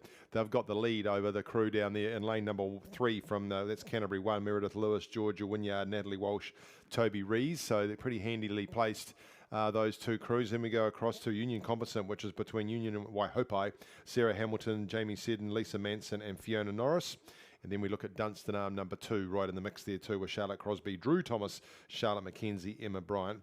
And then it is Oamaru 22 out there with Indig Jones-Horgan, Bridget Spittle, Sophie Spittle, Tessa Wright. And just at the back of the field there in lane number 4 is Waihopai 2, Stacey Thompson, Billy Joe Crooks, Mackenzie Milne and Sophie Kundell. So this is the Women's Club coxless quadruple sculls.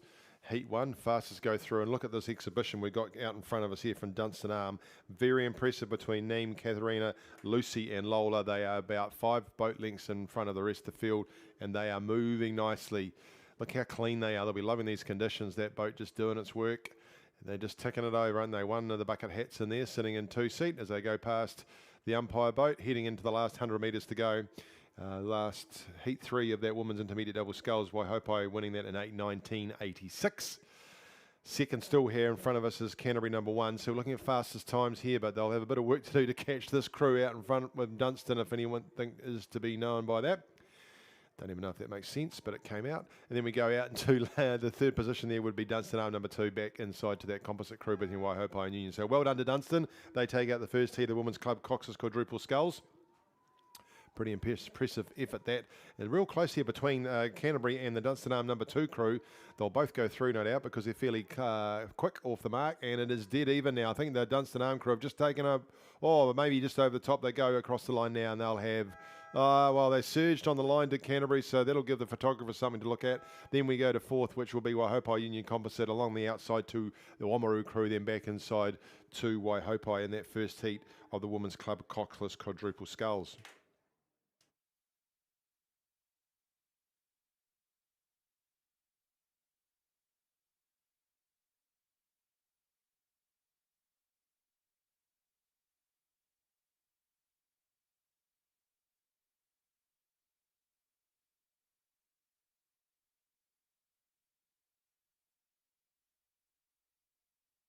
Brought to you by the New Zealand Community Trust, that was. A big thank you, of course, to the big supporters of this regatta that we've got out here running this weekend. Brought to you by the Otago Rowing Association. And, of course, they mainly would like to thank the Otago Community Trust, the New Zealand Community Trust, Meridian, Grassroots Trust, the Lion Foundation, but most importantly, the Aotearoa Gaming Trust and the Bobby Foundation for their support of this regatta. And big crowd too for Otago Champs. I've been coming here since I first did, and I haven't seen as many people here before for an Otago Champs. So, and even that with a number of schools not here. So great crowd, and you're all very well behaved. I can see that rubbish I was talking about before has been picked up. So thank you very much for that. Make sure you keep things tidy. Someone's lost a spare tyre down here, so I'm not sure what's going on with that. And you'll find out when you go home. So keep things tidy, keep the water up. Let's get into the rest of the afternoon. Still another 34 races to go. And the first one of those is the second of the 2 heats in the Women's Club coxless quadruple sculls. Lane number 3 is Dunstan Arm 4, Elizabeth Engstrom, Millie O'Kane, Michaela Olivia and Kate Spriggs. Lane number 4 is Ashburton 1, Zara McGillan, Georgia Scammell, Isla Moffat, Tegan Marriott. Lane number 5 is Avon 1, Jessica Rankin, Jessica Boyd, Courtney Preble and Molly Thomas. Waihopai 1 are out there in lane 6. That's Mia Brown, Charlotte Klein, Leela Jack, Alan Norman. And lane number 7, Dunstan Arm 3, Dana Leishman, Ali King, Mika Pyle and Alia Cunningham. Some of these rowers are probably into their 4th race of the day, I would think, based on what we've been calling, if not a little bit more. And it is Ashburton putting in a good showing out there at this stage in lane number 4.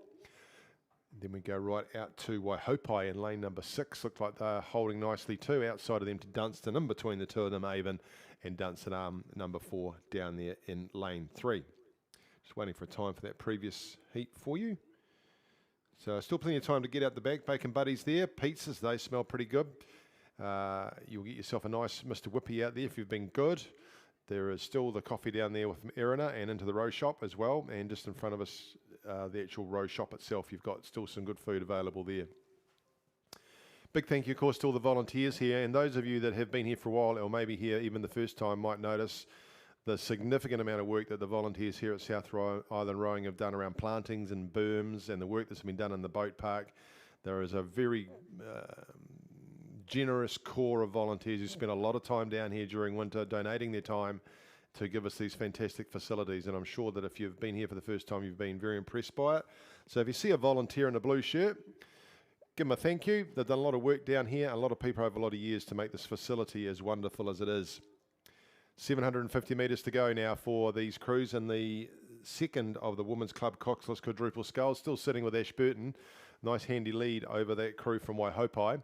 And then it would be in the middle of them, Avon out to Dunstan Arm 3, and then just a bit further back is Dunstan Arm 4. Boys under 17 coxed quadruple sculls are on the water. There are a couple of heats of that. So be some good competition in that. They are looking for 1, 2, 3, 4 and 5 to go through to the final. So they're just into the early stages of their race, through maybe 500 metres. Out in front of us though, with about 500 metres to go, is this Women's Club coxless quadruple sculls.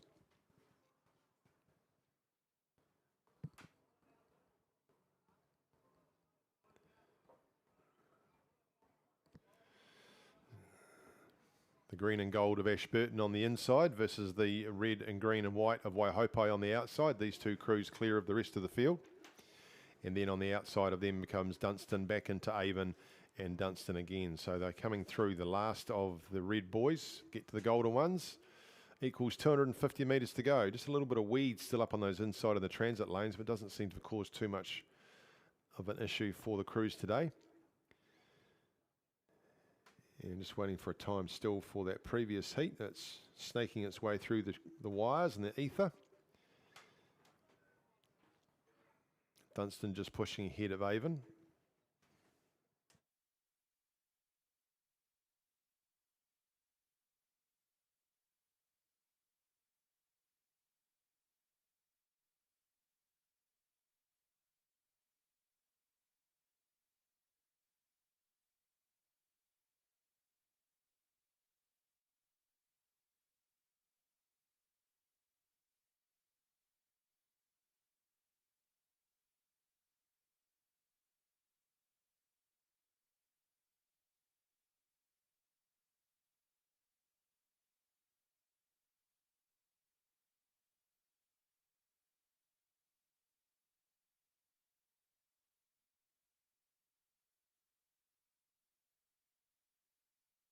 Well done there to Waihopai, just getting over the top of that lovely pink Swift from Ashburton. So they take the first two places, 3 boat lengths back to Dunstan Arm on the outside, back to Avon, and then it will be the Dunstan Arm number 4 crew. So we'll wait and get some time to see how they go. Meanwhile, we look at the boys under 15, under 17, in fact, coxed quadruple sculls, lane 2, Whakatipu 3, Liam Major, Finn Henderson, Baxter King, and Zebby Jarvis, and Izzy Carr is the cox.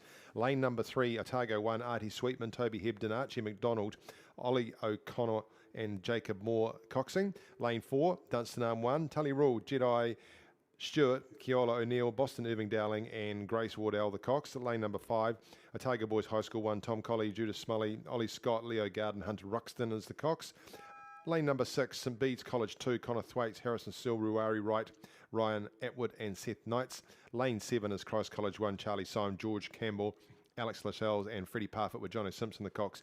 Whakatipu 1 out there in lane number 8, and they look like they're doing pretty well just on the outside of Christ College. That's Whakatipu 1, Louis de la Cruz, Liam Feely, Mike Perry, Ollie Watson, Jesse Glover. Lane number 9 is St Andrews College 1, Bart Ashman, Oliver O'Brien, George Barclay, Cameron Sharp, and Georgia Elwood.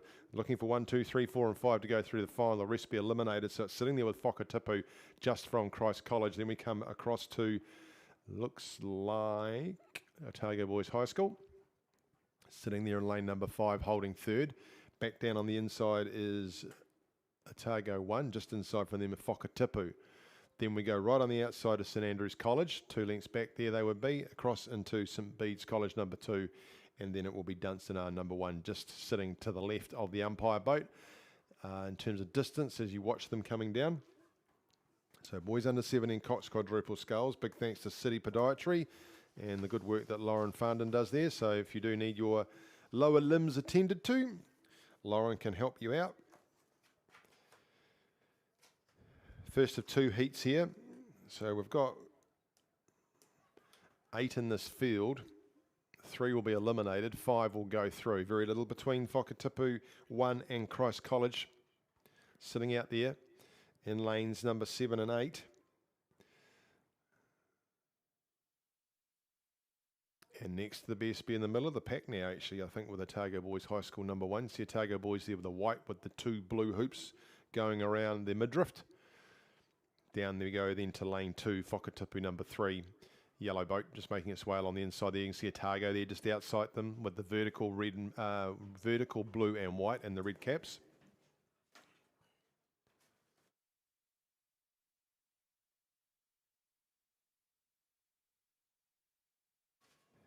And St Andrews College sitting out there in lane number 9. So we're looking at our 5. It looks looking like Whakatipu, Christ College, Otago Boys High School, and then it is St Andrews. Oh, it's going to be close between St Andrews, Otago, and Whakatipu. Coming up pretty shortly after this, there will be the girls under 18 quad. Looks like it's making its way down, and then we might get into some masters races with the fun for the whole family. Whakatipu just trying to hold off Christ College here. They've got half a canvas on them, and these crews will go together into the final. Just holding on there, Whakatipu. They'll take this one out over Christ College. Well done, those 2 crews, because it's another 4 lengths back to Otago Boys, just over St Andrews, and it is Whakatipu number 3 who are going to hold off Otago to get that other spot straight through into the final, which means that Otago Boys will just miss out, along with, it's a composite crew there with St Bees. They've got a young gentleman there from Union rowing with them by the look of it, and Dunstan Arm number 1 there just missing out as well. So away they go. That's the first heat done. Second heat is on its way. Let's see who's going on there. Lane number 1 is not being used. Lane number 2, North End 1, Edward Hager, Harry Lyons, Billy Steenkamp, Gabe Scott, Isabel McPhelan. Lane number 3, St Thomas of Canterbury 1, Liam Jessup, Luke Sweeney, Harry Gallagher, Lucas Dowling and Jack Dunn. Lane number 4 is St Bede's College 1 with Alex Walters, Isaac Guerra, Wyatt Dent, Ryan Gardner, Theodore Gilson Coxing. In the middle of the course, lane 5, Whakatipu 2, Flynn Webber, Phineas Thomas, Ruben Davis, Henry Monia and Bella Notton. Lane 6, St Andrews College 2, Logan Scott, George Lewis, George Flanagan, George Levings, Sam Hampton, the Cox. In lane number 7, Timaru 30, Murphy Hopper Park, Parker Anderson, Baxter Hopper Park and Harry Shearer with Fletcher Hampton, the Cox. Shirley Boys High, number 1, out there in lane 8. Zach Brockles, Chris Brignall, Ruben Saggers, Dominico Fricker, James Watson, and lane number 9, St Thomas of Canterbury 2, Charlie Smith, Calix Manahera, Jacob Henderson, Nicholas Marsden and Carlson Fernandez as the Cox. You can see down there St Bede's College sticking out there in the red and black. Right outside them, Whakatipu number 2. Inside from them would be St Thomas of Canterbury, and right across on the outside, it looks like it's that Shirley Boys crew, is it? It is. Shirley Boys having a good day today. Good to see them back in the top of the sculling ranks. They're doing a nice job out there. Those are your 4 crews. So where's the 5th going to come from? Looks like it could be St Andrews. Just have got the advantage over Timaru by about 3 boat lengths. So those look like the 5 that'll go through. 7:08 was the time for the under 17. It's not too bad this time of the season for Whakatipu. They went through in that was the first heat of the boys under 17 quadruple sculls. See what these fellas can do. St Bede's just over Whakatipu, over Shirley, back inside to St Thomas's. See those St Thomas's blades? You can look at the vertical gold and the red surrounded by blue as they go into the water, so pretty easy to pick. Those are your 4 crews, and it will be with St Andrews, the white cross of St Andrew on the blue blade, making its way into the Golden Boys. Means 250 metres to go for them. Well clear of the Timaru crew on the outside of them. Way back further on the inside is North End in lane 2, and then a lot further back there to St Thomas's of Canterbury number 2. They will be eliminated from this race, but I'm sure they've got plenty of other things to do in the meantime. So St Bede's and Whakatipu just look like they've got someone's connected their 2 bow balls together. Slightly out of sync, but same rating, sitting in the early 30s as they come down to the finish now, and just easing away now Whakatipu. They'll take possibly the middle lane. We'll see what sort of time they come up with over St Bede's. Across to Shirley Boys finishing 3rd, and it will be St Thomas's taking 4th, 5th, of course, going to St Andrews. That will finish our competitors in the heats are the boys under 17 coxed quadruple sculls. If you look down the course, you'll see that the girls under 18 coxed quadruple sculls are making their way through the 1,000. And as they make their way through the 1,000, the masters will make their way onto the course, given that they start from 1,000 metres. So you'll see those boats going across down there as you look there now. Looks a little bit like they're all getting ready to go to Dunkirk, but there is some order down there. Let's have a look and see what we're going to get from this girls under 18 coxed quadruple sculls. Supported, thank you, by CNR Insurance, but ironically there's no Dunstan crews in there. Who have we got? Lane 1, Whakatipu 1, Posey Mansa, Caitlin Purdue, Kira Lightfoot, Caitlin Roberts, Eva McGee is the cox. In lane number 2, Columba College 1, Sarah Stevens, Annika Laser, Nova Fiston, Sophie Tho, Jade Bogue is the cox. In lane number 3 is Marion College 1, Adi Pinford, Jenna Brennan, Olive Burak, Sophie Davis. How are you, Tony? And Charlotte McLaughlin is the cox. Lane number 4, Otago Girls 2, Jamie Stibe, Mila Hall, Isla Marshall, Harriet Rowe, and Lara Cadman is the cox. Villa Maria College 2 crews in here. Lane number 5 is the number 1 crew, Nicola Schumann, Aspen Henry, Scarlett Whiteside, India Taylor, and Ruby Shepherd-Smith coxing. Lane number 6 is the number 2 crew, Abby Norman Lata, Sarah Nicholson, Maggie Quinane, and Irina Rakic, with Alyssa Clark the cox. Both those crews coached by Kevin Mates. Lane number 7, Otago Girls 1, Kira Nicholson, Ali Ryan, Millie Hoata, Sienna Nicholson, Ruby Merriman is the cox. Lane number 8 is North End 1, is Chloe Lyons, Eliza Roundtree, Libby Clifton, Olivia Adam, and Sienna Impey is the cox. Lane number 9, Timaru 11, Sophia Lawless, Jasmine Payne, Greta Murray, Kate Caird, and Bella Westgarth is the cox. This is the girls under 18 coxed quadruple sculls. There's some crews that have been around for a while in here, and that Villa Maria crew, look at them out there in lane number 5. They had a good season last year, and they're leading them down here is the Villa Maria number 1 crew. Best of the rest for them looks like it might be Otago Girls just out there in lane number 7.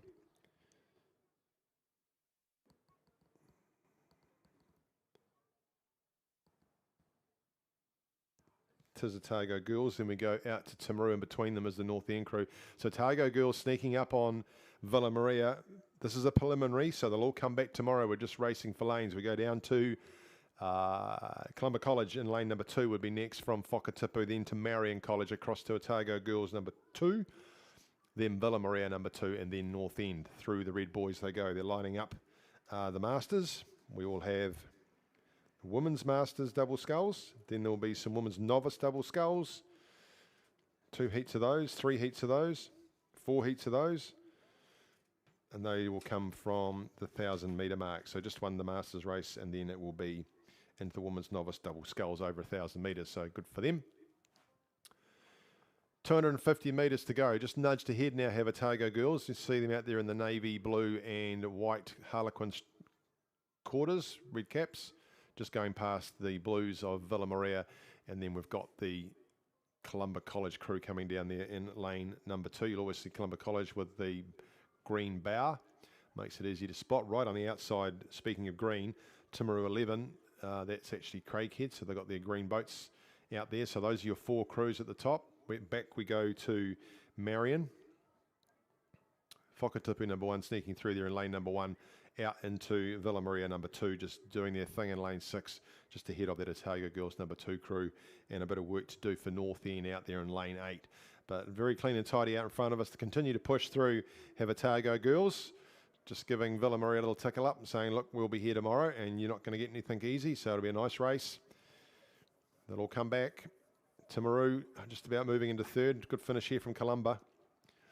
And the girls under 18 coxed quadruple sculls. Boys under 17 coxed quadruple sculls. That 7 second heat went through 6:57, so it was about 10 seconds quicker than the first heat was the second heat.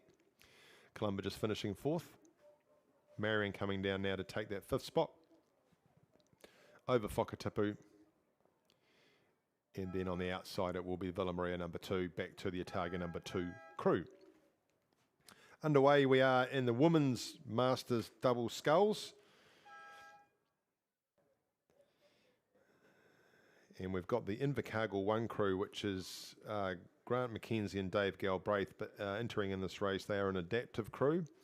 So very inclusive sport is rowing. Great to see them, Grant and Dave, are doing this as an adaptive crew. And so the way the Masters racing works, for those of you that are new here, depending on your age, which we don't disclose, you get a ranking in terms of your combined age, from A, B, C, D right through to J's and K's. I think we haven't gone any further than that. And depending on what your age rating comes at, you get a handicap. So coming in with an E rating, the Invercargill double, so they were on go, whereas Union number 2, Leonie Nola and Kathy Neugenhausen, they were on 5-second handicap, so they had to count to 5 before they started, as did the other Union crew, Tanya McDonald and Amanda Richards, so that's Union number 1. So they are well in front, Tanya and Amanda, in this women's Masters double sculls. And no doubt enjoying the water compared to what they had at the New Zealand National Masters down here in October, where it was somewhat rough to say the least. So they wouldn't have raced anything like this. So great water here through the rest of the day.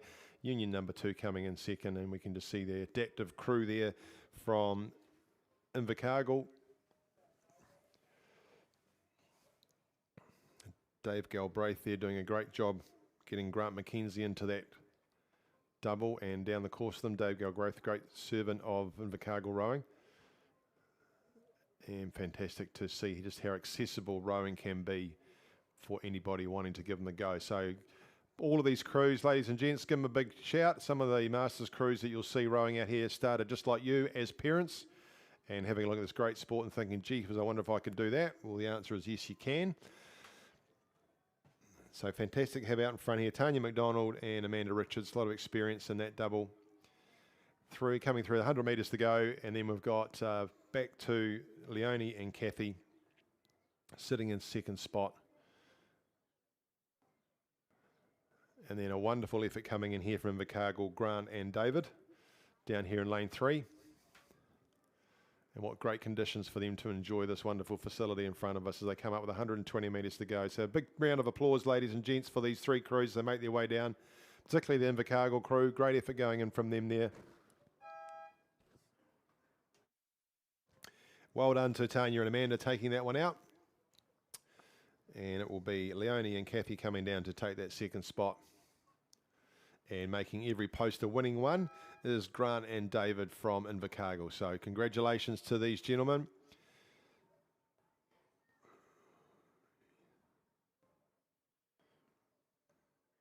Wonderful effort. Well done to those teams. Okay. Women's novice double sculls. Brought to you by CNR Insurance. Heat 1. So we've got 3 heats of this. This is the women's novice double sculls, over 1,000 metres, 4 heats in fact. 1 and 2 plus the 2 next fastest will progress to the A final. The 10 next fastest will be the B final. So we're looking for the winners out of the 1,000 metres. Look at all those boats down there. I told you it looked like Dunkirk. Goodness me, I'm sure someone's got that organised. Well, what we expect to see first is the Heat 1, and then there will be Lane 1, Wamaru 23, Charlie Burnett and Millie Patterson. Lane number 2, Villa Maria College 2, Zara Casey and Chloe Regay. Lane number 3 will be Timaru 2, Rachel Roberts and Isabel Atkinson. Lane number 4 will be Union 2, Emily Halliday and Lily Mulholland. Lane 5 will be North End 4, Zoe Cleghorn, Abby McNiven. Lane number 6 will be Timaru 1, which is Annie Burnside and Charlie Cooper. Lane number 7 will be Avonside Girls High School number 2, Grace Orchard and Bridie Hand. Lane number 8 will be Marion College 2, Sane Jenkins and Amelia Kelly. And lane 9, Otago 1, Liv Skiller and Riley Elliott. So even though it's 1,000 metres, they still have to line up and they're not held like you'll find the 2,000 metres. They're away, and we'll just let them get underway and just get some definition so we actually see what's going on.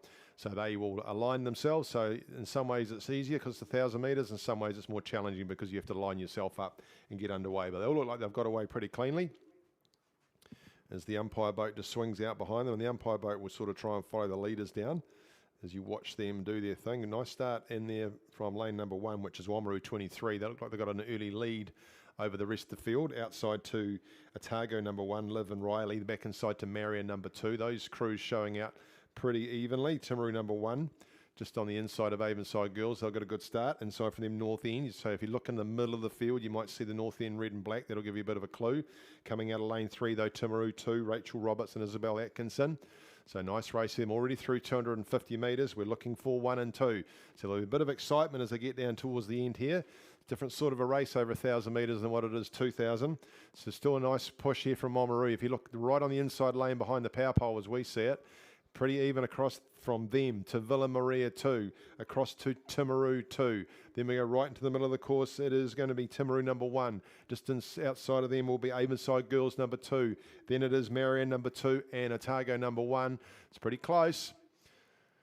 Let them get going. I'll tell you the second cruise because they're starting to line themselves up as well. This is to be the second heat of the women's novice double sculls. That'll be in lane 1, Cromwell 1, Eloise Hunter, Annabelle Nicol. Lane 2 will be North End 2, Harper Harricks and Annabelle Webster. Lane 3 will be Oamaru 22, Grace Webster, Hunter McClay. Lane 4 will be Waihopai 2, Isabella Moore and Amelia Duffel. Lane 5, Selwyn Rowing 2, Meredith Dunbar and Pippa Tyre. Lane 6 will be Union 3, Rada Smith and Macy Rochford. Lane 7 will be Timaru 11, Scarlett Moyer and Evie Arthur. Lane 8 will be Marion College 1, Jordis Kramer and Camo Harrison. Lane number 9 will be Ashburton 1, Kate Shepherd and Georgia Gill, and they look like they're underway as well. But let's get back to this first one. Still is with Oamaru down there in lane 1. Right on the outside, Marion College 2 doing a good job. Back inside 2, it looks like Villa Maria 2. Then we go across to Timaru, putting in a handy spot. Those are the crews, just into the middle of the course, sitting there with Timaru. It's the Craighead double. Just outside of them is Avonside Girls. Then we go on there. What's happened out there? Otago have stopped. That's not going to help. I think they might have hit a buoy. And just trying to get themselves sorted out and back on course. Maybe they've had a mechanical issue. They're just going off the course now, unfortunately. Get some steering sorted. The joy of novice racing. Under control, though, is Oamaru. Then we go to Timaru. Then we go on the outside still to Marion College number 2. Right in the middle still is Timaru number 1. So Timaru number 1 and Timaru number 2 right in. Oamaru still holding on to this. Looking on the outside now to Marion. Back inside to Timaru number 2. Then we go to Timaru number 1. Then we go into Villa Maria. They might have just hit a buoy themselves. In the middle of the course is North End 4. Right on the outside is Otago. Out there in the outside lane, back in the middle we go to Union. They are a wee bit out of it, so it'll be 1 and 2 through to the A final, next 2 fastest. Nice row coming on the outside here from Marion, though. They're sneaking through up to Oamaru, so Marion and Oamaru are leading them down. Timaru 1, Timaru 2. On the outside, Avonside Girls back to Villa Maria. Inside we go to Marion, on the outside to Otago, right back to Union. Down now we come with 120 metres to go. We're looking at 1 and 2. So Oamaru look like they've got that sewn up with the crew from Marion College, and it's just Timaru trying to have a crack at them down there. Timaru 2, Rachel Roberts and Isabel Atkinson trying to take this second spot off. They're going to put some pressure on the Marion crew. Oamaru have led from the start, just getting a wee bit tired and untidy here. They might hit those buoys. They'll need to line up to hold on to their position. Just skirting them nicely they are. And as Marion's holding on to second, that's the way they'll head as they go across the line. I think it will be. Oamaru will come down and take the buzz now in that first spot. And then it goes to Marion. Timaru number 2 will get in there and take third. They'll be looking for the next fastest time. Then Timaru 1. Across we go to Avonside Girls, back to Villa Maria, then North End, and it will be Union in the middle of the course. The second race is underway. They're going to keep us on our toes here. Let's have a look at that and see where we've got to. So it's coming out of Oamaru 22, right in the middle of the course. We go right across to Union number 3, then Timaru, then Marion College, I think it is, on the outside. Ashburton's supposed to be in there. Don't see them. Not sure what's happened there. Game 1 and 2, but Oamaru doing a good job here in the second heat. Women's novice double sculls. It looks like they've had to rescue that Otago double out there. Might have had some mechanical issues. Or it might be a medical event. Either way, they'll look after them. So Oamaru leading the second heat. Nice effort coming from Union 3, Rada Smith and Macy Rochford. They're holding on to second out there. Outside of them is Marion College. And between the pair of them will be Timaru 11. Then just looking in the middle of the course, Waihopai number 2. Just right across from them is Selwyn putting in a pretty good effort. We come right back down to North End 2, then Cromwell. So Oamaru, oopsie daisy, we've stopped. That would be the crew from Union. Might have hit a buoy. They'll get themselves going again, I'm sure. Putting a bit of pressure on themselves. Oops, and then Timaru have had a bit of whoopsie as well. So it's Oamaru still holding on to a clear advantage. Let's let Marion back into it over the top of the Timaru crew. Then we come across to Waihopai now right in the mix now. They'll be looking to try and overtake the Timaru crew going a little bit sideways, just trying to pick a better lane. I don't think they like the one they were in before. They've found another one. Oamaru are down to 100 metres to go.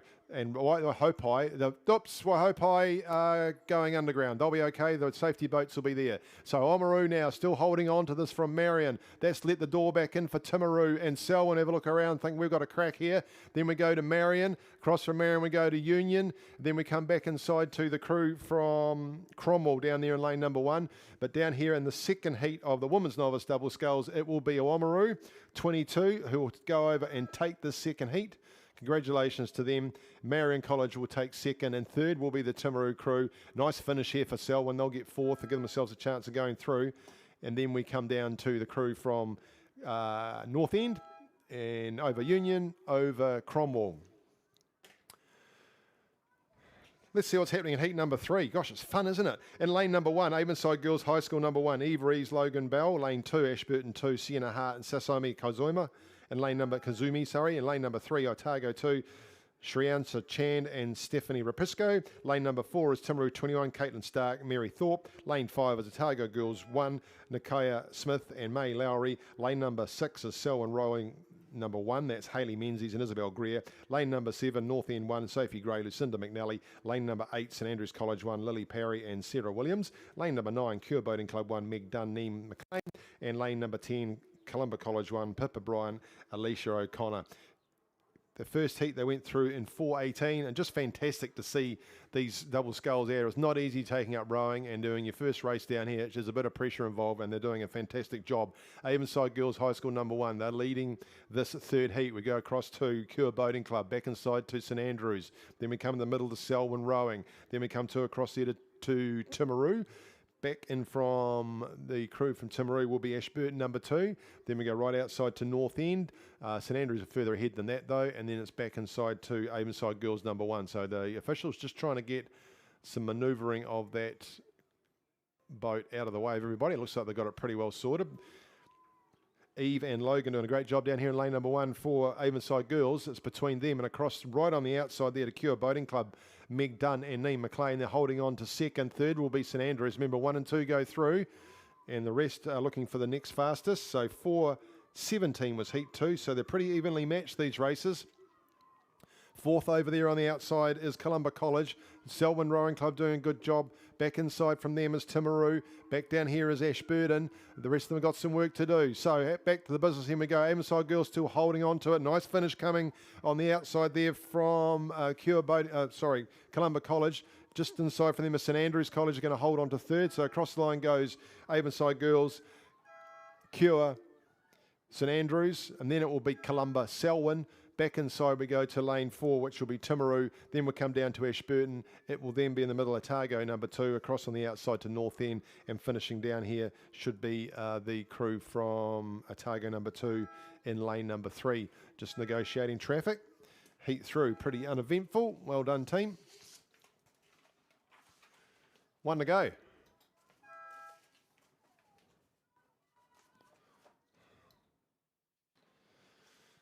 Just if you are with any of the crews that have had a bit of an oops in the last couple of races, please make sure to meet them down at the dock so you can help get those boats out and get your crew members out too. There will be a little bit of traffic down there, so the more you can do to help progress that, the better. Lane number 1 for Heat 4 is Timaru 20, Rihanna Rickard and Zara Rawcliffe. Lane number 2, North End 3, Sarah Williams and Isabel Frost. Lane number 3, Villa Maria 3, Maggie Smith and India Reid. Lane number 4, Marion College 3, Neem Jennings and Claudia Craze. Lane 5 is Timaru 3, Mia Sutherland and Olivia Bartlett. Lane 6 is Villa Maria College 1, Georgia Mitchell and Isabel Ingalls. Lane number 7 is Union 1, Annalise Bowden and Alana Newsom. Lane 8, Waihopai 1, Charlie O'Connor, Olive Rutledge, and out there in lane number 9, Whakatipu 2, Mila Walker and Gwen Baldwin. And I think they might just be getting held at the moment, so we can just clear the runway.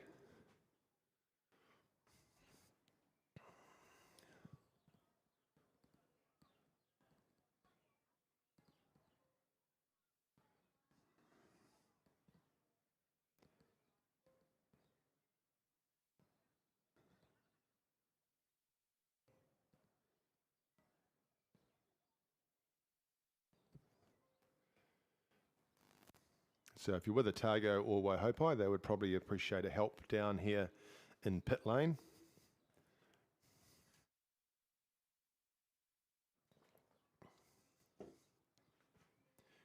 third heat going through in 4:24. So those first two heats were a little bit quicker.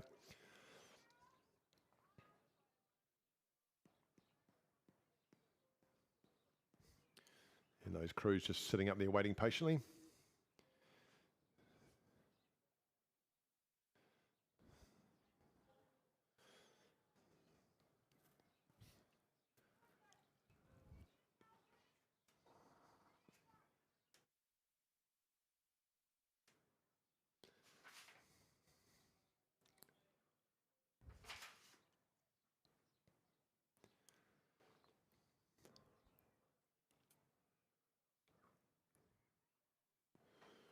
Good to see one of Santa's helpers down here on the rescue boat. That's one of the new safety boats here at Ruataniwha, always getting new equipment, and that one's only been commissioned this season.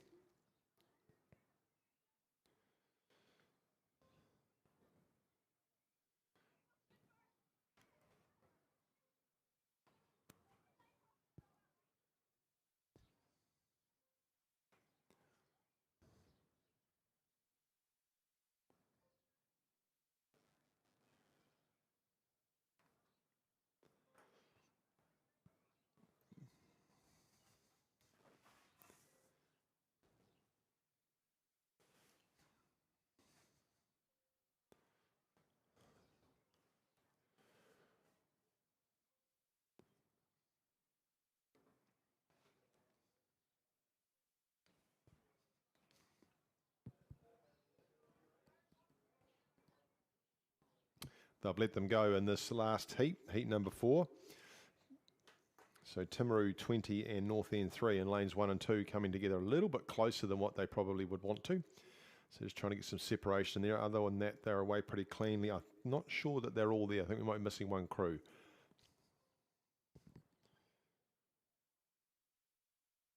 Oh, no, I just think it's to do with the way that they've moved across. So good start there for Marion College 1 in lane 6. Inside from there is Timaru number 3. They're away pretty good too. Good start out there for Whakatipi number 2 in lane 9. Inside from them, Waihopai.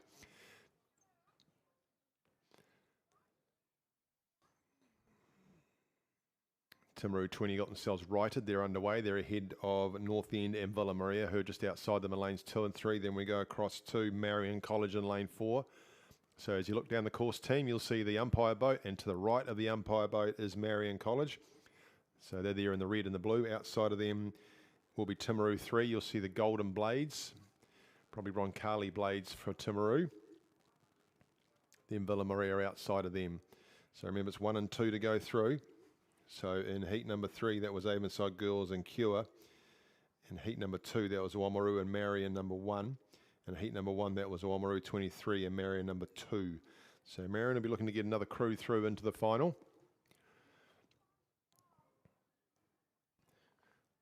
Right now, Villa Maria College number 1, Georgia and Isabel making all the running. They would probably have 2 boat lengths over the rest of the field. Down now into lane number, looks like North End might have a couple of issues with steering. They were in lane number 2. They appear to be in lane number 1 now. And Timaru 20 just coming along in front of them. So Villa Maria College number 3 just ahead of that crew as well. So still as with out the front, we have Villa Maria number 1 leading from on the outside, Waihopai number 1. We come back inside to the crew from Timaru, then Marion College, then Villa Maria number 3. Across to Union, back inside to North End, Timaru 20, then North End number 3. So a little bit of separation, a little bit of lane changing going on there. Looks to me like Marion have decided they'd like to get into the 1-1 with Timaru and just dropping in beside them into their same lane. So the umpire's got a wee bit of work to do to separate them. Not coming to blows, but it makes for an interesting field. Villa Maria still leading in front though from that Timaru crew on the outside to Waihopai. They've now corrected to have Marion going back to their own lane. Villa Maria number 3 just drawing up alongside them, back to Union, back inside we go to the Timaru crew and then North End, and on the outside sticking out of trouble, Whakatipi number 2 still right in the middle of the field. So they've looked good from the start here, have Georgia and Isabel, well coached by Phoebe Collier and Ashton Corkery. And nice and long, look at that good long stroke that they've got from them as they get right back. When they get to the finish, you can see them then rock over, hands away first. and back up the slide they go, and very little splash. For novices, this is a good exhibition of sculling right out in front of us, and just as the commentator says that, they miss a stroke. They're back on again though, 100 metres to go for Vimilaria.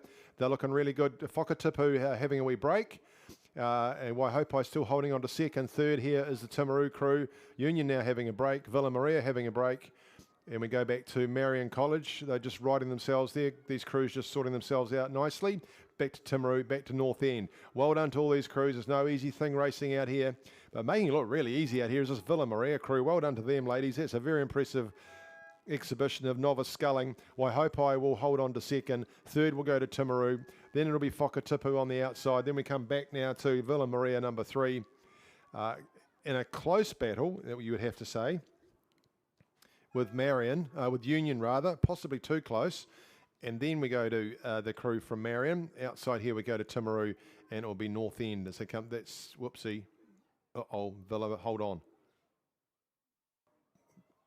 Still hold on. Hold on. This has been well negotiated. Whakatipu finishing, taking 4th. Well done to Union.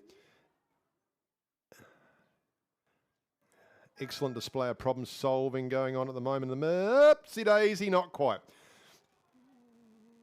Hold on, Marion. And Villa, you'll be fine. They'll be well looked after. Marion is checking they're okay, very polite, and on their way they go. And then North End will come down here in lane number 2 to complete a very exciting race for all involved. So a little bit of work for the rescue crews to do, because the boys under 15 coxed quadruple sculls has got 1,000 metres to go, by the way, umpires. Lane number 2, Christchurch Boys High School number 2, Edward Graham, Max Pont, Eric White, Max Greer and Cullen Faulkner is the cox. Lane number 3, St Thomas of Canterbury 2, Seth Hanrahan, Sonny Hasty, Xavier Croucher and Tyson Arps, with Harry Gould the cox. Whakatipu 1 are in lane 4, Finn Coddington, Oliver Glover, Angus Brown, Baker Schmitz and Harrison Atwood is the cox. Lane number 5, St Bees College 2, Angus Taylor, Kingy Nixon, Archie Mates, Jack Logerson and Hugo Robertson is the cox. Lane number 6 is Union 1, Zachary Dalton, Caleb Yates, Peter Neuhausen and Conrad Hurst with Eden Petey the cox. Lane number 7 is Christ College number 1.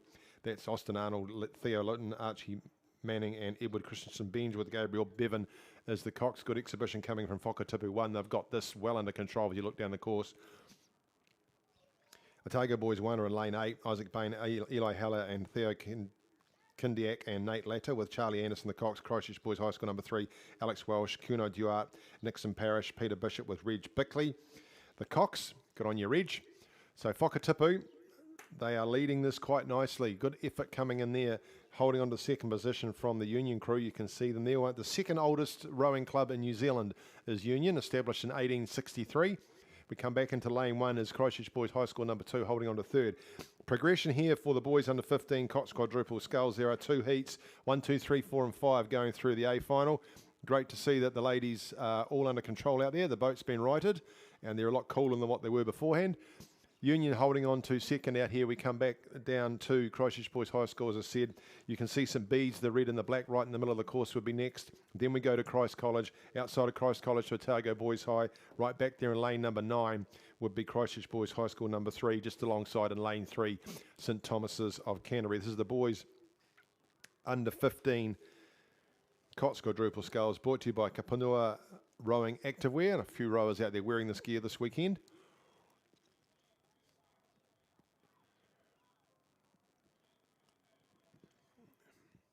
And Finn, Oliver, Angus and Baker doing a great job out here in lane number 4. And again, under 15s, gents, have a look, ladies and gentlemen, have a look. This is an under 15 coxed quadruple scull. That is very high quality sculling going on right there now. Nice clean catches. They look resplendent with the caps on back to front, so they won't get sunburnt necks. And making that boat look really cool as it comes down to the final line. The bowman has a look round, says we haven't got too far to go. They'll go over, they'll take the buzzer now. And then we have coming back into second spot, about 4 boat lengths back is Union. Then 6 boat lengths back to Christchurch Boys High School, working hard down there in lane number 2, trying to get over the top of Christ College number 1. So 1, 2, 3, 4. The battle is between St Bede's and Otago Boys High School. Who's going to go straight through out of those two? Otago Boys got the advantage. Have St Bede's got a quicker finish? The bow cock's going to be looking across and telling the need to go. to the Otago stern coxswain. So a good example there of the two different places that the coxswains can sit, with St Bede's sitting in the bow, the Otago one sitting on the stern, a bit more upright, and that's the battle for the next spot. We've already got going through is Whakatipu and Union. It will then be Christ College, who have got about 50 metres to go. They've got 2 boat lengths over a hard-working Christchurch Boys High School crew. Look at them working hard in there. And then it's between Bede's and Otago Boys. Otago Boys have got the advantage still. Can Bede's get the run on the bowman? Has a look across. He's working really hard, but I think it might still be with Otago. 4th spot there going to the crew just down here in lane number 2, which is Christchurch Boys High, and then it will be Otago Boys. They've got half a boat length over St Bede's, and then on the outside we'll see Otago Boys High School number 3 about another 5 boat lengths back, and they're 2 boat lengths ahead of the St Thomas's of Canterbury number 2 crew. So we've got our 5 going through from that particular heat of the boys under 15 coxed quadruple sculls. Let's check out that second heat, see where they're at. They're into the second 1,000, and it looks like there's a nice lead there for St Thomas of Canterbury number 1 there in lane number 4. That is Jackson Marshall, Ryder Horgan, Max Hay, Toby Greer, Jack Clark, the Cox. So on the inside of them, we start in lane number 2 with Shirley Boys High School number 1, Alfred Gabrielson, Louis Bevan, Finn Clark, Toby Watson, Xavier Wanig.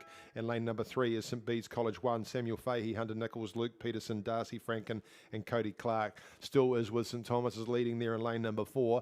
Then we go just outside them and a bit further back, Christchurch Boys High School number 1, Owen Fife, Angus Orchard, Theo Callagher, Sam Holdaway and Cameron Palmer. Lane 6 is Christ College number 2, Joey Duamu, Fergus McKenzie, Archie McCone, Leo Beck, George Edgar the Cox. Selwyn Rowing 1 in lane number 7, Joe Creeker, Mason Jessup, Max Eberhardt, Hugo Johnson with Troy Eberhardt the Cox. Lane 8, Otago 1, Travis Winterbourne, Jacob McDonald, Forbes Mackay, Mackley Adams and Lucas Raymond the Cox. And Timaru 30 in lane number 9, that's Jarius Daya, George Neal, Alex Bolithrow and Idris Hudat and Fletcher Hampton. My apologies for some of the name pronunciations. If you do want to drop a note to the Secretary's office on the right way of getting some of those names out, I'd love to know, because there's nothing worse than someone getting your name wrong, and we do try our best. Heat 1 went through in 7:35. Let's see what these guys can go through in. Big lead there for St Thomas of Canterbury, doing a great job out there. Then we go right outside to the St Andrews crew. Sorry, Timaru crew they are, out there in lane number 9. And back inside from them we go to Otago. That's where it looks like it's coming at the moment. Down on the inside is Shirley Boys and St Bede's. There's your 5, pretty clear actually for these 5. And it's right back from there we go into the middle of the course.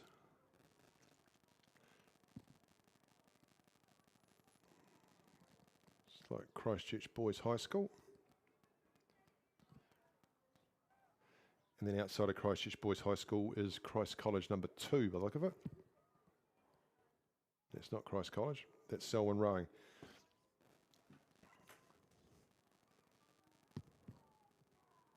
We might have a scratching, that might be why. Oh no, there's Christ College just a little bit further back there, so everyone's in the game. 110 metres to go here for St Thomas's. Heads down, working hard. Again, very clean and tidy. High standard of underage sculling we're seeing today out here, team, and not put off by the conditions.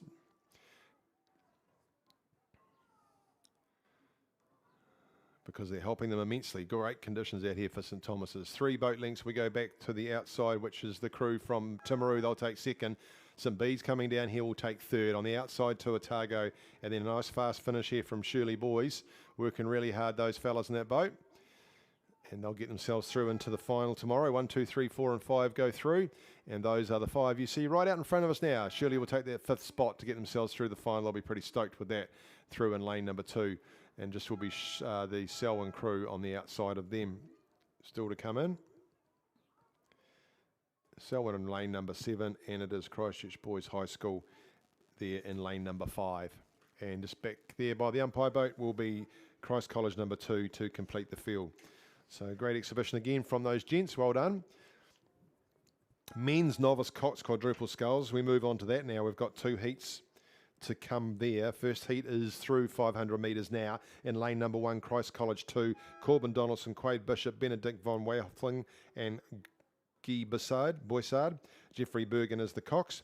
In lane number 2, North End 1, Liam Cochrane, George Dunn, Callum Heathglynn, Elias Sampson and Alex McKeever as the cox. In lane number 3, St Andrews College 1, Freddie Allen, Jake Triplow, Isaac Overcomer, Frederick Keown and Samuel Terry as the cox. Lane number 4, Oamaru 1, Cash Loudon, Greer Dixon, Isaac Fox, Jaden McMurtry and Tempe Oliver as the cox. Got a composite in lane 5. It's a composite between St Bede's College and Timaru. Lachlan Strawn, Alfie Chapman, Connor Smitty, Billy Ryan and Lockie Manson. Lane number 6, Timaru 30, Oliver Wilcox, Jaeger Sims, Ben Murray, Miller Gaskin and Charlie Dwyer. And I think I'm right in saying that Jaeger in that crew is from Geraldine High School. He is their one male rower, so that's where Geraldine are coming into it, and a composite there with Timaru. So great to see Geraldine out here. Lane number 7, Christ College 3, Sam Pilbrow, Henry Williams, Freddie Rolliston, Oscar Cutler and Arthur Orbell as a cox. Big field this. Lane 8, Otago 1, Quinn Breen, Cornelius van de Klondert and Felix Robbins, William Colley and Toby Ellis in the cox. So I hope I won on lane number 9, Louis Woodward, Jamie Calvert, Bo Chris Carstensen, Austin Sanford and Josiah Klein. And then in lane number 10, Monica 1, Finley Hughes, Travis Lee Cooper, Jasper Lambert, Jack Jones and Emily Hunt. 1, 2, 3, 4 and 5 through to the A final. They are pretty spread out as we look down the course.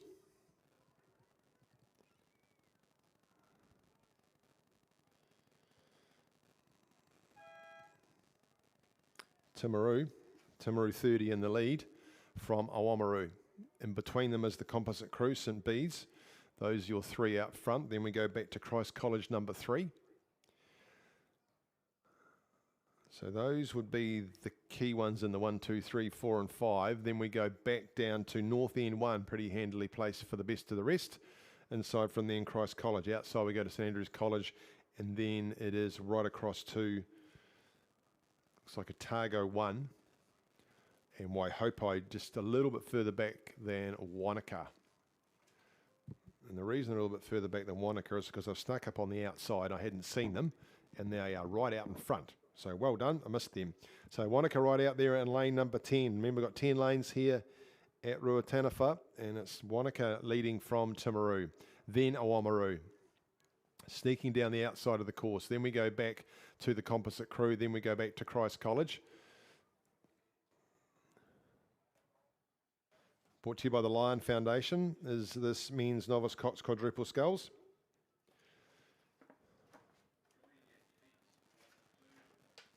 One, two, three, 4 and 5 through the A final, rest the B final. The boys under 15 coxed quad. Heat number 2 went through in 7:50. And the first heat went through in 7:35. So a big difference between those 2 heats in the boys under 15 coxed quadruple sculls. Continuing to lead out here is Wanaka. Emily Hunt sitting up nicely in the stern there, just giving her crew their instructions. Nothing too drastic needed. We just want those first 5 to go through. Timaru 30 looking across there will be their cox.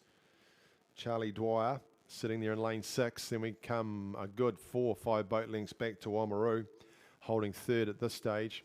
Then it is the Timaru St Bede's composite, and then it is Christ College. Those are your 5 crews. The pressure will come to Christ College from Otago 1, but they've got some work to do. They're 3 boat lengths back. Then we go back down to North End in lane 2. Lane 1 is Christ College 2. Lane number 3 is St Andrews College number 1. Then right out to Waihopai sitting out there in lane number 9. Could be a little bit lonely out there.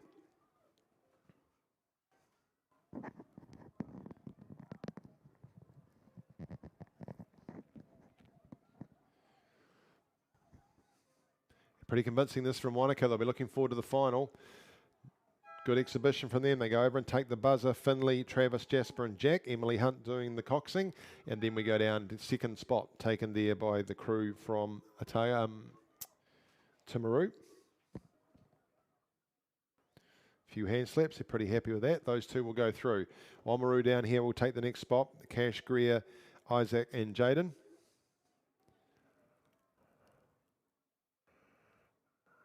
And then it'll be the composite crew of St Bede's and Timaru, along with Christ College number 3 that will go through to the final tomorrow. The rest of them will be into the B final. So there will be Otago, North End, Waihopai, Christ College and St Andrews College.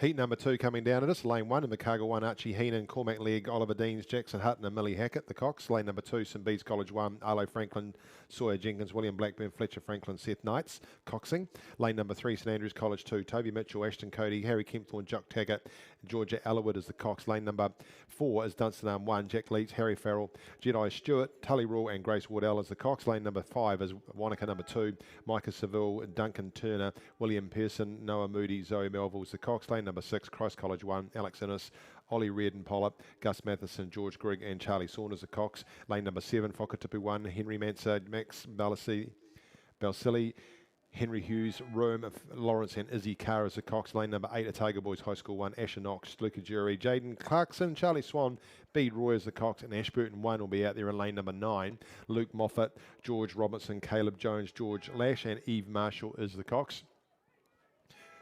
Lane 2, St Bede's College, they've got the lead as they come down through up 750 metres to go from Dunstanarm. Then we go right across to Christ College number 1, back inside to Wanaka number 2, outside of them to Whakatipu. In fact, Whakatipu might just be ahead, and there's your 5. The pressure will come from maybe Invercargill down there in lane number 1. Right on the outside, Ashburton still got a bit of work to do, but they can get there. They're just hanging tough out there in lane number 9. And then it will be back further to St Andrews College number 2 down there in lane number 3. So time for that first heat is still coming. See how they panned out, won't matter too much. Still looking for 1, 2, 3, 4 and 5 to come out of this. The Women's Open Coxed 8 is underway. And I'll give you those crews sooner rather than later because they will rip through this course today, I would think, and it should be a good little finish. It's a preliminary race, but they'll still be looking to see where they can end up. And nicely here from St Bede's, Arlo, Sawyer, William and Fletcher doing their thing as they come down the course, just trying to chase down that Christ College crew. They're in front of them by a boat length. They want to stay there. Dunstan, then we go across to the crew from Whakatipu. Whakatipu 1 it is. Those are your 4, and right in the middle of the course it is Wanaka. Looks like Wanaka got a Cromwell rower sitting in the bow seat. You can see the different coloured row seats there. So there's your 5. Bit of pressure coming on to Otago, from Otago to Wanaka. But it is with St Bede's holding over Christ College. This is a preliminary, so these 2 will go through. It's just a matter of lanes. We're going to have a 10-lane final tomorrow, which will be pretty cool. St Bede's holding on to this. The bowman looks left and right. Nothing on your left, and just Christ College just behind you on the right. Not much in it, but there'll be a canvas to St Bede's as they come down and take this one out over Christ College. Then we go 2 boat lengths back to Dunstan, just half a boat length over Wanaka. Then Whakatipu rather. Then we come back 3 boat lengths to the Wanaka crew, outside to Otago Boys, then to Ashburton, back inside. Here we come lane 1 to Invercargill, and then it is just the crew from Otago Boys, St Andrews College rather, who are still down there in lane number 3. Right, let's give you these crews for the Women's Open Coxed 8. Lane number 1, St Andrews College 1, Katie Taggart, Hasso Timo, Alana Brook, Chloe Lowe, Charlotte Galvin, Sailor Hitchcock, Lucia Apps, Lauren Bolton, Emily DeJuice the Cox. Lane number 10, Christchurch Girls High School 1, Sienna Cochran, Sophia Robertson, Emerson Lowe, Olive Cooper, Amelia Scrimmages, Summer Smith, Greer Bauman, Millie Parsons and Georgetta Heller as the Cox. In lane number 3, Dunstanarm number 1, Millie Scott, Maggie Hepburn, Olivia Pybanga, Kiara Patterson, Isla Nicholson, Emma Spittle, Bella Breen, Ruby Smith, Fred Phillips as the Cox. Lane number 4, right in the middle of the course, it looked like they might have an advantage here. Rangiruru Girls School number 1, Georgie Stalker, Alice Duffy, Isabel Wilson, Kate Oliver, Chloe Malone, Lucy Helton, Taluda Nelson, Olivia Long, Charlie Ward's the Cox. Rangiruru number 2, Mania Sheed, Amelia Jones, Bo Collier, Amelia Wilkie, Charlotte Gorman, Tyler Gilbert, Phoebe Ensor, Maddie Young and Phoebe White as the Cox. The number 3 crew from Rangiruru is in lane 6, Martha Richards, Bo Crookshank, Georgia Kelson, Matilda Beresford, Jessica Skinner, Ashley Brooks, Chloe King, Toya Sheed, Penelope Sutton as the Cox.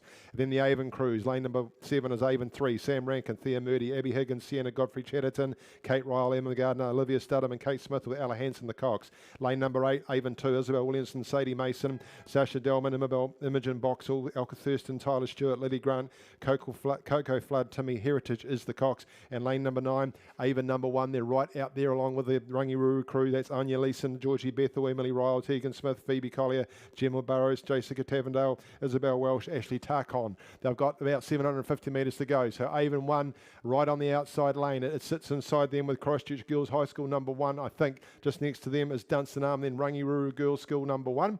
It's a preliminary, but we'll have a bit of fun as they come down. It does look like a nice start here for Dunstan Arm number 1. They've got the advantage though just over Rangiruru. Then we go on the outside to Avon number 1. Back inside to Christchurch Girls High School, then Avon number 2. Then we go inside to Rangiruru Girls School number 2.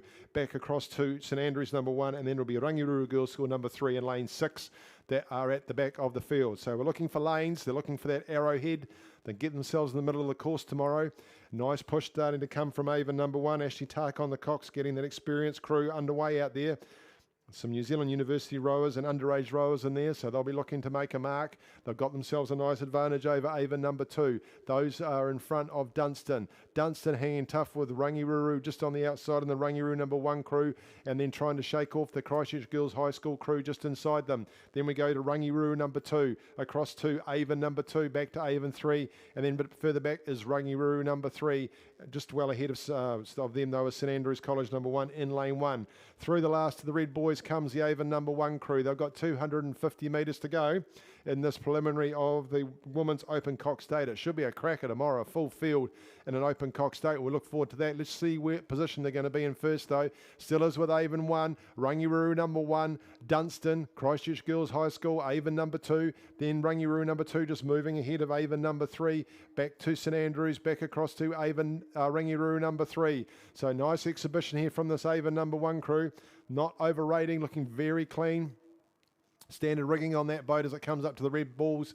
100 metres to go. They've got this nicely under control. They'll take the middle lane tomorrow. And as it comes down very closely now, Rangiruru's holding the Dunstan crew out. The Dunstan want to push ahead of them. Wait and see. Avon number 2 just cranking up a wee bit on the outside there, trying to push over the top of Rangiruru. They might just do that if they keep this run going now. They've moved into second now over Rangiruru, holding on to third over Dunstan. There goes Avon number 1. Avon number 2 now go half a canvas over Rangiruru. They'll go down and take the second spot just on the line, I think. Rangiruru will take, number 1 will take third. Fourth will be Dunstan. Then we go to Christchurch Girls High School. Then we go to Rangiruru number 2, across on the outside to Avon number 3, down here to St Andrews College, and then completing the preliminary will be Rangiruru number 3. We look forward to that final tomorrow. That's the Women's Open Cox State. Thank you to the Lion Foundation for that. We have the men's club coxless quadruple sculls with about 750 metres to go. In lane number 2, Christ College 1, Alex Richards, George Haddon, Matthew Vance, Thomas Richmond. Lane number 3, Dunstan Arm 2, Brennan Keane, Luca Mains, Upston, Jack McClellan and Jacob Harrison. Lane number 4 is Avon 2, Henry Robertson, Jamie Soper, Harvey Cross and Jack McStay. Lane number 5 is Dunstan Arm 1, Jed Tisdall, Ben Thompson, Dylan Acklin and Max Smith. Lane number 6 is Canterbury 1, Mark McDermott, Sam Clark, Liam Collins, Tim Chapman. Lane number 7 is Avon 1, Ollie Taylor, Corbin Newlands, William Thomas and Gabriel Bingham. And then in lane number 8 is Oamaru 22, Ralph Henderson, Stuart Aspister, Jacob Rohrbach and Patrick Spillane. This is a preliminary again, so they'll be lining up tomorrow to see where they end up. Looks like Canterbury are leading this one down from Dunstan. Just on the inside though, in lane number 2 is Christ College number 1, and then Dunstan Arm number 2. They'll be in the middle of the field tomorrow. We go right across the outside to Oamaru 22, back inside to Avon number 1, then Avon number 2. That's how they're lining up in this particular race. The men's club coxless quads, men's novice cox quads, heat 2 went through in 7:45. So that was 2 seconds slower than heat number 1.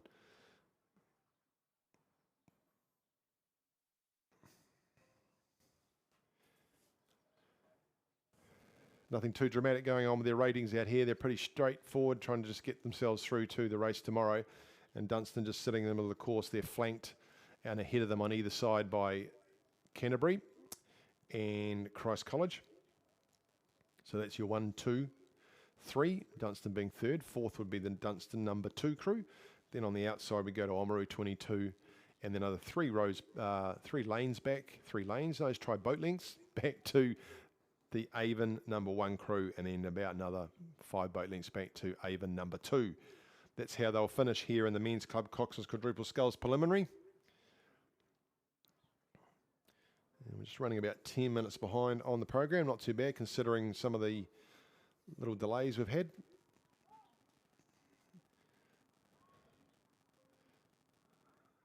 And down to the line now, they come to take the buzzer will be Canterbury taking the first spot. Second will go to here in lane number 2, Christ College 1. Then it will be Dunstan Arm number 1, then Dunstan Arm number 2, and then across the outside to Oamaru 22, and then Avon 1 over Avon 2.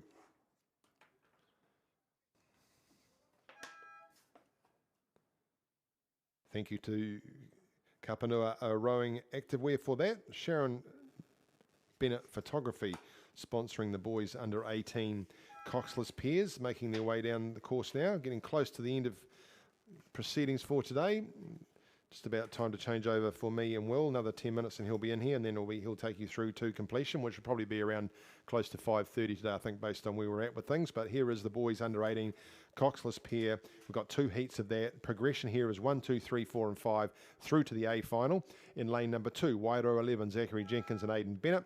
Lane number 3, St Thomas of Canterbury 1, Ben Morrison, James Lotter. Lane number 4, Timaru 31, Harry Shearer and Charlie Cooper. Lane number 5 is Avon 1, Jack Wassell and Sam McAfee.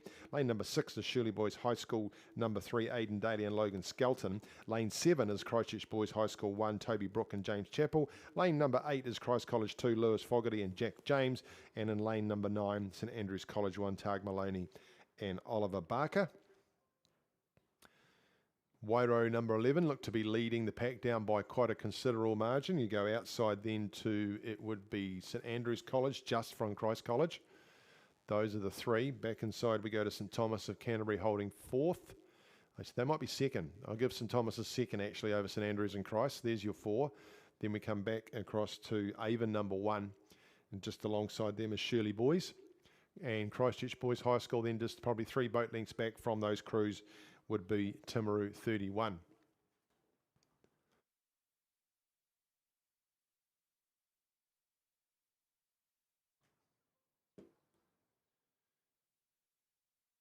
Women's Open Coxed 8 went through in 6:44.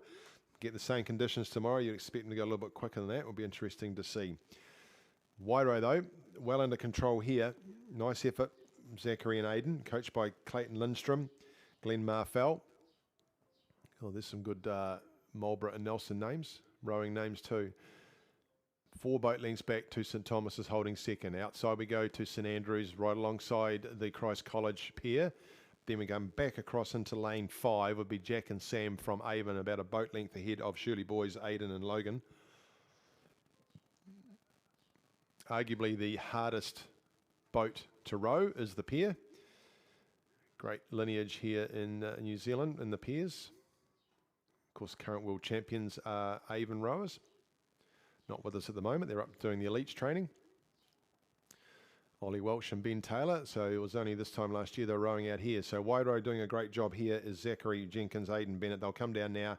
They've got about half a dozen strokes to get themselves over the line and through to the final tomorrow. Joining them there will be St Thomas's, Ben and James. Then we go across to St Andrews and Christ College. And there's a little battle going on in the middle here for that 5th spot.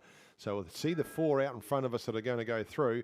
Where we're looking, though, is Christchurch Boys High School, Shirley Boys, and Avon. So a battle within a battle between those 3 crews, because only one of them is going to make it through to the final. So here's the fun to look at for towards the end of the day. We can see what's happening out in front of us. In fact, Christ College just caught a crab. So there might be more to come yet. Just there on the stroke man just caught a wee crab, but they've got up and running again and still chasing down St Andrews, and they're getting a little bit close to each other. I think they might be having some steering issues in that Christ College boat. They'll need to watch what they're doing. St Thomas's have finished second. Third will be St Andrews. Trying to hold on to 4th is Christ College. Nice run in their boat now is coming from Christchurch Boys High. Cranking up are the Shirley Boys. Are they going to run over the top of Christchurch Boys High School? Gone over the line of St Thomas's. Third is St Andrews. Christ hold on to 4th, and Christchurch Boys High School will take that 5th spot. Shirley just missing out, and Avon there. Nice finish from those crews, and then it'll be just completing down here will be Timaru 31 in lane number 4. Heat 2, Christ College 1, Toby Adams, Henry Jones are in lane 2. Cooper Gordon, Tim Bartlett from Timaru 30 are in lane number 3. Shirley Boys High School number 1, Silas Freeman, Chris Brignall are in lane number 4. St Thomas and Canterbury 2, Kyden Barrow and Cairo Horgan are in lane number 5. Lane 6 is St Andrews College 3, Noah Hunter, Hugo Miller Bell. Lane 7 is Christchurch Boys High School 3, Ryder Townsend, Brody Newfield. Lane 8 is St Andrews College number 2, George Barclay and Cameron Sharp. And then out there in lane 9 is from Cure Boating Club, Jiong O and Shea DeLuca. Well, it's from the outsides, isn't it? Christ College number 1, Toby and Henry, over the top of St Andrews College number 2, George and Cameron. So those are the two crews leading. St Andrews College 3, Noah and Hugo right in there alongside St Thomas's. And then we go to Timaru 30 just down there in lane number 2. So there's your 5. They're well clear of the rest of the field, actually. Further back we go to Shirley Boys High School, across to Christchurch Boys High School number 3, and their Cure Boating Club. So a bit more clear cut, this one.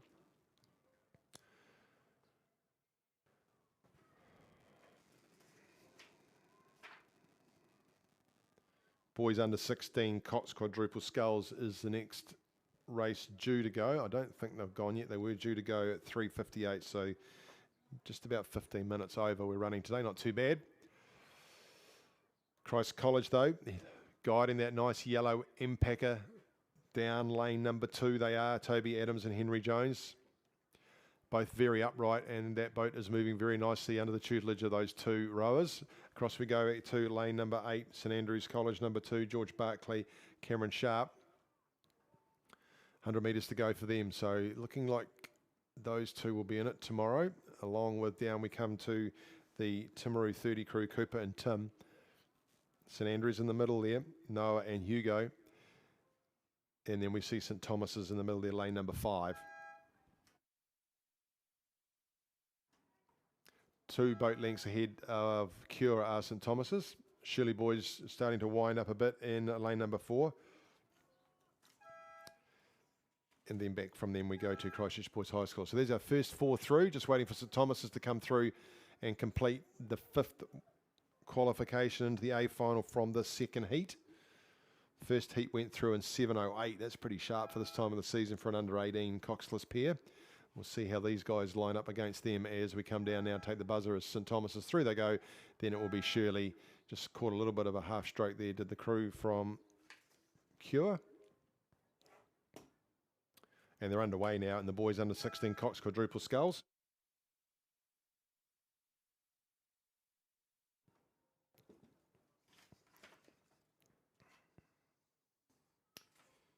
Breen Construction, thank you to them for bringing us the boys under 16 Cox Quadruple Sculls. Progression here is 1, 2, 3 plus the first next fastest through the A final.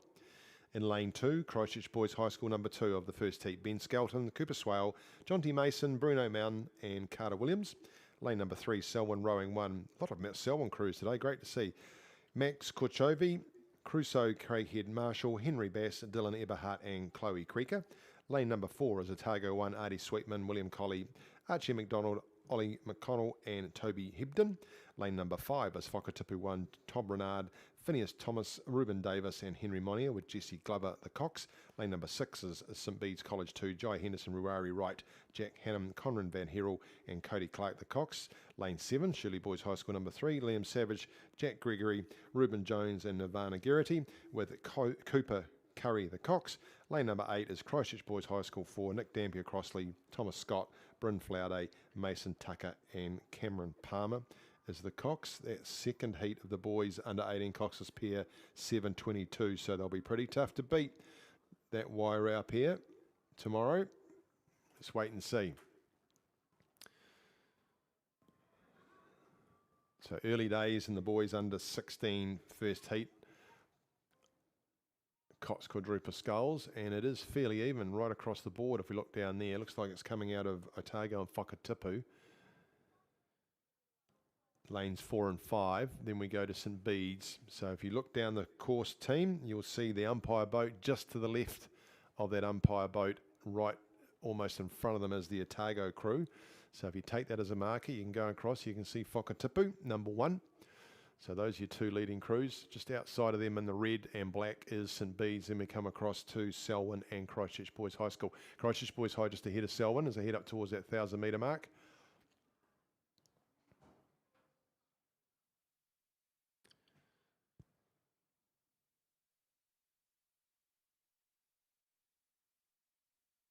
But pretty impressive from Whakatipu and Otago. It's Whakatipu with the advantage over Otago and outside of them St Bede's. Back we go to lane 1 Christchurch Boys High School, then it's back to Selwyn, then we go out to Shirley Boys and Christchurch Boys High School. Christchurch Boys just ahead of Shirley. through the 1,000. They come into the second half of the course. Second heat is in the starting gates. In fact, they're underway, so trying to get them back on track pretty quickly.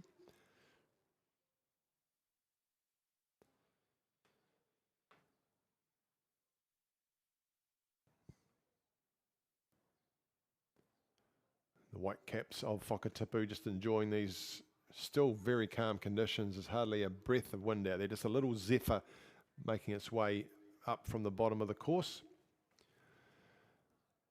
And Whakatipu extending here nicely for them over Otago. You can see the red caps of the Otago crew.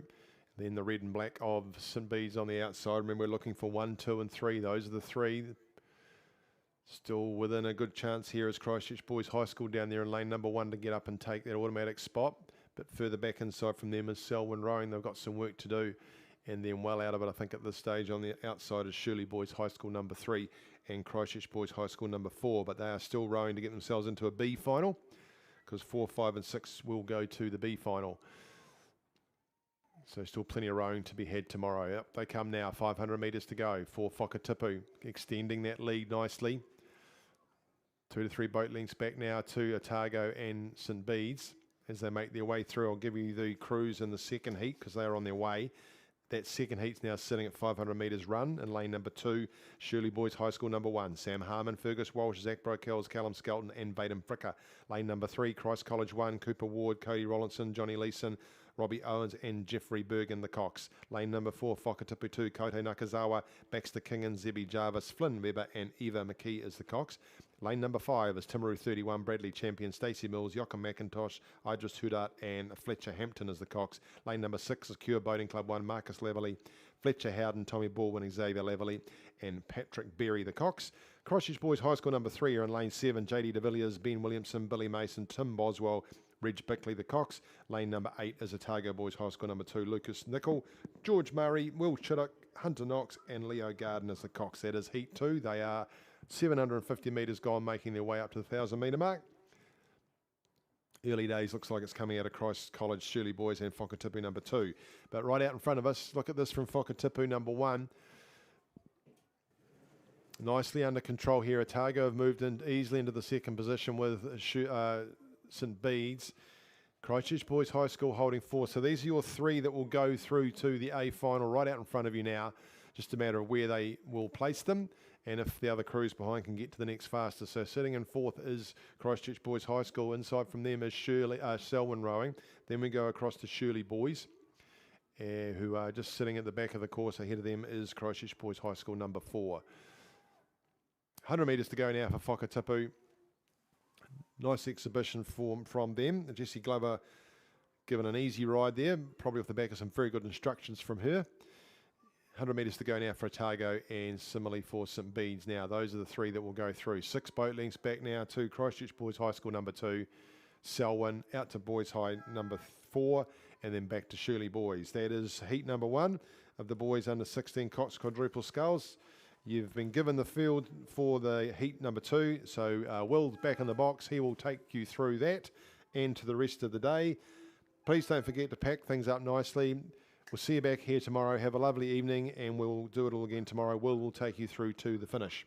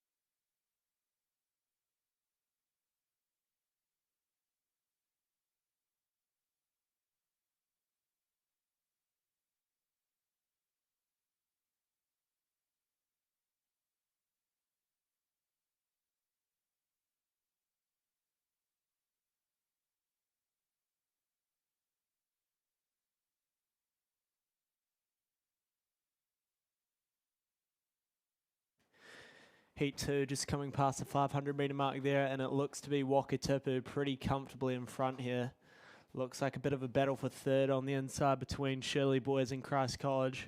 And Cure Boating Club, I think, are sitting in second, but it is Wakatipu 3 lengths ahead of Cure. So Wakatipu is putting up a good performance here. That's Kaito Nakazawa, Baxter Kingan, Zebby Jarvis, Flynn Webber, and Eva McGee is the Cox. So this is their second crew, and they're doing well here. Slight tailwind coming across the course now, so it should be a bit faster conditions, hopefully, as Wakatipu are about to enter the last 250 metres of the race. Then it's looking like Cure. Watch for Otago Boys High School on the outside. And Christ College and Shirley Boys in a bit of a battle. I might give it to Shirley Boys at the moment by just a canvas. So it's looking like a big battle for third, and we're looking at first 3 through the A final. So watch this battle between Shirley Boys and Christ College, because whoever wins that battle will be through to the A final. The rest might have to be lucky with the times here, but it looks like Christ College is now doing a move on Shirley Boys. Watch for Otago Boys High on the outside as well, but Shirley Boys currently still have the lead. It's tight though, just a canvas in it. Maybe Shirley Boys pushing out to half a length now over Christ College. The Christ College coxswain will need to watch that, Jeffrey Burgeon. And it's going to be a tight battle, and they're both pushing up on Cure. Maybe Cure will get caught in the crossfire here, but it will be Wakatipu over the line this now. Shirley Boys just barely pushing past Christ College. They've cut into the clear water of Cure, and I think Shirley Boys are just leading by a canvas, pushing away to 1 seat, maybe 2 seats now. So Shirley Boys will take the third, Christ College fourth. Outside to Otago Boys, then to Christchurch Boys, Timaru, and rounding out the field is that Timaru crew. So that's heat 2, one last heat of this boys under 16 4. So I'm looking at lane 2, Christchurch Boys High School 1, Lockie Honeywell, Albie Sampson, Oliver Parnham, Flynn Nimmo, Kellen Faulkner the Cox. Lane 3, St Bede's College, Oliver Chum, William Ellett, Lennox Lowry, Eddie Robertson, and Theodore Gilson the Cox. Lane 4, St Andrews College 1, Seth Overcome, Cooper Rogers, Jake Gilbert, Oscar Wilson, and Lily Prophet the Cox. Lane 5, Shirley Boys High School 2, William Thiel, Charlie Maddock, Ethan Danielson, Luca Hartley, and Maxwell Wilson the Cox. Lane 6, Otago Boys High 1, Digby Sutton, Sam Glover, Angus Coley, Bede Perkins, and Hunter Ruxton is the Cox. Lane 7, Timaru 30, Murphy Hoper Park, Sterling Heffernan, Baxter Hoper Park, Josh Sadler, and Charlie Dwyer is the Cox. Lane 8 is Christ College number 2, Toby Glasson, Tom Wilson, Ollie Wells, Leo Eklund, and Arthur Orbell is the Cox. So they've just gone past the K there, and they're about to enter the, probably looking at 750 metres to go. I can see the colours of beads there, but it doesn't look like they're in front.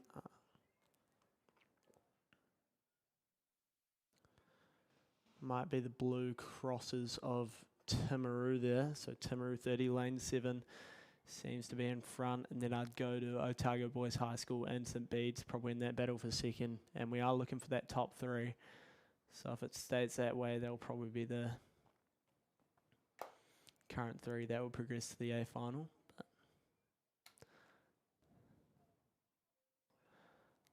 Going just up to the 500 metre mark now is Timaru. They're through now, so Timaru, oh, it's pretty close. Bede's closer than I thought. It's a length and 3/4 in it, so St Bede's currently sitting in second. Then we'll just go a length and a half back to Otago Boys High School, who are about to be challenged by Christchurch Boys High School. They've got a length to go in 500 metres. Can Christchurch Boys close the gap? If they can do it, they'll progress through the A final. If not, they'll have to depend on the times here. But St Bede's currently in second, Timaru currently in the lead. I don't think anyone's going to catch Timaru, but Bede's is definitely closer than I thought. Bede's will have to watch the charge coming from Otago Boys High and Christchurch Boys High School.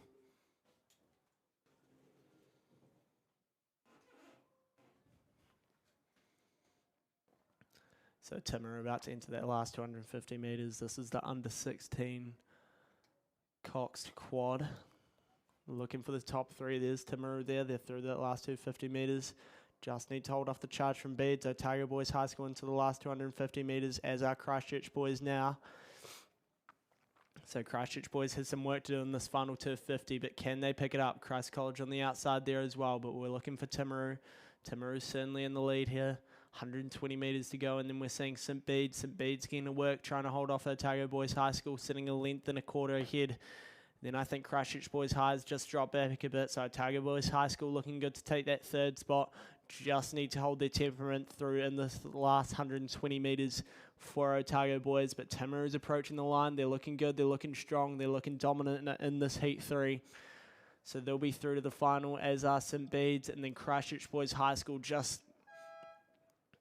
I think their attempt to get into this third position might just fall flat. They've closed it to half a length, so it is close. Christchurch Boys High School has closed it down, but I think it will go the way of Otago Boys High School. Just not enough runway for Christchurch Boys there. So that's Heat 3, and that should be the final heat of the boys under 16 quad.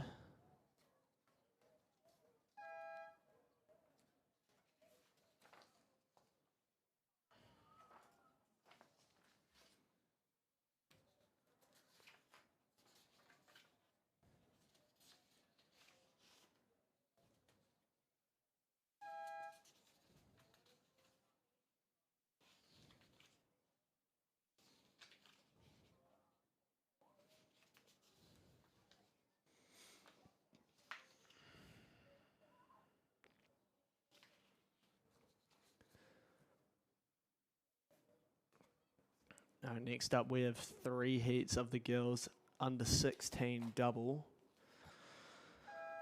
Lane 1, Wakatipu 1, Lane 2, Timaru 12, Lane 3, Oamaru 22, Lane 4, shall name out the crews. In Lane 1, Wakatipu 1, Cinnamon Williams and Caitlin Julian. Lane 2, Timaru 12, Amy De Ruta and Heidi Harper. Lane 3 is Oamaru 22, Evie Mitchell and Sky Frank. Lane 4 is Invercargill 1, Trinity Duncan, Tiziana Mazida Chiraran. Lane 5 is Dunstan Arm 1, Bailey Thomas, Miller O'Kane. Lane 6 is Selwyn Rowing 1, Olivia Kershaw and Isla Mercerer. Lane 7 is North End 3, Amelia McKeever and Layla Wall. Lane 8 is St Andrews College 1, Rebecca Buist and Anna Lewis. Lane 9 is Columba College 2, Devon Skevington and Trelise Mitchell.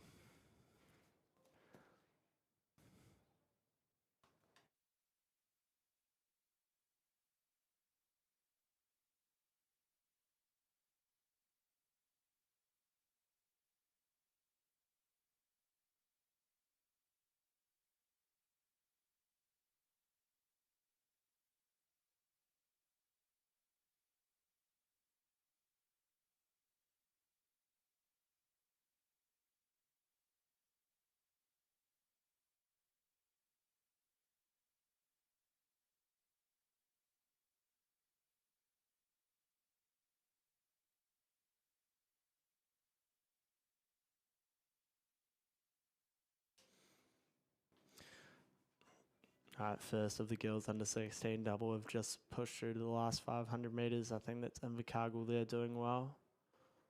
Also potentially Timaru as well on the inside. And actually leading them is this Wakatipu crew who's just snuck up on the inside. Also look out for St Andrews College. Those are the crews I'd say, but it is Wakatipu in front there, entering the last 250. So a wine should be coming for Wakatipu now. Say you're looking second, you're going to Invercargill, and then it will probably be Timaru sitting in third, St Andrews in fourth. Those are the 4 crews I'd say, and we're looking for the top 3. So Wakatipu's going to do it, Cinnamon Williams and Caitlin Julian. I think pretty comfortable here in this first heat. Other than that, it's Invercargill 1, Trinity Duncan, Tiziana Mazida Chiraran in that second spot, and Timaru is probably not going to be challenged by that St Andrews crew, but St Andrews performing well there still. They'll be hoping to try and get that next fastest time, so they will need to try and challenge Timaru as much as they can. But Wakatipu's got their rating up. They're really attacking the front now, and they're not taking any chances. They want to win by as much as possible, while Timaru's closing in on that Invercargill crew. I think it's just a length and a quarter to that Invercargill crew over Timaru. Seeming a bit more relaxed on the rate. No, Timaru's actually quite short. Yeah, so they've got their rating quite high. So Invercargill's going to throw and take that second spot while Timaru takes the third spot. Then we go to St Andrews outside to Columba. In the middle of the field we have Selwyn.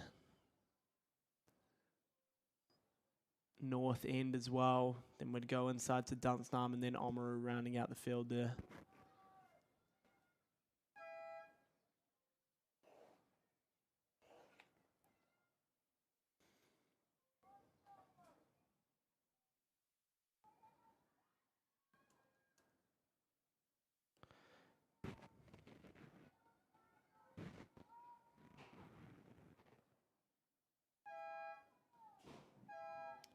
So girls under 16 double heat 2 coming up. Lane 1 is Wanaka 1, Casey Howard and Emma Throne. Lane 2, Christchurch Girls High School 1, Phoebe Collier and AC Alice Bradshaw War. Lane 3 is Villa Maria College 1, Lila Murphy and Neve Butcher. Lane 4 is Union 1, Felicity Wright and Billy Rochford. Lane 5 is Waihopai 1, Ellie Mae Boniface and Avril Kuma. Lane 6 is North End 2, Sophie Small and Isla Turner. Lane 7, Timaru 11, Ella Metcalf and Mackenzie Raymond. Lane 8 is Avonside Girls High School 2, Emily Coatsey and Ruby Clark. And then lane 9 is Wakatipu 3, Annie Clark and Isla Coldstone. So coming past the 500 metres there is 2 crews currently sitting pretty comfortably in front. The better of those 2 crews, I'd have to say, might be Union. So we'll be looking at Union 1 of Felicity Wright and Billy Rochford.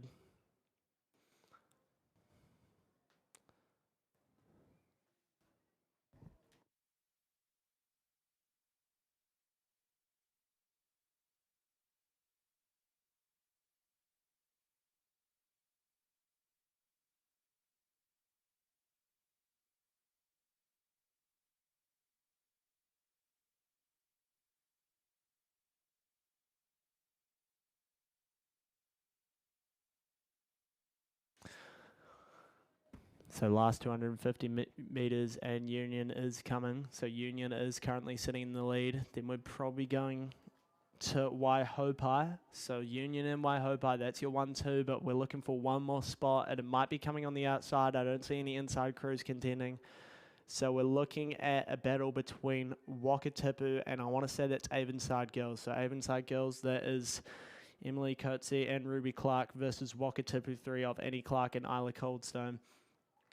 And also in the middle there, don't write these 2 crews off. So that is a Timaru crew as well as North End. So North End, number 2, Sophie Small and Isla Turner. But those 4 crews are all battling for that 3rd spot. But the first 2 qualifications for this A final is going to be definitely Union and Waihopai. No one's challenging these 2. Union's just sitting about, let's say, a length and a quarter up on Waihopai. But Waihopai is definitely giving it a good battle. Then I think we're looking at Avonside Girls and North End. I think those are the 2 challenging for that 3rd spot the most. But it actually might be Wakatipu. It's Wakatipu and Avonside Girls. And I think Avonside Girls are the one that are winding more in this last 250. I think they're starting to steal a march. They're opening up to 3/4 of a length over Wakatipu. North End just taking a couple of rough strokes there, dropping back to 5th. Wakatipu, valiant effort, but they're going to get the 4th as Avonside Girls start to open up to try and get a full length. I think they're just going to stay at 3/4 of a length here over Wakatipu. Then we go to North End, then to Timaru. Then we're looking at Villa Maria, Wanaka, and Christchurch Girls High School.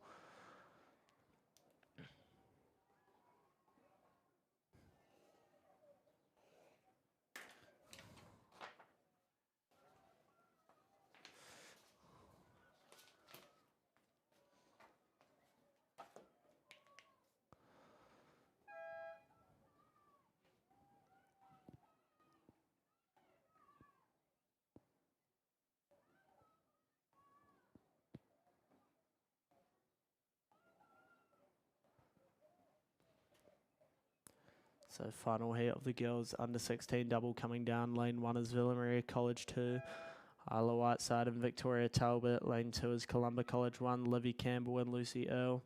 Lane 3 is Wakatipu 2, Kira Lightfoot and Liberty Hyde. Lane 4 is Christchurch Girls High School 2, Mia DeVries and Izzy Strawn. Lane 5 is Timaru 41, Olivia Bartlett and Sophia Bukovsky.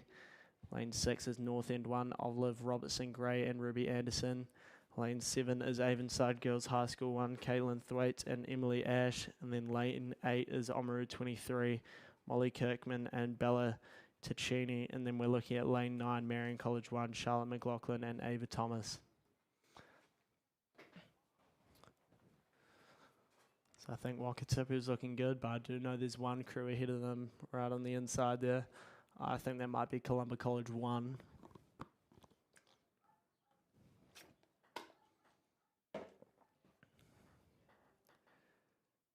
Yeah, it does seem to be the colours of Columba. The green boat is certainly dominating here in the final heat of the girls under 16 double. So that Columba crew is Livy Campbell and Lucy Earle, coached by Ashton White. So it's looking like a pretty decisive lead here. Wakatipu currently sitting in second, and then looking for that third spot. We might have to look on the outside. I think it's going to be between Oamaru and North End for that third spot, but it might be a bit of a battle.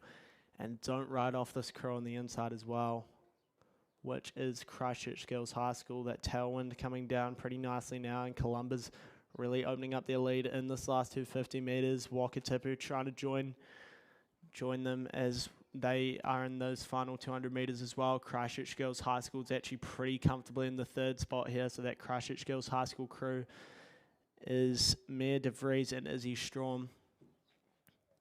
And they're going to be holding off Oamaru and North End on the outside there. So they're pretty clear 1, 2, 3 to progress in Heat 3 to the A final.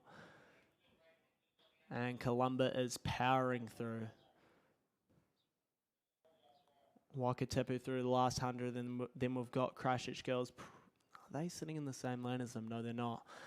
Sitting maybe just about 3 or 4 lengths back on them.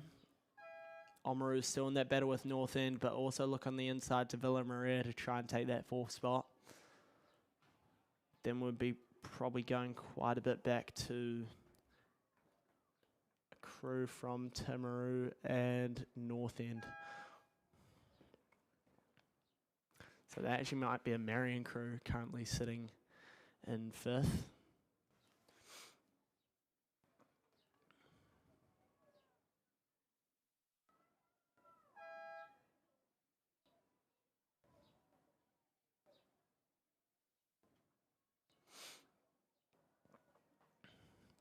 So doing a slight step up now, we're going to the girls under 17 double sculls. Heat 1, we've got the same progression, so we're looking at 1, 2, 3 through to A final, plus one of the next fastest from those heats. So we've got 3 heats of this. Lane 1, we're looking at Wakatipu 3, Ella Day and Lucia Summerfield. Lane 3 is Cashmere High School 2, Lucy O'Connor and Melly Lloyd. Lane 4 is Timaru 1, Leah Newlove and Skylar Seymour. Lane 5 is Columba College 1, Ruby Hereford and Charlie Smith. Lane 6 is North End 1, Libby Clifton and Olivia Adam. Lane 7 is Ashburn 1, Isla Moffat and Tegan Marriott. Lane 8 is Christchurch Girls High School 1, Cora Greer and Mia Tangiti. And then lane 9 is Otago Girls 1, Jamie Stibe and Harriet Rowe. So I think Cashmere might actually be the ones leading this event at the moment. So looking at Cashmere in lane 3, Lucy O'Connor and Melly Lloyd. But this one does look somewhat tightly contested. Ashburn also there doing well. So that is the Cashmere colours, maroon and gold. Then we're looking at Ashburn in the yellow and green. So Ashburn is sitting in second there. And then we're probably going outside to potentially is that Otago Girls, currently sitting in the 3rd spot. It might be. But also look to the inside, Wakatipu there looking to challenge. So it's going to be between Wakatipu and Otago Girls for that 3rd spot. The 1-2 is pretty clear here. But some good racing being done right now. So Cashmere's powering through the line. Ashburn just a length or two behind them, and then we're looking at Wakatipu and Otago Girls. Let's see who's got it here. I can't quite line up the distances. I want to say it's Otago Girls right now who's got the lead currently over Wakatipu, but it could be close. So Otago Girls about to cross the 100 metres now. So it's a length in it, Wakatipu now. So Wakatipu just sitting a length back. It doesn't look like they're winding it up too much. They wouldn't need to move now if Wakatipu is going to try and get that third spot. And they look out the boat and they're winding now. Otago Girls are just holding on. I think they're going to do it. It looks to be clear water to Otago Girls now. Over Wakatipu. Wakatipu is going to have to settle for fourth. And then we're looking at Columba and North End. So Columba and North End, they're powering it on for that fifth and sixth spot. Then we're looking back to Timaru and a crew that's just sitting a bit further back there. That's Christchurch Girls High School.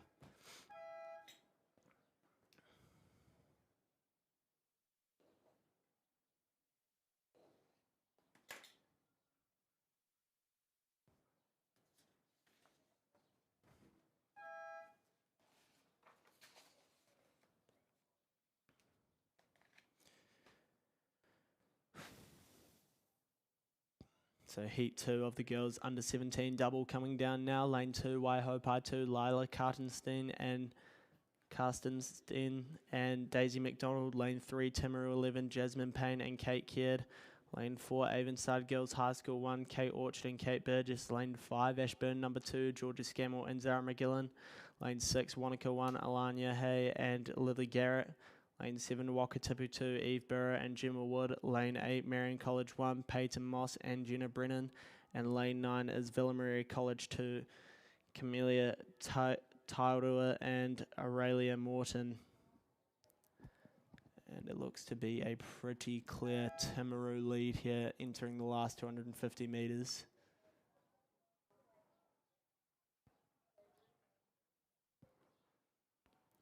So Timaru is powering it on there. I think they're about 3 or 4 lengths ahead of the rest of the field.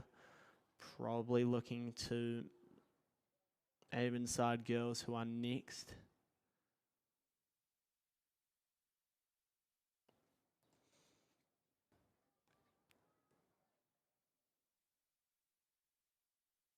So Timaru's got their rating up. They're really attacking it. That's pretty smooth rowing for under 17s. I like that.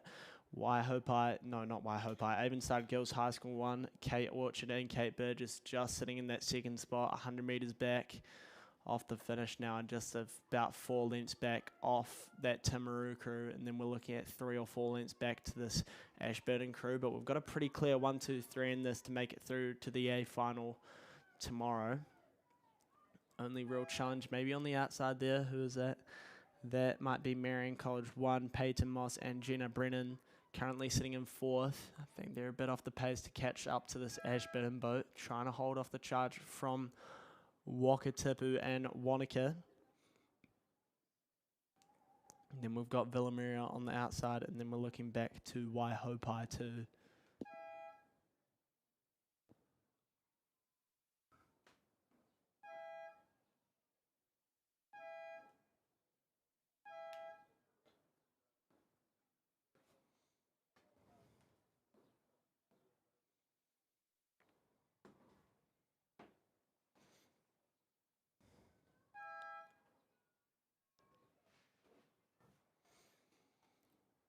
All right, girls under 17 double heat 3 coming down now. Lane 2, Timaru 41, Mia Sutherland, Maisie Jane Chapman. Lane 3, we've got Waihopai and Anna McWilliam, Madison Stevens. Lane 4, Villa Maria College 1, Elizabeth Cochran and Selena Clemo. Lane 5 is Avonside Girls High School 2, Olivia Lycan, Kira Knighton. Lane 6, Otago Girls 2, Kara Nicholson and Isla Marshall. Lane 7, Marion College 2, Annabelle Carter, Olivia Walker. Lane 8, Wakatipu 1, Caitlin Purdue and Caitlin Roberts. And then lane 9 at St Andrews College 1, Nina Freire and Sophia Legalis.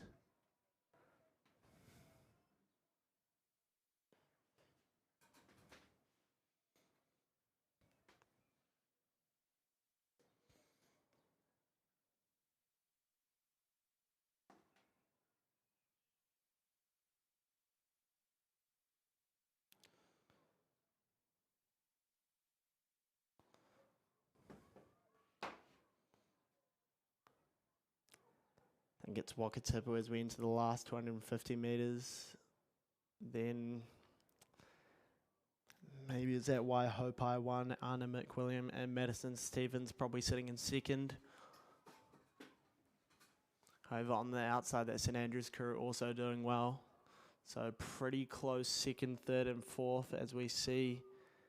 There's an Otago girls crew in there that's doing quite well. Kira Nicholson and Isla Marshall as well. So St Andrews College 1, Nina Frere and Sophia Legels trying to get themselves in a final position, but they're being challenged now by Otago Girls High School, as well as in lane 2, they're creeping up Timaru 41, Mia Sutherland, Maisie Jane Chapman. So it's going to be quite a race for second, third, fourth and fifth here.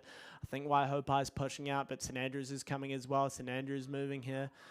So clear win for Wakatipu. Waihopai is pushing out to second as St Andrews pushes out to third. They've gone to a length up on this Otago Girls High School crew. So Otago Girls 2, Kieran Nicholson and Isla Marshall just dropping back as Waihopai really begin to creep up into second place here. So Waihopai 1, Anna McWilliam and Madison Stevens are pushing up into second, and it's just, it's a canvas to St Andrews. Otago Girls High School is closing. It's gone to a quarter of a canvas. I think Otago Girls High School might just get it over the line over St Andrews. St Andrews might have just stopped earlier there. Inside to Timaru, who got the fifth. I'll be curious to see how that one went.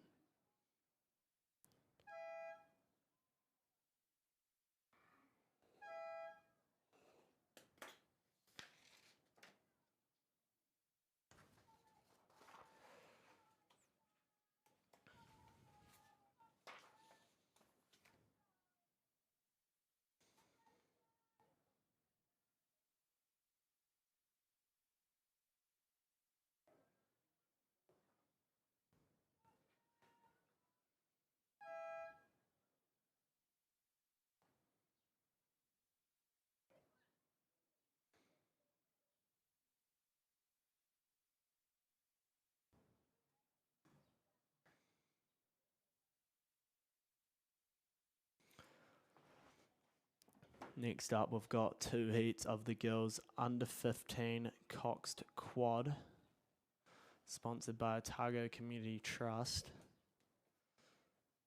So we've got 2 heats of this. We're looking at first 5 through to the A final.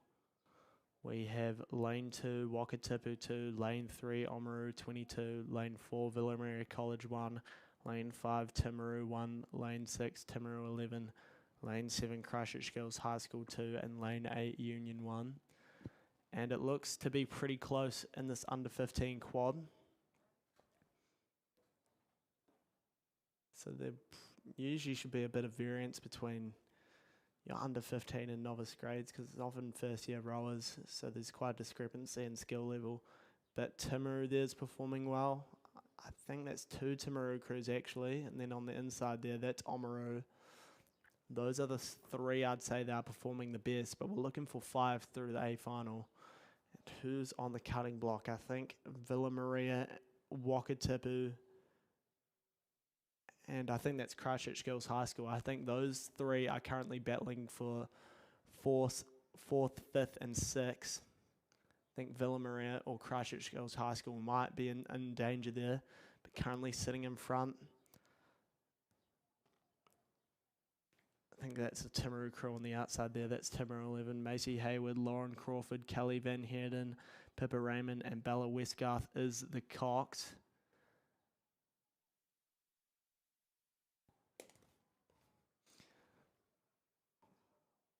But if those are 2 mixed Timaru crews, they've done a good job there because they're very even as they go into the last 250. So watch the internal competition of Timaru. I think it's just a length back that Timaru 1 crew is of their Timaru 11 crew, and then on the outside having a screamer is Oamaru trying to challenge for that first spot. So it's a big battle for these top 3 in the first heat of the girls under 15 quad.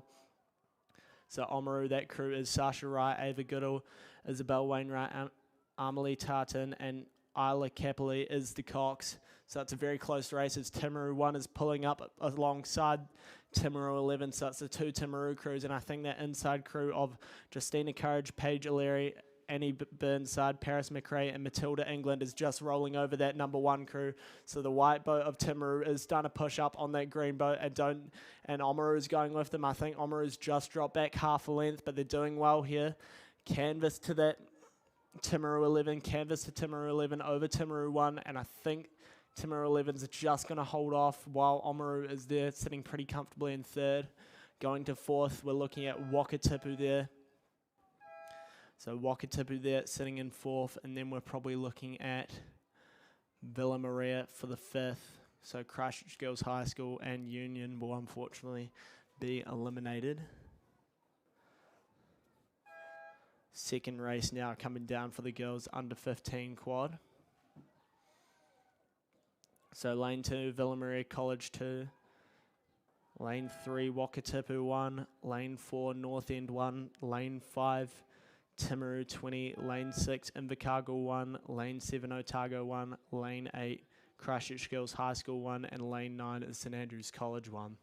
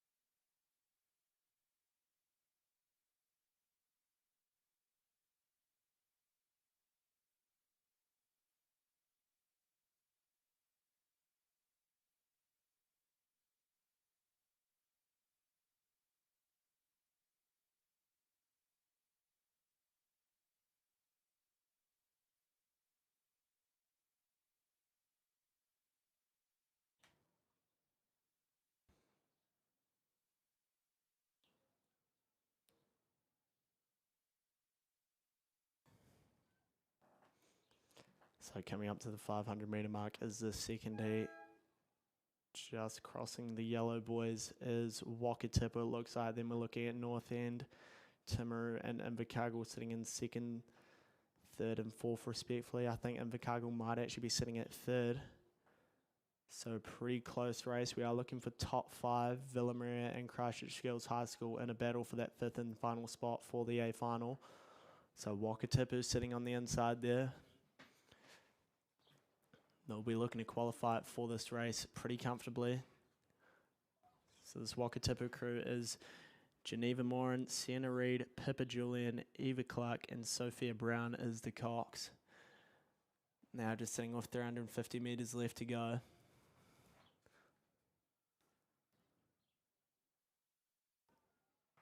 So it's pretty tightly contested. North End just maybe sitting a length and a half down on them, and then Invercargill and Timaru, I wouldn't be able to pick those two apart. I want to say Invercargill was just leading Timaru, and then Invercargill was maybe about a length back on that North End crew, but these outside lanes can sometimes look like they're further ahead than they really are. But here's Wakatipu. They're about to wind it up, coming into this last 250, and they'll begin that wind, try and push away from North End, try and get as much distance as they can.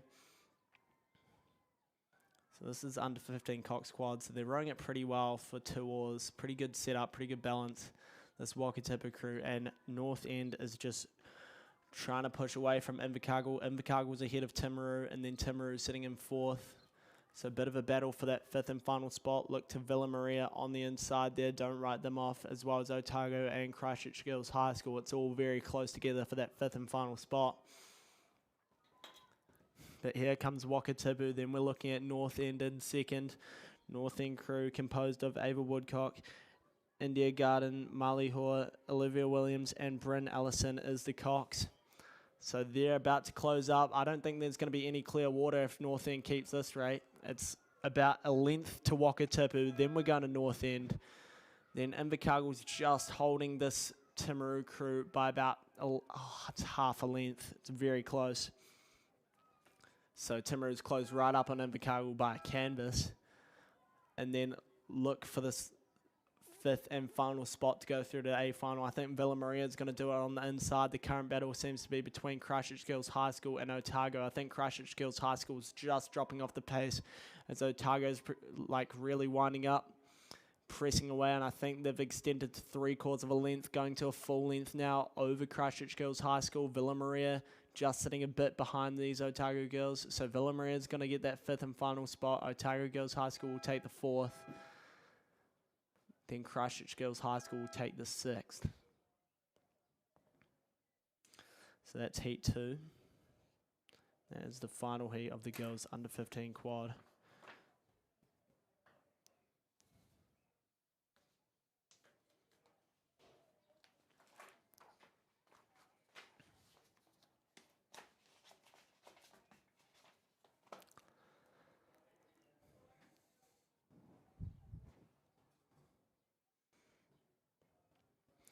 So next up is the women's novice coxed quad. We're looking at 3 heats for this. So heat 1's composed of lane 1, Cure Boating Club 2, lane 3, Christchurch Girls High School 1, lane 4, Columba College 2, lane 5, North End 2, lane 6, Oamaru 22, lane 7, Ashburton 1, lane 8, Timaru 11, and lane 9, Villa Maria College 1.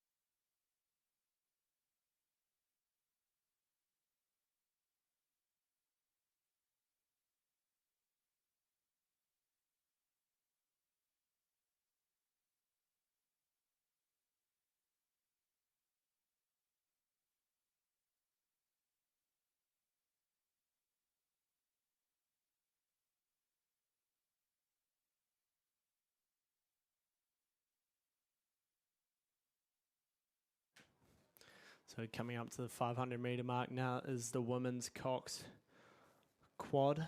This is the novice cox quad, and I think we're looking at Oamaru and Villa Maria.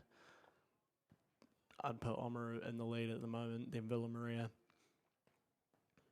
But we are looking for 3 crews currently to make it through, so 2 lengths to Oamaru at the moment. So this Oamaru crew is composed of Pippa McMillan, Matilda Eisbister, Summer Brosnan, Grace Webster, and Greer Dixon is the cox. So he'll be having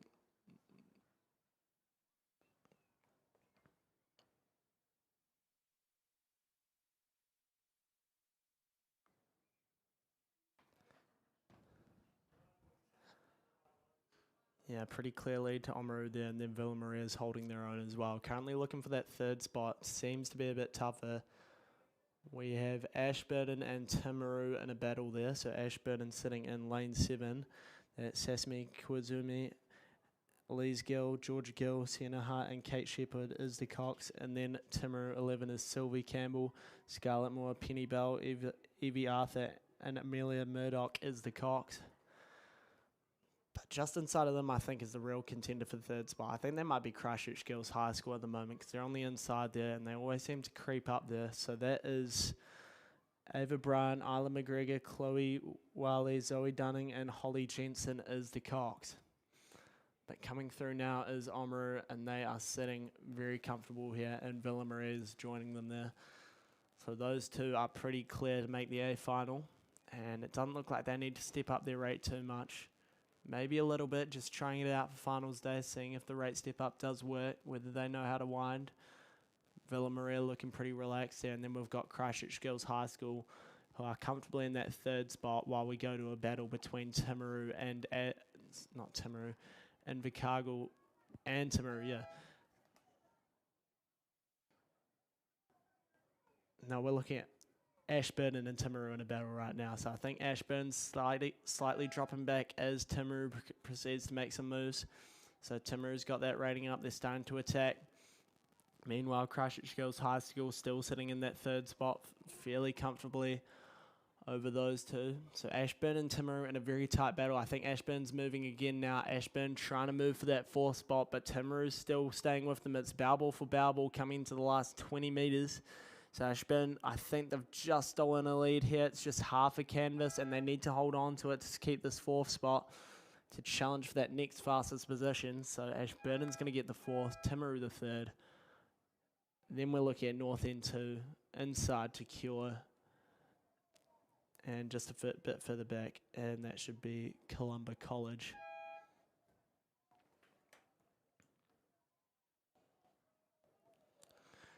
So Heat 2's just approaching the 1,000 metre mark there. We're looking at Lane 2, Cure Boating Club 1, Lane 3, Marion College 1, Lane 4, Waihopai 1, Lane 5, Cromwell 1, Lane 6, Otago 1, Lane 7, Timaru 1, Lane 8, Avonside Girls High School 1, and Lane 9, Otago Girls 1.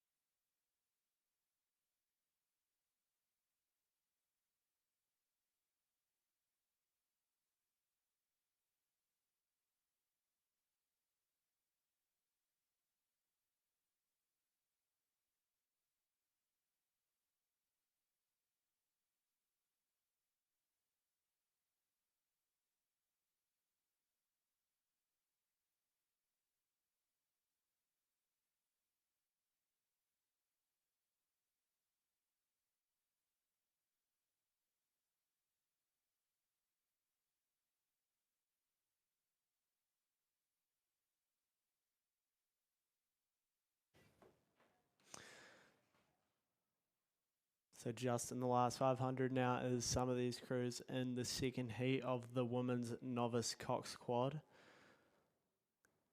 I think we're looking at Waihopai there, so Waihopai looking good, also on the outside.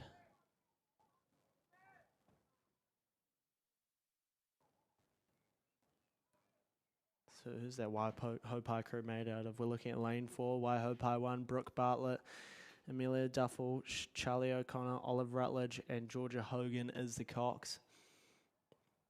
And they are sitting pretty comfortably in this first spot. On the outside there, I think that's Otago Girls 1, potentially in third there. So we're looking at Margot Milne, Eva Gardner, Darksia Grant, Ella Glover, and Ruby Merriman as the cox. And then on the inside there as well, sitting well is Marion College 1, Shane Jenkins, Kaomi Harrison, Amelia Kelly, Jordis Kramer, and Lexi Fakuri House is the cox there. So Marion just sitting pretty comfortably in second. We're looking at the first three through, and I think we've got the three there. Potentially putting up a challenge there could be Timaru there. So Timaru and Avonside Girls in pretty tight competition together. So Timaru, composed of Isabella Atkinson, Rachel Roberts, Madison Cooper, Terrell Guilford, and Charlie Cooper, the Cox.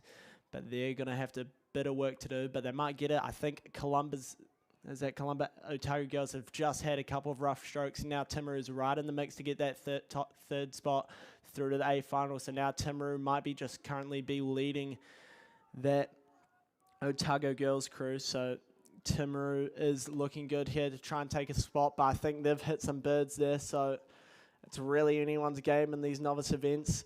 Avonside girls still trying to get up into the mix, and let's see who crosses this 100-meter markers first. Is it Otago? I think it's Timaru by just half a canvas to Timaru. Otago girls is starting to drop back, just having a few more rough strokes there.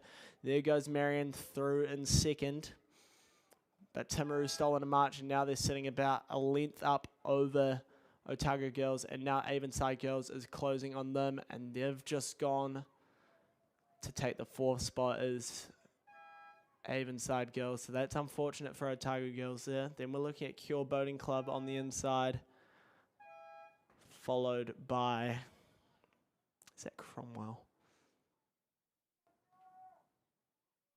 I think that's Cromwell there, and then a bit back to Otago.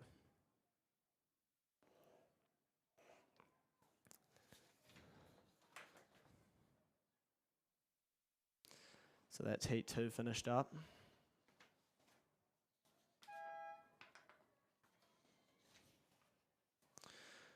Okay, final heat of the women's novice coxed quad coming up. We've got lane 2 is Omaru 23, Annabelle King, Kara Rawson, Hunter McLeay, Millie Patterson, Georgia Guy is the cox, and lane 3 is North End number 1, Zoe Cleghorn, Lucinda McNally, Abby McNiven, Isabel Frost, Sophie Palmer the cox. Lane 4, Invercargill 1, Lola Dean, Georgia Webster, Keely Templeton, Katie Gray, and Madison Dyack is the cox.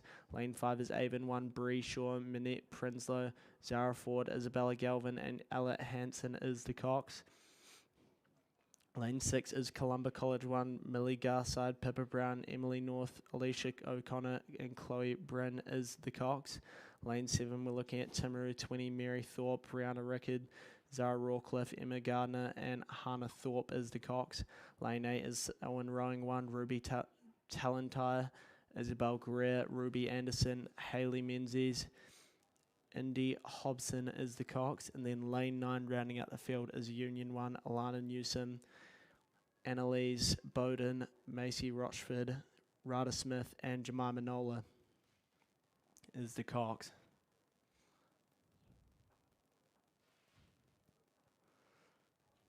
So let's see how this final girls novice quad is heating up, and I think it's Avon in the lead pretty comfortably. Let's see on the inside, potentially Omaru getting into the mix as well. Also just outside of them, that might be Invercargill trying to get up, as well as Columba and Union. Those are the 5 I'd say, but we're looking for 3 through. I'd give Columba the second right now, but Avon's looking pretty dominant in front there. Avon does not look challenged in this final heat of the women's novice quad. Apart from that, it's all looking pretty close. On the outside there, Union trying to get up for that 3rd spot. I think Invercargill might be challenging them there. I'd say Invercargill's just in front of Omaru. But it's really anyone's game here for that 3rd spot. So watch for Union. I'd currently give Invercargill the 3rd. So Omaru, Invercargill, and Union battling for the 3rd. Columba sitting in 2nd, but I wouldn't call them too comfortable compared to this Avon crew. Avon's not even winding it currently. Or if they are, they're probably not doing the best job because they're really using up that recovery time there, Avon is.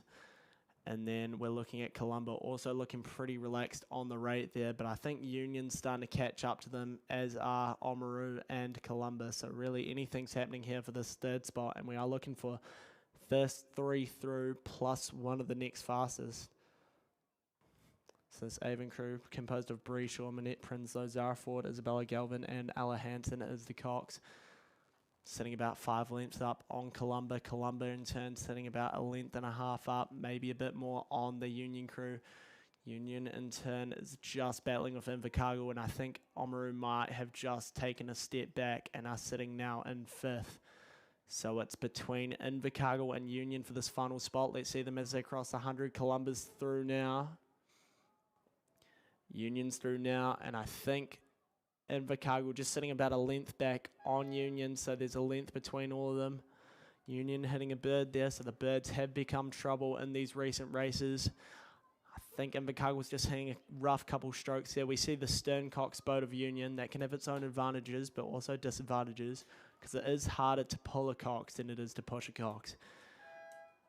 But it does give you the advantage of being able to see your rowers' blades better and be able to see the other crews better, and it's worked out for Union. They've grabbed that 3rd spot, and we see Invercargill back and forth. Then we're looking at Oamaru, Timaru, and North End there. Then I think it's just Selwyn there. Okay, so we have some fast events coming up. Next up is the boys under 15 coxed octuple. So only under 15s row the octuple. So we're looking at a 16 oared boat. So 8 rowers, 2 oars. And the reason why it's only under 15s is because it gets to the point where it almost gets too dangerous because you're going so fast. So lane 3, we have St Thomas 1. Lane 4, Wakatipu 1. Lane 5, Christ College 1, who do well in this event. Then we'll be looking at lane 6, Shirley Boys 1, and lane 7, Otago Boys 1. So I'd say we're looking at Wakatipu and Christ College. Those are my picks to be the dangerous crews in this event. And I think we might be seeing the yellow boat do something pretty outstanding here. It is Wakatipu leading pretty dominantly over Christ College and Otago Boys High School. Those are my 2nd and 3rd picks, and then we'll be going back to Shirley Boys and St Thomas, currently sitting in 4th and 5th. I'd give St Thomas the 4th, Shirley Boys the 5th, but they're coming down into the final 500 metres, and Wakatipu is dominating out there. Let's see how many lengths they've got. I'd call that 4 8 lengths right there, so 4 8 lengths to Wakatipu. No one's going to challenge them today. They'll have to have another go at it tomorrow, but Wakatipu's done a great start here. They've got that boat nice and balanced, sitting level.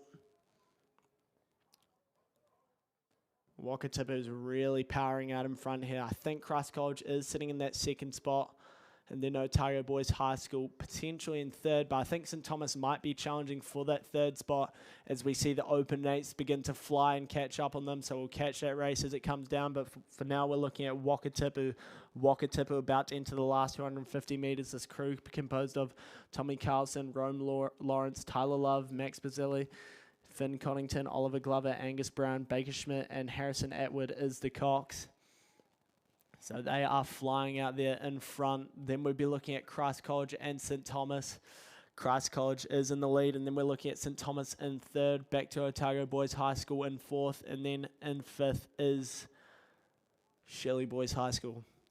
So Christ College composed of Archie McCone, Jaden Ferrier, Austin Arnold, Theo Ludden, Edward, Chris Benj, Freddie Rolliston, Henry Williams, Alex Innes, and George Edgar is the cox. So Wakatipu is absolutely powering through. The boys are cheering on the bank as they come into the last 30 metres. Great work from Wakatipu. They've winded up. They're going to win this heat pretty comfortably. Then we're looking at Christ College, who have been caught up by St Thomas. St Thomas only a length down now. Otago Boys High School really looking for that challenge there as well. So pretty good effort there from Wakatipu. Christ College will hang on to the 2nd. Then we're looking at St Thomas, Otago Boys, and Shirley Boys, and that will round out the boys under 15 octuple. Now we're going to the 2 heats of the men's Open 8. We're looking at first 5 through to the final, rest eliminated.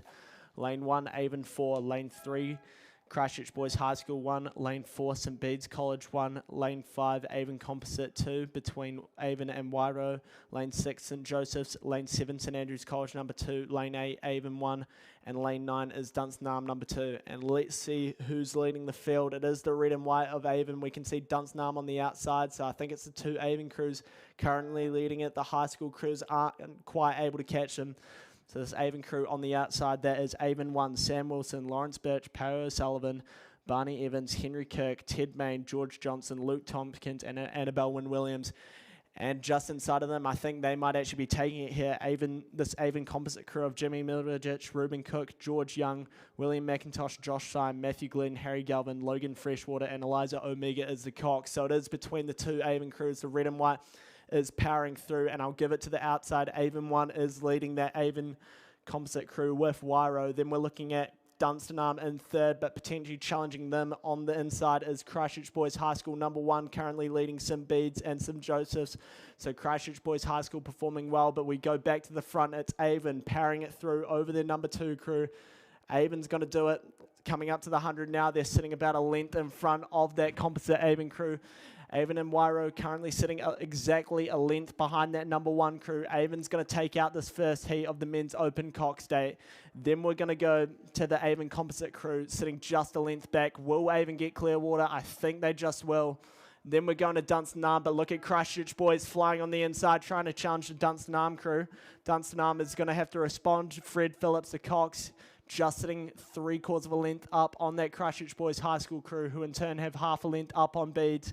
Christchurch Boys High School, Cooper Dean, the cox there. He's going to be sitting on the 2 seat of St Bede's as they finish that race. Back to St Joseph's, and then inside to Avon 4.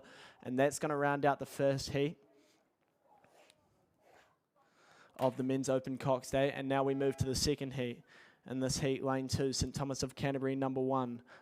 In lane 3, Christchurch Boys High School composite 3. So this is a Christchurch Boys and St Joseph's composite crew. Lane 4 is Avon 3. Lane 5 is St Joseph's 2. Lane 6 is Dunstanarm 1. Lane 7 is St Andrews College 1. And lane 8 is Avon 5. So I'd say, just looking at it, I think Heat 1 was probably the stronger crew there. We see St Andrews rounding out the field of Heat 1 there.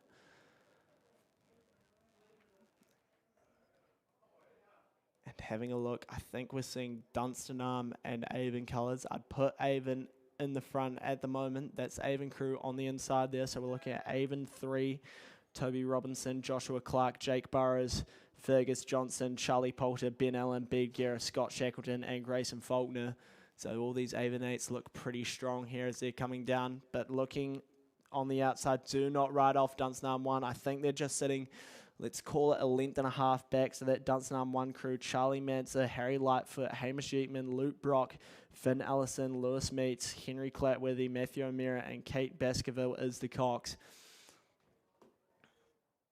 So some very good roles on that Dunstanarm crew, but they're more experienced on the sculling side of things. This Avon number 3 is leading them as they come past the 500 metres. They've got Clearwater, length and a quarter to Avon over Dunstanarm, and then Dunstanarm has at least 2 lengths of Clearwater. No, maybe we'll go 3 lengths. Oh, I can't see that other crew. They're miles behind. I think we're looking on the inside. That might be St Thomas, who's currently sitting in that 3rd spot, but they've got quite a way to make up on Dunstanarm. So currently it is a 2-horse race at the moment between Avon 3 and Dunstanarm 1. So Dunstanarm 1 will have to really power it on coming into this last 350 metres because these 8s do move fast. Avon 1 is pumping. They're getting that rate up as they enter the last 250 metres. Yellow boys, here we come. Is that rating going to step up? They're looking controlled. They're looking smooth. Dunstanarm's not dropping off though. They're holding their own, currently sitting a length and a quarter back. Let's see if they've closed that gap. Who's the coxswain of that boat? We're looking at Kate Baskerville. Can she get those boys up and try and push up on this Avon crew? Can they close down this Clearwater and start taking some seats? I think Avon's just pushing away here. 110 metres to go for Avon, and they're looking controlled and composed, just sitting up. Again, this Avon crew, Toby Robinson, Joshua Clark, Jake Burrows, Fergus Johnson, Charlie Poulter, Ben Allen, Bede Guerra, Scott Shackleton, and Grayson Faulkner as the cox. I think Dunstanarm has just closed up a little bit in that final 250. Can they get rid of that pesky Clearwater between the two crews? I think they just might. So Dunstanarm's had a wind here, and I think that's exactly a length between them. Then we're looking at the battle between the schoolboy crews, and it is St Thomas currently leading St Andrews. St Andrews doing well. Can they climb past the St Thomas crew? So St Andrews composed of Cameron Sharp, George Barclay, Oliver Barker, George Flanagan, Logan Scott, Tig Maloney, Noah Hunter, Hugo Miller-Bell, George Rankin is the cox, and they're just going to lose by half a length over St Thomas, who are going to take the third. We go Clearwater back to St Joseph's. Then we're going back to Avon 5. Final race of the day, we are going to the women's open coxed quadruple sculls. This is a prelim, this is one race, this is the same race you'll see on Sunday. Looks to be pretty close on the inside there as they come into the K. I think it's 2 Dunstanam crews, then we're looking at an Avon crew just a bit further back on the outside there. So these crews, we're looking at lane 2, Dunstanam 2, Ruby Smith, Maggie Hepburn, Madison Neal, Bella Breen. Lane 3, Dunstanam 1, Millie Scott, Olivia Pybinga, Olivia Key, and Emma Spittle. Lane 4, Canterbury number 1, Meredith Lewis, Georgia Wynyard, Natalie Walsh, Toby Reese. Lane 5 is Avon number 1, Gemma Burrows, Jessica Tavendale, Phoebe Collier, and Georgie Bethel. Lane 6 is Avon 4, Emily Ryle, Isabel Williamson, Imogen Boxall, and Sam Rankin. Lane 7 is a Dunstanam composite between Dunstanam and Nelson. We're looking at Rosa Armstrong, Macy Barnes, Isla Nicholson, Kira Patterson. And then lane 8, we're looking at Avon 3, Coco Flood, Thea Murdy, Abby Higgins, and Isabel Welsh. Then we're looking at lane number 9, Avon 2, Tyler Stewart, Lily Grant, Tegan Smith, and Sadie Mason. So quite a lineup for this final race of the day. I think it's the outside Avon crew who's leading the Avon crews. I think that's Avon number 2. But it's the 2 Dunstanam crews on the inside leading them. Then we'll probably be going back to Avon 1, then Avon 3, currently sitting in the 6th position. So it's the 2 Dunstanam crews. Let's see who takes it out of them. They're coming up to the 500 metre mark, so we'll get a better look when they come there. So women's open quad, it's a fast event. No cocks to weigh them down.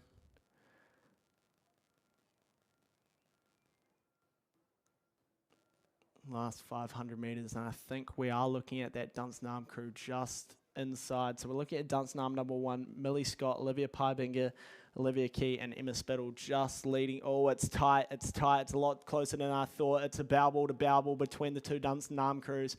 Avon on the outside there, Avon 2 on a bit of an island trying to catch up to these Dunstanam crews. They're not next to them, so it'll be tougher to get a vantage point, but Tyler Stewart, Lily Grant, Tegan Smith, and Sadie Mason trying to get up between these Dunstanam crews. And Dunstanam is tight together, so it's Dunstanam 2 of Ruby Smith, Maggie Hepburn, Madison Neal, and Bella Breen trying to challenge the number 1 crew, and it's looking close. They might just do it. I think I'm going to call it as the inside crew. I'm going to say it's Dunstanam number 2 currently leading the number 1 crew. But it's really anyone's game as we enter the last 250 metres. Who's got a sprint? Who can throw down the watts? I'm going to say, oh, it's tight. It's too tough to tell. In fact, I think just opening up a sprint now might just be Dunstanam number 1. So the number 1 crew trying to assert some authority over the number 2 crew. Then we're looking at Avon 2, who's sitting pretty comfortably in 3rd. And then maybe just outside to inside to Avon 3, and then to Avon 1, who's trying to challenge that Avon number 3 crew. But through the 100 metres, and it is the number 1 crew, they've opened up in this last 250. They've opened up to half a length over Dunstanam number 2. So Ruby Smith's going to have to put in a wind. I'm not sure she's going to be able to do it. There's half a length in it, opening up to 3/4 of a length now. Great one from the Dunstanam number 1 crew there. And now the number 2 crew is going to finish in 2nd. Then we're looking at Avon number 2, inside to Avon number 3, and then we'll be looking at Avon number 1, the Dunstanam composite crew, and Avon number 4 will round out the field there.